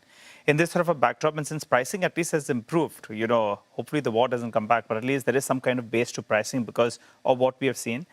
Your view on some of these upstream companies, ONGC, Oil India, production growth hasn't been there, but now they have set out better targets, say, for the next 2-3 years. I think very clearly the narrative from the companies has been very clear that the government has been working very closely with them to more aggressively push for exploration and essentially encourage them to basically deliver on the kind of capital utilization plans that they have, number one. Number two, I think there is a lot more focus on efficiency of operations.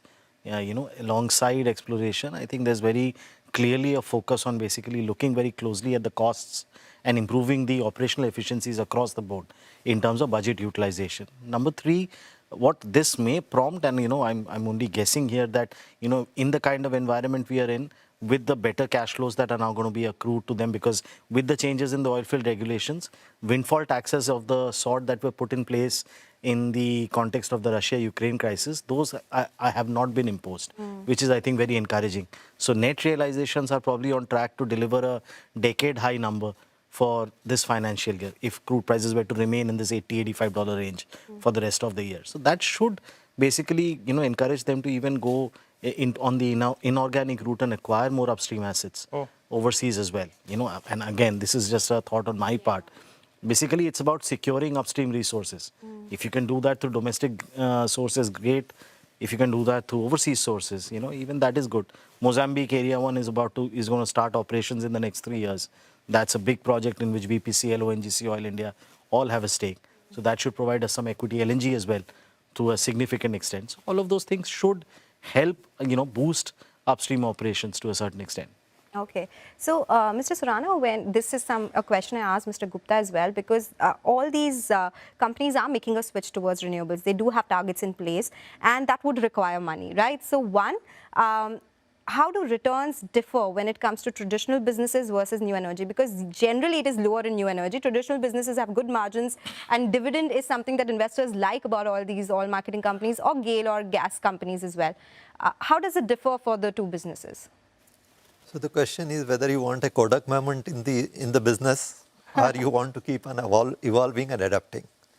So the oil and gas business still continues to be the cash cow for all these companies, and the resources are generated from there. But they have to periodically keep on investing for the futures. So like at some point of time people invested in petrochemicals or natural gas, that is giving a dividend now. The traditional fuel transportation business still continues to be the mainstay. Now for the future, if suppose tomorrow you got a carbon tax, or let's say if you are exporting and there are certain restrictions on that, then it may become a survival issue at that point of time. And furthermore, when you are having BS3, BS6, those type of thing, you need a lot of hydrogen. Now, if that hydrogen is having a carbon footprint, again, if you are not having a green hydrogen. So basically what you are doing is you are at one end trying to future-proofing yourself by investing in this, which may become a future business generation for you. And at the same time, right now when the current business is on, you cannot start doing a new thing when your old business is closed. So you need to have resources and you have to start doing in good time. Right. So to that extent, it is a path which is being followed. Now there are multiple pathways which the companies are following. It is EV, it is hydrogen, it is ammonia, everything is being tied up. There will be some will be successful, some will not be, some will go faster. So all horses are running, let's say who goes forward. Okay, so Probal, since you're short on time, I want to understand from an investor's perspective, how do they look at this space now? Is it a dividend yielding investment that they are making? But since they are running a lot of horses, 10 years, 11 years down the line, it will bring in returns, and a longer horizon should be taken for investments in OMCs or gas companies. Yes, I think particularly in the current context, long term is obviously the way to go, because you have got a situation which is changing every week or every 2 weeks, and your entire year's earnings can actually go. Sir would have dealt with those situations where 1 quarter earnings, can basically change the entire financial year. So obviously you have to look long term. In the long term, dividend yield will remain a factor in my opinion, because having a 5 to 6% dividend yield is, I think, a significant value driver that cannot be ignored. But at the same time, if you are looking at basically integrated energy as a sector to invest in, I think if they can actually manage to develop the new energy alongside an equally strong oil and gas business, then all of these businesses will look in better shape from a balance sheet perspective as well over the next 5 years. Okay. All right, gentlemen, we did have a lot more questions. Mr. Gupta, thank you so much for joining us. Mr. Surana and Probal as well. Interesting conversation, a lot more, but we'll do that for some other time. But thank you so much for joining us today. Thank you so much. Thanks a lot. All right, I'll tell you what, we'll slip into a short break, but we're going to be taking this piece by piece. So we'll take that break, come back. We'll have a fresh round of panelists as well as anchors who'll take the next segment. Don't go anywhere.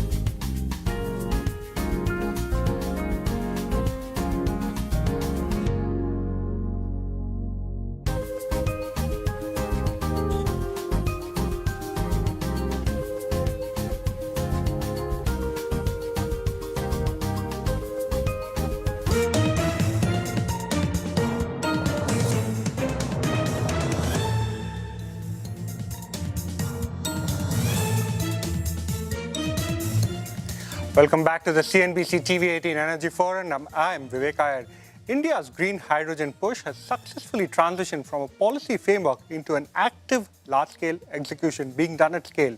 Spearheaded by the National Green Hydrogen Mission, launched in 2023, the company aims to become a dominant global hub for green hydrogen production, usage, as well as exports. Larsen & Toubro has emerged as an absolute frontrunner in India's green hydrogen push through its dedicated clean energy arm, L&T Energy Green Tech. The company is executing close to 15,000 crore of capital outlay under its Lakshya 31 strategic master plan to control the entire green hydrogen as well as green ammonia value chain.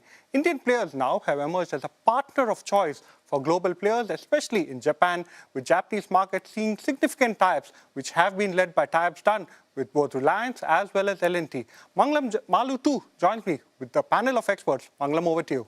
Thanks a lot for that, Vivek. Indeed, you set it up perfectly. We have a special battery of experts joining us on the show right now. Mr. Derek M. Shah, who's the Managing Director and CEO at L&T Green Tech, and Sumit Kishore, who is the Managing Director, Industrials, Infrastructure and Power, Institutional Equities at Axis Cap. Thanks a lot, gentlemen, for joining in. We've been speaking about the energy security for the country. Can you first, explain to us how does green hydrogen make us a lot more Atmanirbhar, so to say? And where in the value chain does L&T stand? How far along are we when it comes to demand, supply, and the capacity building that we're doing? Yeah, I think you've actually really nailed it in the first sentence that when green hydrogen was being spoken about, let's say about 2 to 3 years back, it was more to do about the decarbonization, net zero, and all that. And now, apart from the fact that we are obviously this green hydrogen and these green molecules will help to decarbonize and make the planet a more greener space, this geopolitical turn of events is actually making us conscious of the fact that there is a need to look at energy security for our own country. And to that extent, I believe that this particular sector will have more traction because there are certain molecules, especially now you look at green ammonia, even now we are looking at green urea because the urea itself is getting a lot of reasons to be constrained in its import. So I believe that these molecules, both from the decarbonization part of it as well as from the energy security part, is going to play a very, very significant role in the days to come. As far as L&T is concerned, yes, we took this call more than 3 years back when we decided that there is going to be a huge change, energy transition that's going to take place. L&T has been a very, very, I would say, significant player in the energy sector, both on the oil and gas sector and in the coal and in the gas-based power plants. And then when we saw that there was obviously going to be a green energy part of it, which is going to gain traction in the days to come, L&T took this in a big way, and we kind of playing it across the entire value chain, whether it's technology, manufacturing, projects, and development of these assets in hydrogen and ammonia. And now possibly in 3 years' time, we have seen significant steps taken by L&T. Maybe given an opportunity, we'll talk about what are the things that we are doing. This is the opportunity, tell us. Okay, so to say, we obviously we looked at technology across the world. We looked at hydrogen electrolyzers. And then not only did we bring in a technology from Europe, but then at that point of time, we said we need to make this technology completely indigenous, completely, not in words, but really Atmanirbhar. And so we got this technology, every component of the electrolyzer manufactured in India, except one part, which is called the membrane, which has to be imported. But about 85 to 90% of the complete technology is not only Indian, it's homegrown and it's L&T. We've got a manufacturing entity set up in Hazira, Gujarat, where actually Hazira, Gujarat, we have a very large manufacturing setup which caters to the oil and gas industry, defense and nuclear, etc. So we decided that electrolyzer manufacturing will also be placed out of Hazira. Right now the factory has 400 megawatt capacity, and the electrolyzer has a stack of 4 megawatt size, modules of 16 megawatt. And this is a very, very efficient electrolyzer manufactured in India and at a very competitive price, because we are all conscious of it, how electrolyzers are being placed, cost either in Europe. Obviously, the Chinese part, if you have to do it, but we are very close to the Chinese numbers, and we believe that in days to come, we will be possibly the most competitive across the globe. Mr. Shah, you spoke about two things. Number one, being cost competitive. Number two is energy security and also reducing the carbon footprint. Sumit, you've been tracking the energy space, the power space for quite some time. How excited are you, especially with the developments that you've seen in the sector over the last couple of years? You saw green hydrogen, you've spoken about green ammonia. Explain to us the economics. What are the companies that are making all of the strides? Which companies are you most excited about? No, I think what Mr. Shah spoke, India has a large target lined out for 2030. We want to scale up our green hydrogen production to about 5 million tons per annum. So far, we have made small strides. I would say that grey hydrogen is still a lot cheaper than green hydrogen. The average prices are around 150 to 200 rupees a kg. And that too is volatile given the way gas prices are behaving in the backdrop of the geopolitical conflict. But green hydrogen prices, the lowest commercial price discovered in the country was about 279 rupees per kg, and that too with certain government incentives. So there is a gap that needs to be closed. I think India consumes about 6 million tons of hydrogen a year, and almost 50% of that is consumed by refineries, 50% by fertilizer plants. So clearly there is demand for green hydrogen within the country. Right now, exports are proving to be a more attractive and viable option, simply because some of these countries like Japan, Korea, even in Europe, there are decarbonization mandates. Yes. And those are allowing more premium green hydrogen produced in India or in the form of green ammonia to be transported to these countries. I think the basic math or the unit economics is that it takes somewhere around 39.4 units of electricity to produce 1 kg of green hydrogen if the electrolyzer was like totally efficient. But the efficiency of the electrolyzer is around 75%, 80%. So you need about 50 units of electricity. Now, even if you get RTC green power at, say, round the clock green power at 5 rupees, that's about 250 rupees spent in putting that green power into the electrolyzer. And then you have the most efficient electrolyzers produced by L&T, which would still take the price to over, say, 300 rupees on per kg basis right now. So how does the government move to give incentives to compress this price and make it more viable without any subsidy is going to lead to broad-based adoption. So renewable price compression, I think, is the main, Absolutely. No, that brings us to our next question. The other question, he spoke about two things. Number one, exports currently seem to be a more viable option. Number two, unit economics. How do we make that better? If you could go ahead. Yeah, so a very valid point that while India will, have the requirements of the green hydrogen, the sectors we spoke about, the refineries, fertilizers, obviously the countries that we spoke about, Japan, Korea, and Europe, they are not blessed with the kind of, let's say, the weather, the sunlight, or even having, large wastelands available to them. Yet, they are also consumers of this molecule. Maybe, they're in their own refineries, in their own steel plants. And in fact, Japan is also looking at how to co-fire green ammonia into their, coal-based power plants. So for them, the choice is to look at regions where you can actually produce this green hydrogen, green molecule, and then take it across the ocean and crack it and use it. So yes, both domestically, there is a increased requirement, and in exports, obviously, there's a huge requirement coming up. On the Can you quantify the domestic opportunity, or say 3 years to 5 years from now? What is the size of Indian markets, and what could be the exports? So that basically gives him some numbers to work with. Then we'll take a short break after that and come back, and he'll tell us what are the best stocks which are placed for us to, tell our viewers about it as well. So size the opportunity up for us from an India perspective and the exports over the next 3, 5, 10 years.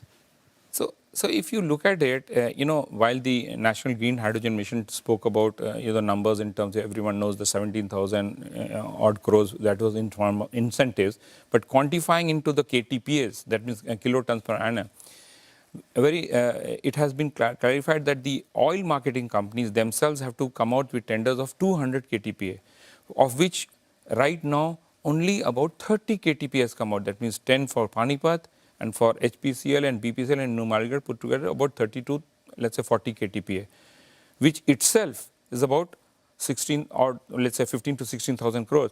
Now you have to go 6 times that to even reach 200 KTPA for the oil marketing companies to meet their requirements of green hydrogen. That means as and when they'll keep coming out with the tenders. So you know the numbers that we are talking about in the refineries.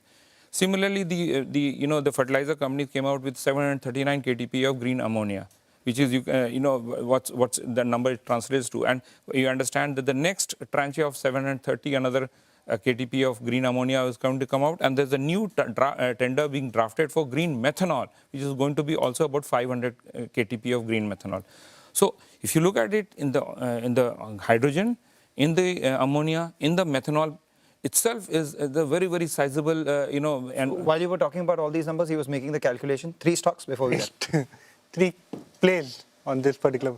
I think what is happening, let us take the example of L&T, which is a stock I've been excited about for a long time. But the share of the green hydrogen business is just quite puny in the overall scheme of things. There was a SECI side scheme which was launched where you had players bid up for production of green hydrogen as well as manufacturing of electrolyzers. There are a few listed players there, but again, it is not a very large portion of the listed companies. Maybe Wari has a small ambition in manufacturing, electrolyzers. There is Reliance Industries, obviously, and a bunch of companies that want to produce green hydrogen. But in none of them do I see it being a very significant portion of the market cap to make a suggestion that it is a investment purely on the back of green hydrogen. When you're looking at energy transition, which are the stocks that excite you the most? Well, I think India is seeing a huge clean energy transition right now. We had power demand growth so far this fiscal of 9%. We had record capacity addition last year in the renewable space. We added about 51 gigawatt of renewable capacity, 45 gigawatt was solar, 6 gigawatt was wind. Even now, the targets that have been lined out for the next 10 years indicate that we would need to add anywhere around 50 gigawatt plus every year for the next 10 years. So I feel that there are multiple companies in the listed space which afford a mid-teen compounding in terms of EBITDA. There are companies like Torrent Power, CESC, and Tata Power, which are also lined up to be beneficiaries of the electricity amendment, bill, which is likely to happen in the next few weeks or so. Gentlemen, thank you so much for that. This was fairly insightful and action-packed, action-oriented as well. What we'll do is we'll wrap up on this, take a short break, get you more on the other side. You don't go anywhere. This is a very important discussion that we're having here on CNBC TV 18. Thanks a lot.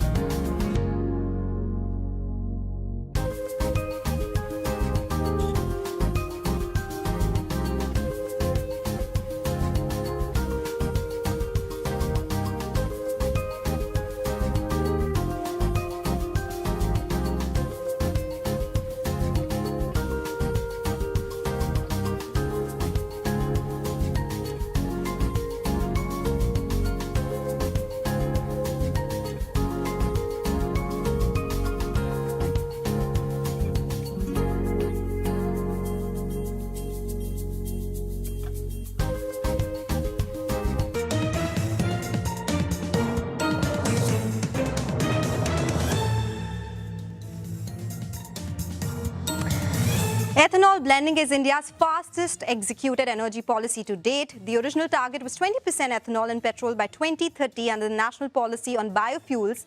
India hit it in 2025-2026, 5 years ahead of schedule, up from just 1.5% blending in 2014. That's roughly a 13 times increase in just over a decade. E20 became mandatory nationwide this April, backed by over 17,000 retail outlets already carrying it. There has been a lot of backlash on the same, though with mileage issues and questions around ethanol blending in fuel. But ethanol isn't the only front. The other biofuels would include sustainable aviation fuel, biogas, biodiesel, and shipping as well. And that is something that we'll try and understand on this panel. How big is biofuels as an opportunity and how big it would be in the energy security debate? Nigel is back with me, and we have one more panel that we'll be taking it forward with. Nigel. Well, that's right. Thanks a lot for that, Sonal. And joining us on the show today is Jay Kale, Director Institutional Equity Research at Elara Capital. We have also Mrs. Suhas Bakshi, the co-founder and CEO of Biofuels Circle, and Mr. Surana, former CMD of HPCL, is back with us as well. Well, hi, gentlemen, and thanks a lot for joining us on this interesting conversation that we're going to have. Mr. Surana, let me start off with you. Does blending, in fact, reduce the refinery utilization level, or is it negligible at current levels? If you could help us out with your take. No, the blending does not reduce the refinery optimization. Rather, to some extent, it helps in the sense that, because as you know, ethanol has got a high octane number. And so some of the naphtha streams, which was not possible to blend in petrol because of very low octane rating, you can blend. To that extent, it will improve the optimality of the stream disposals in the refinery. Okay. But otherwise, the capacity utilization wise, ethanol blending will not have any impact.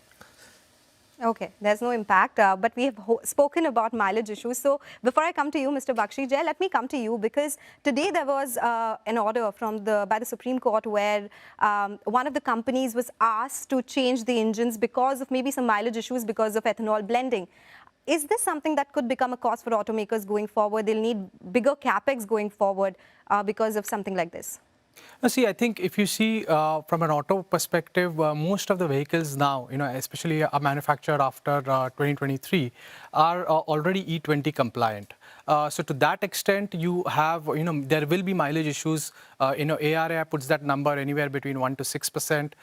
Some of the, on-ground realities suggest around 6 to 8% or maybe 10% mileage drop. But I think this is a requirement from the government now. And for the energy security of India, I think ethanol blending will continue and probably even move up further. From an automotive perspective, I think we've already the manufacturers have already made their investments to make their engines E20 compliant. Now, going forward, if they have to increase the blend further from E20, there will be required more investments, and then flex fuel vehicles will need to be introduced. But for the moment, all vehicles manufactured from 2023 are E20 compliant. Prior to that, there will be a little higher mileage issues, and then there are various ways of addressing it. But of course, there seems to be a big furor amongst consumers. Some of it is true, and some of it may not be as accurate as what is being portrayed out. Okay, all right. Mr. Suhas, let me come across to you then. There's a big push, right, for biofuel industry on the whole. According to you, which is the most practical biofuel that will not impact efficiency, as we speak? From a point of view of technology maturity, compressed biogas, which is more or less, 99% purity methane, replacing natural gas or compressed natural gas would be a like-to-like replacement or a drop-in replacement. CBG as a technology is relatively matured. There is significantly large capacity which is now being built in India. So replacing, fossil natural gas with compressed natural gas will, in my opinion, be a very, very seamless process. Okay. So, while we talk about that, a lot of these companies have started talking about biofuels. We do have a listed entity which is just into biofuels. We have a lot of these city gas distribution companies coming up with biogas plants. A lot of these capital goods companies talking about bio-CNG. Big capex going on here. How big is the market opportunity that they are tapping, according to you? Look, I think there are different feedstock sources which can drive production of biogas. Agricultural residue is one feedstock source which can drive biogas. Municipal solid waste can drive biogas. Similarly, something like used cooking oil can drive biodiesel. So tapping each one of these sources and then converting it to a modern biofuel, which could either be biogas or biodiesel, is a fairly large opportunity. But if I have to just focus on one feedstock segment, that is agricultural residue, we've got 235 million tons of agri-residue biomass which is wasted in our country every year. If that is fully harnessed, 17% of country's energy needs can be met just by that. So the scale could be very big. We are a supply chain company. Just as a supply chain for agri-residue biomass, we think at maturity this could be a $20 billion industry. $20 billion. And the agricultural residue is as much as the capacity, the refining capacity, if we, not in exactly, but that's a big resource that we are not tapping exactly. Mr. Surana, there's been a lot of conversation around ethanol, E20. This has come to the fore right now. If we talk about the mileage issue, then there are questions around pricing as well. How does pricing work for ethanol blended fuel versus a premium fuel? You know, because if we are using ethanol, the prices should be lower. How does the math work here? No, there's a myth to say that if you are using a ethanol blended flour, the prices should be lower. See, as was being said, that you are making ethanol out of various feedstocks. The price of the ethanol is not based on the tender route. There is a fixed price which is based on almost a cost plus basis, because you have got a MSP for the grains, etc. Sugar also, sugar cane also. And so the price of ethanol ranges between 56.71 to, let's say, 71 point something. But if you see the pure petrol, the ex-refinery prices, just before this 10 rupees in the cut in the excise duty was almost 53 rupees. So the cost of ethanol per liter is much higher than the ex-refinery petrol prices of the neat petrol. So the first part is whether the ethanol blended petrol should be cheaper. As far as the oil marketing companies are concerned, answer is no, because the ethanol is costlier than the petrol for them. Now what will happen is, when the cost of the crude goes up, the ethanol price will have a hedge against the under recoveries which they will have in case the market pump price is not changed.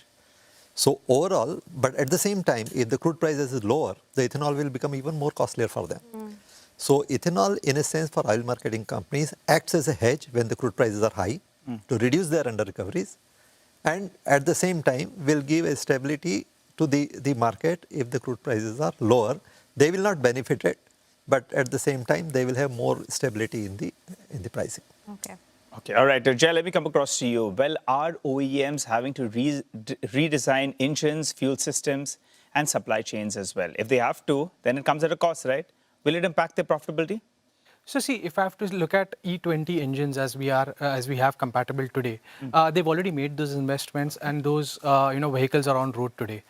So from that perspective, there is no incremental investment required. But what is being talked about is going all hog into E27, then E85, E100. We have certain OEMs launched their products on flex fuel vehicles. We have a product from Maruti, we have a product from Hero, etc. These vehicles are at a premium because there have been investments needed to be made, because essentially ethanol corrodes, there are sealing parts, rubber parts being corroded, some bit of metallurgical parts also corroded, oxidation level is higher over there, the energy density is lower, so that much more fuel is required, which is effectively reducing your fuel efficiency. And hence, when you go all hog to E85, E100, those aspects need to be refined further, and hence those investments need to be made. And hence the vehicle cost has to be increased. So we've had those kind of vehicles launched at maybe around 70 to 80,000 odd higher priced bracket than a normal vehicle. But the question is, from a consumer perspective, whether they are ready to adopt to these vehicles, because from a consumer perspective, unless and until if the price of the vehicle moves up by X%, but at the same time you're not getting a saving on your fuel cost, then no one's going to make that plunge. Right. Because at the same time, you already have a fuel efficiency coming down. So you from a consumer acceptability perspective, unless the absolute fuel, and we've seen that in Brazil, right? We have various dispensers, be it E27, E85, E100, and it's on the consumer to choose which one they need to take.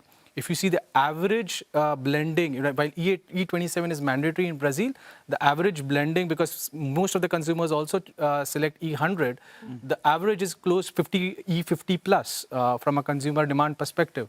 So if you have the pricing of that ethanol right from a consumer perspective, and match it to the fuel efficiency drop and net if the consumer is expected to gain, you will see that adoption. But as of now, it's still a wait and watch mode.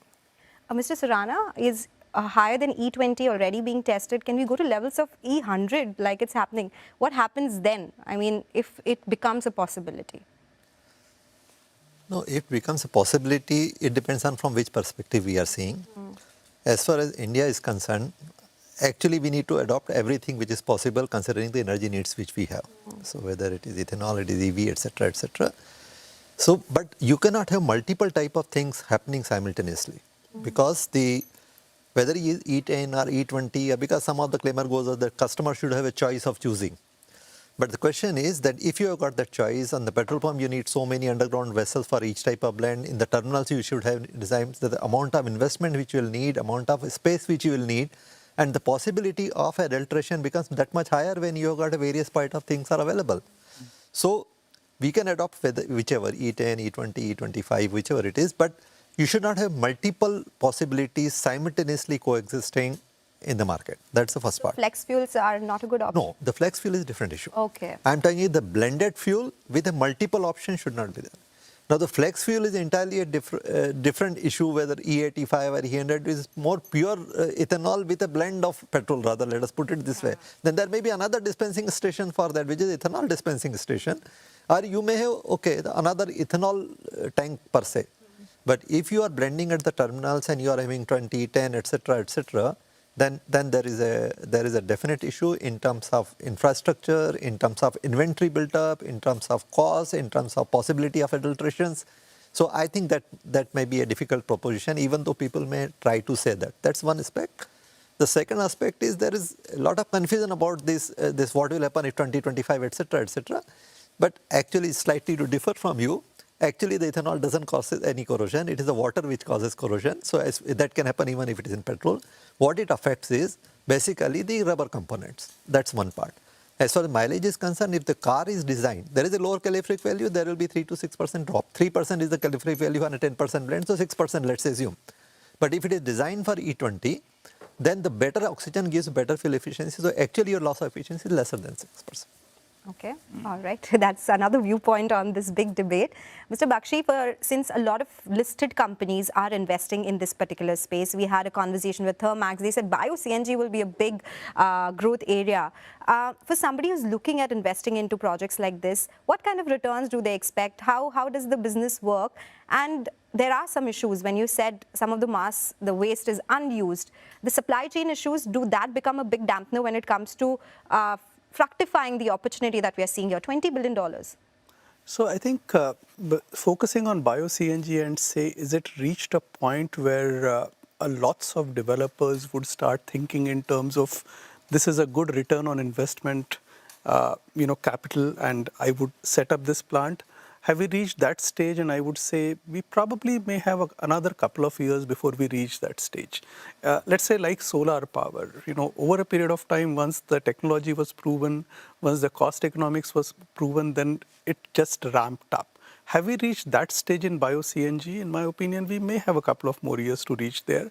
The reason being a combination of supply chain, yields associated with technology, and distribution, not just of the CBG as a product, but other products which are made in the CBG plant. So for example, 85% of the actual mass that you're consuming gets converted into what is equivalent of a biofertilizer. Finding a distribution chain for that is as important as finding distribution for the compressed biogas that you make. So all of this is now taking shape, coming into place.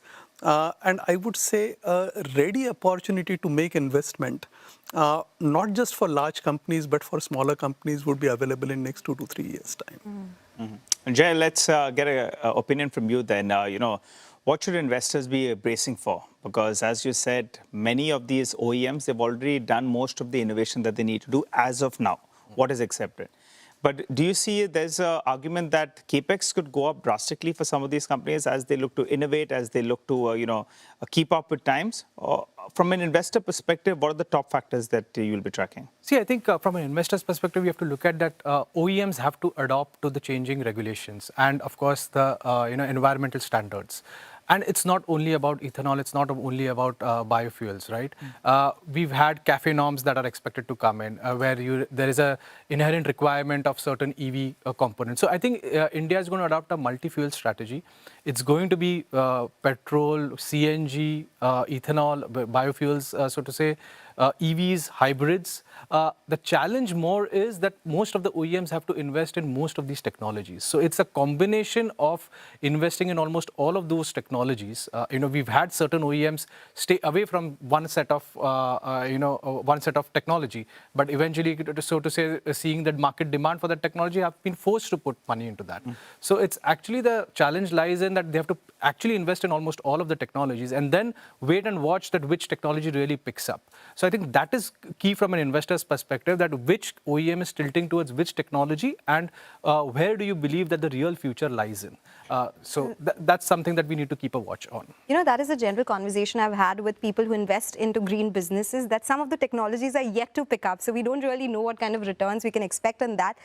Gentlemen, we had a lot more questions, but thank you so much for this insightful chat on biofuels, ethanol, and a lot more. Definitely the new ways India is, imagining energy going forward, and auto companies as well. Thank you so much for joining us today. Absolute pleasure. All right, well, time to slip into a short break. We bring you more on the other side. Stay with us.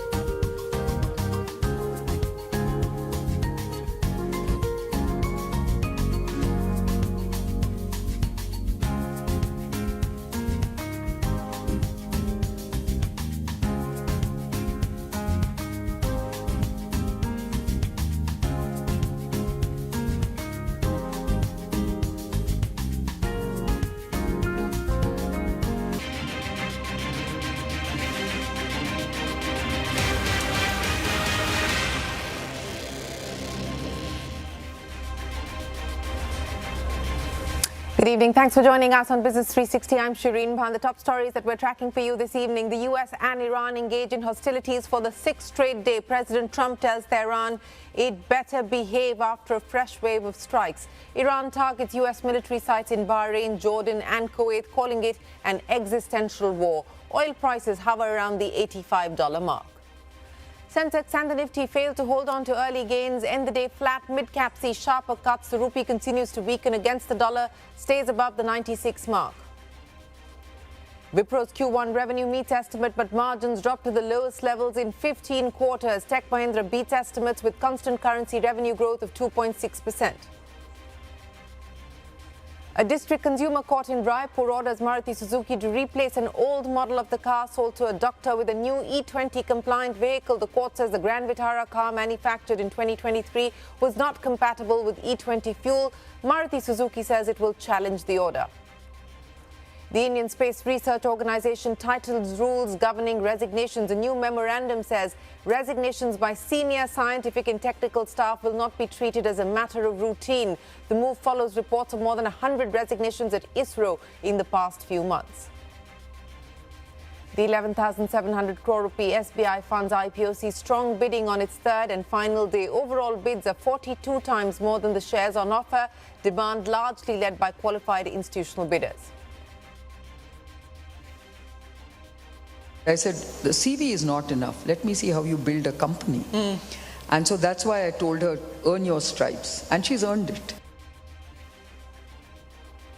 Kiran Mazumdar-Shaw says her successor Claire Mazumdar has earned her stripes and has better credentials to lead the company. Also calls for more risk appetite from investors to support innovation. That's an exclusive. The UN says it is probing reports suggesting 500 people are feared dead after two shipwrecks off Myanmar's coast since June. Preliminary information indicates the two vessels had departed from Myanmar's Rakhine state with members of the persecuted Rohingya community on board. Lionel Messi leads Argentina's stunning comeback to shatter England's World Cup dream, provides 2 assists within a span of 7 minutes, to wipe out England's early lead. The defending World Cup champion will face Euro champions Spain in a blockbuster showdown on Sunday.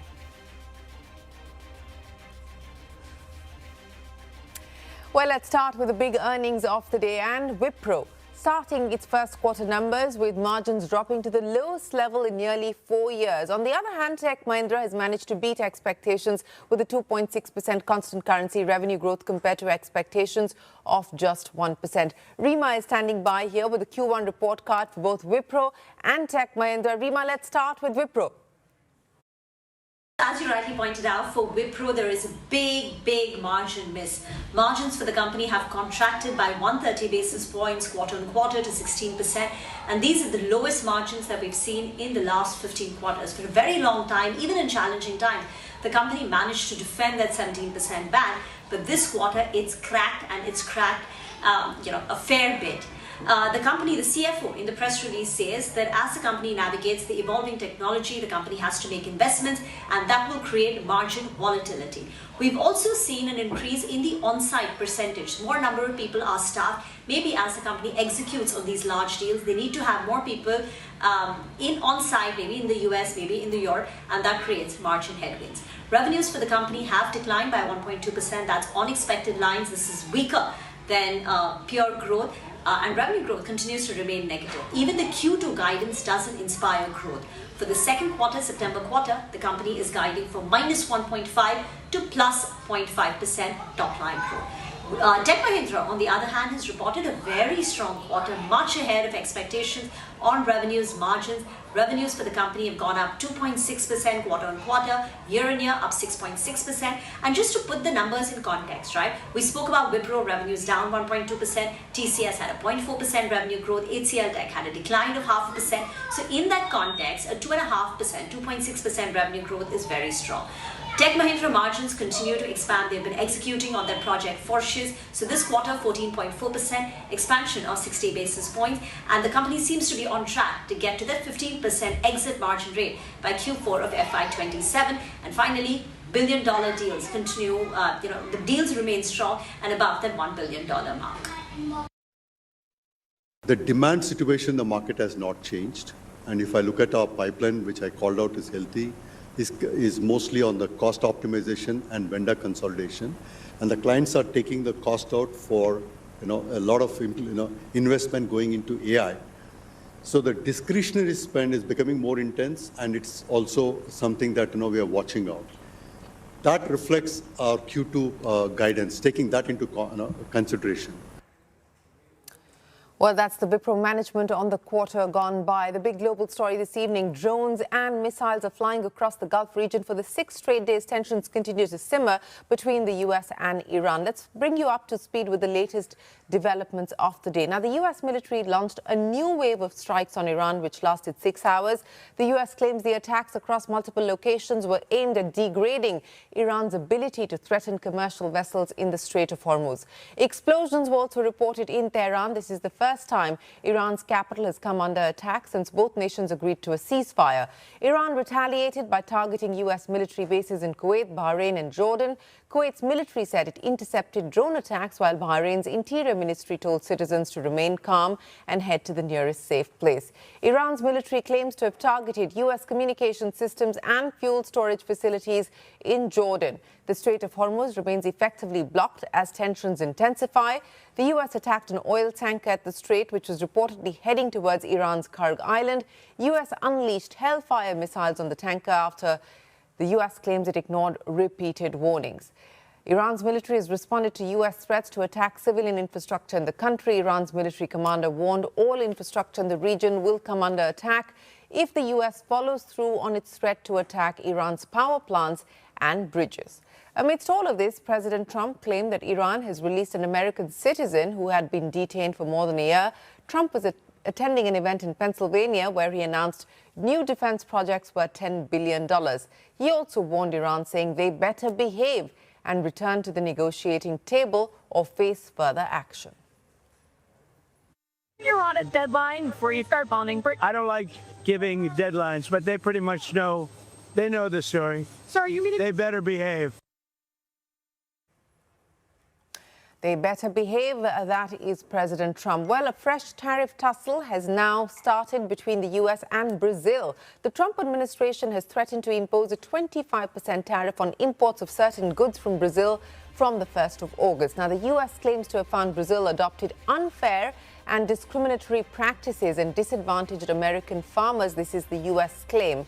This after a year-long investigation. Brazil has condemned the tariff imposition and has promised to make its case before the World Trade Organization. However, the new U.S. tariffs will only apply to select goods. It will not include major imports like beef, coffee, energy products, or aerospace components, among others. Let's bring you up to speed on the market action. Both the Nifty and the Sensex failed to hold on to their early gains, closing flat in trade. Midcap saw some sharper cuts along with the bank stocks, so just a pint higher, closing in the green for the Sensex, flat close but in the red for the Nifty.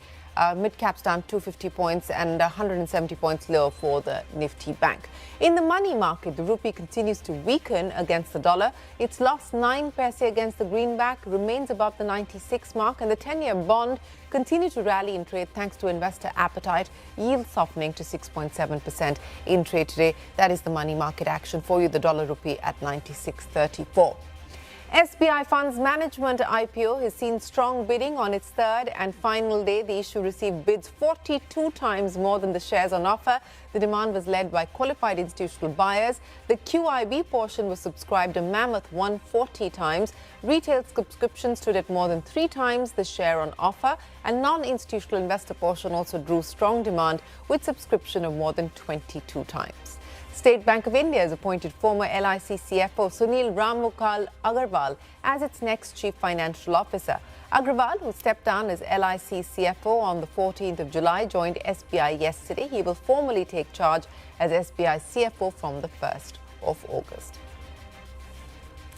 Centre's investment commitment of a cumulative 1.9 lakh crore rupees towards domestic chip and mobile phone manufacturing boosted electronic manufacturing services stocks in trade today. METI Secretary S. Krishnan says the manufacturing push is aimed at helping India build globally competitive homegrown electronic brands. We've had Indian brands in the past. Some of them have lost market share.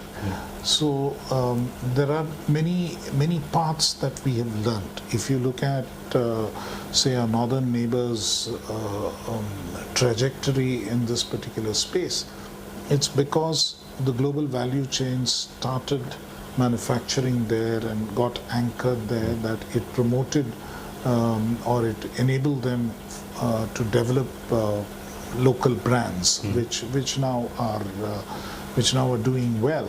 So it is a similar aspiration on India's side that we are now building on a better base. Well, that's the MeitY secretary on the proposal that was cleared by the cabinet. The Indian government is looking to invest about 200 crore rupees in Ather Energy's proposed 1,200 crore rupee fundraise. The investment will be done through a bilateral fund set up by the Indian government and Japan Bank for International Cooperation. The investment will be made alongside Ather's founders and an additional bet from Hero Moto. That is, of course, the electric two-wheeler maker that holds majority in Ather Energy.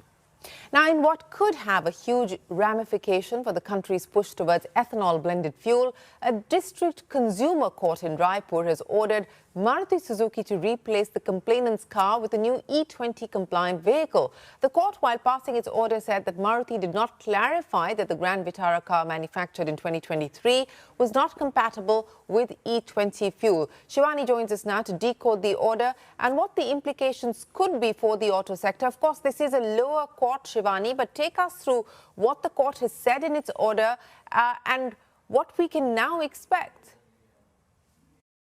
Well, this could turn out to be one of the most significant legal developments around India's E20 petrol rollout. Now, for the first time, a consumer court has linked a vehicle dispute to E20 petrol and has directed Maruti Suzuki to either replace the consumer's Grand Vitara, which was a strong hybrid, with the new E20 compatible model or refund more than 20.5 lakh rupees to the owner of the vehicle.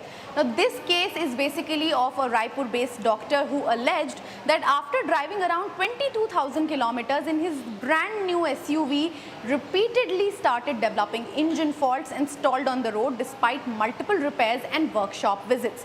Now, Maruti Suzuki, however, has strongly contested these claims. The company says that there was no manufacturing defect in the car whatsoever and instead blames adulterated fuel. In fact, it cites a lab report which allegedly found only 6 to 7% ethanol in the fuel sample instead of 20%, which is E20.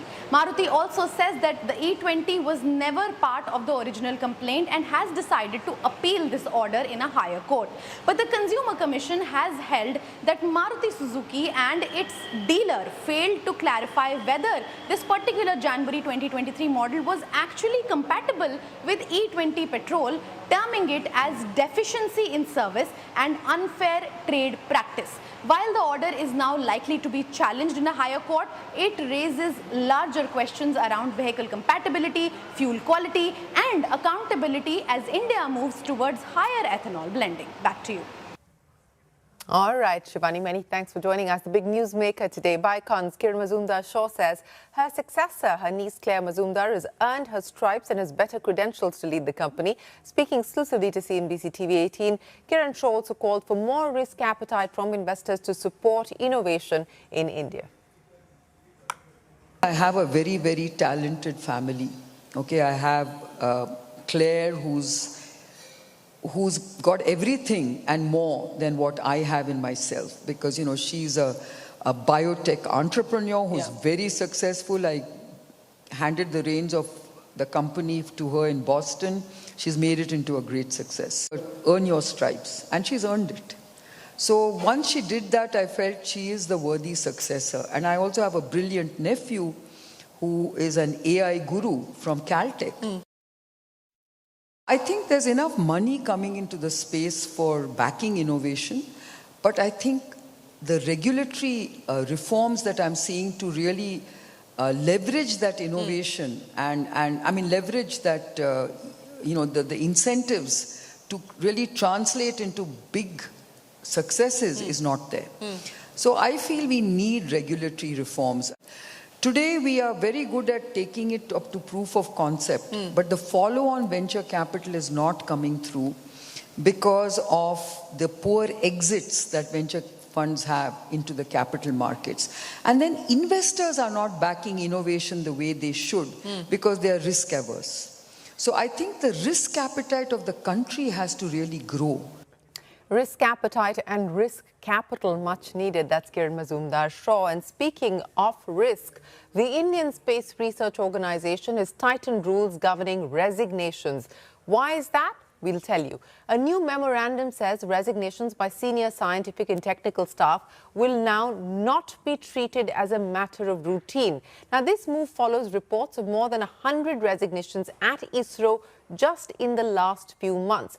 Archana joins us now with the details. Archana, ISRO, of course, is the OG as far as space tech is concerned in India. What seems to be the problem? What is the big concern? And how is ISRO dealing with these exits and the high attrition? Yes, this is indeed a critical story. Many ISRO scientists are quitting. Critical missions like Gaganyaan could be impacted because of that, and the government is trying to stop them. Well, the Department of Space has issued a new memorandum asking Indian Space Research Organization centers not to accept voluntary retirement or resignation requests from senior scientists and engineers. Instead, every such request must now be sent to the Department of Space for final approval. So how did we get here? Well, according to a Times of India report, more than 100 scientists and engineers have recently quit ISRO. This memorandum instructs ISRO centers, as I said, not to accept voluntary retirement or resignation requests from specific people. So these are Group A scientific and technical personnel working on Gaganyaan and other critical missions until those projects are completed. So what has the ISRO chairman said so far? Well, he spoke to the Times of India and he acknowledged the resignation, saying that the organization remains equipped to manage the transition. Now, why is this such a big deal? Well, the Gaganyaan mission, which is India's first human space flight program, it's already running behind schedule. Its first uncrewed mission, originally planned for the first quarter of 2026, has been delayed. Now, the bigger challenge isn't simply replacing vacant positions, it's also replacing years of mission-specific expertise, knowledge, which has been built over programs like Gaganyaan and Chandrayaan. Now, to understand what's driving this trend, I spoke to two very senior former ISRO scientists who worked on critical missions. They spoke to me off the record. So they both expressed concerns that ISRO is losing experienced talent to the private space sector, where scientists have better opportunities, greater recognition, and faster career growth. While they were saddened by these resignations, they warned that critical missions could suffer. One of them also said that times are changing, and if internally changes are not made in ISRO, then we will not be able to compete with the world. Now, it's very important that this concern comes at a time when India's private space sector has expanded rapidly. The number of registered space startups has grown from just one in 2014 to more than 400 today, following many government initiatives. Companies like Pixel, Dhruva Space, Skyroot Aerospace, Agnikul Cosmos and Bellatrix Aerospace have created new opportunities for engineers and scientists. Back to you. Well, Archana, many thanks. And that is an important story there and something that needs to be given thought and consideration. News from the World Cup. Argentina storming their way into their second consecutive World Cup final. The talismanic Messi inspiring yet another comeback to crush England's 60-year-old cherished dream of making it to a World Cup final. He provided 2 assists within a span of 7 minutes, wiping out England's early lead. Argentina will face Euro champions Spain in a blockbuster showdown on Sunday. Meanwhile, celebrations erupted from Buenos Aires to Dhaka as jubilant fans took to the streets. In the Argentine capital, supporters dressed in the iconic blue and white lit up the night with flares, fireworks and chants. Thousands of kilometers away in Dhaka, home to one of the largest Argentinian fan bases, people waved Argentine flags, burst firecrackers and celebrated long into the night. Well, all set now for that Argentina-Spain World Cup final. And with that, it is time for us to wrap up this edition of Business 360. The news will continue right here on CNBC TV 18. Stay tuned. We're back in a moment with more.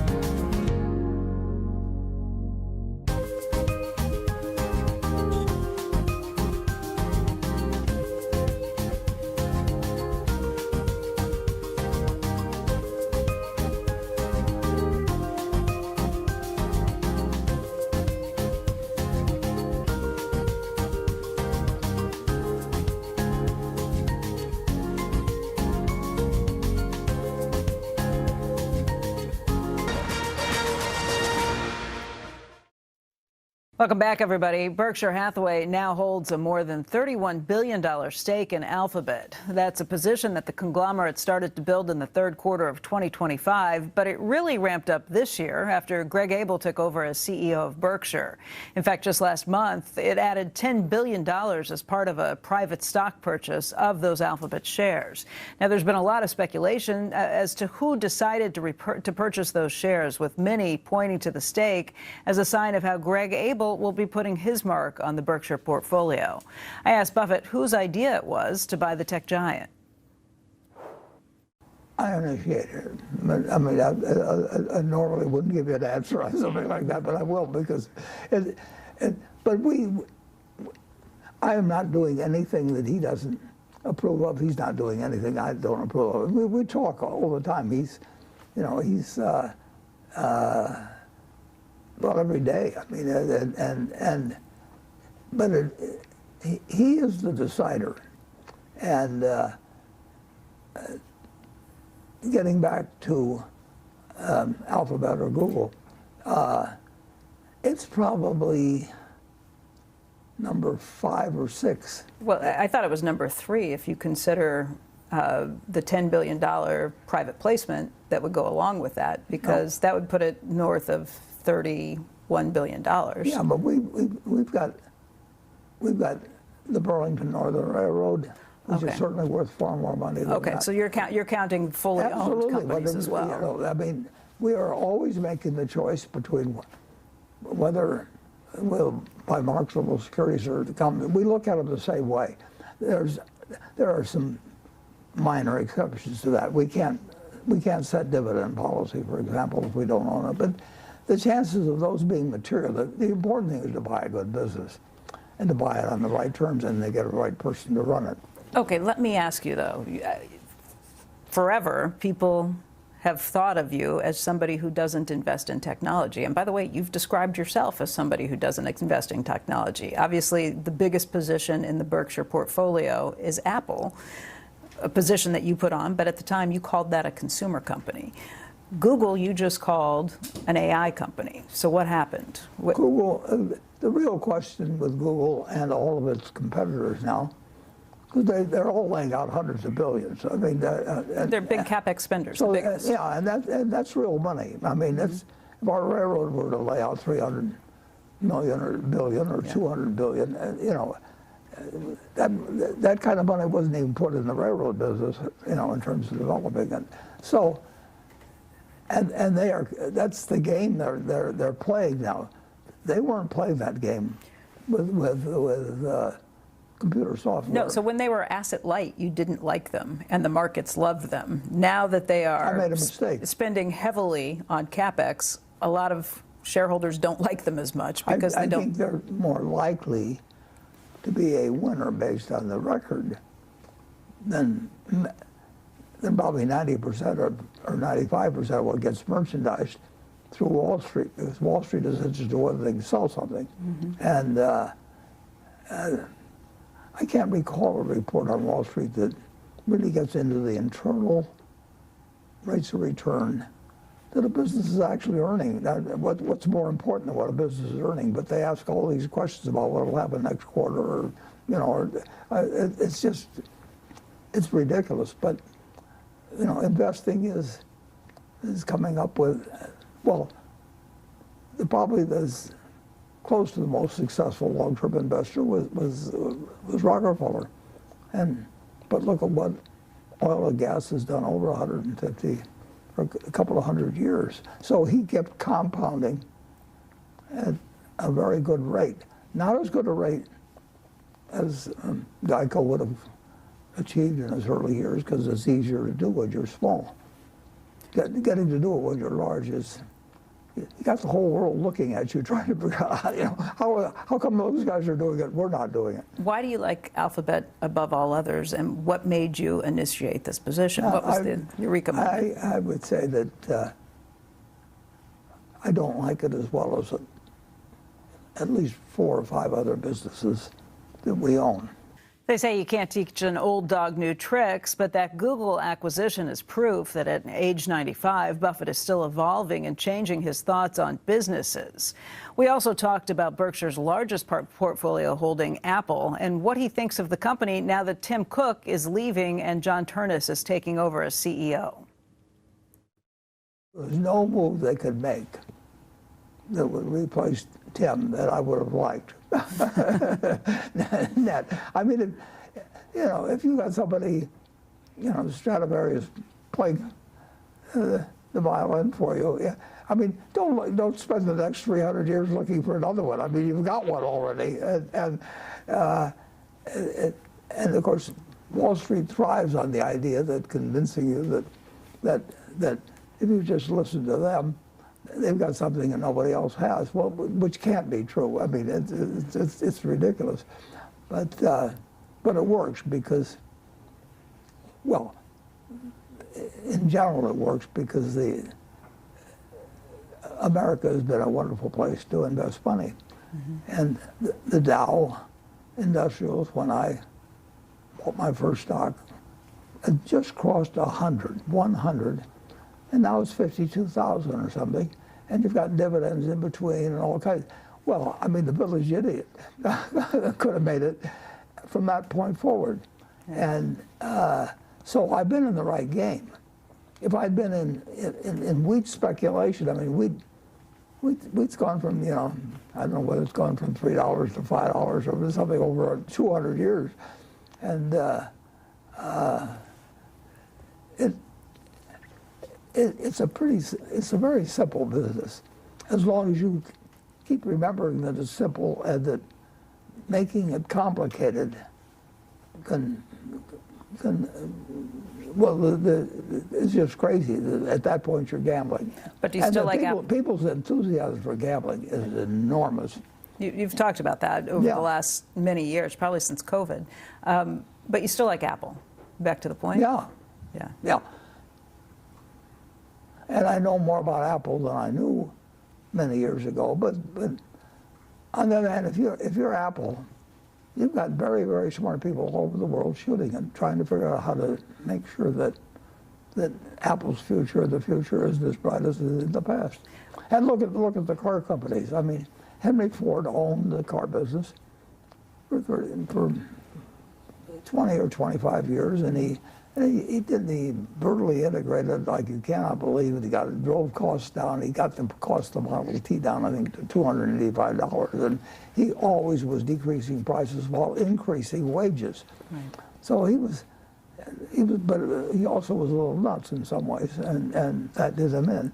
Finally, when he converted over to the Model A, and General Motors just came racing by, and my friend Charlie Munger thought that General Motors was going to be the dominant company. Who could imagine attacking their dealer fleet and everything they had going for them? You've always got somebody shooting at you. To that point, Apple brought a lawsuit against OpenAI just last week, and basically accused OpenAI of trying to steal trade secrets. I would say most companies would love to try to steal trade secrets. They wouldn't love getting caught. But if you really could dig deep into the hearts of managers, they'd like to steal secrets. Wouldn't you? I mean, if you had a business and you were struggling along and the guy next door was making money, I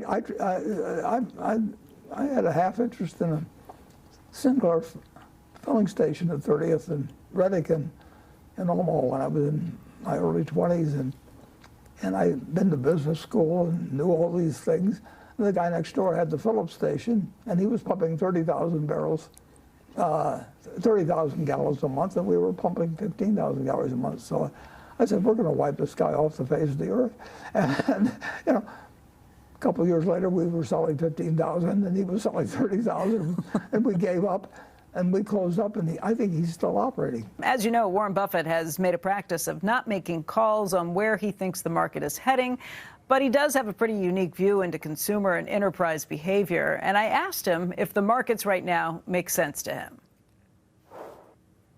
I think there are times when opportunities are just thrown at you so fast you can't, it's unbelievable. And then there's other times when you're very, very lucky if you find one thing in a couple of years. And it should always be that the latter is what prevails. But since humans love to gamble so much, there's more money in actually cultivating gamblers than there are cultivating investors.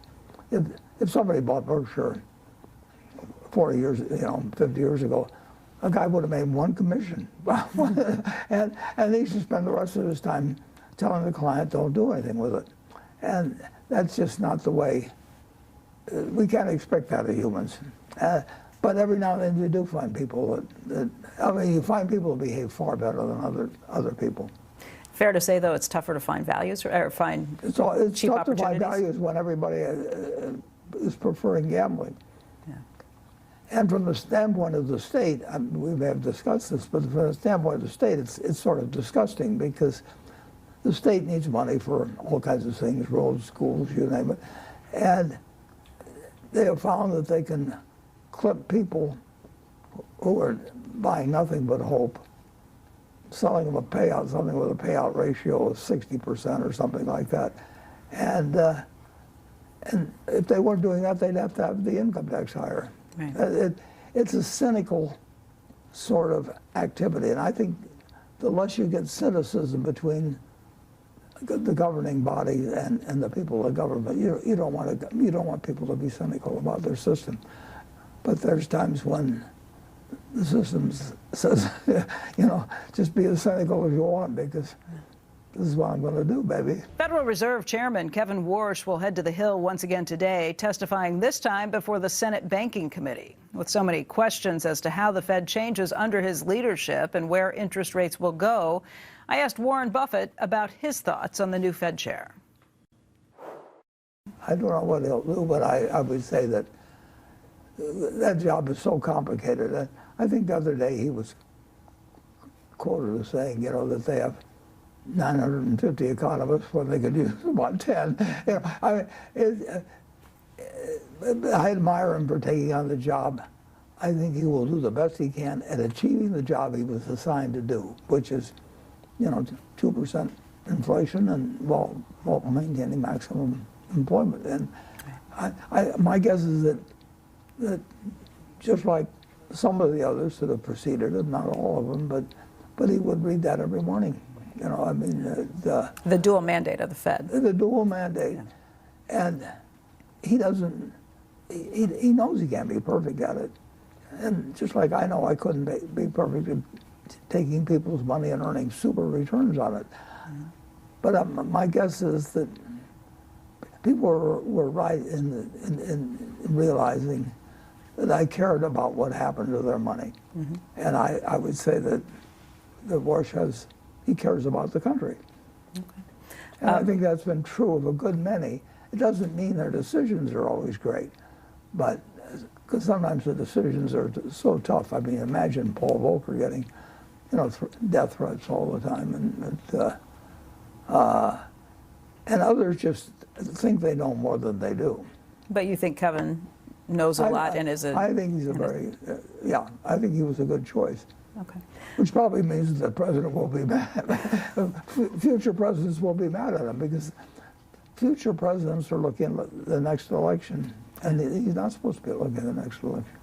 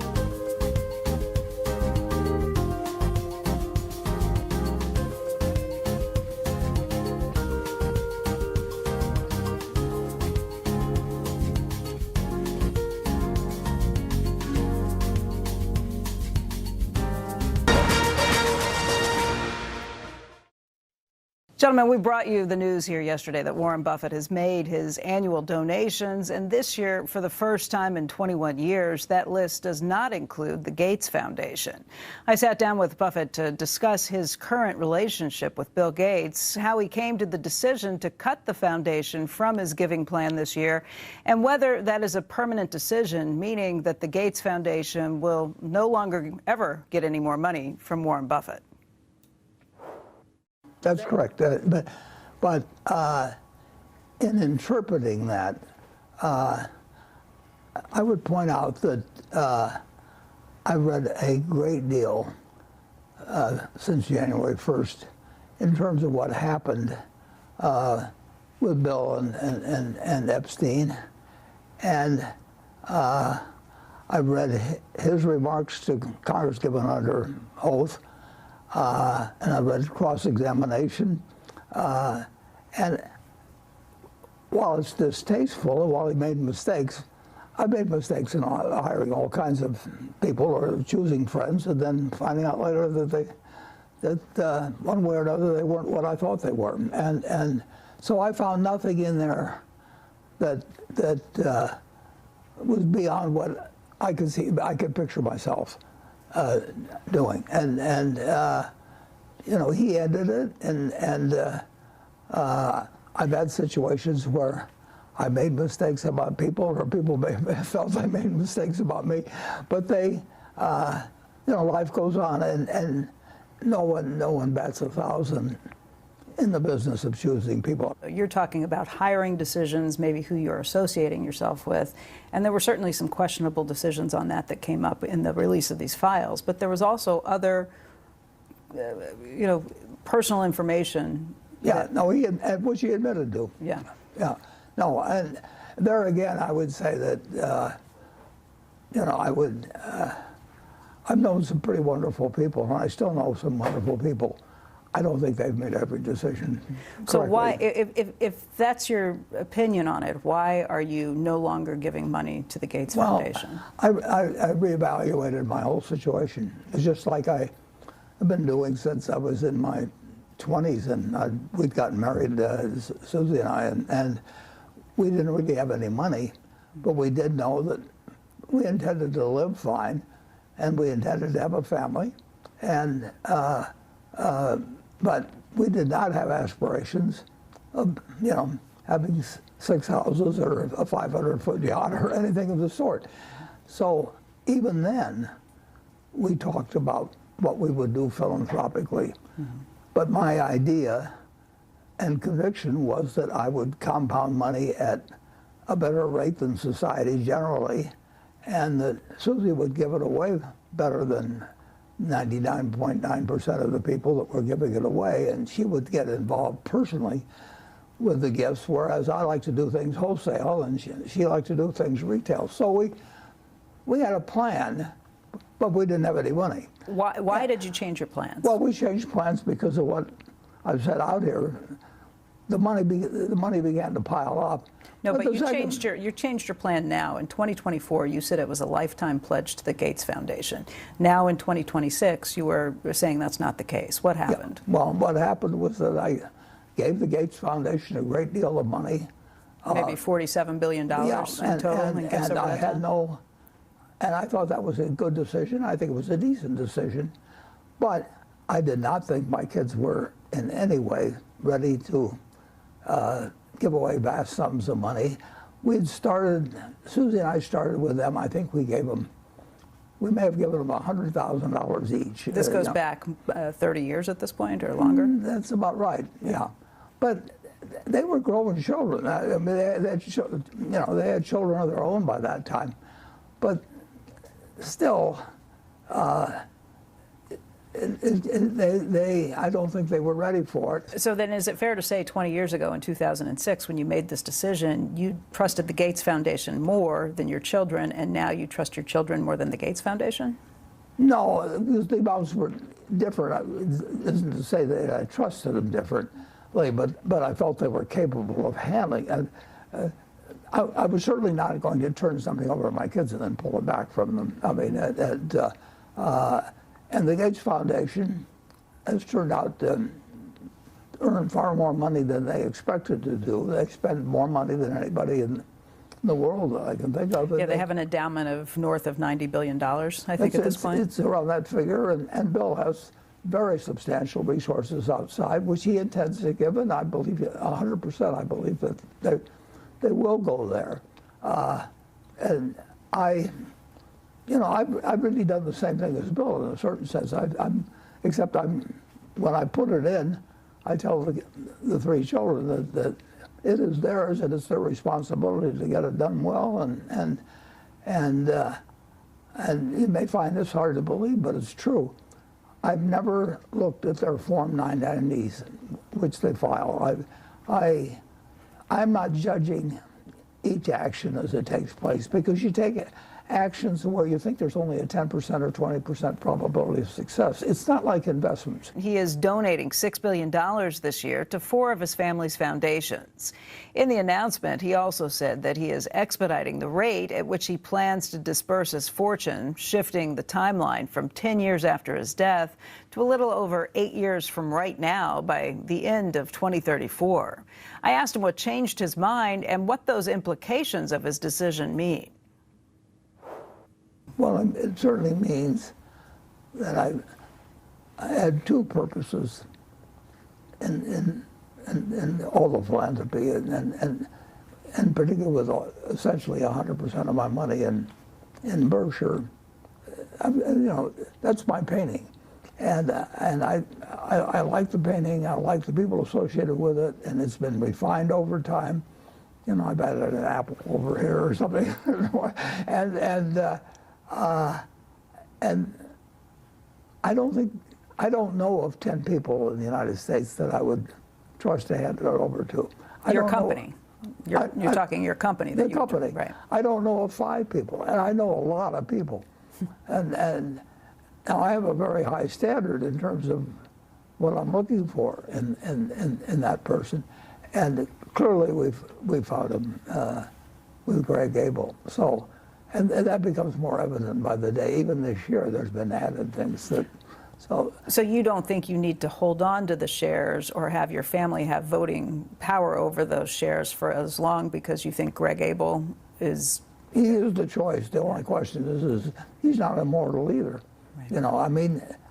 You always have this mortality question, and nobody gets away from it. I mean, people can be in marvelous health, or seem like it, and, who died the other day? Lindsey Graham, 71 or something. So there's an enormous variety and variation from being lucky to not being lucky, and that's the bet I make with Greg. I do not have a list of 10. I mean, I don't have 10 kids either, but even I don't have a list of 3. In terms of who you would trust the company to at this point? Yeah. Right. Now, I've got directors that I trust to be imbued with they like the concept of Berkshire Hathaway, and they would like to keep it going. So I've got the right group that's the intermediary in making that choice.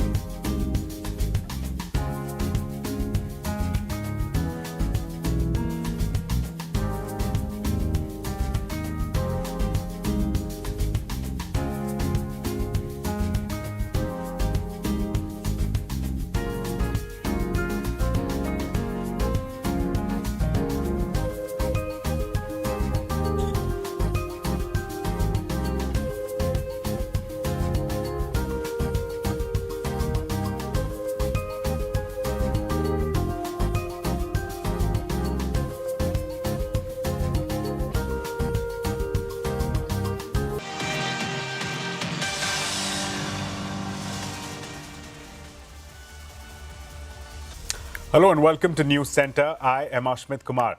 A big boost for India's manufacturing ambitions. The Union Cabinet has approved schemes worth nearly 1.9 lakh crore rupees to expand the country's semiconductor and mobile phone manufacturing ecosystem. Now, the package includes the much-awaited Semicon India 2.0 program and a new mobile phone manufacturing scheme, both build on the success of Semicon India, the first phase. Under the first phase, the government approved 12 semiconductor facilities with a cumulative investment of over 1.64 lakh crore rupees. It also extended support to 24 semiconductor design projects led by startups and MSMEs, while 105 startups and MSMEs were given access to industry standard EDA tools or electronic design automation tools. With Semicon India 2.0, the government is targeting 4 lakh crore rupees in fresh investments, an output of 2 lakh crore rupees with around half of the production expected to be exported. The second phase will focus on 6 key pillars: chip design, machines and materials, setting up more fabs, strengthening the ATMP OSAT ecosystem, research and development, and talent development. Meanwhile, the new mobile phone manufacturing scheme will have an outlay of over 62,000 crore rupees and will run for 5 years. Electronics and IT Minister Ashwini Vaishnav said that both schemes will be notified within the next 20 days. Well, earlier today, MeitY Secretary S. Krishnan explained why ISM 2.0 has a much larger outlay than the first phase. He said that the next phase will go beyond startups and MSMEs while making India an even more attractive destination for global chip investment. There's been a significant increase in the outlay during ISM 2.0, and ISM 2.0 is also a scheme which covers the entire ecosystem.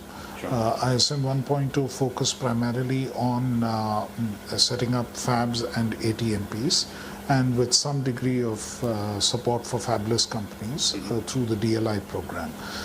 And at that stage, we still had a scheme called SPECS, which was running, which provided some limited support to the ecosystem. Sure. It was felt that the semiconductor ecosystem needed to be supported more extensively, because that's important to both build resilience in the country in semiconductor manufacture, and also gives an opportunity for many Indian companies to participate in the value chain more effectively. And so, which is why we have focused on the value chain. We've learned a few lessons from the previous DLI scheme as to how we can do it better. So that portion is looked at. And of course, the primary focus continues to be on having more fabs and also ATMPs in the country, plus to provide our roadmap to getting into leading edge nodes, a focus on research and development. There was also a thrust, which is borrowing from some of the details that were made available in the cabinet briefing. There's clearly a focus towards designing here in India.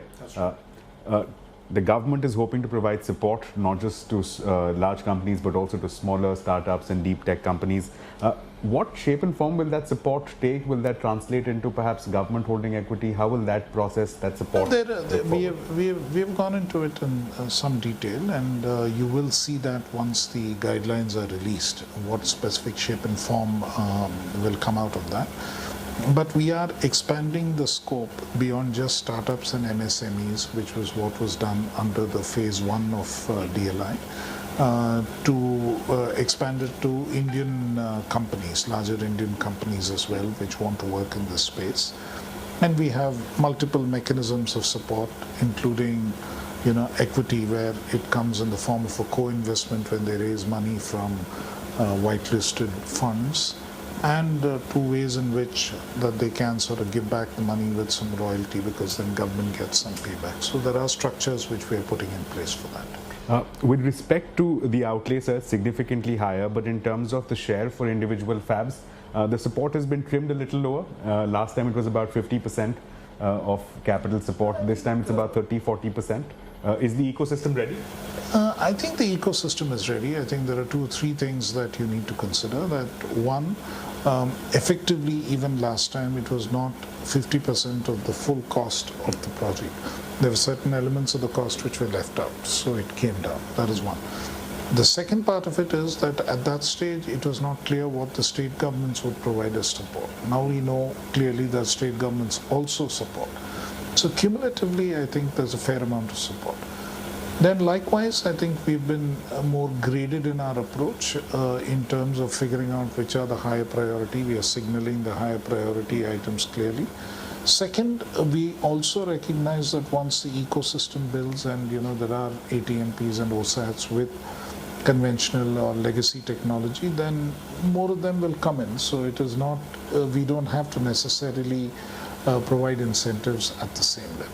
And I think a combination of factors, and I think this has been discussed, things should work out. Let's talk about mobiles, the rock star of the electronics industry. Tell us, there's a continuity of support clearly. The PLI phase 1 ended, now we have the mobile phone manufacturing scheme. The industry has grown enough to cater substantially to the Indian demand. The cabinet briefing itself referred to how 99% of the demand is met locally. Will this latest incentive program be geared towards pushing of exports? Is that going to be the thrust of the scheme? We are pushing domestic manufacturing overall, and it is a combination of both domestic demand and exports. I just want to understand in terms of this outlay, we're looking at a substantially again higher outlay, 62,500 crore rupees. Last time it was 40,000 crore rupees. Why was there a need felt for a greater push for the mobile industry? Is it perhaps in pursuit of the $300 billion target that we had been talking about? See, there is clearly a target which the Honorable Prime Minister has set for the ministry. In the last Semicon, he clearly articulated that we should be looking at a $500 billion production target. And therefore, and that includes both components and the final product. So we are supporting components through the ECMS scheme, as you're aware, and that's sort of taking off fairly rapidly. Some continued support towards the final products was also felt necessary, and which is what we have attempted to do. Well, I also had a word with Amitesh Kumar Sinha, the CEO of India Semiconductor Mission. According to him, the cost differential for chip makers establishing manufacturing facilities in India could reach as high as 10%. Giving a continuing grant or seed money that was provided in earlier Semicon 1.0 also. We are continuing with the EDA tools that we were providing earlier. So these two things are very important for the startups. And it takes away their lot of difficulty in the beginning. Once they have achieved POC, proof of concept, with the help of EDA tools and seed money, they can go with this concept to any VC or investor. Sure. Investors, if they validate the decision of ISM that this company is really good, so they will put money. Government is making clear that we will also put the same amount of money with the same on the same terms and condition of the VC or investor.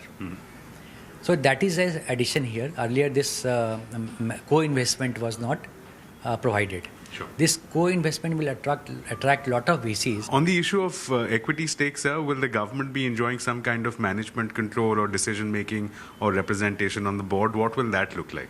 So all those things will be clarified in the notification and guideline, but there is no intention to participate in their day-to-day management. We are there to support them. We are not there to be seen as a burden on any startup company. One final question to you, sir. With the help of this incentive latest program, what will be the cost differential that the companies can expect when they look to set up shop here in India? So government is giving obviously incentive, and state governments are also giving. So this is lowering their capex cost. They are competing with such facility. Those were set up earlier, and those facilities are depreciated. So with the help of incentive, almost the same effect is coming. So 50-60% of their capex will be depreciated because government is giving this incentive. On OPEX part, the manpower cost, which again varies. So I explained on earlier occasion that in a fab, if 13% is the manpower cost, so here cost, you can imagine that how lower it will be in India. Similarly, the power cost is 17%. So again, the state governments are giving a very competitive power cost to the companies. So that will also be on the lower side. Now, if we are able to manufacture chemical gases and materials also, and equipment companies are doing their R&D and some kind of manufacturing, and they have also set up their support system in India, this will further lower the cost of OPEX. So putting together all these things, anyway between more than 10% will be the cost savings vis-a-vis the location where they are situated now. So this is a golden opportunity if you want to compete with other similar kind of facilities situated globally. India is a good destination. Well, it's time now for a short break. When we return, we'll get to the industry's perspective on the second phase of India's semiconductor mission. Stay tuned for that and much more on the other side.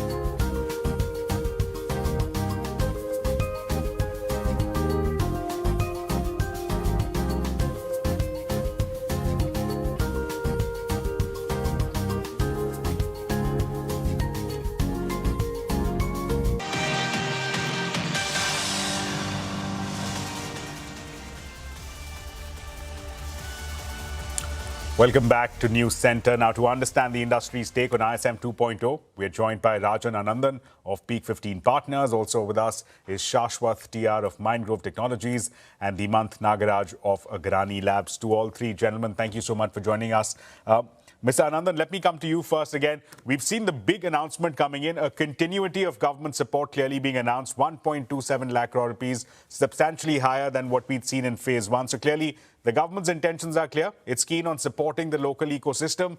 Tell us, when you're looking at the fine print, of course, it's a few days away now, what would your expectations be? What would you be looking out for when the scheme finally does get notified? Yeah, it's a very, very exciting time for deep tech in India broadly, including semiconductors. And it's absolutely incredible to see that, the commitment in ISM 2.0 is double of what it was in ISM 1.0. And it's also much more broad-based. And we're hoping that there'll be even more support provided to the fabless companies, two of whom are actually on this on the screen here with you. I would say, look, 6 years ago, India didn't have a semiconductor industry. Today, we are well on our way to actually having a semiconductor industry. There were no fabless startups 5, 6, 7 years ago. Today, I think there are 40 plus funded companies. As a firm as Peak 15, we have 4 companies that we've invested in. A few years ago, we had none.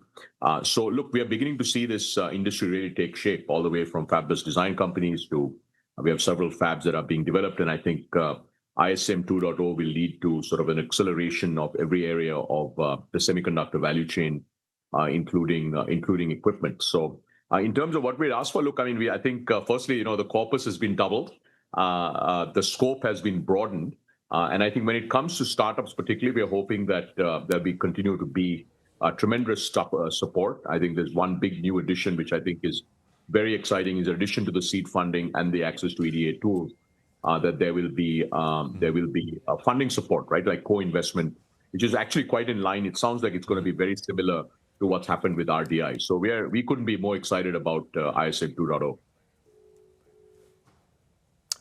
Shashwath, coming to you again, what would you be watching out for when the fine print does come out, as and when this scheme gets notified? So, a lot of things about the scheme are about what they've announced are things that we had already expected. Like, we knew that they were going to increase the amounts, and we knew that they were going to do interesting things with the design side. And I'm actually just happily hopeful to see what they come up with in terms of the design incentives. One of the things I would be looking out for in specific is to see how they tweak the scheme for the larger corpus. There is always a pressure on the government to show when they spend money on a startup or when they spend on these kind of schemes to show some kind of an output. So I see why it makes sense to go down the co-investment route and all of that, but we would like to see what the specifics of that are before we say anything. Interesting thought. That's an interesting thought. Now that you've approached it, let's take it head on. Let me get Dhimant Nagaraj also in on this conversation on that issue of co-investment by the government enjoying stake.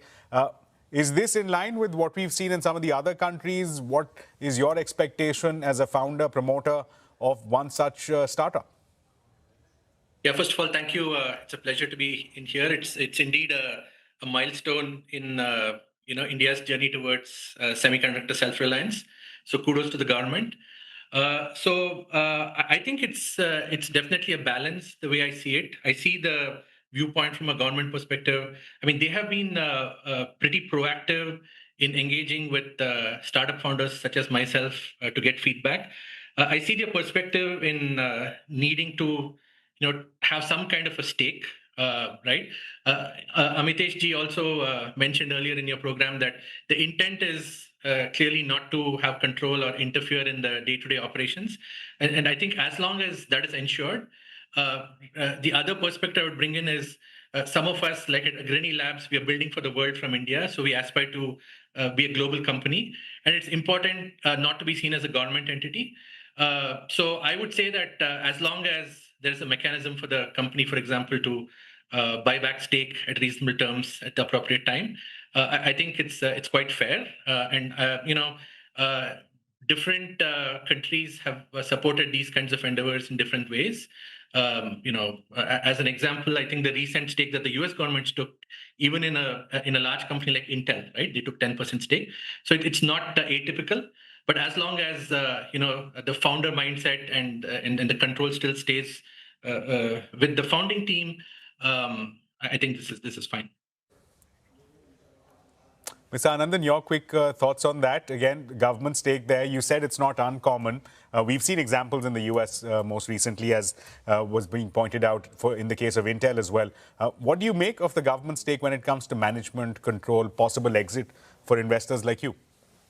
So look, I think firstly, it's important to keep in mind that, if a founding team, let's say in this case, Dhimant or Shashwat and their co-founders, if they don't want to raise from the government, they don't need to, right? So this is not like a mandate, right? It's up to a founding team and their respective investors whether they want to access this corpus of capital, right? So firstly, it's a choice that is made by every company as an independent company, right? So I think that's a really, really important thing I want to differentiate. So for those companies that would like to access, let's say, this co-investment program, then I think there's a set of, what is the structure of the instrument? We really think, by the way, we are huge fans of RDI, which was launched, I think, February of this year. By the way, they've already, as you know, approved over 30 companies and several thousand crores through TDB as their first second-level fund manager, right? I think if it's structured similar to how RDI is structured, we think it'll be fantastic because that is extremely founder-friendly, company-friendly. It's structured in a way where companies at a later stage can actually pay back part of that capital with some small interest, and then there's some small stake that in that case RDI can continue to hold, right? So this, look, at the end of the day, what I think the government is trying to do, and huge kudos to, in this case, METI with ISM 2.0, is really trying to provide a set of incentives, capital, tools, access, etc., to catalyze this ecosystem, right? Like, I would argue that, if not for ISM 2.0, India's current fabulous semiconductor startup ecosystem would not exist, right? It only exists because of ISM 2.0, and I think you should have Shashwat talk about, why Mindgrove exists, right? Now, because Mindgrove was started at IIT Madras and so on and so forth, and he can tell you about that. So I think, look, this is very, very important. It's very exciting. But at the end of the day, it is the option for the company, The company may decide, look, we don't want to access ISM 2.0, and I think that's perfectly fine. I can tell you, at least for our portfolio, we are incredibly excited about, we were excited about ISM 2.0. Several of our companies, like Mindgrove, like Incore, semiconductor companies in our portfolios benefited from it. And newer companies, like, for instance, Agrani, which is, building an incredibly exciting global mission, I think would also love to benefit from it. So, look, in terms of the fine print, we'll have to see when it comes out. But I can tell you, look, just cut paste what RDI is. RDI is absolutely fantastic. Just cut paste that. It's already been thought through to lots and lots of detail. I think we're going to be in business very quickly. Great. Shashwat, coming to you, in terms of coming down to brass tacks, you've, of course, done the hard yards when it comes to designing. Is your expectation now perhaps government support when it comes to deployment? Is that perhaps the next big thing on the agenda? Yes, to a certain extent, but you should keep in mind that a very large proportion of what goes on in semiconductor is the capital expenditure is on the design up to the point of manufacturing. And that's where most people need support, especially startups. Deployment is an entirely different ball game, and I think the intent of the government is not to use the DLI for that, but to use the PDLI for that. The production-linked incentives linked to the DLI. So after we get done with the design and we go to deployment, there is a different scheme which is involved over there.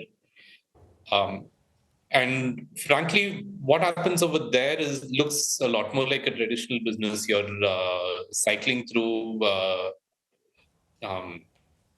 buying or procuring the manufactured parts from your manufacturing partner, and then you're deploying them in the market. So that is not as...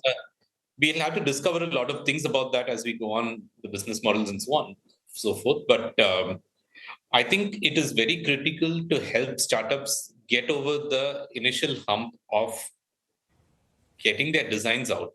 So to give you an example, I saw Amitesh ji mentioning the doubling down on the EDA tools.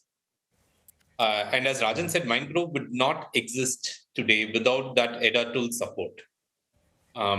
Getting that support is a game changer, because that means that, well, you have to raise less money. You can actually access the amount of money that we have available for us. And you don't have to spend all of it on a very expensive set of tools, which the government is now pooling and giving it to us in a form that is easily approachable. Similarly, expertise and the ability to access that expertise when necessary. Similarly, IP. All of these things are critical for a startup to be able to aspire to playing in the big leagues. Well, speaking of playing in the big leagues, Hemant, let me get your thoughts on it. With this continuity of government support, expanding of that support as well, tell us, what does that do in terms of aspirations within the deep tech ecosystem here to aim for some of the leading edge nodes? Is that something that perhaps you will now be aiming for as you move on from here? No, absolutely. I think I would just say that our Honorable Minister has set the pace. I think he has said that the next wave of NVIDIAs and AMDs will come from India, and we are taking it to heart. So I should tell you that for us to be competitive at the world stage, we have to be on a leading process node. We are building a GPU grounds up that will compete on the world stage, focused on AI. So it's imperative that we are on leading node. Today, that leading node has to be either a TSMC or an Intel. But I think with all of the initiatives that are happening on the fabrication side and the material side, maybe in a decade's time, whatever is the contemporary lead node, we should be able to build out of India.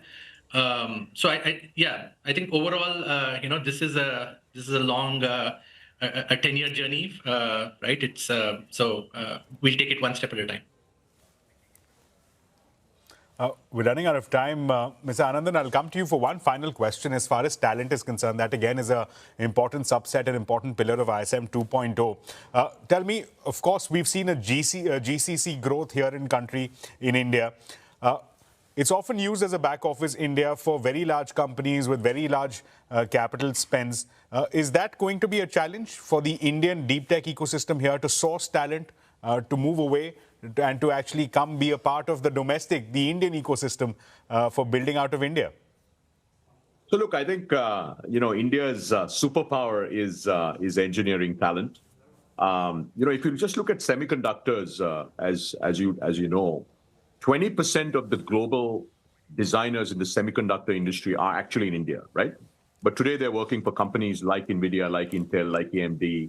So, for instance, Hemant and his co-founders, right, come from some of these names that we just talked about. So we already have 20% of the global designers in India. So the first thing you're seeing this extraordinary talent from these companies spinning out to start new companies, right? Hemant is a great example of that. We have another portfolio company called C2I. It's an entire power management chip team that came out of TI that started that company. So I think that's the first thing, right? I think that is a welcome change, because when you have the best designers in the world who are working at these top global companies sitting in Bangalore, Hyderabad, or Chennai, deciding to start up, I think it's a very encouraging thing. Second thing is, look, in academia, we have fantastic talent, right? So we have Shashwat here and his co-founder. They come out of IIT Madras, right? They were in PhD programs and so on. So what I would say is, we have the talent. I think currently, finally, our talent is being unleashed.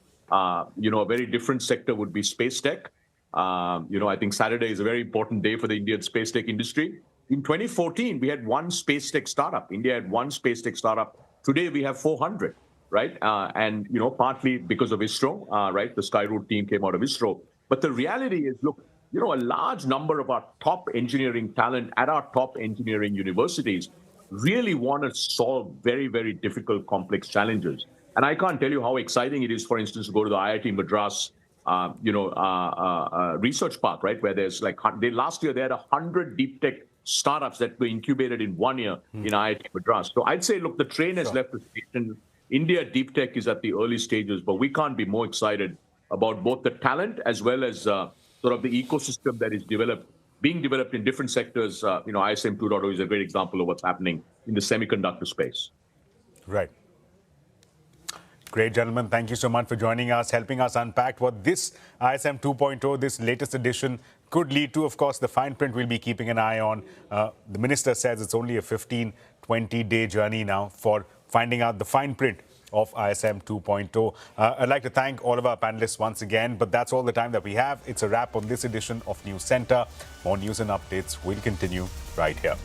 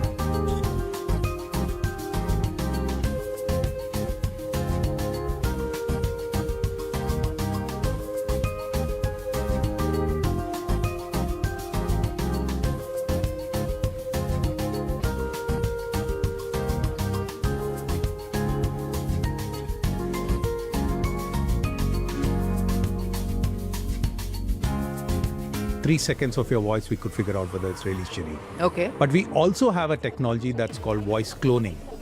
With 4 seconds of your voice, we can clone your voice. What if Shireen can speak like 20 languages? Yeah. This particular podcast can go out in 20 languages in real time.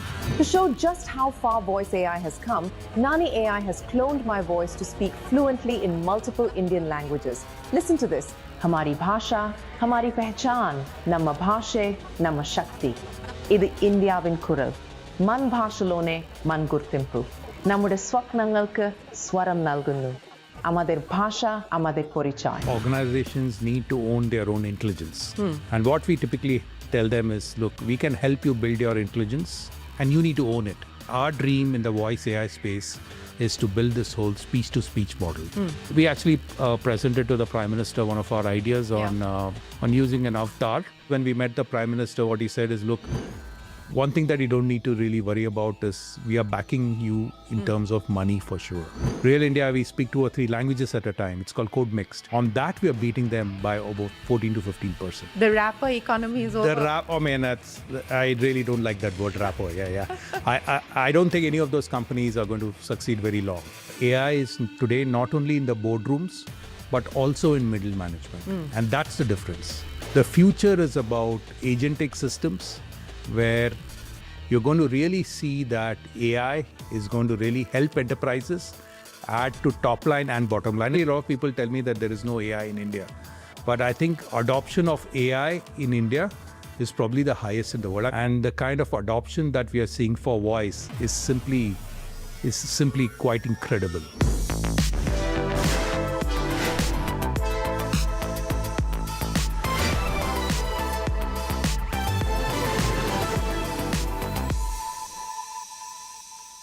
From OpenAI to Google and Meta, every major AI company is now racing beyond text. Voice is becoming the next frontier. Hello and welcome to Young Turks Reloaded. I'm Shireen Bhan. India wants a seat at the AI table, and one startup is quietly emerging at the heart of that ambition and has trained its AI on 14 million hours of speech. It powers more than 30 million voice interactions every day and serves 200 plus enterprise customers, and is among the companies selected under the India AI mission to build India's sovereign foundational AI models.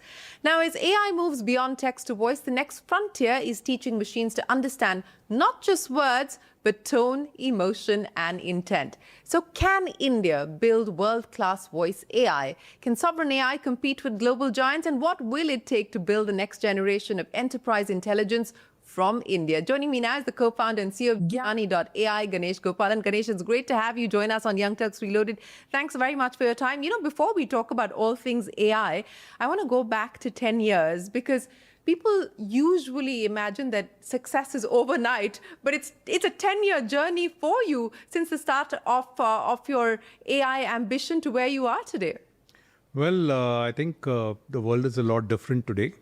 It's rather fashionable to be in AI, if I can put it that way. I know. And it's almost a death knell if you're not in AI today. But, you know, back when we started, firstly, it's about 8-9 years because, you know, it was back in those days when your bosses told you need to take some more time before you leave and be nice to them. You do that. And we actually, when we said we want to set up this whole deep tech AI company out of India, right? Most of the people laughed us out. Yeah, I would imagine. And it's slightly different today, I can say that. But, you know, most of the people told us, if you're calling APIs, your ideas are great. You guys are great. You guys, you know, we love to throw a lot of money at you guys. But, you know, we said, look, we set up this company to be a deep tech company out of India, right? But where did that come from? Where did that ambition come from? It was around the time that, you know, we spoke to people in companies like Amazon and Flipkart, right? And they told us that the next big customer shift is going to come when people start purchasing products using voice, right?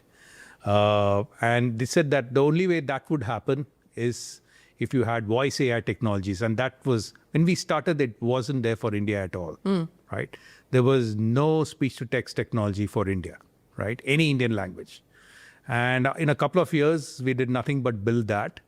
And we're kind of surprised. We just gave our technology to Samsung, one of our former customers, right? And Samsung benchmarked us and casually told us, you guys are like 15% better than any of the global brands.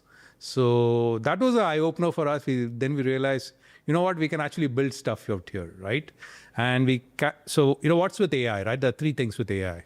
It's people, right? It's compute, and it's data. So we got data at 1/100th of the cost of where global companies were paying for it. How? Well, can't say much here, but a lot on gamification. Give you one example. No, IPL was just starting to get hot that time. And we had an app that was called Indian Pronunciation League, right? That's one example, right? And obviously, you know, you got to do some crazy things when you start a company with not much cash, right? So that was one of the ways. People we actually found some really amazing people. You know, we found this professor in Indian Institute of Science, brilliant guy, and just wanted to help startups. And we offered him a stake. We over the last 7-8 years, we offered him whatever we could, but he said, I just want to help. So there are some amazing people out there, right? And lastly, compute, right? You got to find your way to get the compute, right? So initially we wrote to every cloud company saying we are going to be the next big thing. Each of us gave us a few $1 million, right? And lastly, we're now part of India AI mission, and the government is helping us build these systems. So I think once you have a goal, I'm sure you'll find a way to reach that goal, and that's what we've learned over time. You know, and let's talk about these steps and what it's taken to be able to get to being part of the India AI mission as one of the companies that the government is investing in and betting on. What has been the hardest part of creating a product company here? I think the hardest part is always the people, right? The biggest part is convincing people that you can build great systems from India. It's not only done in the Silicon Valley. So I think that is a mindset change that we are hoping to accomplish. So everybody knows that, India has, great service companies and all that stuff, but can we really build the greatest products in the world, right? And I think the people have it in them, but to convince them that they really have it and we can actually beat the best of the best, that's the biggest challenge that I see. I mean, I'll give an example. We recently launched Prisma ASR, right? Beating every global company on Indian languages by 7 to 8%, right? When you take noisy benchmarks for the real India, right? The real India is noisy. Real India, we speak 2 or 3 languages at a time. It's called code mixed. On that, we are beating them by about 14 to 15%. So let's talk about, where you find yourself today.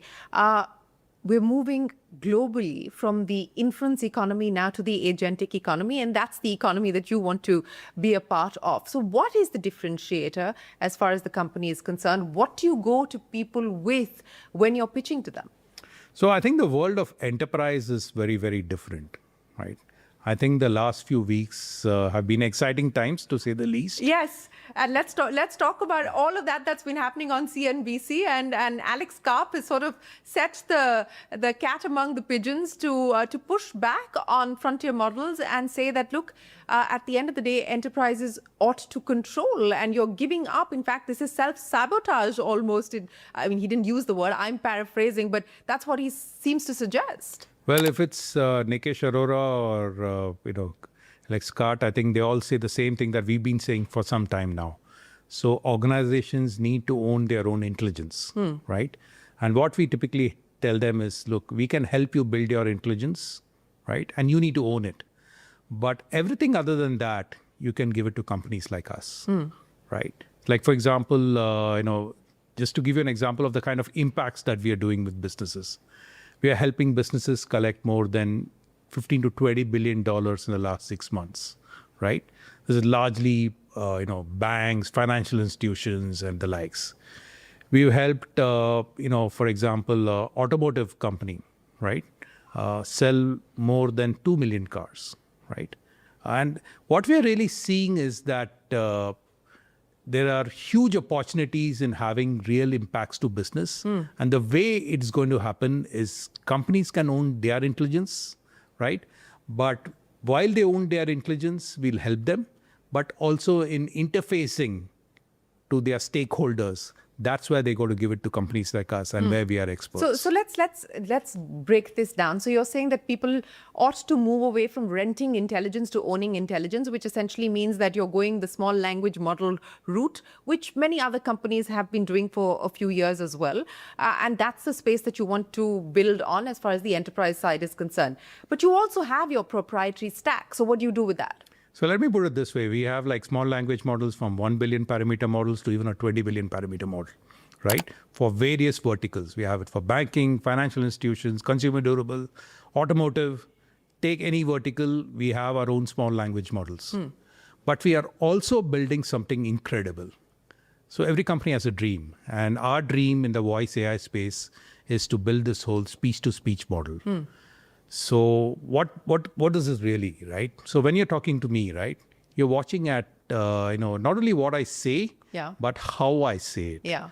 So emotion, but in the real world, when you do voice AI systems today, so it's just converting a voice to text, and then there's some intelligence on the text, that's an SLM or an LLM, and then there's a text to speech. So you're really missing out the emotions in the conversations. Emotional intelligence. Emotional intelligence. The second problem is that, you're going to have 3 systems today. So it leads to some sort of latency, right? We think our systems have absolutely no latency, but there is some latency, right? The third thing is when you have 3 systems, it augments the errors or the hallucinations. So what we are essentially saying is, you know what? We just built a speech to speech, right? So you're going to capture emotions. You're going to reduce hallucinations, and also you're going to reduce latency. Now, when you're going to do all these 3 things, right, you're going to have almost human-like conversation. And what I'm talking about, it's not the conversations that are happening today in the enterprise, right? Look at it this way. It could be a humanoid tomorrow. So with humanoids, you want to have a human-like conversation. They're going to be synthetics in retail stores. The retail store is going to look very different.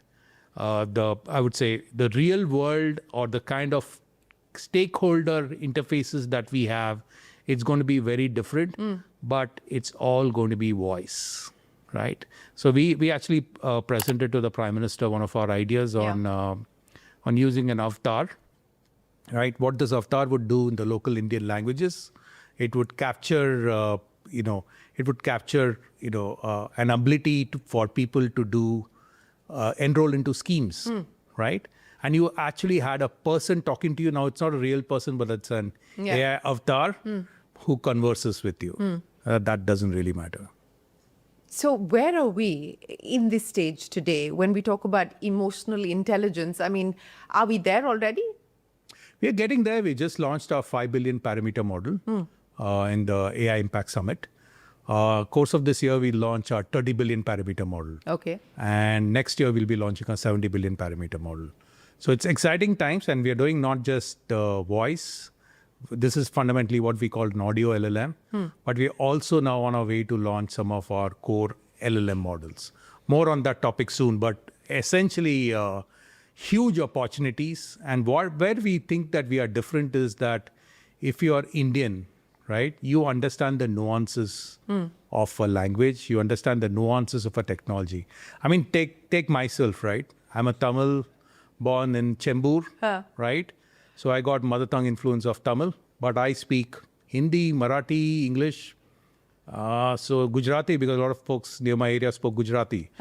So if you wanted a speech-to-text system to work for me, you would have to, develop a system that collects data from that region and can handle the kind of code-mixed language that I speak, right? A typical conversation, and today is different.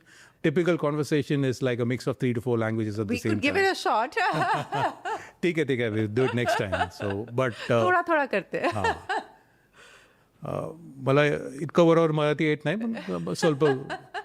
So essentially, what I'm trying to tell you is that being Indian or being local gives you certain advantages that really distinguishes you. So there is a nuance to it. And we think that being Indian, we can develop those nuances better. Give you another example, right? So I stay in a place called Tin Factory in Bangalore, right? Near Tin Factory. Easily the noisiest place in the world, right? And India is a noisy country, but this really beats it. So if your speech-to-text systems can work there, then it can work anywhere in the world. In the world, yeah.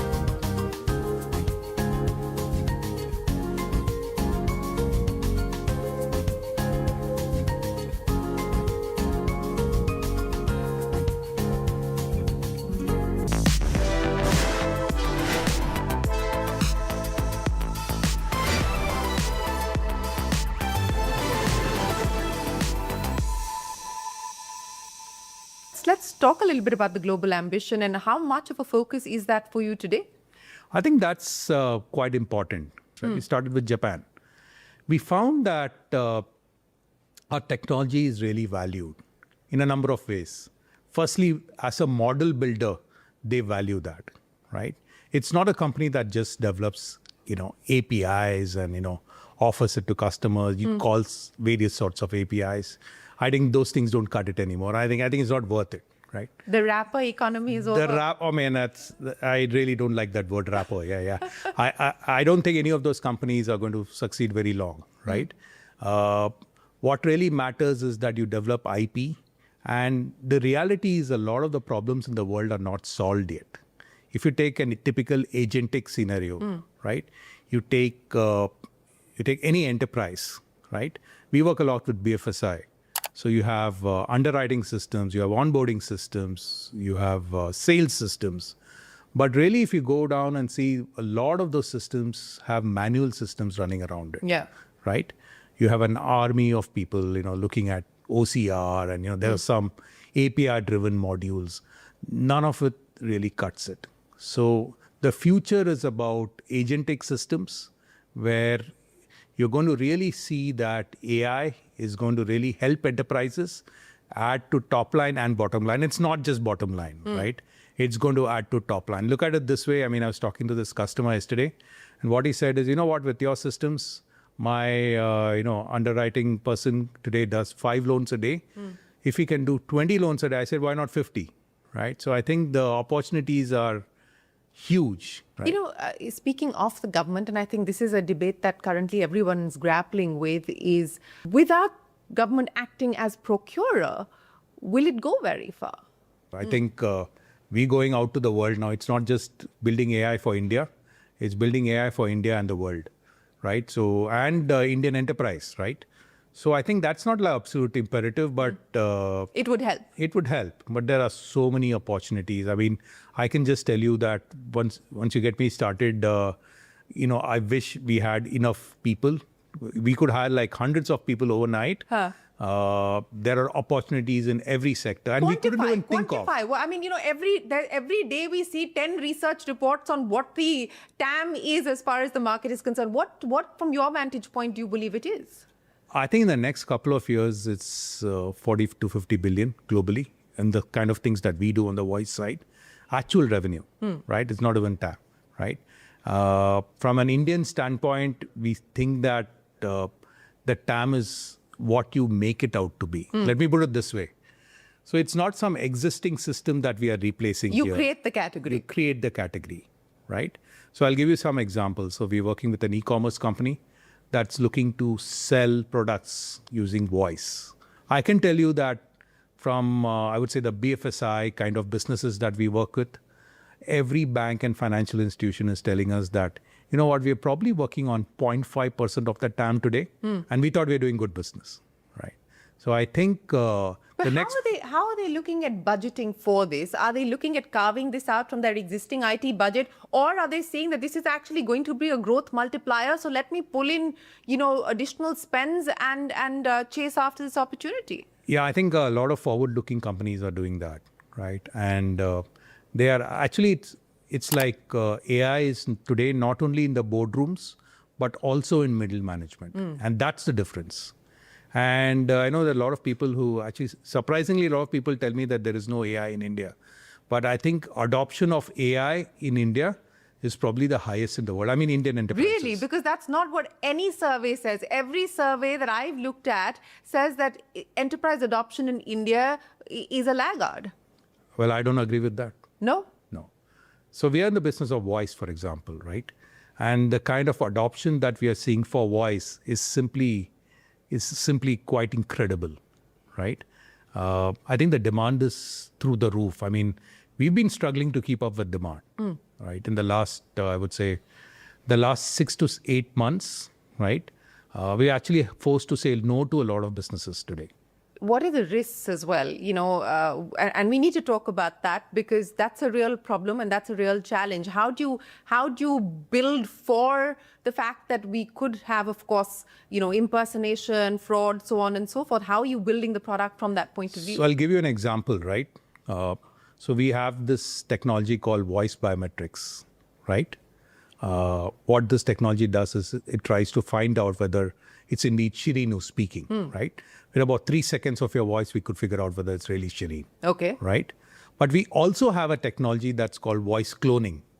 With 4 seconds of your voice, we can clone your voice. So it's these two departments in the company who are fighting with each other.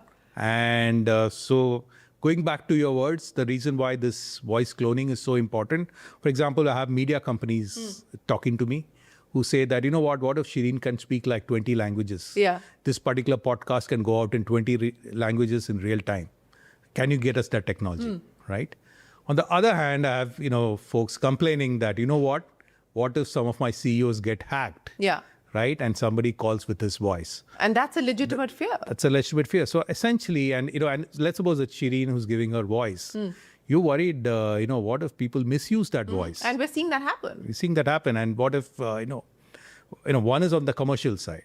What if it's misused? And in a number of other ways, right? So I think there's a huge risk in the technology, but I don't think society has ever progressed worrying about the risks in specific technologies.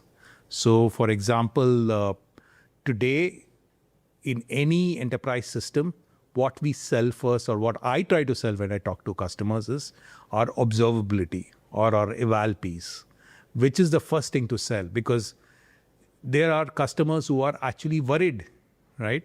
They are worried that they'll lose their jobs, which is more important than anything else, right? They are worried that, things will really go wrong. Sometimes we feel that people are worried a little too much, right? In the sense your existing systems are often, much worse than what we are putting it out, right? So again, we ask for a level playing field. So level playing field essentially means treat AI systems like your current human systems. Human systems have a lot of fraud in it. You can't escape that, right?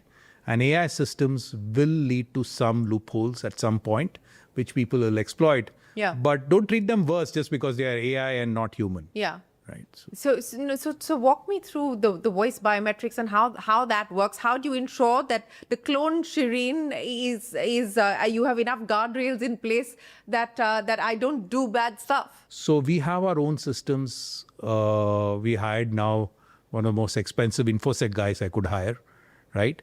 We are trying to come up with systems where your data is absolutely protected, which is the most important piece.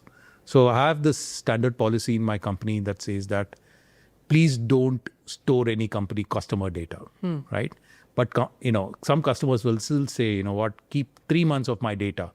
Then we insist on giving them a purging certificate.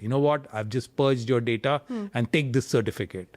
Rather old school, but it works, right? So it gives the customer some satisfaction as well. So there are real threats. There are, I would say, there are real problems. Where customers are worried, very, very genuine issues, right? But like anything else, right? I think the benefits outweigh the risks. So it makes sense for you to invest in it, especially if the ROI is so incredible that we're seeing the taller customers. I think everyone's still trying to understand how India is going to play the AI race.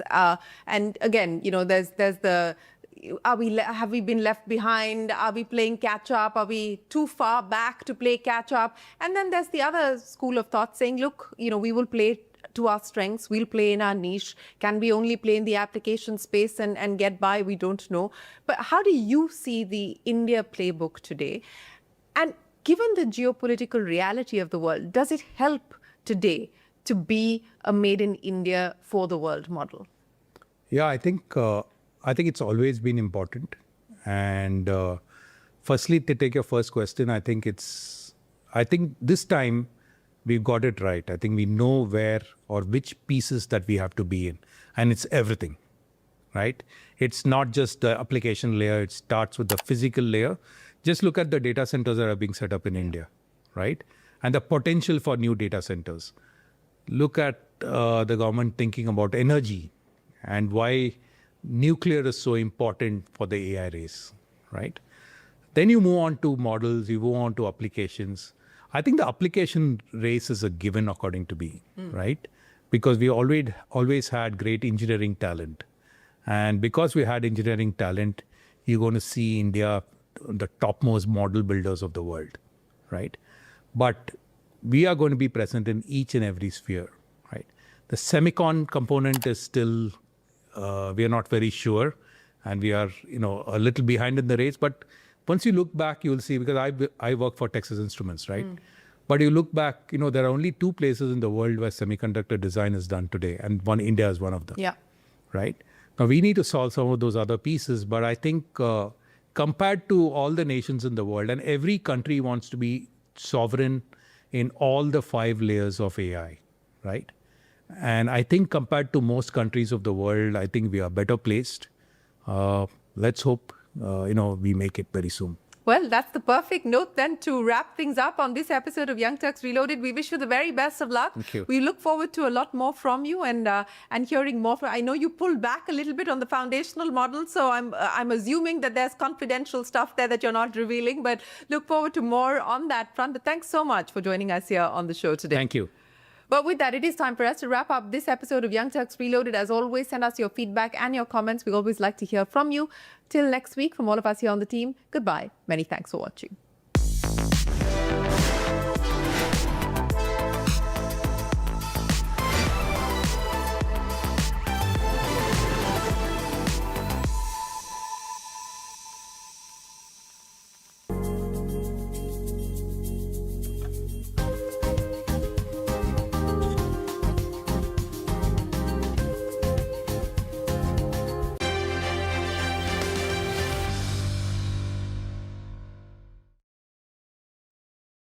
Hello and welcome to IPO KYC. This is a special one. Rima and I are here at the offices of SBI Funds Management, the company behind what all of us know as SBI Mutual Fund. I think needs little by way of introduction. And we're sitting right here at the heart of, the offices, a lot of hustle bustle around it. It's a special time. SBI Funds is going the public way. It's a formidable entity, the largest asset management company in the country, 30 lakh crores in terms of assets, 6 lakh crores in terms of equity assets, 3,000 crores in net profits, the last reported number that we have. And it's going to list pretty soon. So we're going to ask the trajectory, the roadmap, and what does it mean for you and me as investors into SBI Funds Management? We've all, of course, had SIPs running with SBI Mutual Fund. Now, of course, you can be an investor in the company too. And to discuss all of this, we have Mr. D.P. Singh. He's Joint Managing Director and Deputy CEO of the company. Srinivas Jain is Executive Vice President at the company as well. Gentlemen, thank you very much, both of you. Thank you. Appreciate it. So between the both of you, it's about 50 years at SBI Funds. Yeah. I'm not so old.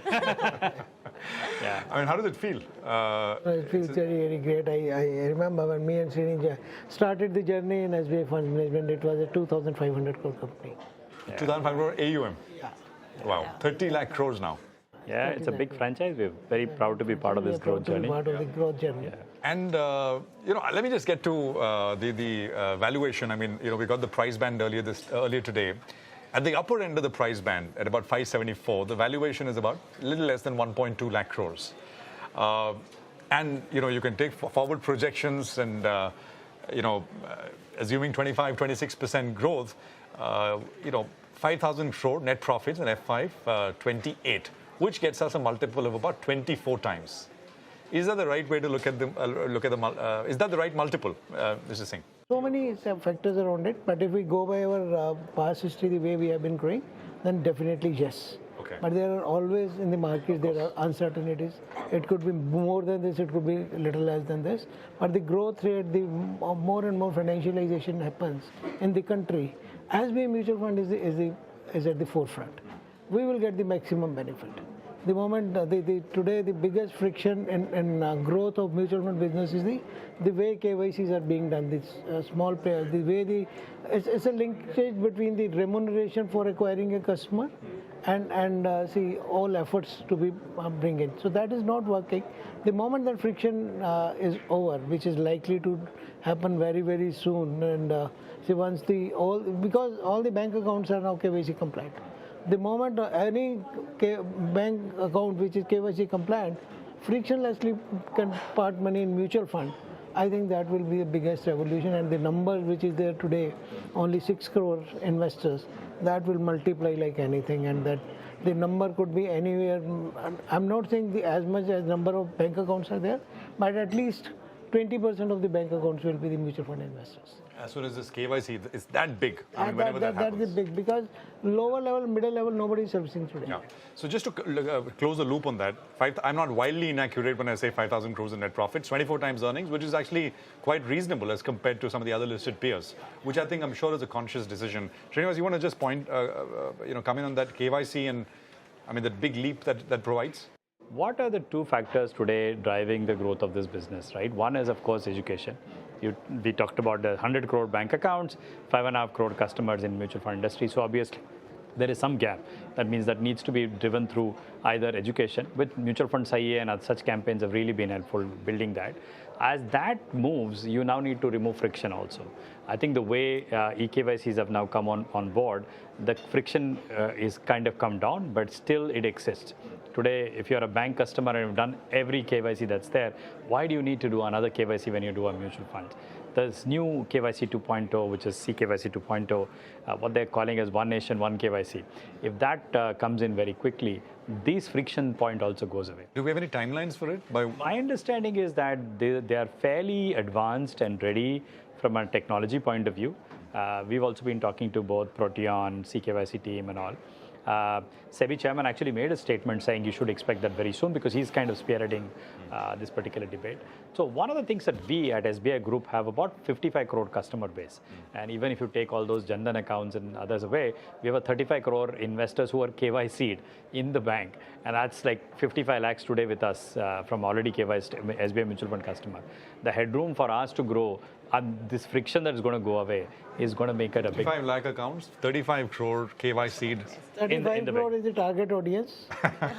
and 55 lakh is the audience today. Where you are right now. It's 2%, right? So from 2% to, even if I were to go to 10%, DP's number, which we are talking about 20 is a little far.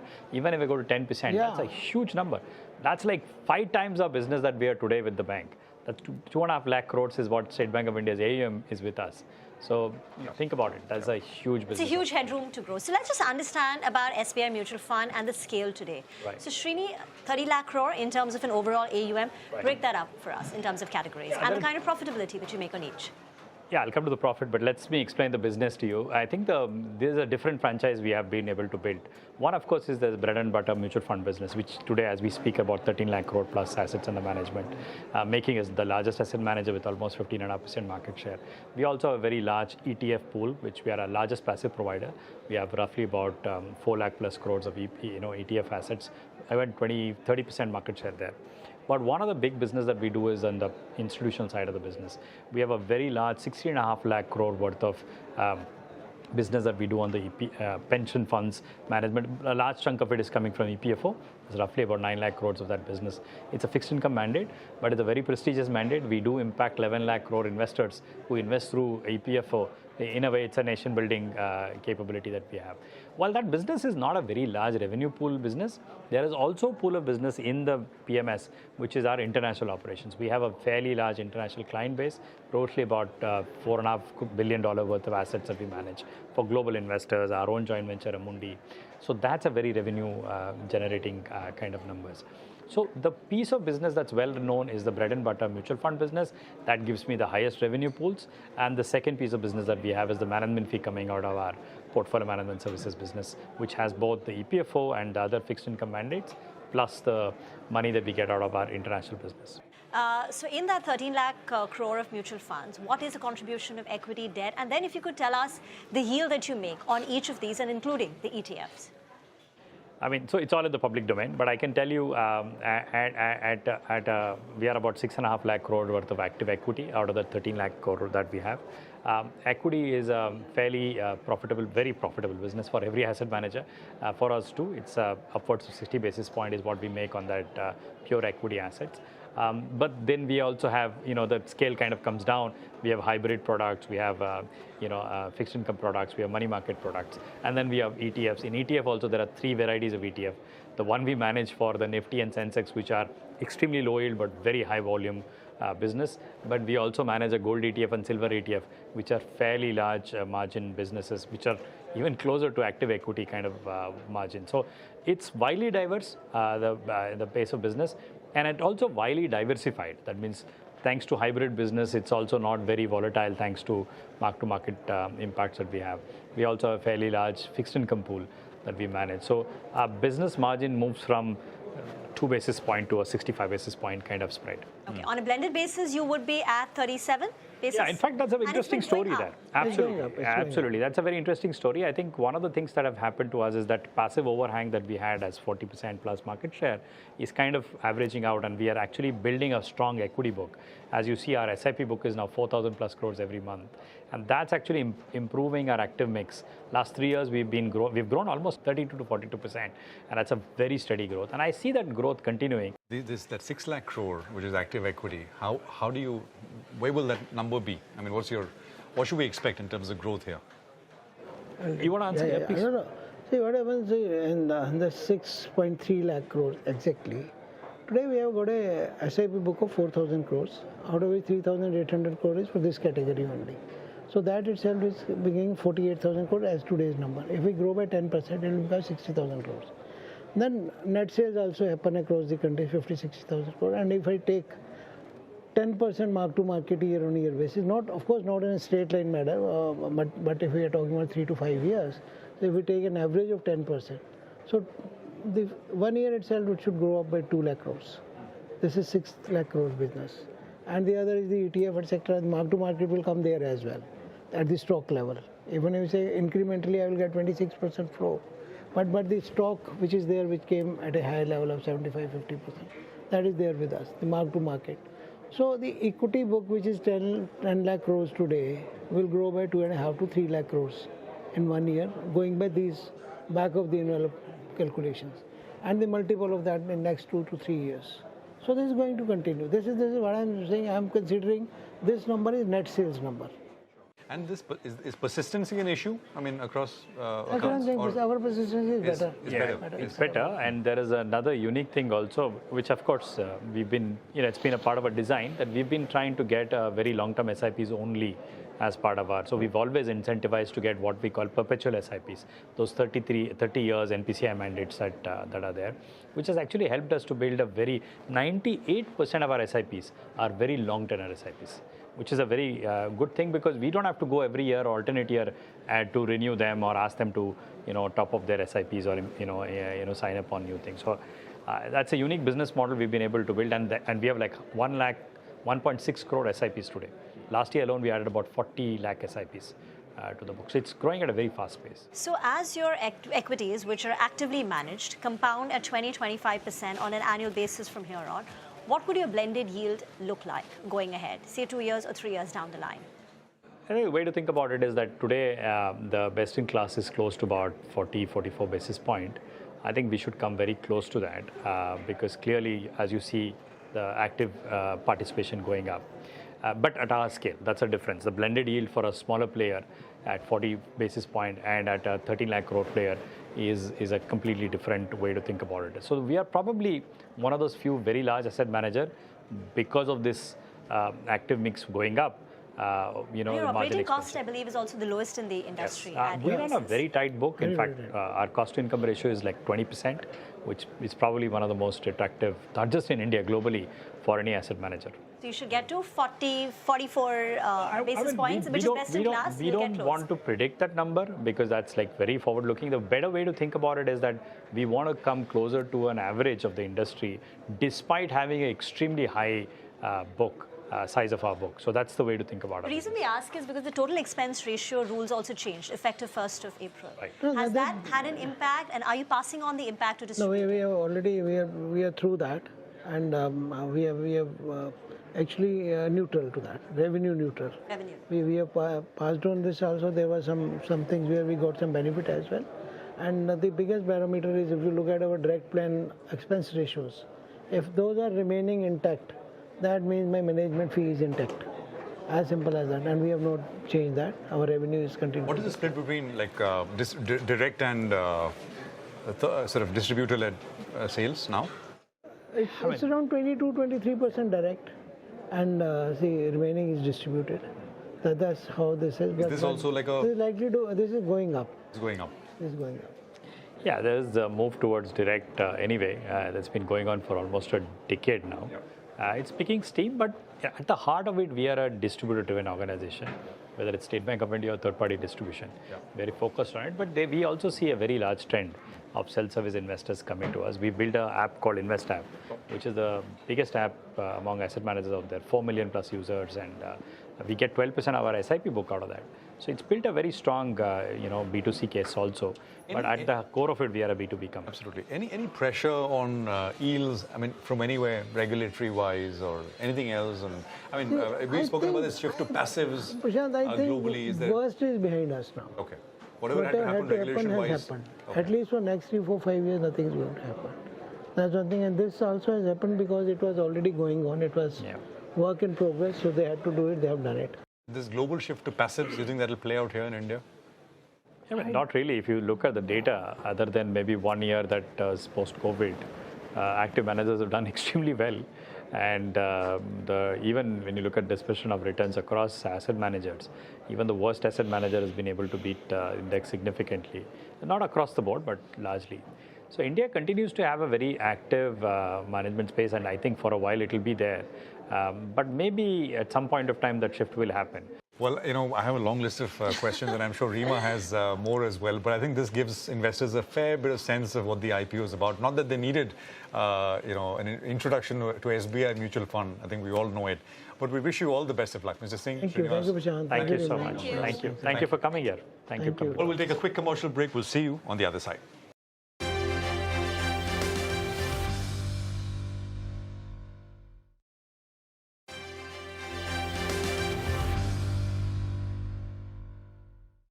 We are still right here at the SBI Funds Management offices in BKC in Mumbai.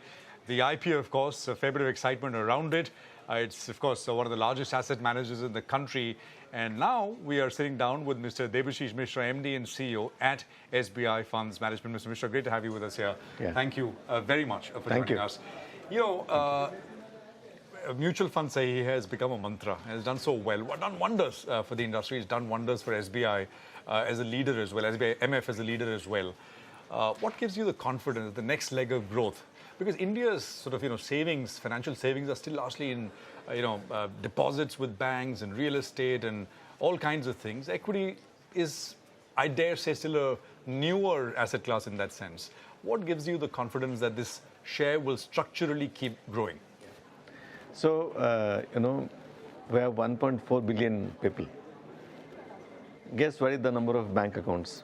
950 million. We are roughly reaching to 80% of the citizens for banking transactions, thanks to PM, Jan Dhan, Jam Trinity, thanks to the inclusions by banks and NBFCs.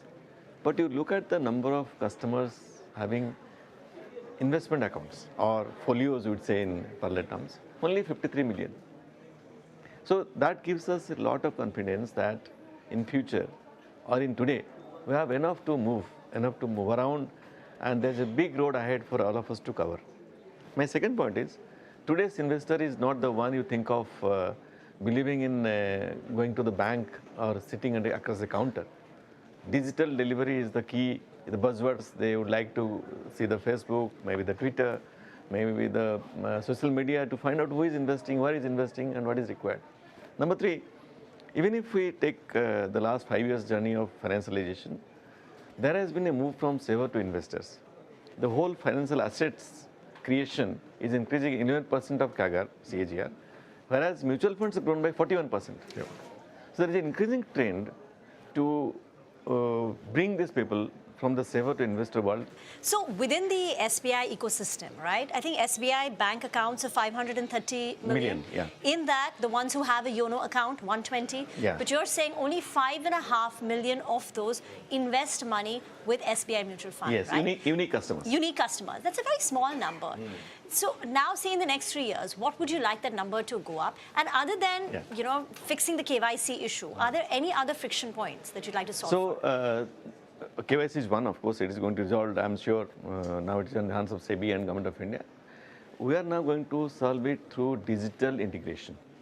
So we have got an app called Invest app, which is an AI-based app. We are going to now seamlessly integrate the YONO, so that any YONO customer can go to invest in SIP, in lump sum, in any investment product, digitally, seamlessly. So that work in progress. We are already having the integration done. KYC thing comes up, we fix it, and it's done. We're also trying to have increasing our base in B30 centers. So we have now 270 branches of SBI AMC. We're going to make it 50 branches more in this financial year. So we're reaching out to people directly also for solicitation, for clarifications, for any doubts, for any grievances. Our own people, my own people will be there. We're also trying to train our SBI employees with the NISM certification to reach out to people. As per regulation, you can't sell a mutual fund product if you don't have a certification. So as of now, there are 13,000 employees of State Bank of India who are qualified to sell. We are trying to make it maybe 30,000 in coming 3 years. So what will this 5.5 million number go up to? So I answered your question, double. So we are trying to make it, we'll make it 10 million in 3 years' time. So 12 out of 10 basically will be on it. Yes. That's going to be a big number, right? Yeah. And that's the thing. You don't need to look elsewhere for growth. You've got this captive large base in that sense. I have a supplementary answer to this. In addition to SBI, our other side of channel is also equally good and great. I have 130,000 IFAs, individual financial advisors, who are advising to more than 40% of my asset base, AUM base. See, SBI, although it's a parent bank and we have got a shareholding and all, but they consume only 23 to 25% of the business. So we have got a large chunk of business in the hands of AIFs, institutions, PMS. Also, we are into alternates. Every sector we are increasing our footprints. I have a question, slightly maybe offbeat, but Mr. Mishra, you were a career banker at SBI. You've done so many roles across, right? And now you're at the helm of this organization as it goes public. What will change at SBI Funds Management? I mean, it goes from a private financial institution in that sense to like a listed public company now with minority shareholders. What should investors expect? A good question. I expected this to come. See, the priorities for me as a senior management in State Bank of India is only three. Customer centricity, value creation and governance. Here also same three. So I have to look at my investors. Now I have to add my shareholders. And I have to look at governance because we will be listed. So we will be more governance oriented, disciplined and value creation. So my investment team, which is creating value, I'm sitting with them. My first interaction with them is only after coming here to understand the whole gamut of investment and fixed income and derivatives, equities, everything. See, overall, in the bank, we understand customer is the key. So as long as I believe that and carry on in my whole activities, then whether it is AMC or bank or anywhere, it's all the same game. Well, we wish you all the best of luck, Mr. Mishra. Thank you. It's a momentous occasion. And I'm sure this is the first of many interactions right here on CNBC TV. Thank you. Thank you. All the Thank you, best. All the best.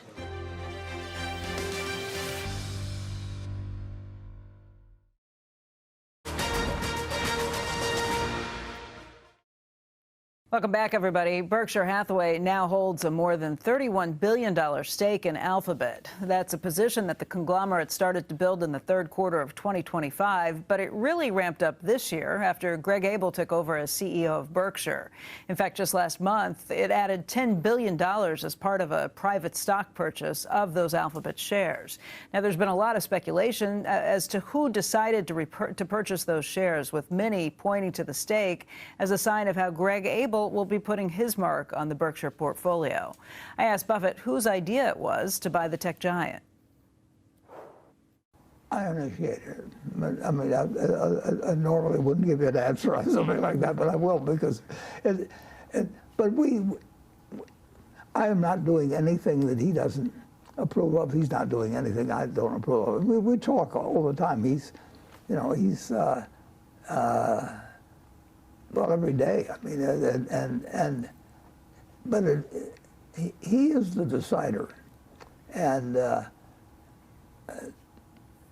getting back to Alphabet or Google, it's probably number 5 or 6. Well, I thought it was number 3 if you consider the $10 billion private placement that would go along with that, because that would put it north of $31 billion.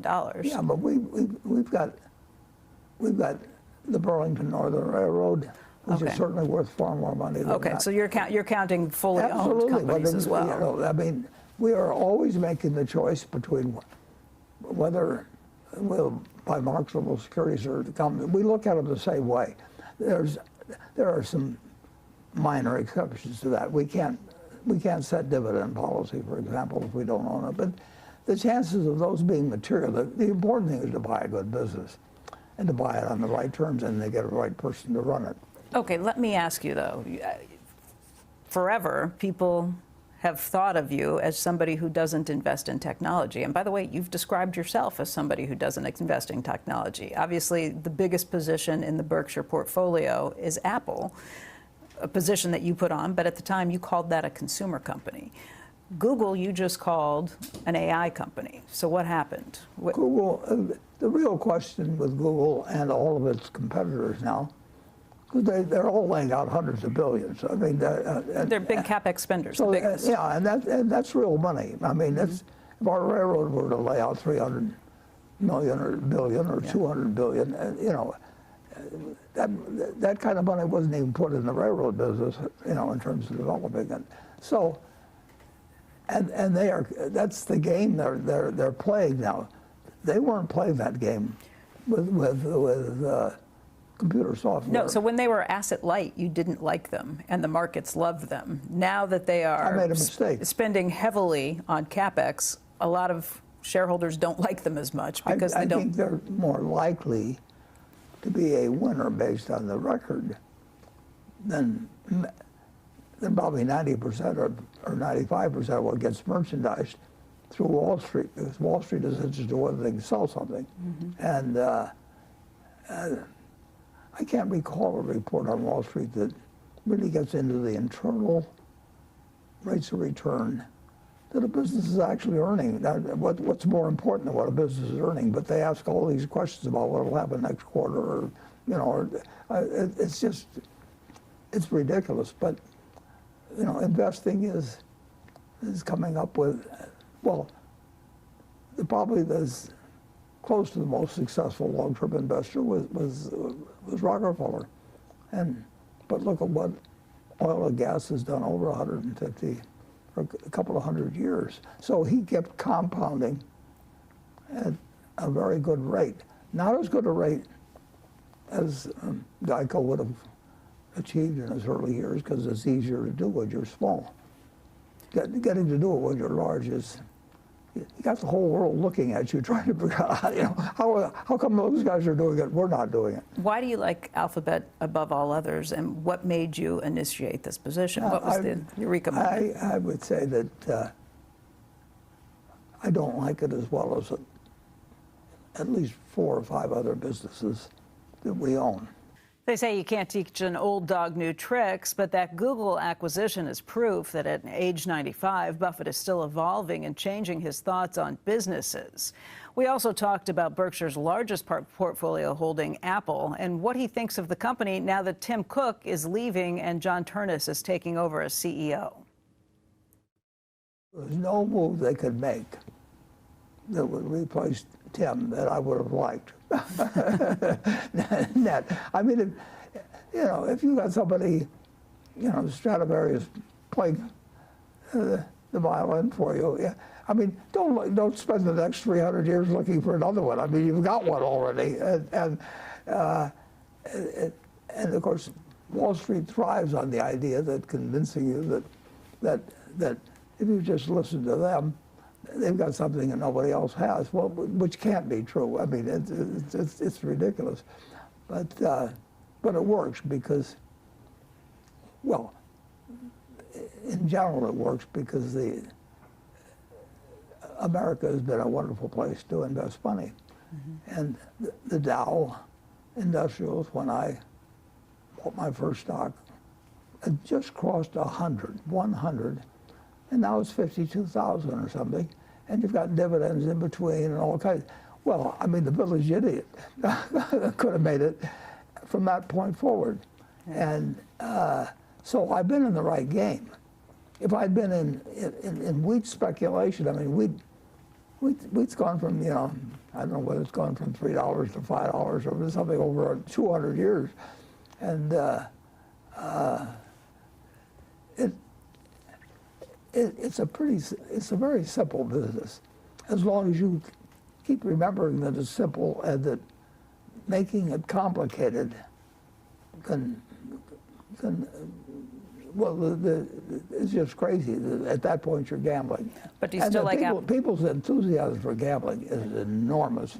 You've talked about that over the last many years, probably since COVID.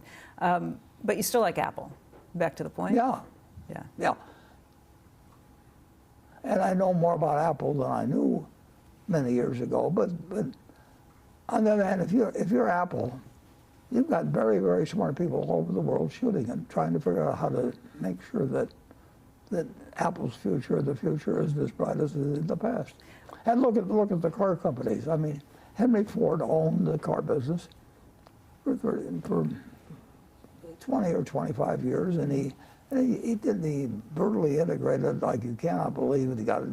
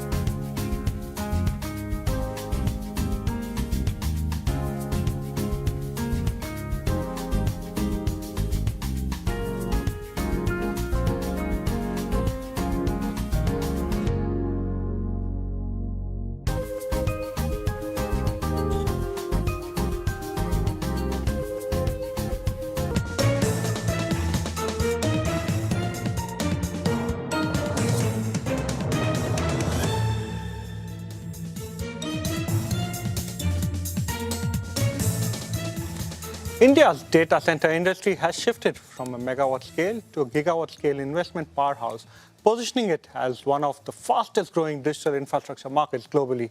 Despite this, India remains significantly underpenetrated in the data center capacity, despite being a large producer as well as consumer of digital content. Asia-Pacific hubs continue to service a meaningful portion of domestic demand. However, growth is on track. Installed capacity has increased from approximately 500 megawatt around 2019 to close to 205 gigawatt presently and is expected to scale up rapidly. Policy support, sovereign ambitions, as well as tax incentives could attract foreign investment. And one company that is at the forefront of this revolution is CleanMax Enviro, which has emerged as the preferred partner of choice for MNCs such as Apple as well as Meta, leading the CNI charge. Now, to break down this particular space, number one, I'm joined by Mangalam. Good evening, Mangalam. Very interesting discussion. Interesting discussion and more importantly, interesting guests as well. So we have Kuldeep Jain, obviously, who's the managing director at CleanMax Enviro Energy Solutions joining in. And along with him, we have Priyankar Biswas, who is the industrials and logistics research head at JM Financial Institutional Securities as well. Thanks a lot, gentlemen, for joining in. Kuldeep, I got to ask you this. What's the kind of opportunity size that there is here? And with all these tie-ups that have come in with the MNCs, etc., the data center capacity, and, where are we lacking? Do we have enough resources to be able to supply to the demand for all these data centers and hyperscalers? I think two or three observations there. First, I think a lot of these big AI data centers will need to come to India because there's so much opposition to them being built in the US. It's very difficult to do this kind of stuff in Europe or Middle East after, Iran bombed out the Amazon data center in Middle East. Therefore, a lot of this will have to come to India. And this is now the AI data centers from an energy perspective are at a different planet, a different scale. Every building of an AI data center takes 10 times the amount of energy the same building in a standard data center.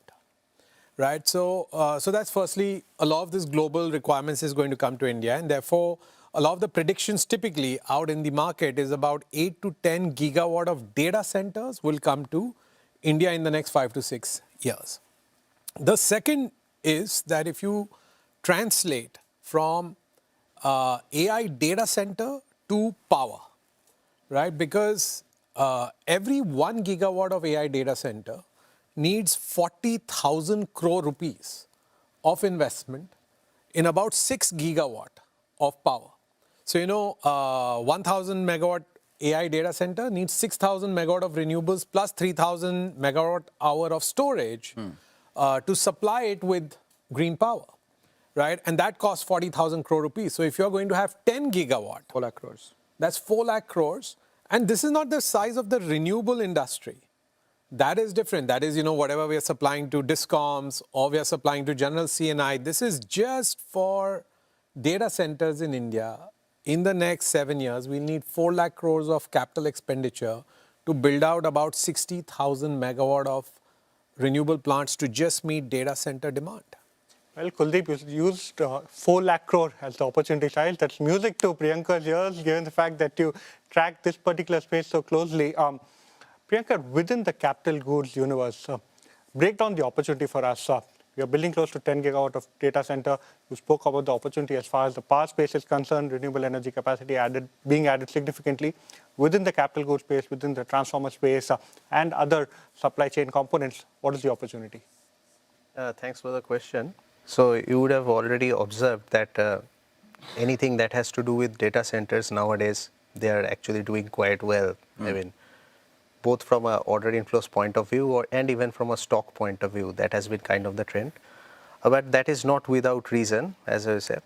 So when we are speaking about the costs, it's essentially we are speaking of the X servers and the racks cost. And here, let's say, we have great opportunities from, let's say, a Siemens or an ABB, or even for that matter, like people do not associate this name with data centers, but let's say Honeywell for that matter as well, which we had actually put out in our recent report as well, that it too has a data center scope within it from the fire protection systems point of view. So broad ballpark, as I can say, like if the non-server portion, if it's costing something close to like 60 to 70 crores nowadays per megawatt of setting, So that would be 10 to 15% of that is the addressable opportunities for these guys. So may not seem large, but if you get into this gigawatt concepts, it's actually a humongous opportunity. I get that. So while we speak about the size of the opportunity, it also costs a lot of resources, not just capital resources, the land resources. You have a lot of water requirements and all these things. Are we pruned enough for that to be able to, meet the kind of investment money? Yes, you can get it from multiple places, but what about the resources? I think there's land, water, and power, right? And actually, I think the water is a little overdone because from a PR perspective, because most of these for AI data centers, you need so much water that's moved to a closed loop system. So on a running basis, you do not actually need to replenish the water. Got it. So I don't think the actual water requirements are really that high, and even the land required is quite less. But I think the one area where we are getting it wrong, in my view, is trying to put up these AI data centers near cities doesn't work. Got it. As an example, we have signed about 5,000 megawatt of MOUs for data centers in and around Mumbai. Now, the entire power demand of Mumbai city on the hottest day last June was about 4,700 megawatt. Right. So getting another 5,000 megawatt of power into the city, or even Navi Mumbai is really part of the city now, for AI data centers, along with whatever growth Mumbai was anyway going to have with houses and air conditioners and the like. So that is going to really strain the power availability and the technical challenge with these transmission capacities. So power EHV transmission capacities, to give you an idea, are like railway lines. You have to really go straight. Yeah. You cannot go zigzag, you cannot curve it much and so on. Just like a railway line, a railway track cannot really swing 90 degrees. Yeah. It has to go straight. So it comes up with lots of ROW issues, and therefore my view is that the new generation of AI data centers, which need gigawatts of energy, really need to be located near to the energy generation points where there's plentiful renewable power being generated, rather than near the cities. There's also been a lot of policy support as far as installing data centers in India is concerned. Going forward, what else do you think is required to go ahead and attract a lot more MNCs? I know you're in talks with a lot of MNCs. You've already set up CNI capacities for quite a few of them. Going forward, what else is needed to give this a further push? And what is your solution? You said that going away from metros is one particular solution. Is another solution building up alternate transmission systems? I think AI data centers globally are now energy constrained. Right? You've read this everywhere. AI data centers are energy constrained, and therefore having some sort of identified zones where they could come up and you need like 3 to 5 gigawatt of transmission, which is, you think about it, in a 400-acre piece of land, in 1/3 the size of BKC, you need Mumbai's entire power demand to be accommodated. This is what you're discussing. Right. So it is not easy, which is why, in the US, in spite of infinite capital availability, data centers are not being able to come up, and they are energy constrained. So you will need some sort of zoning or planning around where to put this up. And it's not going to be around the cities, because if we do that, then the problem will be after 5 or 10 years, when the city's load itself grows and the data centers have also ramped up, then there will be a political issue that, in Mumbai suburbs, lights are going out because these data centers are using that power. So that's then a real trade-off and will not be comfortable. So, some of that may be needed. Right. Priyankar, since we spoke about the kind of opportunity that there are a few players here already, but the pace at which the demand is increasing, the supply among the listed players, the large Indian companies, is not as much. So at some point, it will need to be fulfilled via imports, and a lot of them coming in from China and other places as well. Do you think that could put a spanner in the works for the opportunities that people are projecting? So I would put it this way, that parallelly we are also adding, let's say in India, a lot of transformer capacity as well. So this data center opportunity that we are sitting in India, I don't think should be looked at in an isolation. So let's say in US it is also happening.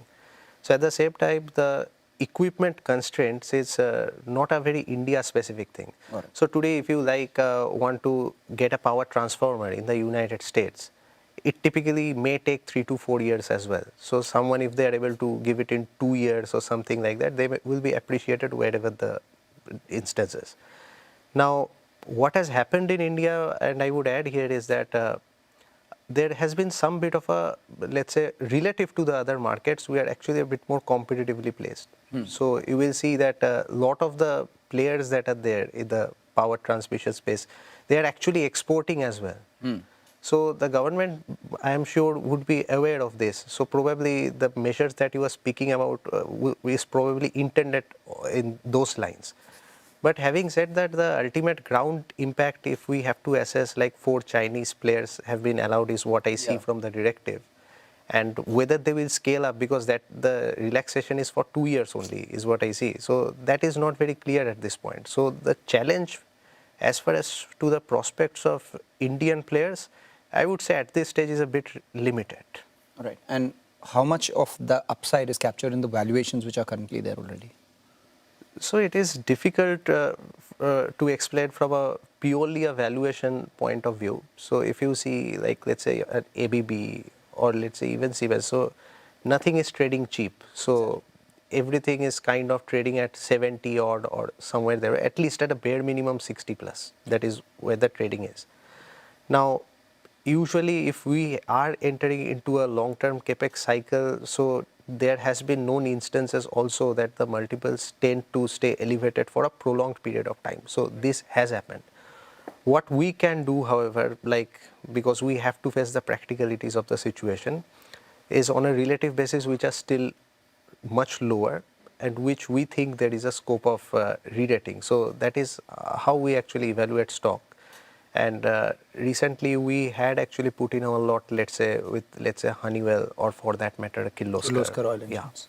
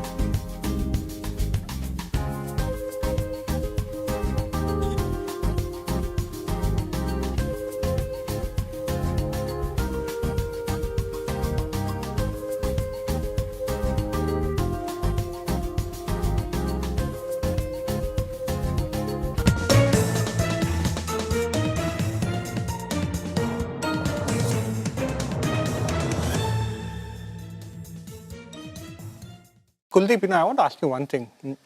Now, when we speak about the power market, not too much is known or spoken about as far as the CNI space is concerned. We generally speak about open market tenders, open market access. These are the words that we generally talk about. We speak about PPAs being discovered at auctions. You will sit in a completely different space. You speak to your customer one-on-one. You set up capacities for them one-on-one. You're one of India's largest CNI players. What is the scope for growth for a player like you, given the fact that you operate almost parallelly to what other players operate at? So, we've, as CleanMax, we sell power directly to the corporate consumer and use the grid lines, just like a manufacturer uses a toll road and pays the toll. We use the grid lines to transport our green electricity to the consumer, and the grid's toll of the distribution charge is paid to the grid. That's the business model. So it's a direct-to-consumer model in green power. We are the largest player in that space. We are nearly 2 times the size of the number 2. And as of now, we have about 3,600 megawatt of operating capacity. And the scale up has been such that we've doubled our scale in about 15 months time frame, right? So that's the pace at which we are scaling up. And the reason corporate consumers, so firstly, it's a very large market because corporate consumption of power in India alone is a 3 lakh crore rupee gross profit margin market. Okay. Right? Because 50% of all power consumed in India is consumed by the corporate sector. Right? If you look at what that market size is based on, if you take a generation busbar tariff of 3.6 or 3.8 rupees, it becomes a 3 lakh crore rupee market just for generating renewable energy to supply to corporates. And corporates are adopting green quickly. Because it gives them at least 25% cost savings over grid power. So, what is cheaper and greener is selling well. And therefore, corporates are adopting green power to save money as well as to reduce their carbon footprint. And therefore, that explains the underlying high growth. And within that, within our overall growth, as I said, we've doubled our installed capacity in about 15 months. Data and AI has really grown for us as a segment. It has grown 10 times in 2 years, right? So from 240 megawatt in March 24 to about 2,400 megawatt contracted with data and AI customers as of March 26. So 10x in 2 years is what we have seen in the data center part of the market. But not just data centers, everyone's adopting green. We know you're in the silent period, but a couple of numbers, what you've already said.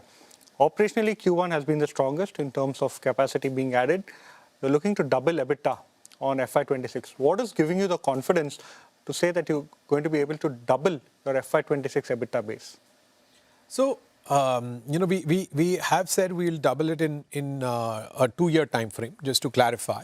Right. But I think more important than just a number is the fact that we are seeing tremendous growth in client contract signings, and we are also able to execute and deliver well. As we announced a record quarter where we installed and commissioned 500 megawatt in 1 quarter, and that gives us that confidence.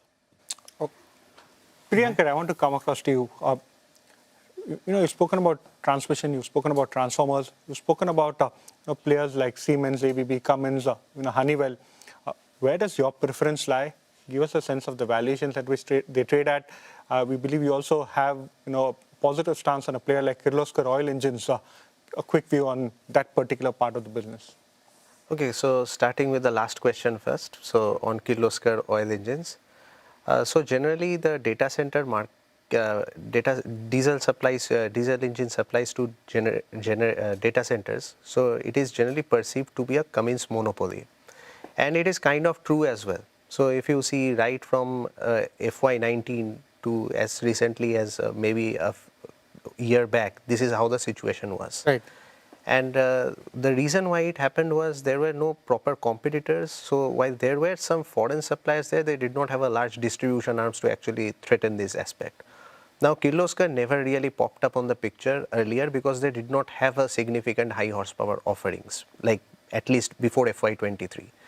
But since then, I would say they have innovated, introduced the OptiPrime series, and importantly, they are adding capacities which is there in the public domain on the high horsepower range. So they have done certain ERP data centers before, like with SBI and those. So they have been able to get certifications for the entire range, right up till 2750 kVA. So why this matters is generally the engines that are used are 65 liters and 78 liters. So they have cracked these areas.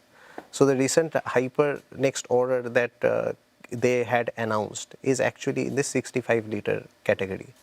So this is the big breakthrough, and the reason why we were positive is because if you see Cummins, it has also re-rated significantly. It has kind of closed the gap with Siemens, which was unthinkable, let's say even 3-4 years back. Absolutely. Kirloskar, it has also gone up, like even on a YTD basis, I think it has doubled. 21-30%. Yes, something of that sort. But why we were positive is essentially that the multiple convergence still hasn't happened. So not going into that whether Cummins trade at a fair valuation or not, I personally think it is at a higher valuation, but it is what it is. So in that case, the convergence factor would come into play. Now, 2-3 years back, if you look back, you would see that MNCs always had a premium. This theory was there. But CG Power, as you will see, with their product innovations and introductions, they have closed the gap. So today it's kind of this way or that way between this. So this is a same phenomenon that we expect. What could, from a stock market standpoint, and not asking him about business because fundamentally the business looks strong, the runway looks strong. From a stock market standpoint, what could topple this apple cart? Because we've had multiple trends in the past across the board, across sectors, which include the likes of, even railway stocks, etc., where we're talking about demand, we're talking about a lot of orders coming, and because of which we see multiples expand to, beyond comfort levels. And then when the move is on, all these stocks do see multiples coming together as well. But at some point, people stop looking at this, and then we see either a price correction or, in more cases, including the increasingly time correction. What, according to you, could topple that apple cart? So that's a very hard question, but I will attempt that. So in the